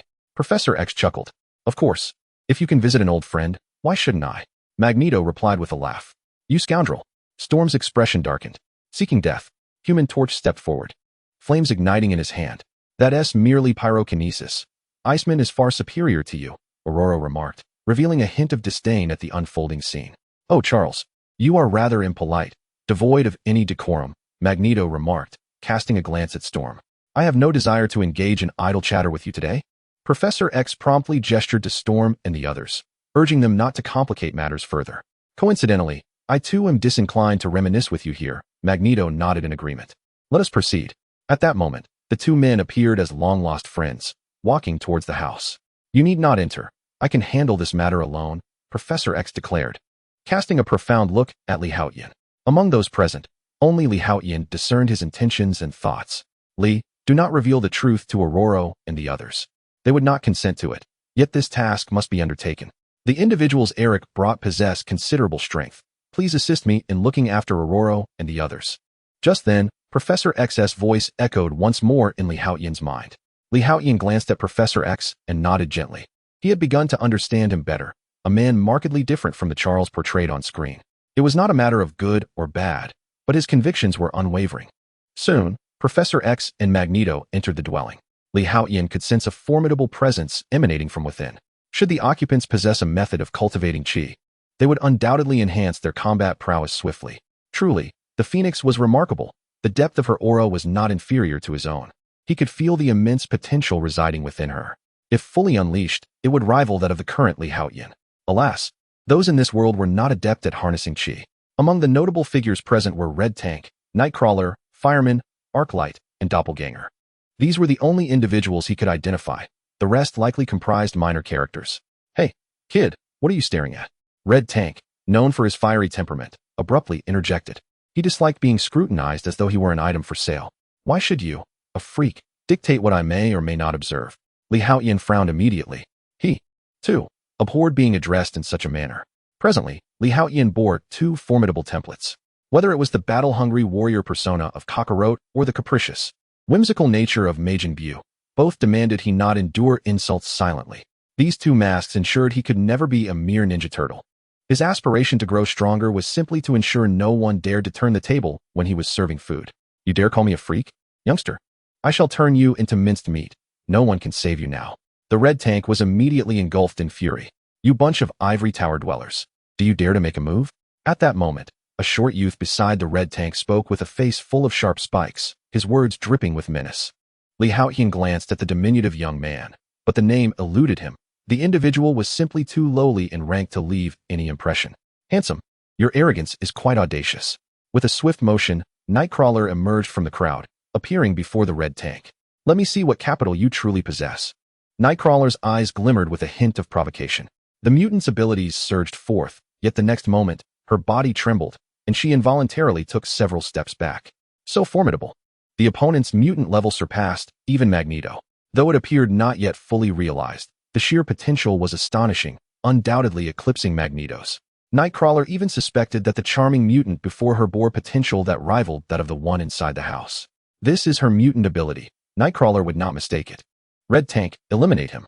Otherwise, he may become our greatest adversary. Nightcrawler exclaimed in alarm. Although he was powerful at present, she sensed that a considerable portion of his mutant potential remained undeveloped. Now was the ideal moment to eliminate him. Otherwise, once his potential erupted, it would be exceedingly difficult to vanquish him. However, Nightcrawler was unaware that Haotian's abilities indeed stemmed from the X gene. Yet his combat prowess was derived from a series of systems created by the X gene. His strength surpassed the potential already unlocked by the X gene. I have precisely that intention. The Red Tank roared, gathering energy as he stepped back. After all, he is merely a mutant. A cold smile appeared on Haotian's face. In Marvel's comic lore, the Red Tank is known as Cain Marko. Although often mistaken for a mutant, his power does not originate from the X gene. Rather, it is derived from the malevolent deity, Cyttorak. This dark god can produce a ruby imbued with magical power. Anyone who comes into contact with the gem gains magical abilities, transforming into the Red Tank. This grants the Red Tank an inexhaustible source of strength, allowing him to elevate his physical form to an indestructible state. He can even withstand Thor's mighty hammer and Wolverine's adamantium claws, especially when the Red Tank's body is activated, converting terrifying energy into kinetic force. Nothing can stand in his way, only destruction awaits. Although the individual before us, also known as the Red Tank, possesses abilities akin to those depicted in the comics, in reality, he is merely an ordinary mutant bearing the same name. Haotian has not sensed any aura of a malevolent deity emanating from him. Kid, perish. Boom, boom, boom. At this moment, the Red Tank has already taken off, charging towards Haotian. Chapter 60. The indestructible foe, this kid, is finished. No one or nothing can withstand the Red Tank. Even tanks and armored vehicles would be reduced to mere wreckage upon impact. Witnessing this scene, the onlookers could not help but display expressions of triumph. It appeared that Haotian had been utterly transformed into a mere puddle of flesh under the Red Tank's assault. Damn it! Storm, observing the direct attack on Haotian, immediately resolved to intervene. Boom, boom, boom. However, at that very moment, a sudden tremor erupted from within the home of Jean.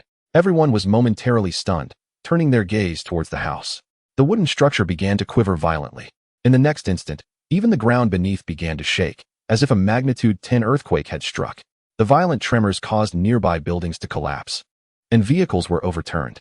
Professor Storm's expression shifted dramatically as she spun around and dashed towards the house. Do not think of entering. At that moment, Nightcrawler vanished and appeared before Storm, attempting to impede her progress. After all, Magneto's orders were clear. No one was to enter the house. Thus, they could not allow Storm and the others to breach the threshold. Get out of my way. Yet, in her urgency, Storm would not permit anyone to obstruct her path. Boom. Her eyes turned white, and a formidable force enveloped the surroundings. A terrifying surge of thunderous power erupted, crashing into Nightcrawler. Bang! Nightcrawler was sent flying. Curse that wretched scoundrel. He had not anticipated that Storm's attack would be so swift and resolute. Storm immediately resumed her charge towards the house. However, Nightcrawler, who had just been struck, vanished from his previous location. Bang! Bang! Bang! In the next moment, the sounds of fierce combat erupted from within the house. Clearly, Nightcrawler was unwilling to yield, engaging in a fierce battle with Storm. Wolverine, Logan, witnessing this unfolding drama, also rushed towards the house. Do not cause trouble. But the nearby Human Torch would not allow Wolverine to enter so easily. Raising his hand, he summoned a flicker of flame from his palm. Boom. Under his control over fire, it transformed into a fearsome fireball several meters in diameter, hurtling towards Wolverine. Wolverine immediately extended his hand, unleashing his adamantium claws. Puff! The claws tore through the flames with ease. He paid no heed to the fireman's assault and charged directly into the room. Upon witnessing that his attack failed to halt Wolverine, the fireman's expression shifted dramatically. Damn beast, he muttered under his breath, then rushed in alongside the Hedgehog Man. At that moment, the sounds of battle within the house intensified, indicating that the two sides had engaged in combat. However, their conflict did not disturb Professor X and the others in the innermost part of the house. At this moment, Jean sat on a bench. Her eyes darkened and her face marred by various grotesque veins. Get out of my head. She gritted her teeth and exclaimed. Indeed. Do not allow him to control your thoughts. Charles revels in brainwashing. You are free, and no one can dominate you. Magneto interjected, attempting to incite her. Eric, you fool. Be quiet. Do you wish for Jean to lose control? That could very well lead to the apocalypse. Professor X admonished sternly. Get out. Get out. Get out. With a sudden eruption, a terrifying psychic force burst forth from Jean, manifesting as a visible storm of dread that swept around her. Centered upon her, everything began to gradually disintegrate. This was the horrific power of disintegration. All that was touched by her telekinesis returned to chaos, reverting to its most elemental molecular state. Jean, do not succumb to the malevolent consciousness. Professor X maintained a gentle smile, showing no fear as the immense psychic force surged toward him. To him, death seemed not to be feared. As long as Jean could reclaim her true self, it would all be worthwhile. Suddenly, a tremendous noise erupted from outside. The red tank, having started to run, was abruptly halted by Haotian. A terrifying force exploded outward from the two, resembling the detonation of a missile, creating a massive pit more than 10 meters deep and wide at their feet. The red tank, famed for its invincibility, had been stopped by Haotian. However, at that moment, Haotian's body began to disintegrate like mud. Haha, kid, I told you I'd turn you into mush. Now, prepare for death. Go to hell and repent slowly. The red tank bellowed with excitement upon witnessing this spectacle. Truly, the red tank was formidable, though it differed somewhat from its comic counterpart. It undoubtedly reached alpha level, and the peak of that category. Haotian couldn't help but admire the red tank's strength. Indeed, its power was immense, especially when given time to gather momentum. The force of its charge was remarkably potent. To confront the red tank, the simplest approach is to strike before it fully mobilizes. Once it begins to charge, the sheer force it generates is terrifying. Even an ordinary alpha-level mutant would find it insurmountable. Not even Wolverine could withstand such a collision without sustaining severe damage, though he would not succumb to death due to his body being composed of the famously resilient adamantium, coupled with his extraordinary regenerative abilities, making his demise quite improbable. Yet, Haotian, possessing the template of Majin Buu, exhibits an even greater resilience than Wolverine. In a moment of astonishment, the red tank watched as the seemingly lifeless body, akin to a mass of goo, suddenly began to writhe, transforming back into Haotian's form. The sight left the red tank momentarily stunned, his eyes wide with disbelief. This was the first time he had encountered a mutant who could regenerate after being reduced to pulp, especially since, earlier, the opponent had managed to withstand his onslaught with sheer strength. Although the adversary had also been rendered into a state of disarray, it was evident that their power was undeniably formidable, perhaps even surpassing his own in a normal state. After all, once he starts to run, his strength multiplies tenfold or even 100-fold. The ability to halt his advance under such circumstances indicated that the opponent's power was truly astounding. Yet now, it seemed this foe was impervious to death. Was it possible that he possessed an immortal essence? Chapter 61. The despair of the red tank. I refuse to believe it. The red tank roared, abruptly turning to flee. Boom. After creating some distance, he charged at Haotian once more, this time with even greater velocity. A crimson glow began to emanate from his body, a result of friction with the air, igniting flames and releasing kinetic energy. The terrifying force surged forth, and with his movement, his strength surpassed that of a cannonball. Die, he bellowed, crashing violently into Haotian once again. Come on. Haotian braced himself with his arms crossed in front of him, a glimmer of excitement dancing across his face. With a thunderous explosion, the ground beneath them gave way, creating yet another deep pit, this one measuring several dozen meters in length and over 10 meters deep. The entire street lay in ruins, and Haotian was reduced to a puddle of goo, a pitiful sight indeed. Huh, I told you there was no such thing as immortality. You have perished. The red tank suddenly erupted into laughter, but before he could finish, he noticed the mud on the ground beginning to writhe.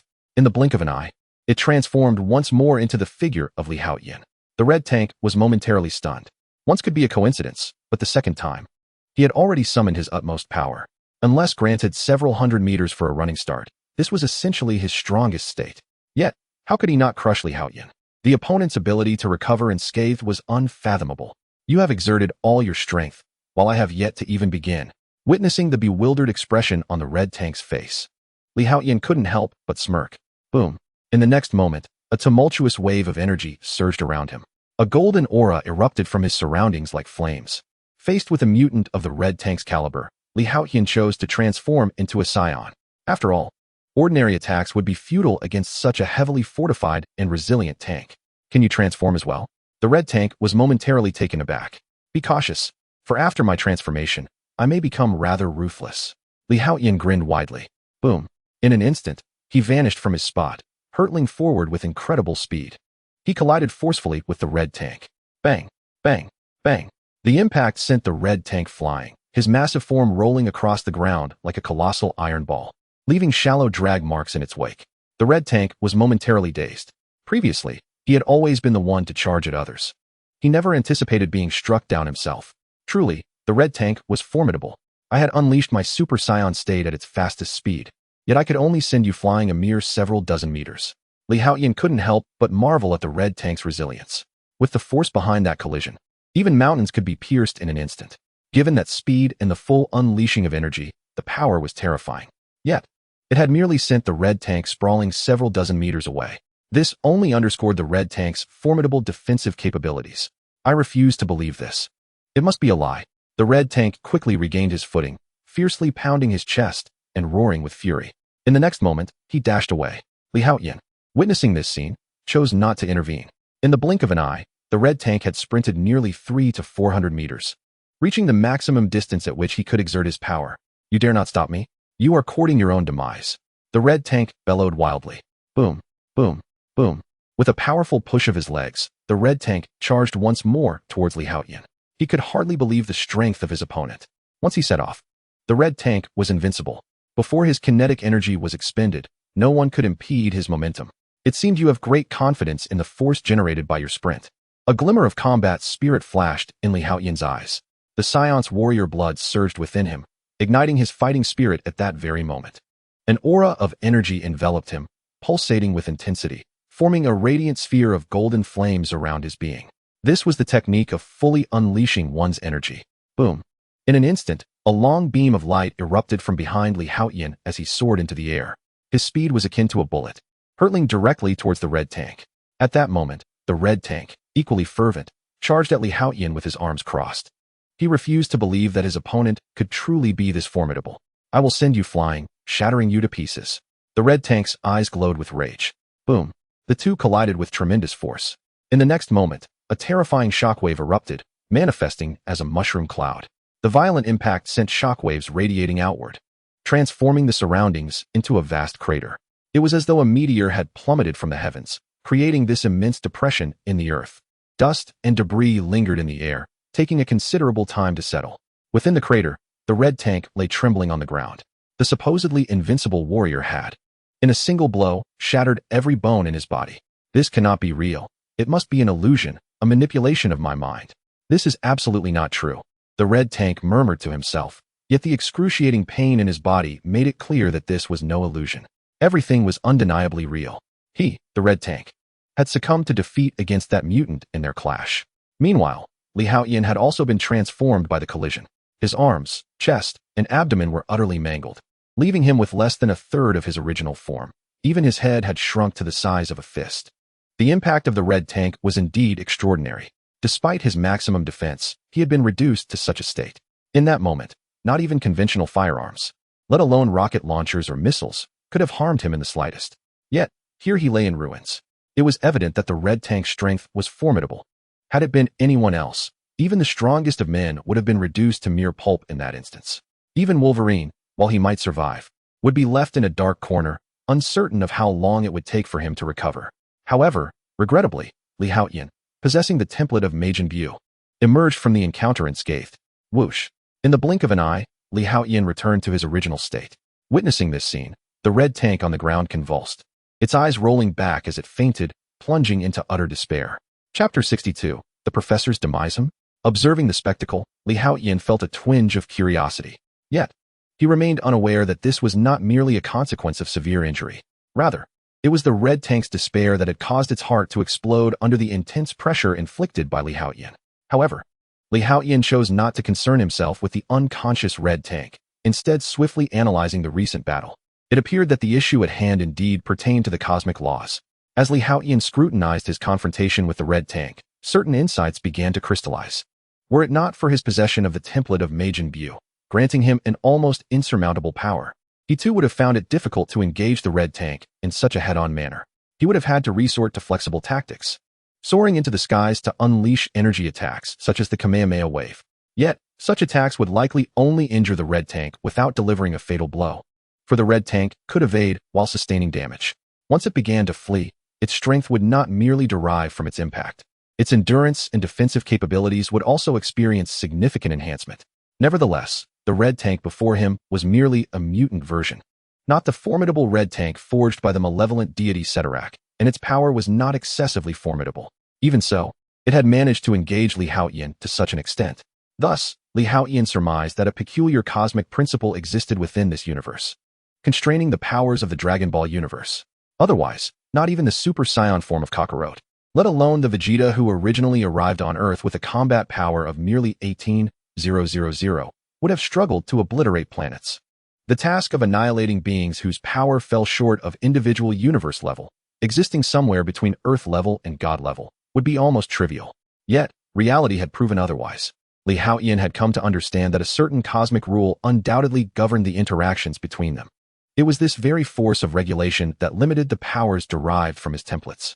Gradually, Li Haotian began to comprehend the situation. After all his abilities stemmed from the X gene. Thus, whether it was the systems he created or the powers of these template characters, they could not contravene the laws of this universe. However, it seemed that his X gene was of an exceptionally formidable caliber. It likely exceeded the conventional definitions of alpha or omega levels, hinting at a far more terrifying existence. This was the source of his immense capabilities. In that moment, many previously perplexing matters fell into place.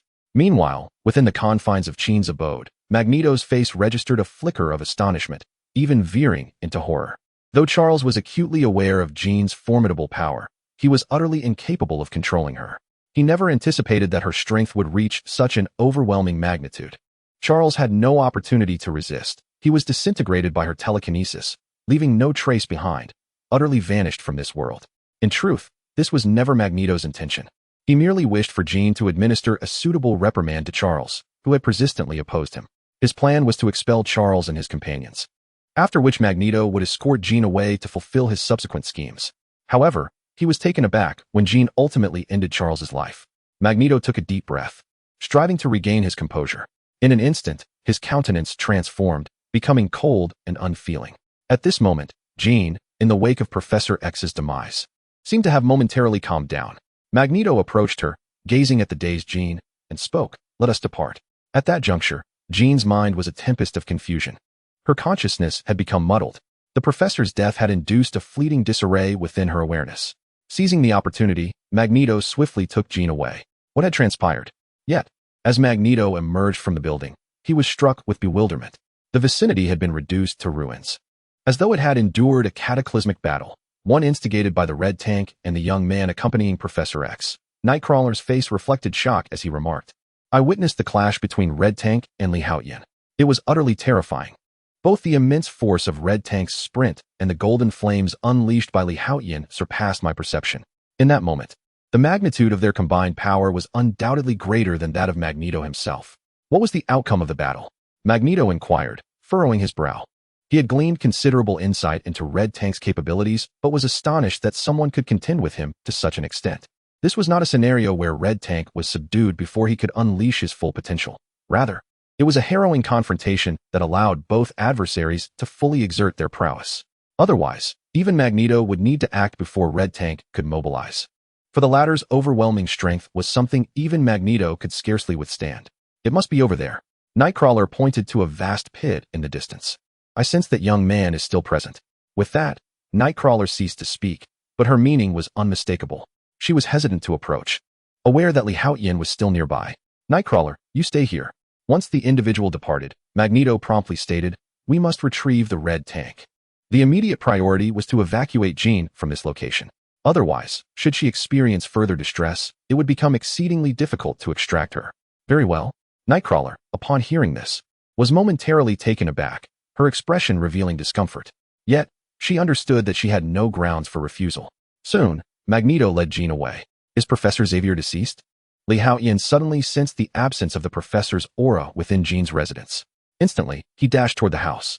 Indeed, upon witnessing the dilapidated villa, Storm and Wolverine stood in stunned silence before the wheelchair. Their expressions were a tableau of sorrow and anguish. "Where's the professor?" Li Haotian inquired, feigning distress. Despite his awareness of Xavier's demise, He had promised the professor not to disclose the truth of the matter. Storm attempted to utter a response, yet found herself at a loss for words, fixated upon the wheelchair. Killed by Jean. After a brief silence, Wolverine's face betrayed a hint of regret as he spoke. He suddenly realized how absurd his earlier conclusion had been, advising the professor to relinquish control over Jean's mind, allowing her complete freedom. Indeed, no one enjoys being manipulated. However, the absence of control can lead to devastation, compelling one to act against their true will. So, was this situation right or wrong? 5-star ratings are the author's motivation. Please support us. Today, we continue with updates. May I request a wave of free encouragement and gifts? Thank you. Chapter 63. The terrifying transformation beam. If Jean were conscious, she would never harm the professor. Wolverine mused silently. He believed in Jean's inherent goodness and could not fathom her taking the life of the man who had raised her, a mentor and father figure. Yet, the reality was that Jean had not only killed the professor, but had also disintegrated him at a molecular level, leaving no trace behind. At this moment, Wolverine felt a genuine pang of regret. Let us depart. Haotian addressed the two. With Jean now in Magneto's custody and the professor deceased, there was no purpose in remaining. After a prolonged silence, Storm finally picked up the wheelchair from the ground, clutching it tightly as she made her way outside. Wolverine, Logan, cast a complex glance around before slowly following suit. The three emerged from the ruined villa, greeted by a scene of utter devastation. Deep craters, charred vehicles, and collapsed buildings. This, Aurora and Logan exclaimed, their faces etched with shock and horror. What a brutal battle this had been. My apologies, that red tank is indeed formidable. Having exhausted all my cards and means, I barely managed to defeat him. However, there was no time to enter and protect Professor X, Haotian stated, his voice tinged with regret. In truth, he had an opportunity to save Professor X. Yet, he had promised the professor not to divulge the truth to Storm and Wolverine. Thus, he could only feign remorse here and reveal another truth to the two. I am sorry, Lee. After a moment, Aurora gazed sincerely at Haotian, her voice earnest. Why do you say that? Haotian was taken aback by Storm's words. The teacher is dead, and as the most powerful among us, you failed to protect him. I hold resentment towards you. Yet now I realize you were battling such a formidable foe as well. I have misunderstood you. Aurora's eyes were filled with regret as she looked at Haotian. It's all right. Haotian waved his hand dismissively, smiling as he spoke. In reality, he had intentionally allowed Professor X to perish. Although this was indeed the professor's wish, it could not be said that Aurora was wrong. Our vehicle has been destroyed. Let us find another one in the next town, Wolverine suggested. The surroundings were in utter disarray, with hardly any intact place remaining. Their vehicle had certainly not escaped unscathed. Never mind, I'll fly you back, Haotian proposed after a moment's thought. The idea of trekking to the next town to find a vehicle back to Xavier's academy was simply too cumbersome. Is that convenient? Logan asked, momentarily taken aback. Curiosity evident in his voice. Very much so, look over there, Haotian replied with a smile, pointing toward a direction behind them. The two were puzzled but turned to look, only to find nothing there. Transforming light into chocolate. With a swift motion, Haotian raised his hand and gestured toward them. In an instant, a violet-pink beam shot from his fingertip, enveloping the two. Boom, boom, boom. Suddenly, two clouds of smoke appeared, and Storm and Wolverine transformed into two chocolate beans. He then turned the wheelchair into a lump of clay and tucked it away. Now isn't this quite convenient? Haotian chuckled, seizing the two chocolate beans and, in a swirl of white waves, vanished into the horizon. Moments later, Haotian's figure reappeared above Xavier's academy. Restoration of the transformation. Boom, boom, boom. Another two clouds of smoke emerged. This time, Storm and Wolverine reverted from the chocolate beans. They stared in bewilderment, momentarily disoriented, as their formidable powers had rendered them unconscious upon being transformed into chocolate beans. At this moment, their consciousness remained tethered to the previous scene that Haotian had directed their attention to. We have arrived. Haotian refrained from offering explanations to the two. How do we get back? Logan inquired, his expression one of utter confusion. Why, we simply flew back, Haotian replied, gripping Logan by the back of his neck with his left hand while cradling Storm in his right, descending gradually towards the ground. Logan felt somewhat disgruntled by this posture. Yet upon glancing down at the still daunting altitude of over 1,000 meters, he ceased his struggles. Before long, the trio arrived at the entrance of Xavier's academy. This is one of my newly awakened abilities, known as Transmutation Ray. It allows me to transform people or objects into diminutive trinkets, Haotian explained, retrieving a clay block shaped like a wheelchair from his pocket. He then demonstrated the transmutation ray before them, reverting the clay block back to its original form. Truly astounding. Wolverine exclaimed, visibly taken aback. Such a mutant ability is nothing short of terrifying. If you could turn your enemies into cookies, wouldn't you simply devour them? Logan expressed his astonishment. Storm, equally awestruck, gazed at Haotian with wide eyes, recognizing the formidable nature of this mutant power. In principle, one can only transform those weaker than oneself, Haotian shrugged, neither confirming nor denying Wolverine's assertions. In truth, endowed with the template of Majin Buu, Haotian could, if he wished, utilize Buu's abilities to absorb others. However, for him, absorbing those weaker than himself held no value, while those stronger posed a challenge to assimilate. Moreover, beyond this reasoning, the primary deterrent was Haotian's lack of desire to absorb others. He felt that such an act would compromise his purity of self. This is utterly terrifying. Wolverine and Storm exchanged glances, each reflecting the shock mirrored in the other's eyes. Clearly, Haotian's seemingly modest ability struck them as profoundly potent and unervingly monstrous. Previously, Jean's telekinesis had been fearsome enough to obliterate a person completely. Yet Haotian's capability surpassed that, rendering not only annihilation but also the grotesque fate of being consumed and excreted. It was beyond imagination. Nevertheless, this astonishment allowed the two to momentarily emerge from the despair of Professor X's demise. Let us proceed. Everyone awaits our return, Haotian remarked, shaking his head at their astonished expressions. Majin Buu's ability is rather commonplace. Otherwise, he would have long since dominated the universe, transforming it into a feast and amusement for all. This power, too, has its considerable drawbacks. For instance, when Haotian employs the transformation ray, it depletes the energy within him. Should his opponent's energy surpass that of Majin Buu, transforming them would be impossible, and there exists a possibility of the attack rebounding. This ability, in essence, is merely a trifling means of oppression. Chapter 64, Seeds of Hatred. Nevertheless, this remains a daunting power. Storm let out a soft sigh, shaking her head. Perhaps Haotian, being a person of integrity and kindness, has yet to recognize the terrifying nature of this ability. However, both Arolo and Logan shared a mutual concern reflected in each other's eyes. Should Haotian misuse this ability, it would spell disaster. In truth, the unease they exhibited had long been perceived by Haotian. Yet, he remained indifferent. The transformation ray, among all his abilities, barely qualifies as a moderate power. It serves merely as a supplementary skill. If Haotian desired to obliterate the world, it would be an exceedingly simple task. Although the powers from the Dragon Ball universe have been skewed upon entering this chaotic amalgamation of the Marvel universe due to the laws of power, the disparity is not insurmountable. In the distant realm of Dragon Ball, Vegeta's battle power of 18,000 could easily annihilate a planet. Currently, Haotian is capable of transforming into Super-Saiyan 1 second form. His strength is astonishing, making planetary destruction merely a matter of moments. Thus, there is no need to rely on the transformation ray for such feats.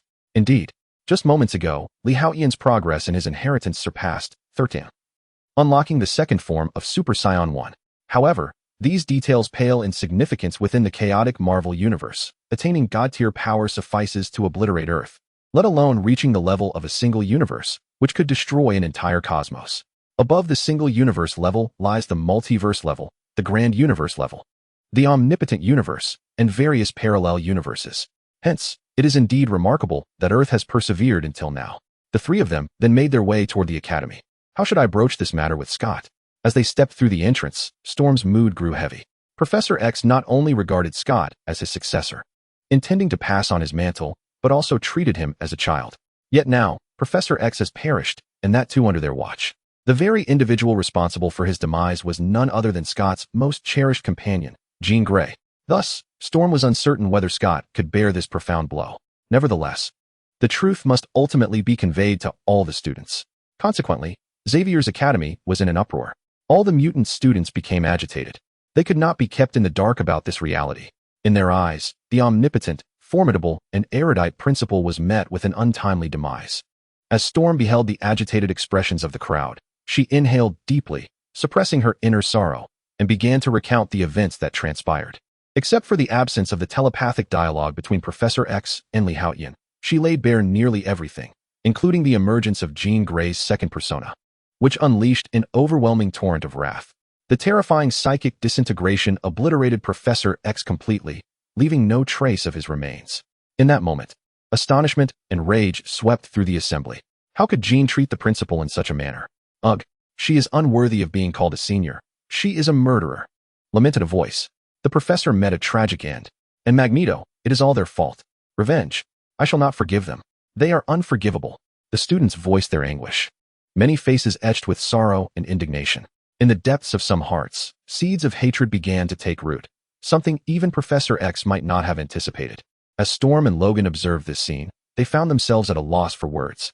A tinge of resentment towards Jean Grey crept into their hearts, particularly for Wolverine, who regretted having spoken so harshly to the professor. Perhaps Jean should have never been allowed to let go. She needed to be kept under tight control. She was truly perilous.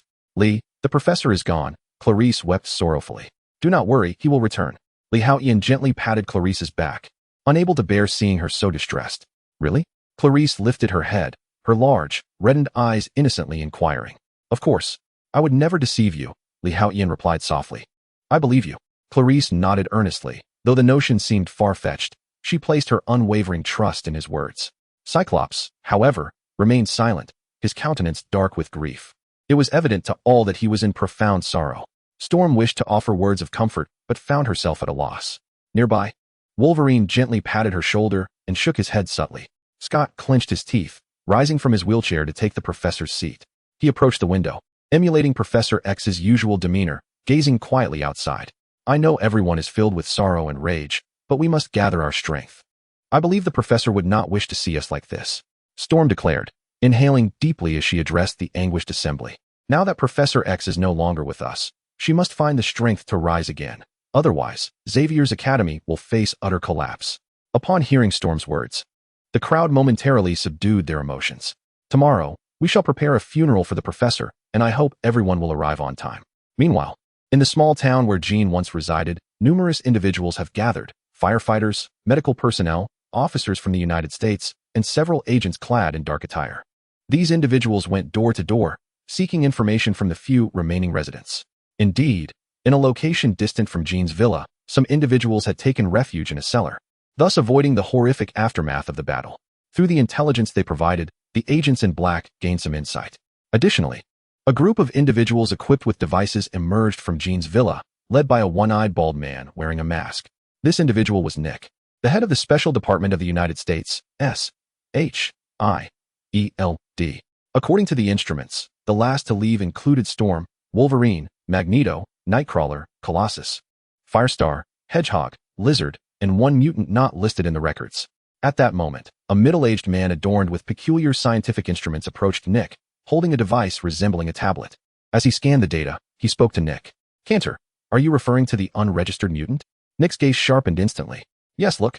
Cantor promptly handed the device to Nick. On the screen appeared the image of Lee Haotian. I know this person. Just then, Maria Hill interjected. Hill, do you recognize this dark-haired youth? Nick inquired, turning his attention to Hill. Yes, Director Nick, Hill affirmed with a nod. This dark-haired youth is named Lee Haotian, a Chinese from the East.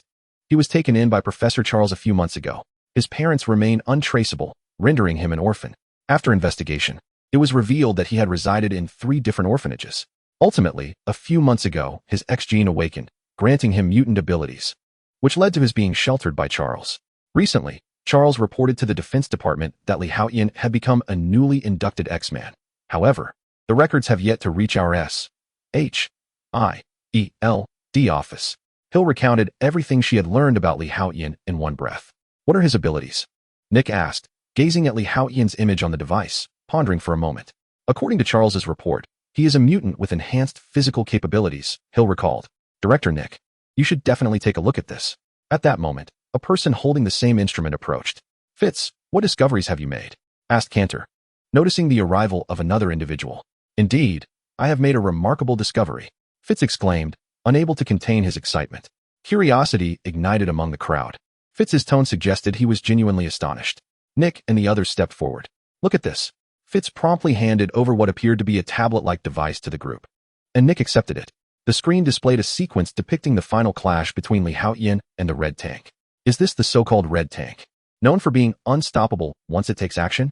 A look of shock crossed Hill's face. Yes. It confirms that the imposing figure with the iron helmet is indeed the Red Tank. A few days ago, he was released from a mobile prison, thanks to the actions of Magneto, Eric. This young man, Lee Haotian, managed to stand toe-to-toe with him? No, it's more than merely an equal match. It is evident that Lee Haotian emerged victorious in their final encounter. Instantly, silence enveloped the group. They were acutely aware of the red tank's formidable strength. As his profile had long been catalogued in S.H.I.E.L.D.S database, classified as an extremely powerful alpha and mutant. They had not anticipated that this young, dark-haired boy could engage in such a fierce battle, let alone triumph. It was utterly astonishing. Even a powerful mutant like Magneto would need to employ his abilities to eliminate the red tank before he could mobilize. Once the red tank began to run, his strength was almost unimaginable. Few could withstand him. Perhaps only the Hulk could match his raw physical power. Wasn't it stated in Charles' files that this dark-haired boy possesses enhanced physical abilities as a mutant? Nick remarked. Yet, he evidently seems to possess energy-based powers as well. Fitz responded. As for that, we are uncertain. Hill shook her head, yet the astonishment in her eyes lingered. It appears we have yet another mutant, at least at the alpha level, and of a particularly advanced kind, whose potential surpasses that of the red tank, far exceeding that of Cyclops and Storm. Fitz added. Should we classify him as a threat? Hill inquired solemnly. For now, let us refrain from drawing too much attention. Although Charles is deceased, the confidentiality agreement can be considered nullified. I remain skeptical of his lack of contingency plans. Therefore, we shall wait and observe. However, Hill, return and instruct May to find a way to infiltrate Xavier's academy to make contact with this dark-haired boy. After all, she is of Chinese descent, which may facilitate better communication. Nick pondered before speaking. All right. Hill nodded in agreement. However, with Charles's demise, the strength of the X-Men has significantly diminished. Recently, Cyclops seemed to have suffered severe injuries and has yet to recover. Moreover, Magneto has taken Jean away, augmenting his power further. This could potentially incite chaos and disaster. Should we intervene? Hill contemplated before posing the question. Although Charles is deceased, the confidentiality agreement could be deemed void, yet it seems imprudent to act directly at this juncture. As I previously suggested, I remain convinced that this individual is not as simple as he appears. He would not succumb so easily. Thus, we shall remain inactive for the time being, but you may engage in discussions with Trask Industries. If Magneto and his faction truly spiral out of control, then our confidentiality agreement with Charles would officially be nullified. At that point, we could allow their sentinels to take action. I am also eager to ascertain whether Trask Industries sentinels are indeed as formidable as they claim. Nick mused before continuing. Had Charles been alive, the confidentiality agreement would naturally remain in effect. After all, Charles posed a considerable threat, given the multitude of powerful entities in the world. Yet, no one would dare underestimate him. However, with Charles now deceased, the individuals who participated in the confidentiality agreement may be stirred to action. This development does not bode well for Nick. In a certain sense, the X-Men stand on the same front as S.H.I.E.L.D., both dedicated to maintaining peace on Earth. The happenings at Xavier's academy remain unknown to its inhabitants. The professor's funeral was conducted with great solemnity, with all students donning black attire to pay their respects. Within a mere day, Xavier's academy underwent significant changes, prompting substantial growth among many. Scott has even assumed the role of the new principal. In fact, Storm had previously suggested nominating Haotian as a candidate, but he declined. A person as unambitious as him would hardly consider undertaking such a troublesome position. Thus, Haotian rejected the offer, citing his youth and lack of experience as reasons. With Haotian's refusal, Storm and Wolverine did not press the matter further, recognizing that Scott is indeed capable of fulfilling the role of principal. Furthermore, Storm was aware that Professor X had long intended for Scott to succeed him. Everything unfolded smoothly, and Xavier's academy returned to a state of tranquil existence. A week passed without any significant incidents at the academy, and it seemed as though Magneto had vanished into thin air. Yet, Haotian was acutely aware that the individual was undoubtedly plotting something. However, these matters bear little relevance to Haotian. His current aspiration is to become stronger, at least to the point where he can swiftly defeat opponents of the caliber of the Red Tank in their next encounter. After all, in this world, due to the constraints of the rules, despite possessing the transformation into a Super-Saiyan, he does not wield the overwhelming power that one might find in the Dragon Ball universe. Moreover, he has only just reached the first stage of Super-Saiyan transformation, with an abundance of potential yet to be unlocked. On the rooftop of the teaching building, Haotian reclines on a mat, gazing serenely at the sky. Beside him, Clarice is peeling an apple while Alice is shelling sunflower seeds. The scene is warm and harmonious. Ding! Congratulations, Master, your rule power has reached the designated value. Just then, the system's notification chimed. Chapter 66. The Omniversal Task System has reached the designated value. Haotian's eyes brightened instantly. He could finally attempt to exploit the bug in the X gene. This was something he had been eager to pursue lately. Given that his rule power operates on the principle of equivalent exchange, could it be possible to manifest this power externally? This way, rather than passively awaiting the restoration of his rule power, he could leverage the rules of this universe to expedite its recovery. After all of Li Haotian's strength derives from the X gene, which in turn is rooted in the power of the universe's rules. Thus, it could be posited that his rule power is a refined branch of the universe's rule power. If this is indeed the case, then as long as equivalent exchange is maintained, he might absorb rule power. Though it seems intricate, Li Haotian felt a surge of potential. With this thought, he became somewhat impatient. Should this experiment succeed, he would no longer need to wait for the gradual self-restoration of rule power. Instead, he could swiftly replenish it through some form of equivalent exchange with others, such as the task system he envisioned creating. With this thought, Li Haotian's mind sparked with determination as he set to work. He was already well-versed in the creation of systems. After numerous adjustments and attempts, he finally succeeded. Ding! The omniversal task system has been successfully created. As the voice resonated in his mind, the new system materialized triumphantly. Excellent! A smile crept onto Li Haotian's face. Initially, he had intended to create a system that could freely issue tasks and allow him to set the rewards. However, such provisions exceeded the limits of his rule power, a realization he had encountered since the inception of the system. Though the power of rules can conjure numerous systems, they must adhere to a fundamental premise. They cannot exceed the limits of their X gene capabilities. Thus, while he may have the freedom to create systems at will, it does not guarantee his success in every endeavor. Consequently, each time Li Haotian embarks on the creation of a system, he must engage in various trials. Occasionally, even if the optimal state remains elusive, alternative methods may yield similar effects. For instance, the initial system Li Haotian devised did not revolve around gaining strength from sunlight, but rather from breathing or heartbeats. Such an approach would enable enhancement every moment of the day, yet it would surpass the X gene's maximum threshold, rendering it impossible to create. Thus, Li Haotian settled for the more feasible concept of gaining strength through sunlight, which he easily brought to fruition, the all-purpose task system. A trace of satisfaction brightened Li Haotian's expression. What had begun as mere speculation had unexpectedly materialized into reality. Li, what are you smiling about? At that moment, Clarice, having finished slicing an apple, glanced over with curiosity. She cut the apple into small pieces, skewered them with toothpicks, and offered them to Li Haotian. I was just thinking of something joyous, hence my smile, Li Haotian replied, taking a small piece of apple with the toothpick and grinning. What joyful thing? Clarice inquired, her curiosity piqued by his words. Isn't it a joyous occasion to have you and Alice by my side? Li Haotian responded. How annoying. Clarice's cheeks flushed at his remark, and she quickly covered her face with her hands, although her body leaned toward him playfully. Alice remained silent, yet a gentle smile graced her lips. She cherished the current days immensely, feeling profoundly content. It was a stark contrast to the time she had spent confined in a mutant research facility, an experience that felt worlds apart. Back then, she could hardly fathom the possibility of living such a life, which had seemed like a distant dream. Yet now, it had manifested before her eyes, and she treasured it dearly. The architect of this transformation was none other than the man sitting before her. Clarice, Alice, is there anything urgent you wish to pursue? Li Haotian suddenly inquired. Alice merely shook her head in response. For her, being by Li Haotian's side was already the fulfillment of her greatest wish. She desired nothing more. I find little desire to engage in any particular activities. Simply spending time with you and Sister Alice brings me immense joy. Clarice nodded earnestly in agreement. Upon hearing this, Li Haotian was momentarily at a loss for words. While the camaraderie between Clarice and Alice was delightful, it hindered his ability to explore the efficacy of the new system. Very well, let us proceed to dine. Li Haotian glanced at the sky, noting that midday was approaching. Without further ado, he rose and led the two ladies down from the rooftop. Soon, the trio arrived at the cafeteria, where they skillfully ordered a selection of fast food that they often enjoyed together, indulging in their simple meal.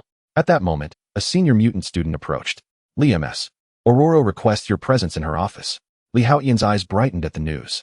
Are you indeed asking me to visit Ms. Aurora's office? He inquired with a smile directed at the student. Yes. The senior student appeared momentarily taken aback, but quickly nodded in affirmation. It was indeed Storm Aurora, who had summoned Li Haotian, not mere hearsay. Very well, I shall comply with your request. Li Haotian nodded and stood, addressing the two ladies. Continue your meal. I shall be back shortly. With that, he made his way toward Aurora's office. Ding. Congratulations, Master, you have fulfilled the requirements of the Stelldark task, and have received Origin 001. At that moment, a mechanical voice echoed in Li Haotian's mind, signaling the completion of the system's task. Indeed, success. A smile graced his face as he promptly opened his attributes panel for review.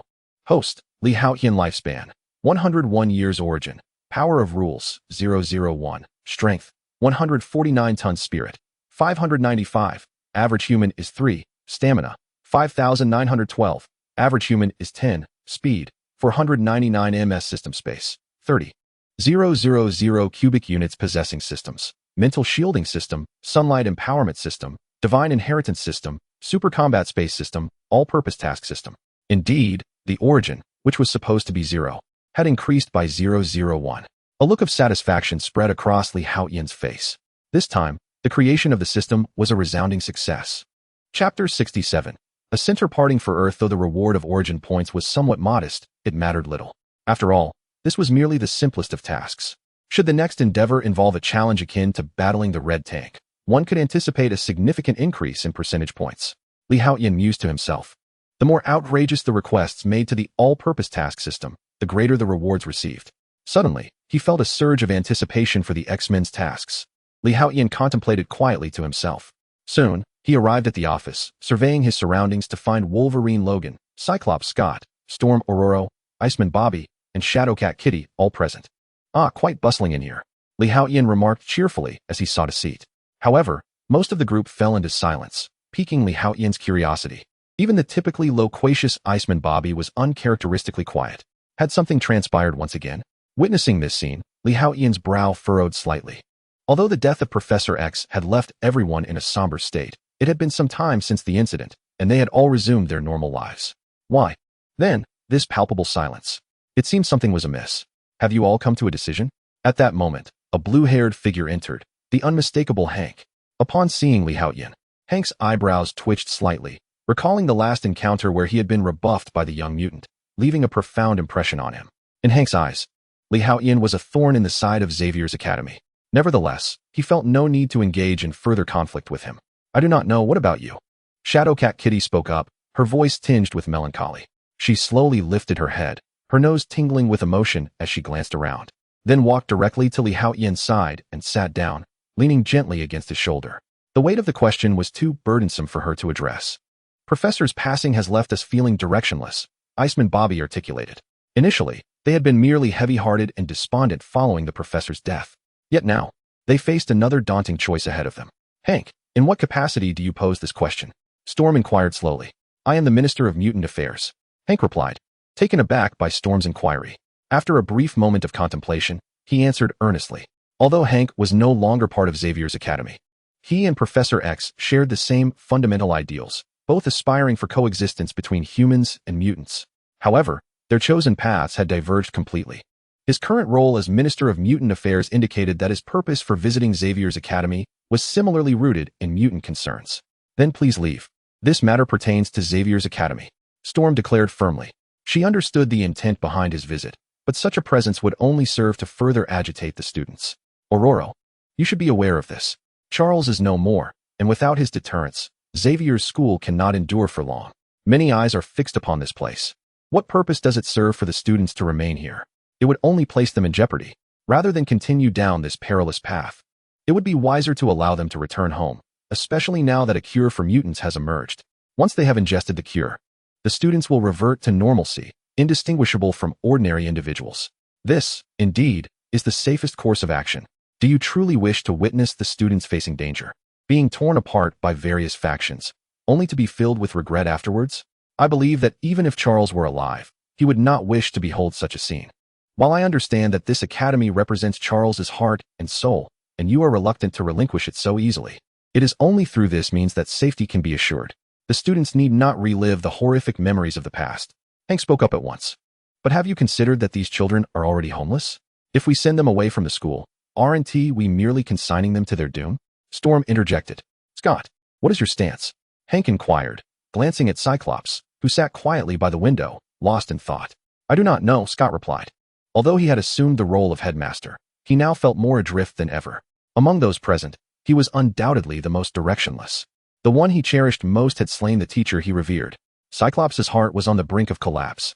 The entire Xavier school community had gradually begun to emerge from the shadow of Professor X's death, Yet Scott remained ensnared within it, unable to escape. Are you here to persuade Ms. Aurora and the others to close the academy? Li Haotian interjected. He had finally discerned the reason behind the somber expressions on their faces. If Xavier's school were to close, many would indeed be left homeless, including himself, Clarice, and Alice. While Li Haotian could certainly rent an apartment or even purchase a small farm in the suburbs, enjoying a more idyllic life as a farmer while gradually amassing strength to become more formidable, he was rather laid back and somewhat nostalgic. Thus, he had no immediate plans to relocate.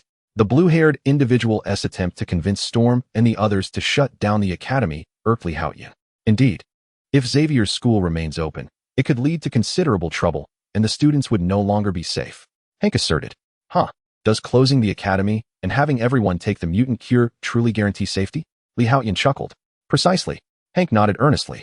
His ultimate goal was to ensure that ordinary humans and mutants could coexist peacefully. This was the original ideal that led to Charles and the others coming together. Although the two have since chosen different paths, effectively parting ways, the ultimate ideal remains unchanged. Now that an opportunity has arisen, Hank is exerting himself fervently. For once mutants consume the antidote, they can become a part of the ordinary populace. In such a scenario, wouldn't all problems be resolved? How foolish. Li Haotian's expression, however, turned cold. Hank is not an ordinary person. He is not only a mutant, but also a scientist. Yet, he fails to grasp even this fundamental truth. Are ordinary people truly afraid of mutants themselves? In the face of such high intelligence, yet an obstinate and narrow-minded demeanor, any explanation or debate proves futile. Blue-haired ball. Relay a message to the President of the United States. Li Haotian suddenly interjected. What message? Hank furrowed his brow, yet he inquired seriously. The message will come later. Before that, allow me to show you something. Li Haotian chuckled unexpectedly. Show what? Hank's confusion deepened. You will know shortly. Li Haotian did not answer Hank directly, but turned his gaze towards another large window in the office. He approached the window and slowly raised his hand. Sizzle. In the next moment, a terrifying energy wave began to coalesce in his hand. What is this? Hank's expression changed dramatically. The energy beam emanating from Li Haotian's hand radiated power that was certainly not inferior to that of Cyclops' laser beams. Moreover, it seemed that the control exhibited by Li Haotian far surpassed that of Cyclops. What was he about to do? Upon witnessing this scene, Hank suddenly felt a jolt in his heart, as if something monumental was about to transpire. Boom. Just as Hank was engulfed in confusion and unease, a blue beam, thick as a water barrel, shot forth from Li Haotian's hand. The terrifying energy wave surged with a speed that far exceeded that of the Blackbird. Where it passed, a trench several meters wide and deep appeared. Li, what is he trying to accomplish? Is he intent on destroying the school? No, the attack has missed the school. What could this dreadful assault possibly signify? In an instant, everyone was shrouded in confusion. Hank, in particular, wore an expression of utter bewilderment. Yet inexplicably, his inner anxiety grew increasingly acute. Chapter 68. President, you wouldn't desire for things to unfold like this, would you? Sizzle. The horrific blue beam pierced the sky and vanished from sight. What exactly is he trying to achieve? Hank's unease magnified. Everyone around felt a sense of bewilderment, unable to comprehend Li Haotian's intentions. However, as he continued to unleash formidable energy attacks, Storm and the others dared not intervene. It has begun. After a brief moment, a smile graced Li Haotian's lips, and he suddenly soared out of the window. Let us see what Li Haotian is up to. What has he said? The crowd was momentarily taken aback, yet they quickly followed suit. Hank, though filled with skepticism, trailed behind as well. Li Haotian hovered in midair, gazing at the sky above the academy. Boom. In an instant, a terrifying wave of white energy erupted from his being, propelling him to the zenith of his power. This left the onlookers utterly bewildered. Whoosh. Just as they were engulfed in confusion, a luminous point emerged on the distant horizon. It grew larger, gradually transforming into a formidable energy wave with a diameter of over 10 meters. Most notably was the colossal blue energy sphere, radiating an aura of catastrophic destruction. What is that? Could it be impossible? The moment they laid eyes on the blue orb, shock rippled through the crowd. Even Hank was drenched in cold sweat, grappling with disbelief. Could this possibly be the energy attack Li Haotian had unleashed moments ago? This thought flashed through their minds, only to be dismissed as improbable. Whoosh. At that instant, the formidable attack crashed into Li Haotian. The full-power Kamehameha wave possessed a destructive force of unparalleled magnitude. Once, the Turtle Hermit, with a combat power of merely around 100, could obliterate the moon by wielding the Kamehameha at full capacity.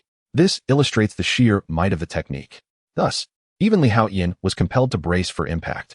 In a heartbeat, a terrifying shockwave erupted from Ron's position, radiating outward. An immense cloud of smoke engulfed the surroundings, forming a small mushroom cloud at Ron's location. Xavier Academy instantly erupted in a dazzling display of light. All the students were drawn out by the ferocity of the explosion and the brilliance of the glow, their eyes wide with astonishment as they gazed up at Haotian. Some were bewildered, covering their mouths in disbelief, while others clutched their heads, faces etched with fear.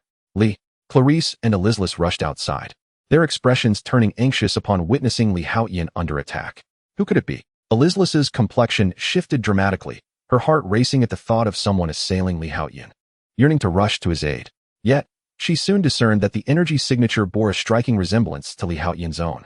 Confusion flickered in her eyes as she pondered why Haotian's attack had turned against him. Moments later, as the dust settled, Haotian chuckled, shaking his head in amusement.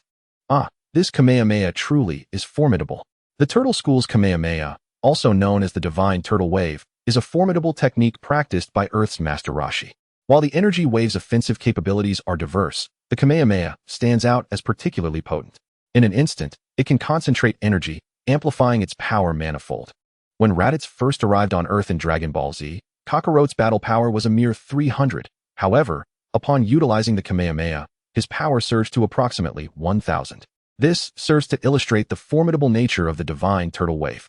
Throughout the early to mid stages of Dragon Ball, only the Earthling techniques possess the ability to enhance energy.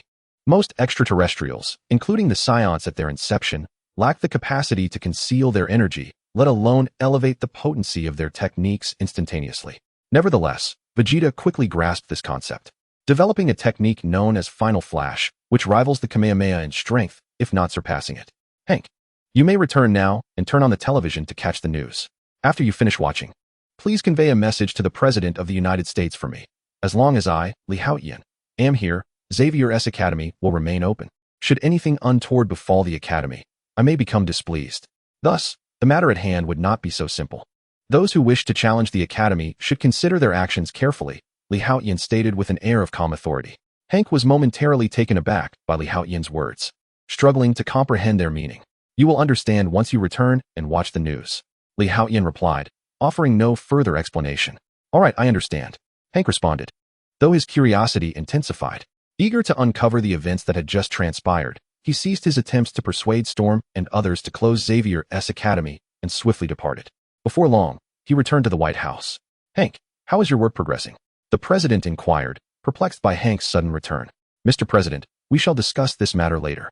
Hank promptly walked over to the television mounted on the wall and switched it on, eager to discover the significance of Haotian's earlier statements. This is New York News. I am reporter Peter. We have just experienced an unidentified energy attack that has swept through the entirety of New York City. This is Houston Entertainment News. I am your host, Sweetheart. The recent attack was utterly terrifying, with experts hypothesizing that this is an extraterrestrial assault. This is Mexico City. I'm your good friend, Deshaun. Extraterrestrials are preparing to invade Earth as we speak. This is Manaus. Our city has been utterly devastated. As the television broadcasted one alarming report after another, Hank's expression grew increasingly grave. Oh my goodness, how on earth did he accomplish that? Hank's face displayed an expression of sheer astonishment as he murmured to himself. What on earth is happening? The President of the United States appeared utterly bewildered, unable to comprehend the unfolding events. Yet, Hank remained in his state of shock, offering no explanation, which only served to heighten the tension. Mr. President, it seems the task you entrusted to me may be unfeasible. Hank finally exhaled deeply, suppressing his internal astonishment, and turned to the bewildered president. What do you mean? The president inquired, genuine confusion etched on his face. Someone asked me to convey a message to you. I trust you do not wish for the United States to be in such a predicament, Hank replied. The president paused momentarily, taken aback. Hank, are you aware of what you are saying? The ensuing explanation from Hank regarding the message from Haotian gradually unfolded. Chapter 69.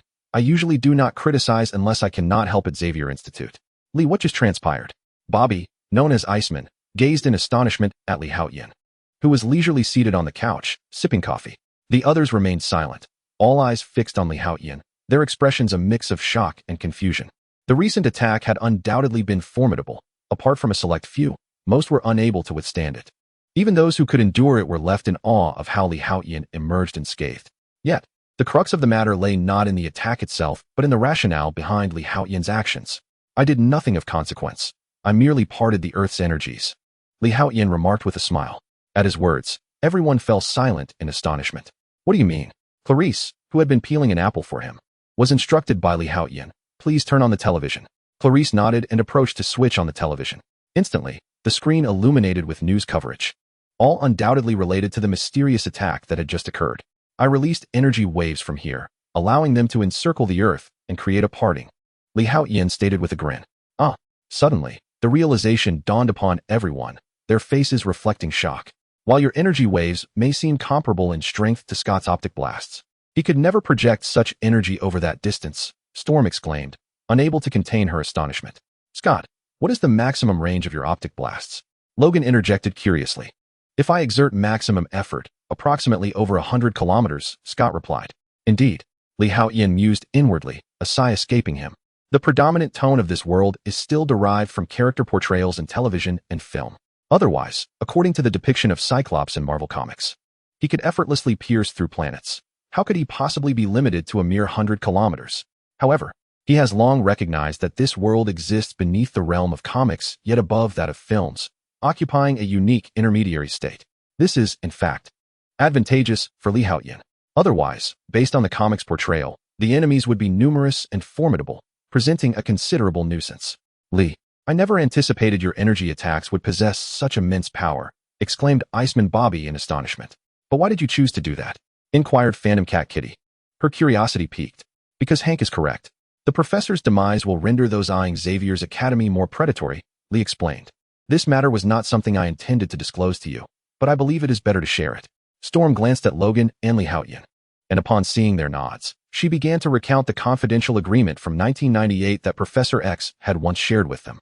It was then that they realized the professor had been engaged in so many covert endeavors, and to their surprise, there existed formidable humans who could rival mutants.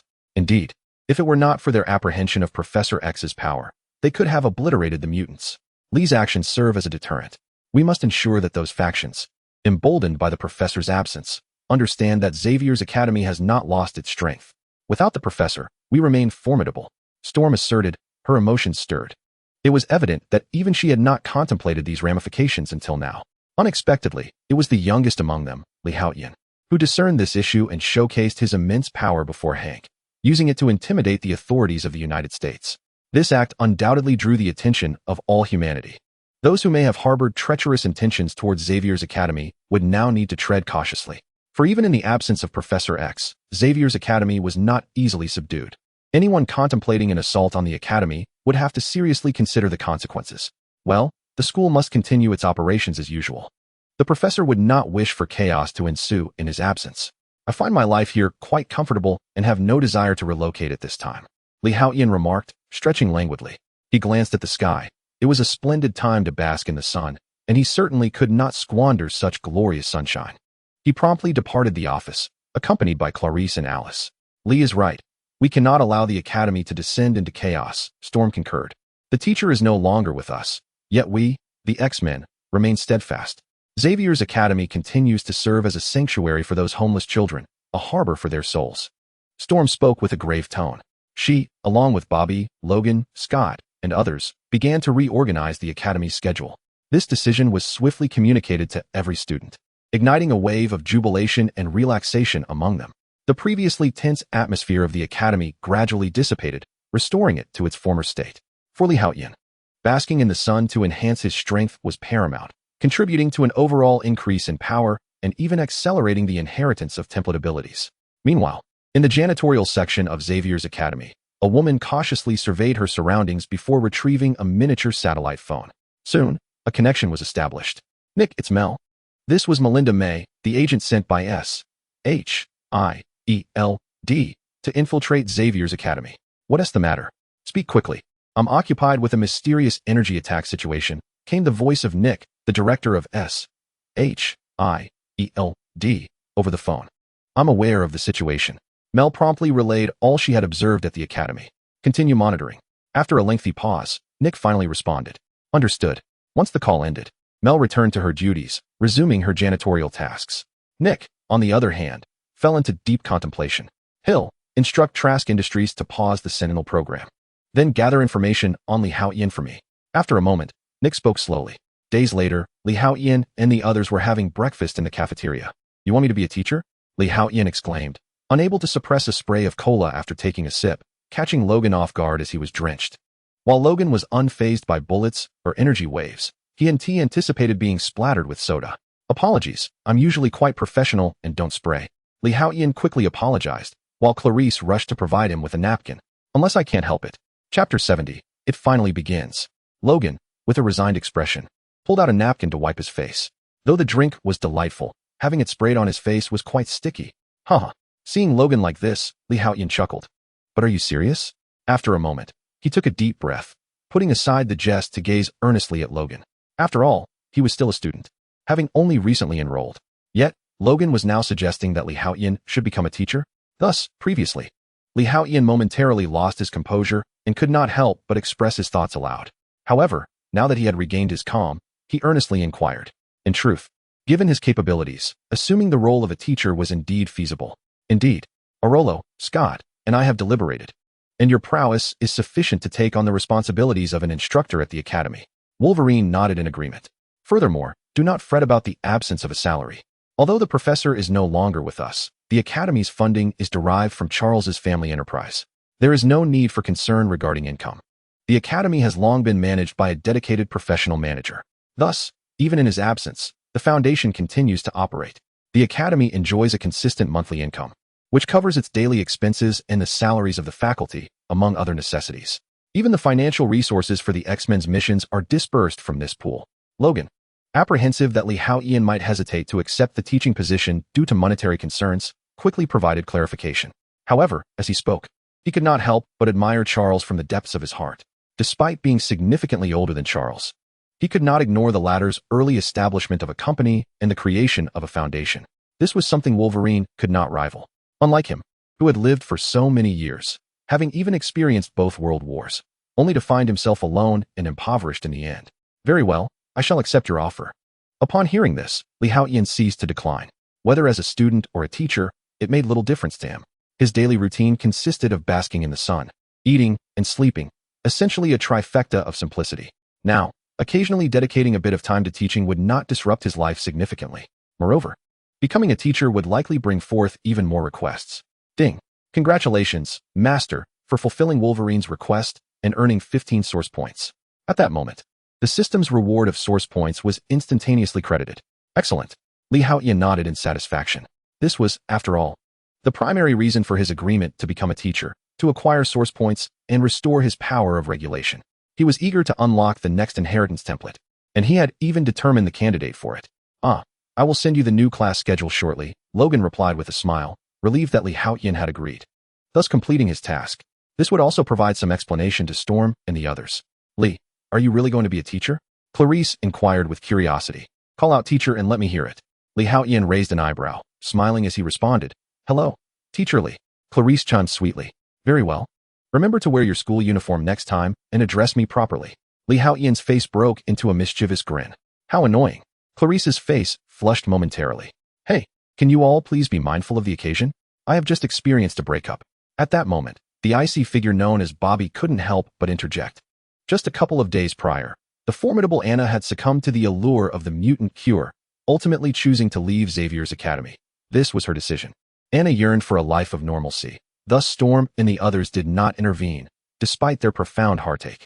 After all, Anna had been with them for a considerable time and was one of the X-Men. They had never anticipated that she would ultimately opt to take the cure and become an ordinary person. Are we merely invisible? Kitty, the phantasmal feline, pouted in annoyance, particularly casting a lemony gaze towards Clarice. Suddenly, a tremendous noise erupted from the television, prompting Li Haotian and the others to look up. They beheld countless individuals in the streets of the great city, brandishing placards and shouting, "Abolish the cure! Protest, protest! We are not patients. We are perfectly normal and do not require treatment." These individuals were mutants. Although not particularly powerful, they were numerous. As they marched towards the Worthington Experimental Company, the police present were thrown into disarray. It was unclear who fired the first shot, but chaos ensued. These ordinary mutants, despite their lack of strength, exhibited a fervent madness. Some unleashed their abilities to break through police barricades, while others rushed into the company, clutching explosives. The scene descended into utter chaos, with explosions reverberating, and the Worthington Company suffered severe damage. All of this was broadcast live by several nearby reporters. Multiple news channels fervently covered the event, causing their ratings to skyrocket. The journalists, undeterred by the peril, frantically shifted their cameras to capture every moment. Gradually, a man began to descend from the sky. "Greetings, everyone. My name is Eric, and many of you may not have heard of me. But that is of little consequence, for I am also known as Magneto," Eric declared, spreading his arms wide with an aura of authority. Boom. As Magneto spoke, all metallic objects, cars, metal structures, utility poles, fire hydrants, seemed to be seized by a tremendous force, violently propelled away from him. In an instant, the area surrounding Magneto was cleared, leaving only him amidst the chaos. At that moment, dozens of formidable mutants emerged behind him, led by Nightcrawler, Aurora, and Red Tank among others. I wish to convey to all of you that mutants are not afflicted by any ailment. They are in no need of treatment. Rather, it is you who are truly diseased. Weakness is a malady, a sin. From this moment forth, as long as the mutant serum exists, you stand as adversaries to us, the mutants. We shall uphold our dignity through our own might. To all mutant brethren, if you too desire not to scurry like rats in the sewers or to be reduced to mere laboratory subjects, join me in the fight for our rights. We are invincible. At this juncture, Magneto gestured to the side, and a figure emerged on the screen, Jean, who had slain the professor and was subsequently taken away by Magneto amidst the ensuing chaos. As she appeared, she waved her hand nonchalantly. Boom. In an instant, a towering edifice of hundreds of stories was reduced to ashes. Invincible, invincible, invincible. The mutants behind Magneto erupted into a chorus of roars. Finally, the broadcast was about to commence. Tears welling, I beseech you for your support. Either shower me with 5-star reviews and urge me to continue, or overwhelm me with gifts. Chapter 71. Sensing the body restrictor as long as the mutant antidote remains, this battle shall never conclude. With Magneto's speech drawing to a close, the news footage abruptly ceased. Clearly, the journalists covering the live broadcast had encountered some peril. How could this be? Bobby, the Iceman, expressed his astonishment. What on earth is that scoundrel Magneto planning? Kitty, the Shadow Cat, could no longer contain her fury and shouted, "You are indeed here. Aurora has summoned you for a discussion." At that moment, Colossus approached and spoke. The group promptly rose and made their way to the office in the teaching building. Upon entering, they found Storm just turning off the television, joined by Wolverine, Cyclops, and others. "You all were dining in the cafeteria. You must have seen the news," Storm stated solemnly. "That scoundrel Magneto is utterly intolerable." Bobby lamented helplessly. "How outrageous." Kitty echoed. "That fiend has just caused the professor's demise and is now stirring up trouble, inciting the X-Men's ire." Yet no one dared to dwell on the matter further, their hearts simmering with indignation. That Eric fellow should not be called Magneto anymore. He ought to be renamed the Troublemaker King. What suggestions do you have? Storm, Aurora turned to the others, pausing briefly before speaking. After all, according to the professor's confidentiality agreement, mutant affairs were to be handled by the X-Men. Now, it was evident that Magneto was causing unrest, which had now encroached upon their responsibilities. That Eric fellow would not cease until he achieved his aims. If he continues down this path, the death toll will only rise. We cannot allow this to persist any longer, Phantom Cat Katie stated decisively. Katie's words rang true. Action must be taken. Wolverine Logan nodded in agreement. The others fell silent, pondering the suggestions put forth by both Phantom Cat and Wolverine. If Magneto continues his rampage, will the human champions who once signed the agreement with the professor take action? Bobby, the Iceman, inquired with a hint of confusion. The confidentiality agreement was established by the professor, and with his absence, it is uncertain whether they would still adhere to it. Logan shook his head in response. The crux of the matter is, even if we act now, we cannot halt them. Eric's strength is considerable, and he is flanked by numerous mutants. Most importantly, Jean is also with him. Storm Aurora remarked with a grave expression. The mention of Jean caused Scott, who had been silent, to display a myriad of emotions. Moreover, Scott's current condition is far from optimal. An uncomfortable silence enveloped the group. Although these words may sound harsh, they reflect a stark reality. The disparity between the two sides is significant. Lee, what are your thoughts on this matter? Storm Aurora turned her gaze toward Lee Haotian, prompting the others to follow suit. Eager to hear his perspective. After all, in terms of strength, Lee Haotian presently ranks as the most formidable among the X-Men. Without his presence, it is highly likely that Xavier's school would have been temporarily disbanded. This turmoil is instigated by Magneto, predominantly involving mutants. Therefore, according to the confidentiality agreement signed between the professor and the human elite, We X-Men are duty-bound to respond. Yet, with the professor gone, we cannot accurately locate those mutants. Furthermore, Scott's current state is not conducive to battle. It can be said that the X-Men find themselves in a dire predicament, ill-prepared for immediate confrontation. I believe that maintaining the status quo is the most prudent course of action, Haotian stated calmly. His innate power has yet to accumulate to the required threshold. While this does not diminish his strength, Haotian envisions that once he creates the next inheritor, he may be able to contend with the Phoenix Force within Jean, granting him a significant advantage rather than remaining in a passive position. After all, he has come to understand the disparity between the rules of the two universes. The precise difference cannot be quantified, but it seems that the Dragon Ball universe is somewhat inferior to the Marvel universe. Otherwise, in his first Super-Saiyan form, even having just barely reached the second stage, he would undoubtedly surpass the ordinary Qin. Moreover, he currently possesses the template of Majin Buu. Nevertheless, Qin is still a singular universe-level entity. When she unleashes her full Phoenix power, she can even reach multiverse-level strength. The fact that Haotian can contend with Qin on equal footing already signifies considerable strength. This indirectly suggests that there exists a disparity between the Dragon Ball universe and the Marvel universe, albeit a minimal one. After all, the Super Saiyan form of Kakarot and the Fat Majin Buu form are far surpassed by numerous beings within the Dragon Ball world. Just at the Tournament of Power in Dragon Ball Super, who among those participants would not easily defeat Super Saiyan and the previous Fat Buu? However, there are not many who possess strength exceeding Qin's Phoenix power. Thus, the starting point for both sides is inherently different. Yet, once I create the third character template, I will be able to see some initiative, Haotian mused. Therefore, a bit more time is needed for now. To remain still while awaiting action. To respond to change with constancy. This is Haotian's current mindset. I agree. Li, you are correct. I also believe this is the most prudent approach. I will follow your lead. In an instant, everyone expressed their opinions. For the time being, let us proceed according to Teacher Li's suggestion. As for the officials from the beautiful nation, Scott and I will temporarily pass the ball to them. Storm, having reached a decision, spoke slowly. The matter thus reached a temporary conclusion, and everyone began to disperse. Haotian promptly took Clarice and Alice to the rooftop to bask in the sun. He could already feel that his body seemed to have strengthened to a certain limit recently. Suddenly, a vague boundary or bottleneck emerged, something akin to a restriction.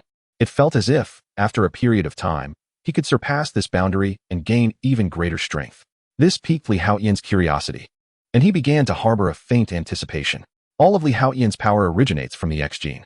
He sensed that if he could break through this boundary or bottleneck, everything within him would once again become stronger, including the X gene itself. This would enhance all his abilities and further strengthen his mutant powers. Eventually, he would wield a more formidable force of rules and be able to create a more powerful system. After all, the systems Haotian creates now are also bound by certain limitations. Perhaps once he breaks that boundary with his body, the systems created by the force of rules will also shatter that constraint. Chapter 72, Creating the Third Template. Boom, boom, boom. Terrifying waves of energy surged through the air. Kamehameha. Haotian suddenly unleashed a fearsome blue beam of light. A powerful shockwave erupted, illuminating the surroundings in an instant. Before the figure opposite, a pink shield shimmered around them, instantly deflecting the Kamehameha wave. In the next moment, the opponent unleashed an even more terrifying aura, forcefully pushing the Kamehameha wave back. Boom. A horrifying explosion erupted, engulfing the surroundings, leaving half of Haotian's body devastated. Yet, before he could recover, a large purplish-red energy sphere hurtled towards him. In an instant, Haotian was obliterated, reduced to nothingness. Goodness gracious! Clarice, who was busy peeling chestnuts for Haotian, turned her head in confusion upon hearing his exclamation. She found him rubbing his head with a look of utter disbelief. Alice approached Haotian, her slender fingers gently resting on his temples, moving up and down slowly, rotating left and right with deliberate care as she skillfully massaged him. "Are you all right, Li?" Clarice inquired with concern as she stepped closer. "I'm fine. Just got blown up by a version of myself with double the strength." Haotian squinted his eyes in enjoyment, relishing Alice's soothing touch. Giggling, Clarice couldn't help but chuckle at his words. She was aware of Haotian's super combat space, where he occasionally invited both her and Alice to engage in battles, allowing them to familiarize themselves with each other's powers while also nurturing their bond. "Is it really that hard to defeat a double of yourself?" Clarice asked. Her curiosity piqued after a moment. "Would you like to give it a try?" Haotian replied, a mischievous grin spreading across his face. "Isn't it just double my strength? Let's see what happens." Clarice responded eagerly, her eyes sparkling with excitement. "All right, Li Haotian promptly led Clarice into the combat space. 5 seconds later, Clarice emerged looking as wilted as a frostbitten eggplant. Ha! Li Haotian couldn't contain his laughter at the sight. Alice, would you like to give it a try? He turned to Alice, unable to resist asking, as he was curious to see how she would fare against a double of herself. I would never voluntarily seek out such suffering. Alice shook her head firmly. She understood well that Li Haotian's combat space could bring forth the full extent of a test subject's power.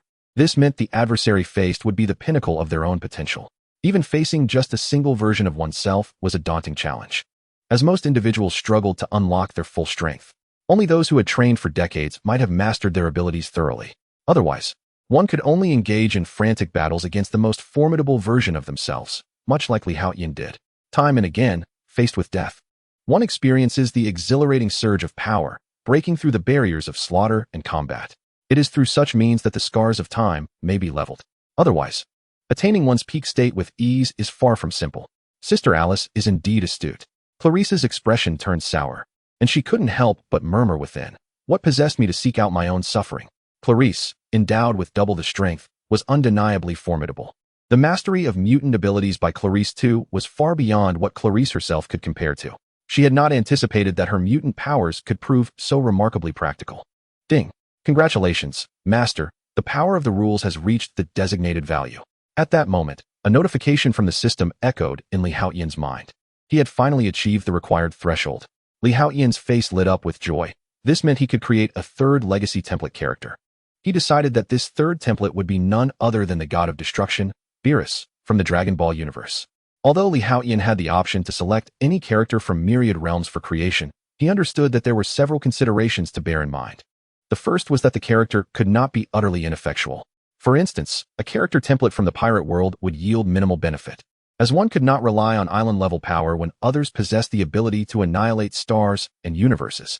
The second consideration was that the character could not be excessively invincible. Take, for example, the Grand Priest, who could obliterate the universe with a mere gesture. Such power would undoubtedly qualify as omnipotent in the Marvel Universe. However, creating a template of that caliber was beyond Li Haotian's current divine legacy system capabilities. Li Haotian surmised that this limitation was likely due to the current ceiling of his X gene, which had yet to reach the level of omnipotent universes. Nevertheless, one thing remained clear to Li Haotian. The character templates he had created thus far had surpassed the singular universe, achieving the status of a multiverse. Therefore, his X-gene level had at least attained that of a multiverse. Whether it could further evolve into a super-universe level remained uncertain. Previously, Li Haotian had sensed the presence of a limitation within his body, akin to a suppressor. It seemed that with just a bit more effort, he could break through this restriction and grow even stronger. Perhaps, at that time, his X-gene would truly undergo a second awakening. Although Professor X and others had believed that Li Haotian's acquisition of so many abilities stemmed from a secondary mutation of the X-gene, in truth, only Li Haotian knew that his X-gene had never mutated. It remained in its original form. All his abilities were derived solely from the system created by his X-gene. However, this time, Li Haotian speculated that if he truly broke through some unseen limitation, it is highly likely that the X-gene would indeed awaken and mutate once more. Whether this would elevate him to a cosmic level of supremacy or even to the legendary omnipotent cosmic tier remains uncertain, yet the possibility is substantial. Nevertheless, now is not the moment for such contemplations. The priority lies in creating a character template. With a deep breath, Li Haotian began the familiar process of crafting the character template. The power of the god of destruction, Beerus, should be comparable to that of Super-Saiyan Blue's pinnacle Goku. Furthermore, the ultimate state of perfect Ultra Instinct surpasses even Beerus. During the Tournament of Power, Beerus once posed a question to Whis. Had Goku truly reached that realm? Whis affirmed, and in that moment, all the gods of destruction across the universe stood in astonishment, gazing at Goku, for none among them had attained that level. Thus, although the template for Kakarot may not measure up to the impending god of destruction template, Li Haotian holds immense faith in Goku, recognizing him as a character of exceptionally high potential. Moreover, he believes that the perfect Ultra Instinct Goku is certainly not limited to the capabilities of an ordinary monkey. Soon, the template for Beerus was completed. Having previously created 2 legacy templates, he was quite adept at the process. I hope this does not disappoint. Li Haotian eagerly opened the Beerus legacy template, his excitement palpable. Chapter 73. The woman bound by chains and darkness with a swift motion. A third template appeared on his Divine Legacy System. Divine Legacy System Template 3. Character, Beerus Race. God of Destruction Progress. 9 abilities: Destruction Dance, High-Speed Flight, High-Speed Movement, Purple Sphere, Scorching Blast, Infinite Light Bullet, Ultra Instinct, Imperfect, Talent, Destruction Energy. Indeed, Destruction Energy is classified as a talent rather than an ordinary ability. Upon seeing Beerus's template, Li Haotian's face lit up with excitement. This was precisely what he had speculated. Had Destruction Energy been an ability, based on the current progress of the template he had just created, it would undoubtedly be impossible to unlock. After all, Destruction Energy is immensely powerful. Perhaps only upon reaching a progress level of 80 or above could it be accessed. However, if Destruction Energy is regarded as a talent, the situation changes entirely. Even with a progress level of merely 1 or even 0, 1, it would not hinder Li Haotian from wielding Destruction Energy, much like Majin Buu's immortality, which does not stem from the strength of his power, but rather from an innate and formidable talent he possesses. Thus, this realization enables Li Haotian to harness Destruction Energy. Although due to the incomplete inheritance from Beerus, his other abilities could not attain their utmost potential, and the same techniques exhibited vastly differing levels of power. Nonetheless, the destructive energy remained intact. This destructive energy became one of Li Haotian's capabilities, directly linked to his strength.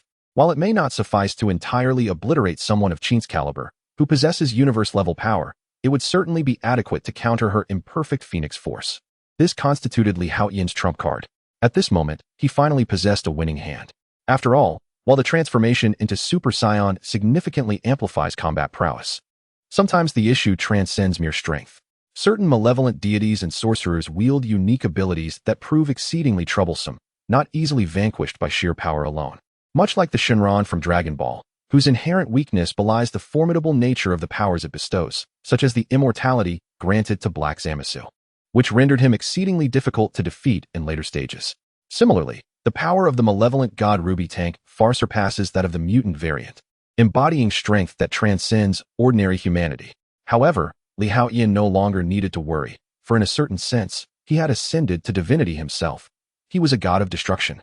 With the capacity to wield destructive energy, he could effortlessly dismantle those unique powers. Li, why are you dazed again?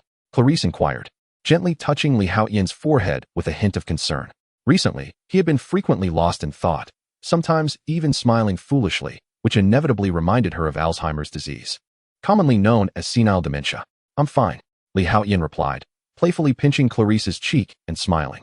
However, were he to comprehend her worries, he might harbor different thoughts. I'm going to train in the combat space for a while. You all should prepare some food.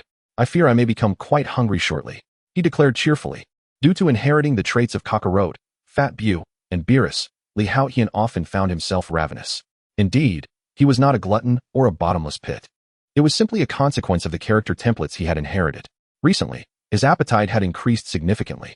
All right, we'll head there at once, Clarice responded eagerly, hurrying off to the cafeteria with Alice to fetch food for Li Haotian. Upon entering, Li Haotian swiftly engaged in the super combat system. He needed to thoroughly experience the might of the god of destruction, Beerus. Of course, this was merely the strength of a second-generation Li Haotian, as he aimed to familiarize himself with Beerus's powers, not simply to seek out punishment. Moreover, having recently acquired new abilities, Li Haotian was determined to commence his training anew, starting from his current level of strength. Only by defeating a version of oneself with double the strength can one truly demonstrate the mastery of their own power. Otherwise, it is akin to possessing a treasure mountain, yet failing to excavate its riches. Vast wealth remains buried deep within. Come, let me witness the extent of my strength once I harness the power of the god of destruction, Beerus. In that moment, Li Haotian's eyes brimmed with combat fervor. It seemed that the Scion blood within him surged once more. Faced with a newly emerged unknown adversary, Scions are invariably filled with excitement and exhilaration, especially Kakarot, who appears to embody this Scion lineage with even greater purity. He revels in battle, delights in the enhancements brought forth by training, and savors the thrill of engaging with formidable foes. Even if he often meets his demise at his own hands, without the Dragon Balls, he would have perished countless times over. Li Haotian's countenance was ablaze with battle intent, yet before he could utter a striking opening line, the second version of himself suddenly vanished. In the next moment, an inconceivable wave of energy descended from above, striking with ferocity. Boom. In an instant, the horrifying destructive energy obliterated Li Haotian utterly. Moments later, he slowly opened his eyes, a peculiar expression crossing his face. I was defeated in a single blow? He found himself at a loss for words. Just moments ago, He had been able to contend with the second version of himself at double strength. Yet he had not anticipated the remarkable enhancement in power since the creation of the Beerus template. However, that destructive energy was indeed formidable. Reflecting on the sensation of being annihilated by that energy sent a shiver through him. It was a feeling difficult to articulate, yet undeniably terrifying, as if it were capable of dismantling everything at a fundamental level. The destructive force of the Kamehameha wave is different. Whether it be a basic energy blast or the Kamehameha itself, all applications of energy fundamentally belong to a certain physical logic of destruction. But destructive energy is different. It seems to obliterate things at their very essence. Haotian savored the recollection of the moment he was annihilated by that energy. Excellent. This truly serves as an exceedingly powerful trump card. He nodded in satisfaction. The next step is to diligently train and fully master this force. Then to once again defeat the second version of himself who wields destructive energy. My current mental state is quite favorable. I can continue to challenge the battle space. In the school's backyard, there lies a serene little garden. The gravestone of Professor X stands here. At this moment, Wolverine sits beside the gravestone, a cigar clenched between his teeth, taking a long draw. Charles, what will the future of the school, the future of the X-Men, look like? Lee, despite his remarkable talent and intelligence, harbors ambitions that are utterly unrelated to yours. Logan leaned slowly against the gravestone, gazing at the sky while murmuring to himself. The loss of Professor X's academy left Wolverine feeling somewhat estranged, prompting memories of his solitary wanderings to resurface. Suddenly, a vivid image erupted in his mind. In a darkened realm, a woman suspended in the air, bound by chains, cried out in anguish and struggled against her restraints. Her body bore scars. Her form was naked and pitifully vulnerable. Gradually, she lifted her head, and in that instant, Logan's eyes widened in shock as he shot upright from the gravestone. For the face that had emerged was none other than Jean Grey.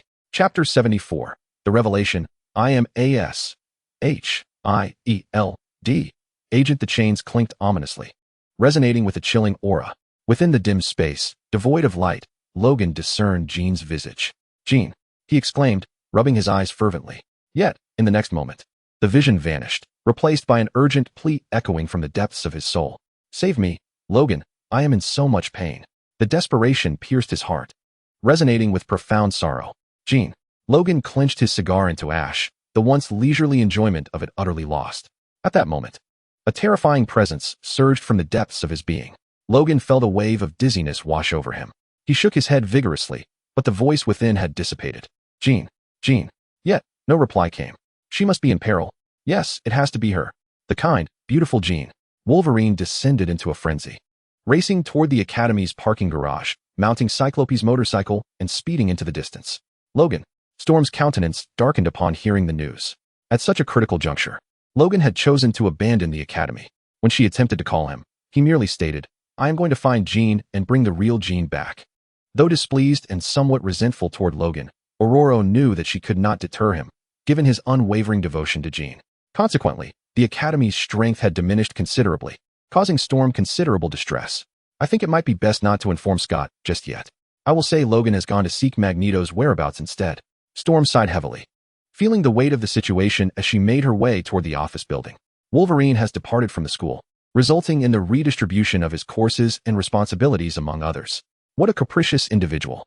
Aurora shook her head, recognizing the futility of pursuing him in a car, as if to reenact a scene from a high-octane film. Furthermore, Storm was acutely aware that, given Logan's temperament, even if she were to catch up with him, it would be in vain. He would undoubtedly not return. This event could merely be considered a fleeting episode, causing little disturbance among the students. Whispers circulated regarding a purported argument between Logan and Aurora, suggesting the reason for his departure. Although Storm had publicly refuted these rumors, explaining that Logan's exit was to seek the whereabouts of Magneto and others, such gossip, whether from ancient times or across cultures, is invariably unstoppable. "Is it true that Teacher Logan really left after an argument with Teacher Aurora?" Clarice inquired, her eyes sparkling with curiosity, as if ignited by the flames of gossip. "Absolutely not." Haotian chuckled, shaking his head.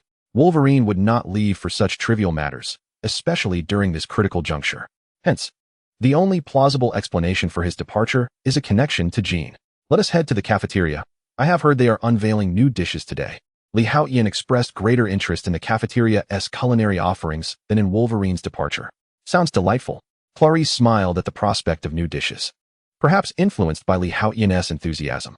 Unbeknownst to her, She had also become somewhat of a foodie. It was perplexing that despite Li Haotian's insatiable appetite, his physique remained unchanged, a fact that left Clarice envious, particularly as she had recently noticed a slight gain in weight. Why is it, Sister Alice, that you indulge in an abundance of food, yet remain slender? Clarice asked, her curiosity piqued. I refine my body daily with starlight, burning away excess fat, Alice replied nonchalantly. Clarice was momentarily taken aback, then pouted in response. Sister Alice, you are quite devious. Why didn't you share such a convenient method with me? Alice addressed Clarice with a hint of amusement. I thought you relished combat. In an instant, Clarice transformed into a pouting lemon. Before long, the trio arrived at the cafeteria. The new dish this time is a cod and bacon hot dog, enhanced with onions, representing a novel endeavor for the cafeteria. Li Haotian promptly ordered 30 hot dogs. He then accompanied Clarice and Alice to a cozy corner by the window. Would the addition of onions truly elevate the flavor of the hot dog? Clarice pondered with a hint of skepticism. Just as Li Haotian was about to respond, an individual clad in cleaning attire approached them. Is there something you need? Clarice inquired. Somewhat perplexed. Li, may I have a word with you? The person disregarded Clarice's question and focused solely on Li Haotian. Li Haotian furrowed his brow, unfamiliar with this custodian, and was not particularly fond of the person's demeanor. Clarice politely attempted to engage, yet the individual ignored her completely. Who are you? Li Haotian asked after taking a sip of cola, his tone casual. In truth, I am not a custodian. I am Agent Melinda May, a level 7 operative of S.H.I.E.L.D., she declared. Excuse me, you are with S.H.I.E.L.D.? Li Haotian's eyes widened in astonishment. He had not anticipated that this newcomer in cleaning garb was affiliated with such an organization. May was momentarily speechless. At 30 years old, being referred to as Aunt was rather disconcerting. Indeed, I am a level 7 operative of S.H.I.E.L.D., she reiterated, a trace of pride evident in her voice, as it was no small feat to attain such a rank. And so, Li Haotian inserted a hot dog into his mouth, savoring the flavor reminiscent of a bun paired with scallions and sausage. I represent S.H.I.E.L.D., and I am here to extend you an official invitation. Agent May proclaimed. S.H.I.E.L.D. is inviting me? A flicker of surprise crossed Li Haotian's expression. Was this an attempt to poach him? I must apologize, but I have no interest in S.H.I.E.L.D., he remarked coolly after taking another bite of his hot dog. Li, Director Nick Fury holds your talents in high regard, which is why this invitation has been extended to you. Should you decline, the consequences could be dire. Agent May's tone shifted, laced with an undercurrent of menace. Upon hearing her words, Li Haotian's demeanor grew icy. A threat tinged with malice? It seemed that his prolonged passivity had led others to underestimate him. Did they believe that his amiable nature equated to weakness?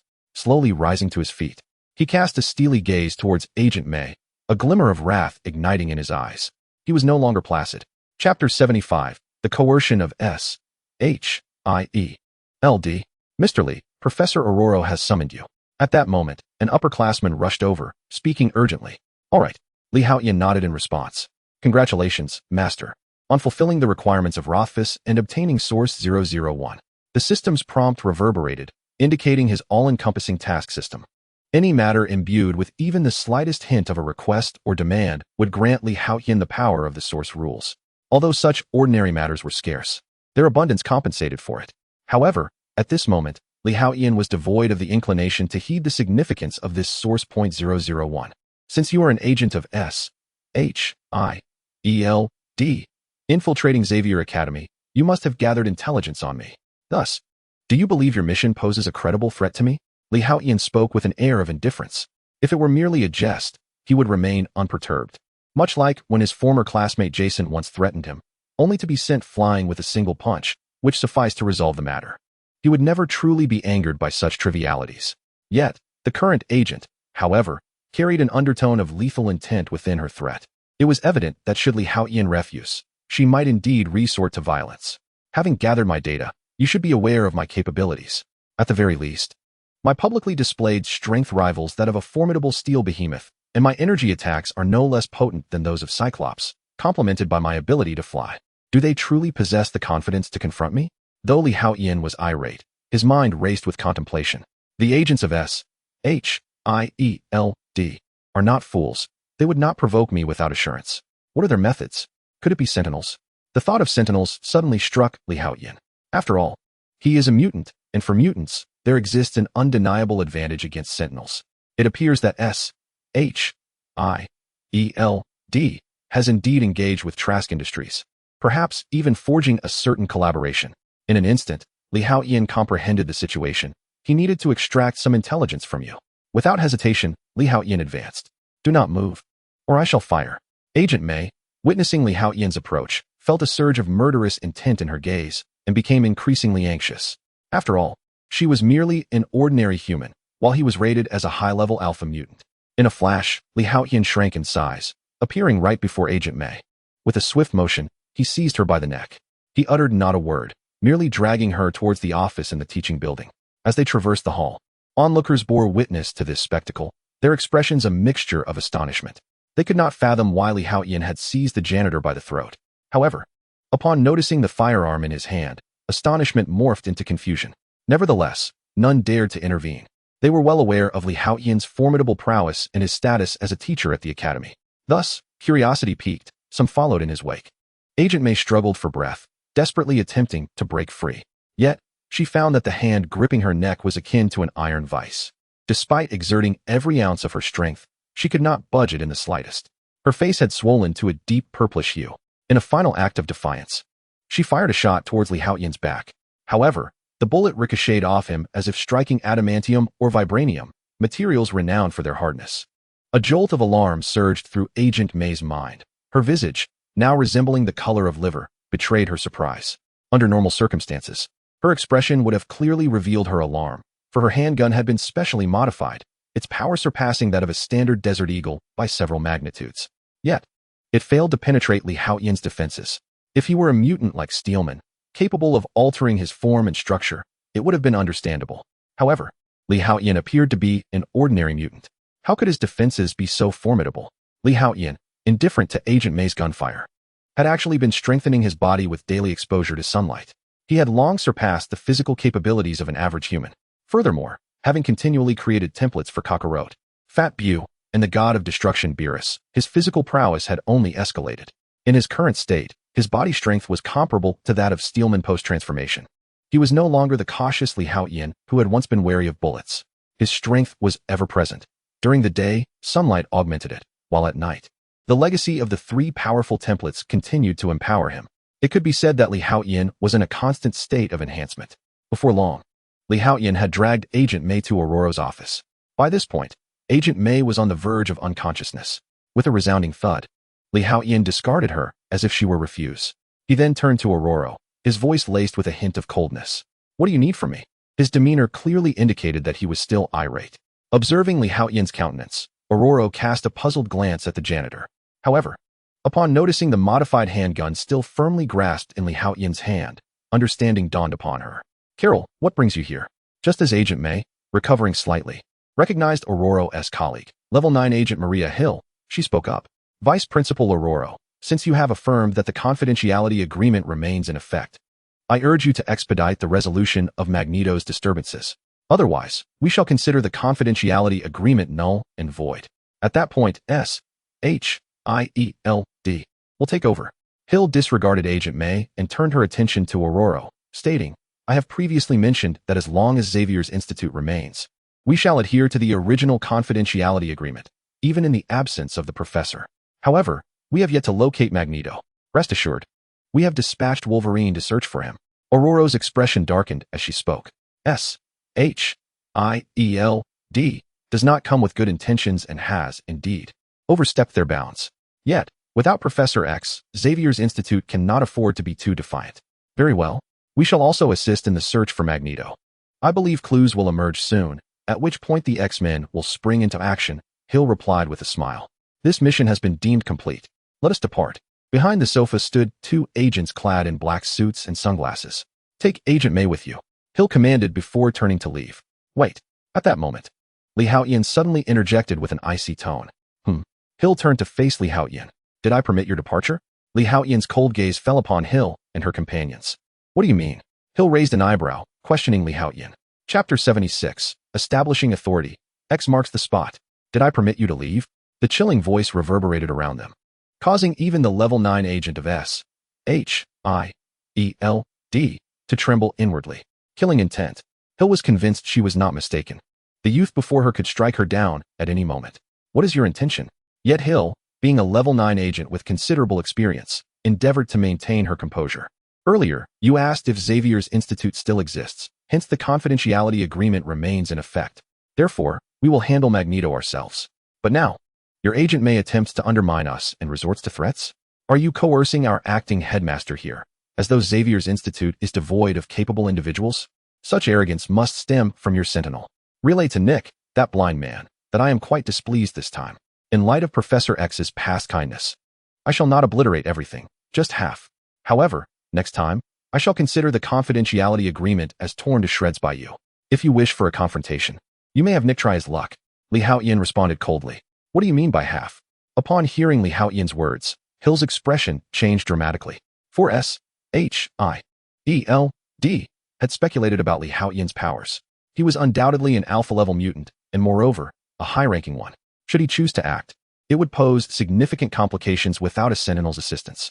Deep within Hill, a profound sense of confusion stirred, pondering the meaning behind half of what had been said. However, it was not long before she grasped the situation. Li Haotian casually raised his hand, and a beam of dark purple energy materialized at his fingertips. With a flick of his finger, a terrifying force of destruction erupted forth.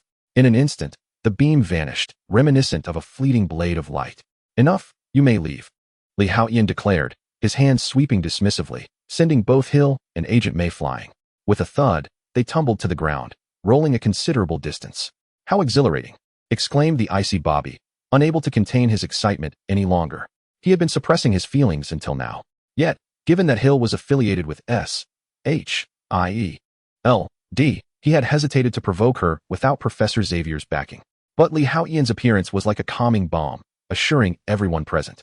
You have not disappointed me. Aurora thought, her heart touched. She had always held high hopes for Li Haotian, and in such a short span, he had transformed from a mere student into a protector of the Academy's dignity and interests. Well done, purred Kitty, the phantom cat. Had Clarice and Alice not been closely following Li Haotian, she would have leaped to embrace him. Meanwhile, outside, Hill and Agent May wore bewildered expressions, utterly perplexed by Li Haotian's actions and the reasons behind his formidable display. Ultimately, they retreated in disgrace. Little did they know, chaos reigned within S.H.I.E.L.D. Was it an enemy attack? What manner of power was this? The atmosphere was thick with shock and dread as everyone beheld the scene before them. The S.H.I.E.L.D. headquarters had been cleaved in two. Even their hidden ace, the airborne aircraft carrier, lay similarly divided. Everything about S.H.I.E.L.D. had been irrevocably split. One half remained intact while the other lay utterly destroyed. The magnitude of such power was beyond comprehension. Despite S.H.I.E.L.D.'s activation of their protective shields, they proved to be futile. Everything was obliterated in an instant. Had a deity descended upon them? Before the remaining half of the S.H.I.E.L.D. building, Nick Fury's astonishment had yet to fade. Gazing at the devastation, he murmured to himself, "This is an act only the might of a god could accomplish." Was there an evil deity invading Earth? A grave expression crossed Nick's face. If that were the case, the Earth was on the brink of a bloody tempest. However, when Hill and the others returned to see the partially destroyed S.H.I.E.L.D., they finally grasped the meaning behind Li Haotian's words. Half shocked, they quickly relayed the news to Nick, leaving him utterly astounded. Though he had already greatly overestimated Li Haotian's powers, it was now evident that the opponent's strength surpassed mere alpha levels. Could it be omega level? This speculation left Nick in disbelief, yet he found no other plausible explanation for the situation at hand. At Xavier's academy, Nick fell into deep contemplation. If Li Haotian were indeed omega level, even in the absence of the professor, Xavier's academy could not afford to be careless or dismissive. Li, you were simply magnificent. Iceman Bobby, despite being older than Li Haotian, was undeniably starstruck. One could say that Li Haotian embodied the essence of what a mutant should be in Bobby's eyes. Thank you, Li. Aurora could not help but express her gratitude as well. Although Scott, the narrator, remained silent, he offered Li Haotian a thumbs up from his wheelchair. Since Jean had killed Professor X, Cyclops had become increasingly taciturn, and his body, nearly drained by Jean, had yet to regain its full mobility. S.H.I.E.L.D. was not a significant concern, but it was evident that Magneto intended to stir trouble. Li Haotian spoke up, "I will keep an eye on it." Storm nodded in agreement. Observing that Aurora had made up her mind, Li Haotian chose not to elaborate further. His intention had always been to save her life. However, this world was not yet at peace, which compelled him to take action. Yet, he remained unfazed. All schemes, plots, and dangers were frail in the face of overwhelming strength. It wouldn't be long, at most, 3 to 5 months. Li Haotian was confident he could confront any formidable adversary in this world. Even the 4 celestial beings or the 5 primordial deities held no fear for him. That would be the true moment of liberation and enjoyment of life. Everything at present was geared towards becoming stronger. Basking in the sun was one part, while completing tasks for the omnipotent system was another. Had it not been for the earlier incident with Agent May, which had vexed him, Li Haotian would not have taken the initiative. He required someone to speak up, enabling him to reap rewards. With ample source points, a plethora of unlocked systems, and numerous templates of strength, he could significantly shorten his path to power. What lay ahead was the genuine climax. Li Haotian felt a surge of anticipation. Chapter 77, The Power Assessment System. The gentle breeze caressed the sky. On a languid afternoon, Li Haotian languished like a salted fish on the library terrace's lounge chair, indulging in the serene ambience. Beside him, Clarice provided precise nourishment, complemented by Alice's exquisite craftsmanship. Truly, this was the epitome of enjoying life. Suddenly, a mechanical voice echoed in his mind. Ding. Congratulations, Master, the combat power detection system has been successfully established. As Li Haotian reveled with his eyes closed, a subtle smile graced his face. At last, it was accomplished. Although it had consumed a measure of his rule power, he had successfully created this system. The combat power detection system, while lacking in the ability to enhance strength or provide any special augmentations, served solely to measure combat prowess. It was a modest auxiliary system. This world, distinct from the Marvel and Dragon Ball realms he had previously encountered, appeared somewhat chaotic in terms of combat power. Hence, the necessity of such a system became apparent to him. He had already obtained templates of 3 formidable beings, Kakarot, Majin Buu, and Beerus, the god of destruction. In the Dragon Ball universe, possessing such templates would render one nearly invincible. Yet Li Haotian realized that even in the tumultuous Marvel world, he felt far from invulnerable, particularly with the presence of individuals like Jean, who had awakened the Phoenix Force.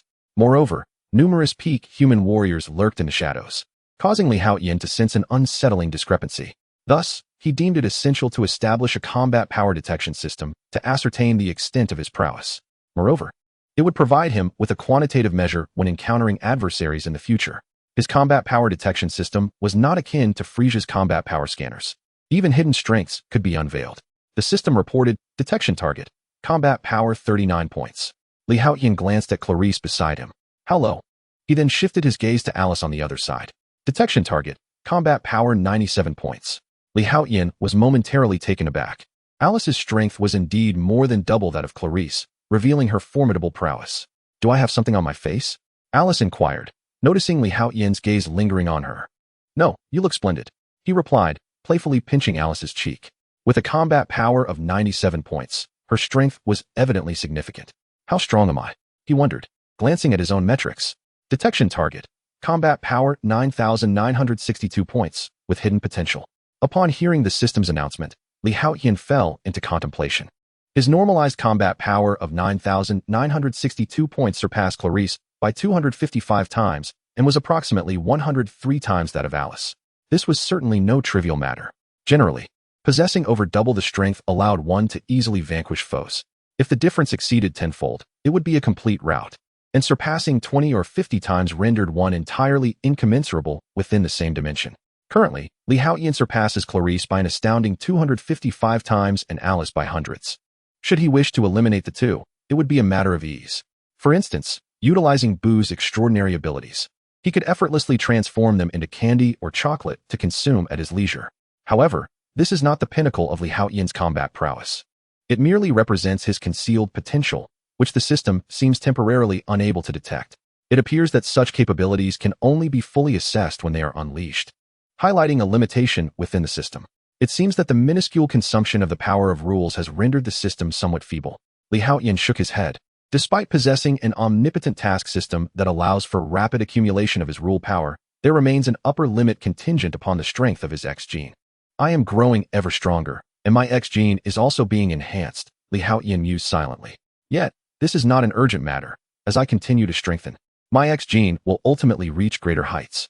He concluded that his current predicament was merely a matter of time. It was time to test his full combat capabilities. The latent power, hidden within, likely pertained to his transformation abilities, the destructive energy of a god of destruction, and the amplification of his energy to its maximum, all of which would alter his conventional combat strength. You two go and prepare some afternoon tea. I will join you shortly in the cafeteria. Haotian smiled. Rising to soar into the sky, exercising his powers within Xavier Academy would undoubtedly cause damage, so he ascended beyond the confines of Earth. First, he would observe his transformation into a Super-Saiyan. Boom. A terrifying force erupted instantaneously, golden waves of energy shining like a miniature sun. Target detected, combat strength at 79. 6,960 points. As expected, the system's notification echoed, and Haotian's combat strength surged dramatically, nearly increasing by 80 times. A flicker of contemplation crossed his eyes. According to the established norms, the transformation into Super Saiyan 1 multiplies combat strength by 50 times. This originated from Dragon Ball Encyclopedia Volume 7, which pertains to the Dragon Ball manga and anime, chronicling Goku's combat strength during the Namek saga. However, Haotian's baseline combat strength is considerably lower than that within the Dragon Ball universe, perhaps due to the differing rules of the two universes. Haotian could only surmise this. Nonetheless, further confirmation of this premise was established in the later adaptation guide for the Dragon Ball manga, Super Exciting Guide, Story Arc, and again referenced during the 2013 theatrical release of Dragon Ball Z, Battle of Gods, in the published program. It is thus evident that this setting does not solely pertain to Sun Wukong's initial transformation into a Super Saiyan, but rather applies to all characters capable of such transformations throughout the entire series. From this perspective, it indeed suggests a shift in the rules of two universes. He pondered deeply upon this realization. The divergence in cosmic regulations naturally leads to unforeseen developments. Presently, Haotian's conventional combat power stands at 962 points, with an enhancement factor of 80 times. This is attributed to his attainment of the second stage of Super Saiyan 1, which is significantly more formidable than the first stage's 50 times, thus culminating in the 80 times multiplier. However, the subsequent stages of Super Saiyan 1, namely the third stage and full power, do not exhibit considerable differences. Should Haotian aspire to further amplify his strength, he must await another progression to enter the realm of Super Saiyan 2. According to the established parameters, the power of Super Saiyan 2 is 100 times that of the norm, while Super Saiyan 3 can escalate to an astonishing 400 times. As for the subsequent transformations, such as Super Saiyan God Blue, and ultimately the divine state of Ultra Instinct, these are not merely quantified by multipliers of strength, but represent a fundamental transformation of essence. However, these advancements necessitate that Haotian further progresses in his legacy. Contemplating this, he promptly accessed his attribute panel. Chapter 78. Magneto begins to stir with a swish. Haotian activated his attribute panel and surveyed it intently. Host, Haotian lifespan, 199 years. Origin, power of rules, 000, strength, 293 tons. Spirit, 874, average human, 3, stamina, 9, 901, average human, 10, speed, 674 ms. Combat power, 9, 962. System space, 30,000 cubic units. Possess systems, mental shielding system, solar empowerment system, divine inheritance system, super combat space system, omnipotent task system, combat power detection system, divine legacy system. Template 1, character, Kakarot, Son Goku, race, Scion progress, 149 abilities, flight, Kamehameha, solar flare, key control, energy blast, rage boost, high-speed flight, instant transmission. Transformations, Super Saiyan level 1, third stage, Great Ape, battle power increases tenfold, requires over 17 million Blutz waves. Talent, Blood of Warriors, upon near-death recovery,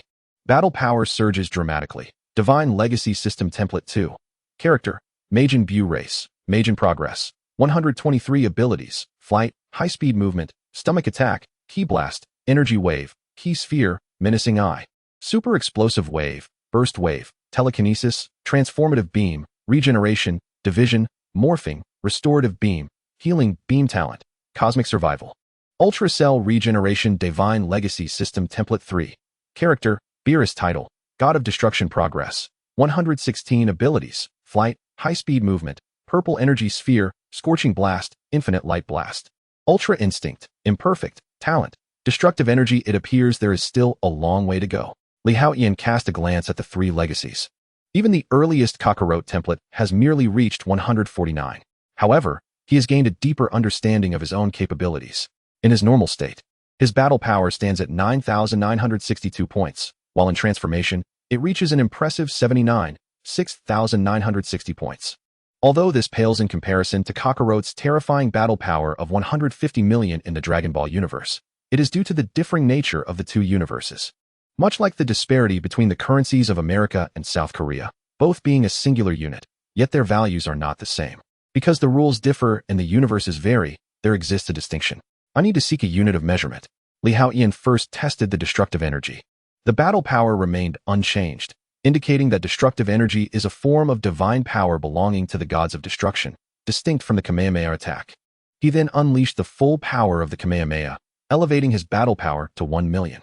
This is nearly a 200,000 point increase from his transformed base power of 6,960 points.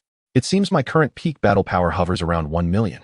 Finally, Li Haotian has gained a concrete understanding of his prowess. Whoosh. He swiftly returned to Xavier Academy. Wolverine. He sought out Logan to gauge his battle power, which astonishingly stood at merely 88 points. It seems Wolverine's battle power is rather low, likely at the level of a third-tier mutant. His strength appears to stem from adamantium and his remarkable regenerative abilities. What about Storm? Li Haotian then visited Aurora and Scott. The combat prowess of these two individuals surpasses that of Wolverine. Aurora exhibits a formidable battle strength of 211 points, while Scott boasts an impressive 231 points. Li Haotian had initially assumed that Storm's abilities were superior, yet he did not anticipate that Scott would outshine her slightly.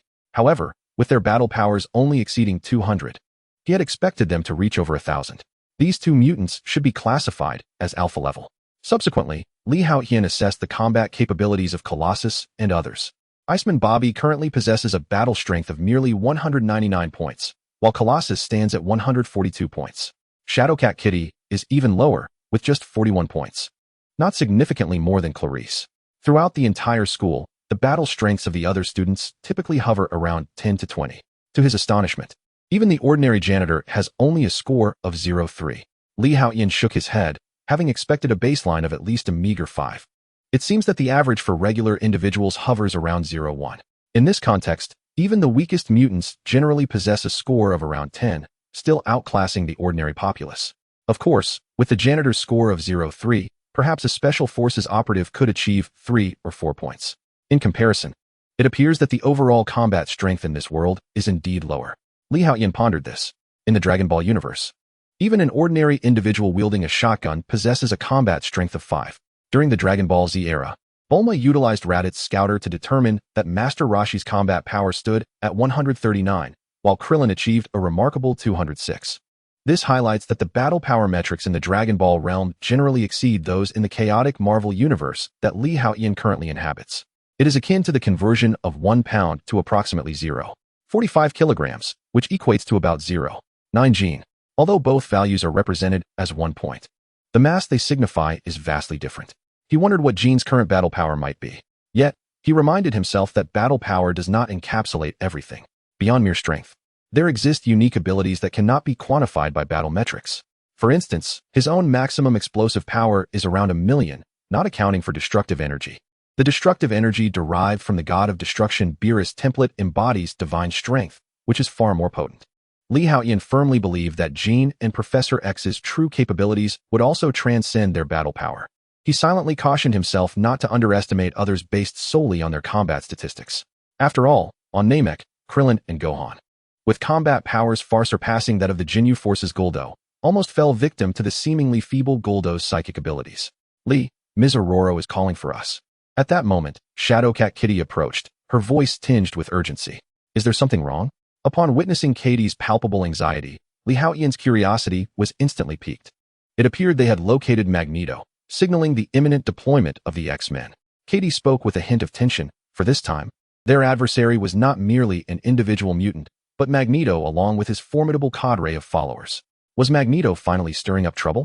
Li Haotian quickly grasped the situation and followed Katie towards Aurora's office. As they entered, they found Wolverine wearing a grave expression. I apologize, Aurora. I left earlier because I sensed Gene's call for help, Logan said, his tone laden with regret as he addressed Storm. Although he had returned, he was acutely aware that his prior irresponsible departure was inexcusable. What did you discover? Aurora inquired solemnly. Given that he had departed at Jean's behest, what had transpired? Chapter 79. The elated Magneto. Swish. All eyes turned to Wolverine. Aurora fixed a penetrating gaze upon Logan, a flicker of irritation crossing her features. While Storm was not one to hold grudges, Wolverine's abrupt departure at such a critical juncture, without offering an explanation, left her feeling quite wronged. I saw Jean in that dim world. Shackled and in despair, Logan began, his voice steady after a brief silence. His heartfelt confession unfolded like a poignant narrative, softening the gazes of Storm and the others, who ceased their reproach toward Wolverine. Remarkable, Haotian mused inwardly, impressed by Logan's eloquence. His storytelling was vivid and engaging. Had it been in ancient China, he could have easily entertained crowds beneath the bridges. No wonder, given his extensive life experience, his command of language surpassed many. Beside him, Clarice was nearly moved to tears. SHIELD has just relayed Magneto's location to me. Their intent is unmistakable. They wish for us to take action, Storm announced, her gaze particularly fixed on Haotian amidst the crowd.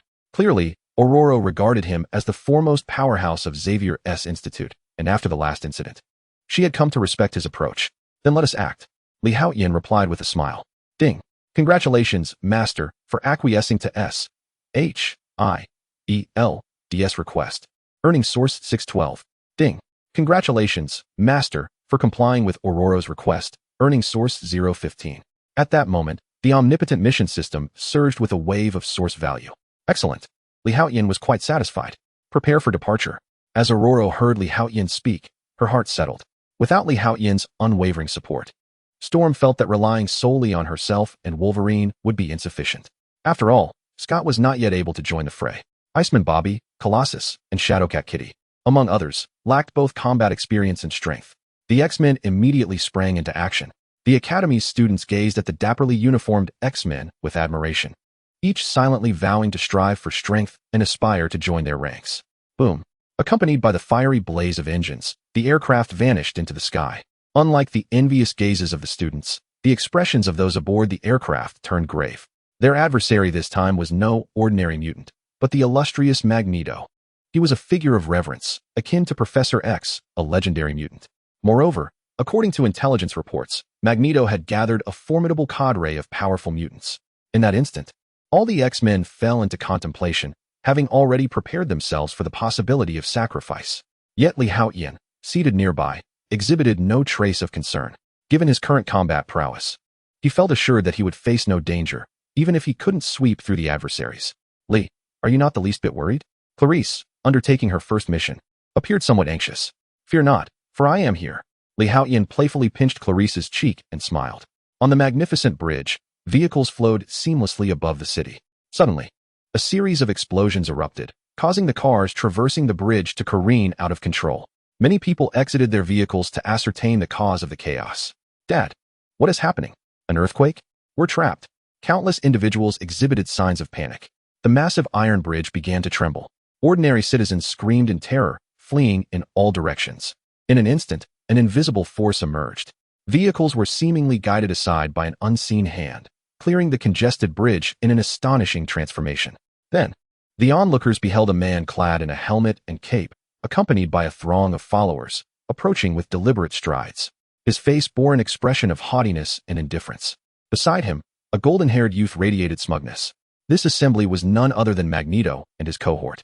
As the crowd beheld them, their fear intensified. Humph. Magneto paid no heed to the frenzied escape of the ordinary citizens, his countenance betraying a touch of coldness. With a mere wave of his hand, the colossal bridge, spanning thousands of meters and weighing tons, was forcibly twisted apart. People stood in stunned disbelief as the bridge appeared to come alive before their eyes. Like a heartless dragon, it soared towards the ominous Devil's Island. Magneto and his companions stood atop, as if guiding the dragon on its course. For a moment, the faces of the mutants were filled with pride. In the sealed chamber of the Worthington Laboratory on Devil's Island, a bald child gazed through the glass, his eyes wide with astonishment. What is this? The guards stood agape, utterly horrified. Charles had long desired to construct a bridge. Now, it had materialized. Magneto spoke with an air of triumph. The officials from the beautiful nation, watching the scene unfold on their monitors, were struck with disbelief. My heavens, they never imagined that someone could physically relocate a bridge. Clearly, they had underestimated Magneto. He swiftly flew to the forefront, while a boy in a nearby car looked on. His eyes filled with a mix of fear, curiosity, and admiration. The woman in the passenger seat instinctively locked the car doors. Huh. A smirk curved Magneto's lips, his sense of pride intensifying. After today, this world would truly acknowledge the place of mutants. His grand plan was about to commence. Retreat. Conceal yourselves. The guards on Devil's Island were utterly terrified at the sight. Hundreds of mutants, led by Magneto, surged forward. The sky gradually darkened, and a chill, laden with menace, enveloped the air. Those damn mutants. Within the laboratory, Worthington's face manifested both fury and fear. Before long, Magneto and his cohort crossed the Golden Gate Bridge, spanning thousands of meters, and arrived at the island. That child is in the southeastern corner of the house. The Nightcrawler beside Magneto stepped forward to relay her sensed information. Excellent. Once we subdue them, we shall forge a new nation. The history of mutants will be rewritten. Magneto's expression grew increasingly smug, and he could not suppress a slight smile. It was a smile of victory. Charles, do you see? What you aspired to achieve and could not. I am about to fulfill. Chapter 80. No rush. Let the Sentinels fly a while longer. Hasn't the bridge between ordinary humans and mutants been constructed? Magneto gazed at the scene before him, a subtle smile gracing his face. All right, take them down. The surrounding mutants could no longer contain themselves. Whoosh. Following Magneto's command, they charged wildly toward the laboratory. Screams and roars erupted, filling the air with chaos. Stop those mutants. Kill them. Protect the laboratory. At this moment, dozens of armed mercenaries also burst forth from the lab. Humph. The revived red tank was poised to charge into the crowd. In chess, it is always the pawns that move first. However, Magneto intervened, casting a scornful glance at the armed mercenaries, humanity, and their weapons. He then raised his hand. Contrary to expectations, the anticipated scene of annihilation did not unfold. One by one, the mutants collapsed to the ground, each pierced by syringes filled with bullets. Those mutants, despite their physical imperfections, had been rendered ordinary. Humph. Have you learned your lesson? Plastic weapons. A hint of derision crossed Magneto's face. These humans had resorted to non-metallic arms to confront him. Boom. Boom. A mercenary armed with a plastic rocket launcher unleashed a barrage of rounds. Yet, these were not conventional bullets, but syringes laden with an antidote. Uft, uft, uft. Like a torrential downpour of petals, a rain of flowers showered money. One by one, the mutants were struck, losing their abilities, wailing in agony. The Human Torch, Nightcrawler, and others could not help but turn pale at this sight. Thus, the pawns must move first. Magneto spoke coldly. The fate of these mutants was of no concern to him. War demands sacrifice. A chilling indifference flickered in his eyes. If this operation succeeded, his grand design could proceed smoothly, heralding a new era for mutants. Quickly, aim for the bridge. At that moment, the mercenary commander, observing the steadfast Magneto, issued his orders. Fire. Whoosh, whoosh, whoosh. Following the commander's directive, a dozen mercenaries wheeled out a plastic anti-aircraft gun. In an instant, thousands of syringe projectiles whistled through the air. Humph. Magneto waved his hand. Ruins in the distance converged before him, forming a shield. Bang, bang, bang. The syringe bullets collided with the shield, halted in their tracks. Arclight, use shockwaves to obliterate those weapons. As the mercenaries prepared for a second round of loading, Magneto felt a surge of urgency. Yes, Arclight stepped forward, rapidly clapping her hands, unleashing shockwaves that rippled outward. Uft, uft, uft. In an instant, all the plastic weapons in the hands of the mercenaries were obliterated. The anti-aircraft guns crumbled to dust. Where are the tanks and fighter jets? The official from the beautiful country, who had been monitoring the situation, could not contain his exclamation. Sir, the tanks and fighter jets cannot be deployed. They would be crushed by Magneto. The deputy commander interjected, unable to hold back his concern. Where are the ground support troops? The commander could not help but inquire. The rescue team will take at least 30 minutes.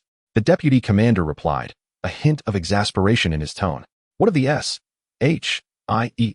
agents? Do they not possess supernatural abilities? The commander of the beautiful nation finally erupted in frustration. We are currently in contact. The deputy commander quickly responded. In truth, S.H.I.E.L.D. had been monitoring the situation for some time. Above Devil Island, an enormous aerial aircraft carrier hovered, having activated its cloaking mechanism. Unbeknownst to the officials of the beautiful nation, the experimental laboratory on Devil Island, or Magneto and his associates. Have the X-Men not yet arrived? Nick, aboard the aircraft carrier, remarked with a grave expression. The battle below had intensified dramatically, with the mercenaries from the Devil Island laboratory on the verge of being overwhelmed by Magneto's minions. I have already contacted Storm, the acting headmaster at Xavier's academy. They have confirmed their departure, Hill stated. The mere mention of Xavier's academy conjured memories of the powerful figure, Li Haotian, leaving a profound impression on her. What manner of terrifying power did he possess? Kill them. Eliminate them. Victory shall be ours. The mutants, witnessing their antidotes obliterated by the arc light, erupted in fervor. Hundreds of mutants surged toward the laboratory in a frenzy. Li, are we not going to intervene? Meanwhile, high above, the Blackbird aircraft circled Devil Island, stealthily maneuvering through the skies. The X-Men had indeed arrived, but Li Haotian had restrained Storm from making her move. Among the X-Men was an additional temporary member, a teacher from the academy named Osselt. His combat prowess was modest, barely surpassing 20 points, weaker even than Claris. Yet, his ability was intriguingly unique. He could serve as a radar-like observer. Thus, the situation below was relayed through Osselt's eyes. Bobby and the others found it increasingly difficult to hold back. Yet, they harbored an inexplicable trust in Li Haotian, compelling them to endure. Still, they were puzzled as to why Li Haotian chose to act in this manner. You will soon understand. Li Haotian offered little explanation. He was aware that S.H.I.E.L.D. had also arrived. Although the aerial carrier below could evade detection from the Blackbird's radar, those aboard could not escape Li Haotian's perceptive abilities. Thus, he realized that the agents from S.H.I.E.L.D. had arrived even earlier than they. Let the Sentinels fly a little longer. He was confident that S.H.I.E.L.D. had prepared Sentinels for this operation. Given the potential complications they posed, Li Haotian resolved to eliminate them entirely. The Sentinels must never be allowed to appear here, wreaking havoc and then departing. There are countless mutants present, many of whom have attained level 2, and even a few at level 3.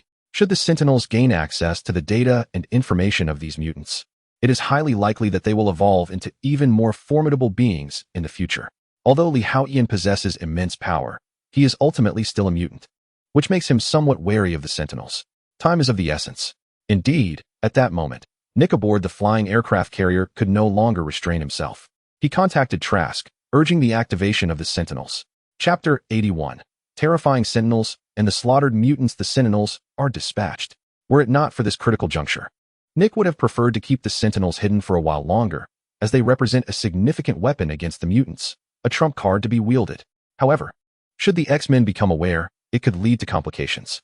According to Hill, it seems that Li Haotian is already aware of the Sentinel program.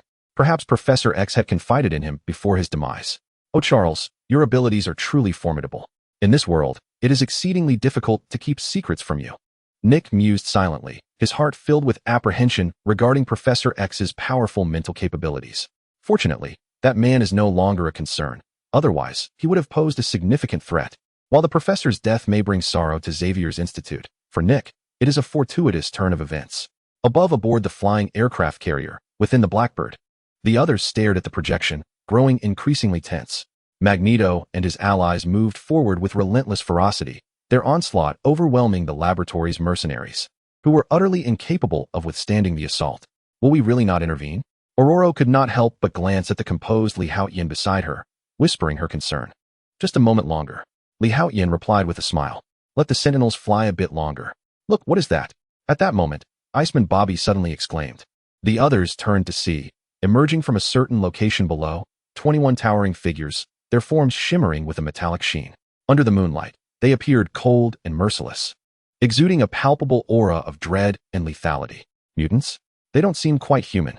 The peculiar shapes resembled armor. Are they robots? In an instant, the members of the X-Men began to voice their thoughts. Indeed, they are Sentinels. Li Haotian had long suspected that Nick and his team would likely initiate the Sentinels. However, what Li Haotian did not anticipate was that this Sentinel was no mere prototype. Although it bore some distinctions from the more terrifying killing machines seen in the alternate future post the Third War, it was evident that it surpassed the original models by a significant margin. Boom. As these Sentinels emerged, they swiftly plunged into the throngs of mutants. Robots? Watch me crush you, sneered a formidable mutant, an elephant hybrid nearing level 3. His ability to beastify enabled him to transform into a towering, fearsome mammoth. Not even a tank could withstand his might, so he regarded the approaching Sentinels with utter indifference. With a low growl, his partially beastly form fully morphed, and in an instant, a colossal mammoth charged towards the Sentinel. Bang! Yet, an astonishing scene unfolded that left the mutant in shock. The Sentinel's arms coalesced into shields of solid steel, effectively absorbing the tremendous impact of the onslaught. Steel Titan, its capabilities are eerily reminiscent of yours, exclaimed Bobby, the Iceman, watching from the Blackbird. Goodness, it can even breathe fire. Katie gasped in astonishment. The Sentinel's arms began to glow crimson, and in a heartbeat, it unleashed a torrent of terrifying flames. The mutant, capable of flattening tanks, was reduced to charred remains. Although they were miles away, the scent of scorched flesh wafted into the Blackbird, sending chills down the spines of its occupants. How terrifying! Yet, the spectacle was far from over. 21 figures, each a sentinel, furiously stormed into the crowd. Like tigers among chickens, the ordinary Gamma and Delta mutants stood no chance against the robotic sentinels. With transformations, fire breath, and freezing capabilities, the sheer power left the X-Men utterly astounded. The robots that the professor had us simulate for combat are indeed real, Katie murmured in disbelief. They are far more powerful than the simulation models we fought. Bobby echoed her sentiment, profoundly shaken. In a one-on-one confrontation, he was uncertain if he could prevail. Who on earth created this? Logan, Wolverine, growled in frustration. It was clear that these sentinels possessed mutant abilities while being purely mechanical. This was a flawless amalgamation of biology and machinery, a quintessential killing machine. Notably, Wolverine himself had been engineered for the same purpose, to become the ultimate weapon of destruction. Witnessing the arrival of the Sentinels ignited a fury within him. Even the X-Men, accustomed to battling simulation robots, were left in a state of shock. It is evident that Magneto's side has descended into chaos. Charles, your concerns have indeed materialized. Upon encountering these Sentinel robots, Magneto was taken aback. But weren't the Sentinels supposed to be destroyed? He found himself perplexed. Yet, this was not the time for contemplation. The terror of the Sentinel robots was beyond imagination. Although Magneto commanded hundreds of mutants, there were only 21 Sentinels. Nevertheless, his subordinates were being slaughtered. At this rate, it seemed that within mere minutes, hundreds of mutants would face total annihilation. Those self-proclaimed champions of justice, the traitors who frequently obstructed him, were conspicuously absent this time. Magneto suddenly felt a pang of nostalgia for the X-Men. Had they appeared, they might have offered assistance. Yet, the X-Men, who had often hindered him, had now vanished. Find that mutant inside and eliminate him. Despite his ire, the situation did not permit Magneto the luxury of reminiscence. He turned to the nearby red tank and commanded, "Yes. At your service." The eager red tank charged forward with fervor, colliding with a Sentinel and sending it flying. He raced toward the laboratory. "Eliminate those Sentinel robots," Magneto directed, calling upon Fireman, Nightcrawler, and Arclight to join the fray. The other mutants faced merciless slaughter at the hands of the Sentinels. In a brief span, dozens had already perished. The losses were catastrophic. Understood. Nightcrawler and the others immediately sprang into action. This playtime must come to an end. A cold demeanor settled upon Magneto's face as his mutant abilities surged to their zenith. He seized control of the nearest Sentinel robot in an instant. However, before he could leverage this Sentinel to counterattack the others, 3 uniquely colored Sentinels emerged from the throng. These 3 Sentinels were darker in hue and exuded a more substantial presence. Huh, Magneto scoffed, raising his hand to assert control over them. But in the next moment, he was left utterly bewildered. These 3 Sentinels were not made of metal, but rather of carbon fiber. Chapter 82. The X-Men mobilize. Jean's combat prowess. Damn it. The composure on Magneto's face evaporated. He had not anticipated that his adversaries would create 3 Sentinels composed entirely of carbon fiber combined with special materials. Clearly, this was devised specifically to counter him. Die. Nevertheless, Magneto, ever the master of the battlefield, could not simply concede. The one Sentinel he had controlled charged toward the 3 unique mutants. Yet, facing 3 adversaries alone, the Sentinels controlled by Magneto were hardly a match. I shall take the lead. The Human Torch charged forward, teaming up with Nightcrawler and Archangel to hold back one Sentinel. However, even with this collaboration, Magneto was still tasked with combating 2 unique Sentinels and found himself at a disadvantage. Splendid. The data we can gather this time will be extensive, exclaimed Trask aboard the aerial aircraft carrier, his excitement palpable. With this amassed intelligence and material, he could enhance the Sentinels further. Are these the Sentinels from Trask Industries? The officials from the United States, closely monitoring the massacre of mutants, were equally exhilarated. Such a terrifying weapon. Not only could it be used against mutants, but also deployed on the global battlefield. In an instant, the officials' eyes sparkled with intrigue. Meanwhile, Haotian, who had been observing the scene below, finally broke into a smile. It appeared that all the Sentinels were present, 21 in total, comprising 18 standard metal Sentinels and 3 specialized ones. Haotian's gaze flickered with intensity. Now, He scanned his surroundings and noticed everyone looking at him, prompting a smile. The moment had arrived. With a hum, the Blackbird aircraft swooped down. You all deal with Magneto. I'll take care of those Sentinels first. They cannot leave Devil's Island unscathed. Haotian directed the X-Men. Typically, acquiring mutant data from Trask Industries was a formidable challenge. Research facilities would be fortunate to possess even a handful of mutant samples. Yet now, with Magneto's legion of mutants, it was as if Trask Industries were being handed a treasure trove of data on a silver platter. This opportunity could not be squandered. Leave it to us. Iceman Bobby was already brimming with enthusiasm. The others held their breath, awaiting Haotian's command. Although he was neither the principal nor the leader of the X-Men, they had long acknowledged him as one of their most respected figures, second only to Professor X. Despite being younger than most present, his stature commanded respect. Boom. The horrific slaughter continued unabated. Despite the combined efforts of Magneto, the Human Torch, Nightcrawler, and Archangel, the situation remained grim. The mutants were still falling victim to the onslaught. At this rate, it wouldn't take 10 minutes before they would be entirely wiped out. Damn humans. Magneto seethed internally. The Sentinels were indeed formidable, each nearing the caliber of an alpha-level mutant, possessing a myriad of mutant abilities, boundless stamina, precise attacks, and devoid of fear. This is truly the perfect weapon of annihilation. Jean, why have you yet to make your move? The mutants are falling one after another, yet Jean remains eerily composed, hardly lifting a finger. This has left Magneto inwardly cursing in frustration. If Jean were to act, perhaps these foes would have long been vanquished. He has never doubted her power, yet at this moment, a look of inner turmoil flickers in her gaze, as if her consciousness is engulfed in chaos. Damn it, could her psyche be faltering once more? Witnessing this, Magneto is rendered speechless. He is acutely aware that Jean's mental state is precarious. She likely harbors more than one persona within her. However, to encounter a struggle for dominance at such a critical juncture is rather disheartening. It appears that Jean is no longer a reliable ally. Magneto feels a sense of resignation. Has the Red Tank slain that mutant? He muses, if this continues, even he may not endure. Retreat seems to be the only option. Magneto is confident that should he choose to withdraw, these automatons will not impede his escape. Suddenly, the Blackbird aircraft descends to a low altitude. Those traitors. Upon seeing the familiar craft, a gleam of joy spreads across Magneto's face. For the first time, he perceives the X-Men in a somewhat less contemptible light. The aircraft comes to a halt, and the occupants disembark, each seeking their respective adversaries. Haotian addresses the group, suggesting they engage in their customary chaotic skirmishes. He refrains from devising a strategy, merely advising Clarice to avoid reckless confrontation and prioritize her safety.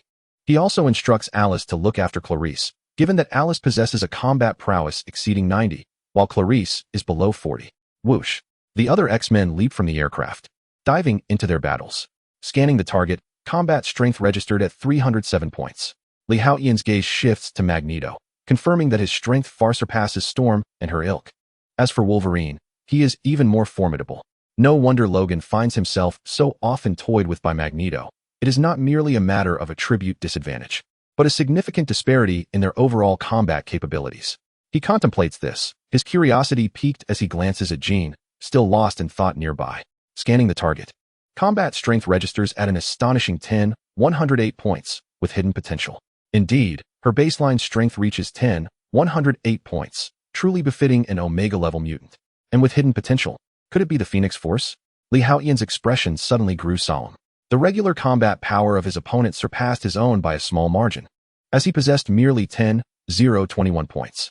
Indeed, with the gradual unlocking of his template, Haotian's inherent combat strength would also increase. He had now surpassed the 10,000 mark. However, he still found himself somewhat weaker than Jean at present. Within a day or two, he would surely eclipse her regular combat power. Yet, he wondered about the peak strength of her Phoenix power. Curiosity piqued. He calculated that his current peak strength was approximately 1 million. Intriguing. However, his opponent appeared momentarily dazed, prompting Haotian to disregard her for the time being. He cast another glance at the Sentinel, which showed a combat power of 288 points. Remarkably, this Sentinel's strength was not to be underestimated. Among the X-Men, only Scott's power could be considered comparable to that of the Sentinel. The others fell significantly short. Unfortunately, Magneto was restrained. Otherwise, these Sentinels would not stand a chance against him. It seemed that Trask Industries possessed quite the prowess. For Haotian, this level of power posed no challenge whatsoever. Although the Sentinels were still relatively weak at present, who could predict how formidable they might become if allowed to develop? It would be prudent to eliminate them first. With that thought in mind, Haotian swiftly took action.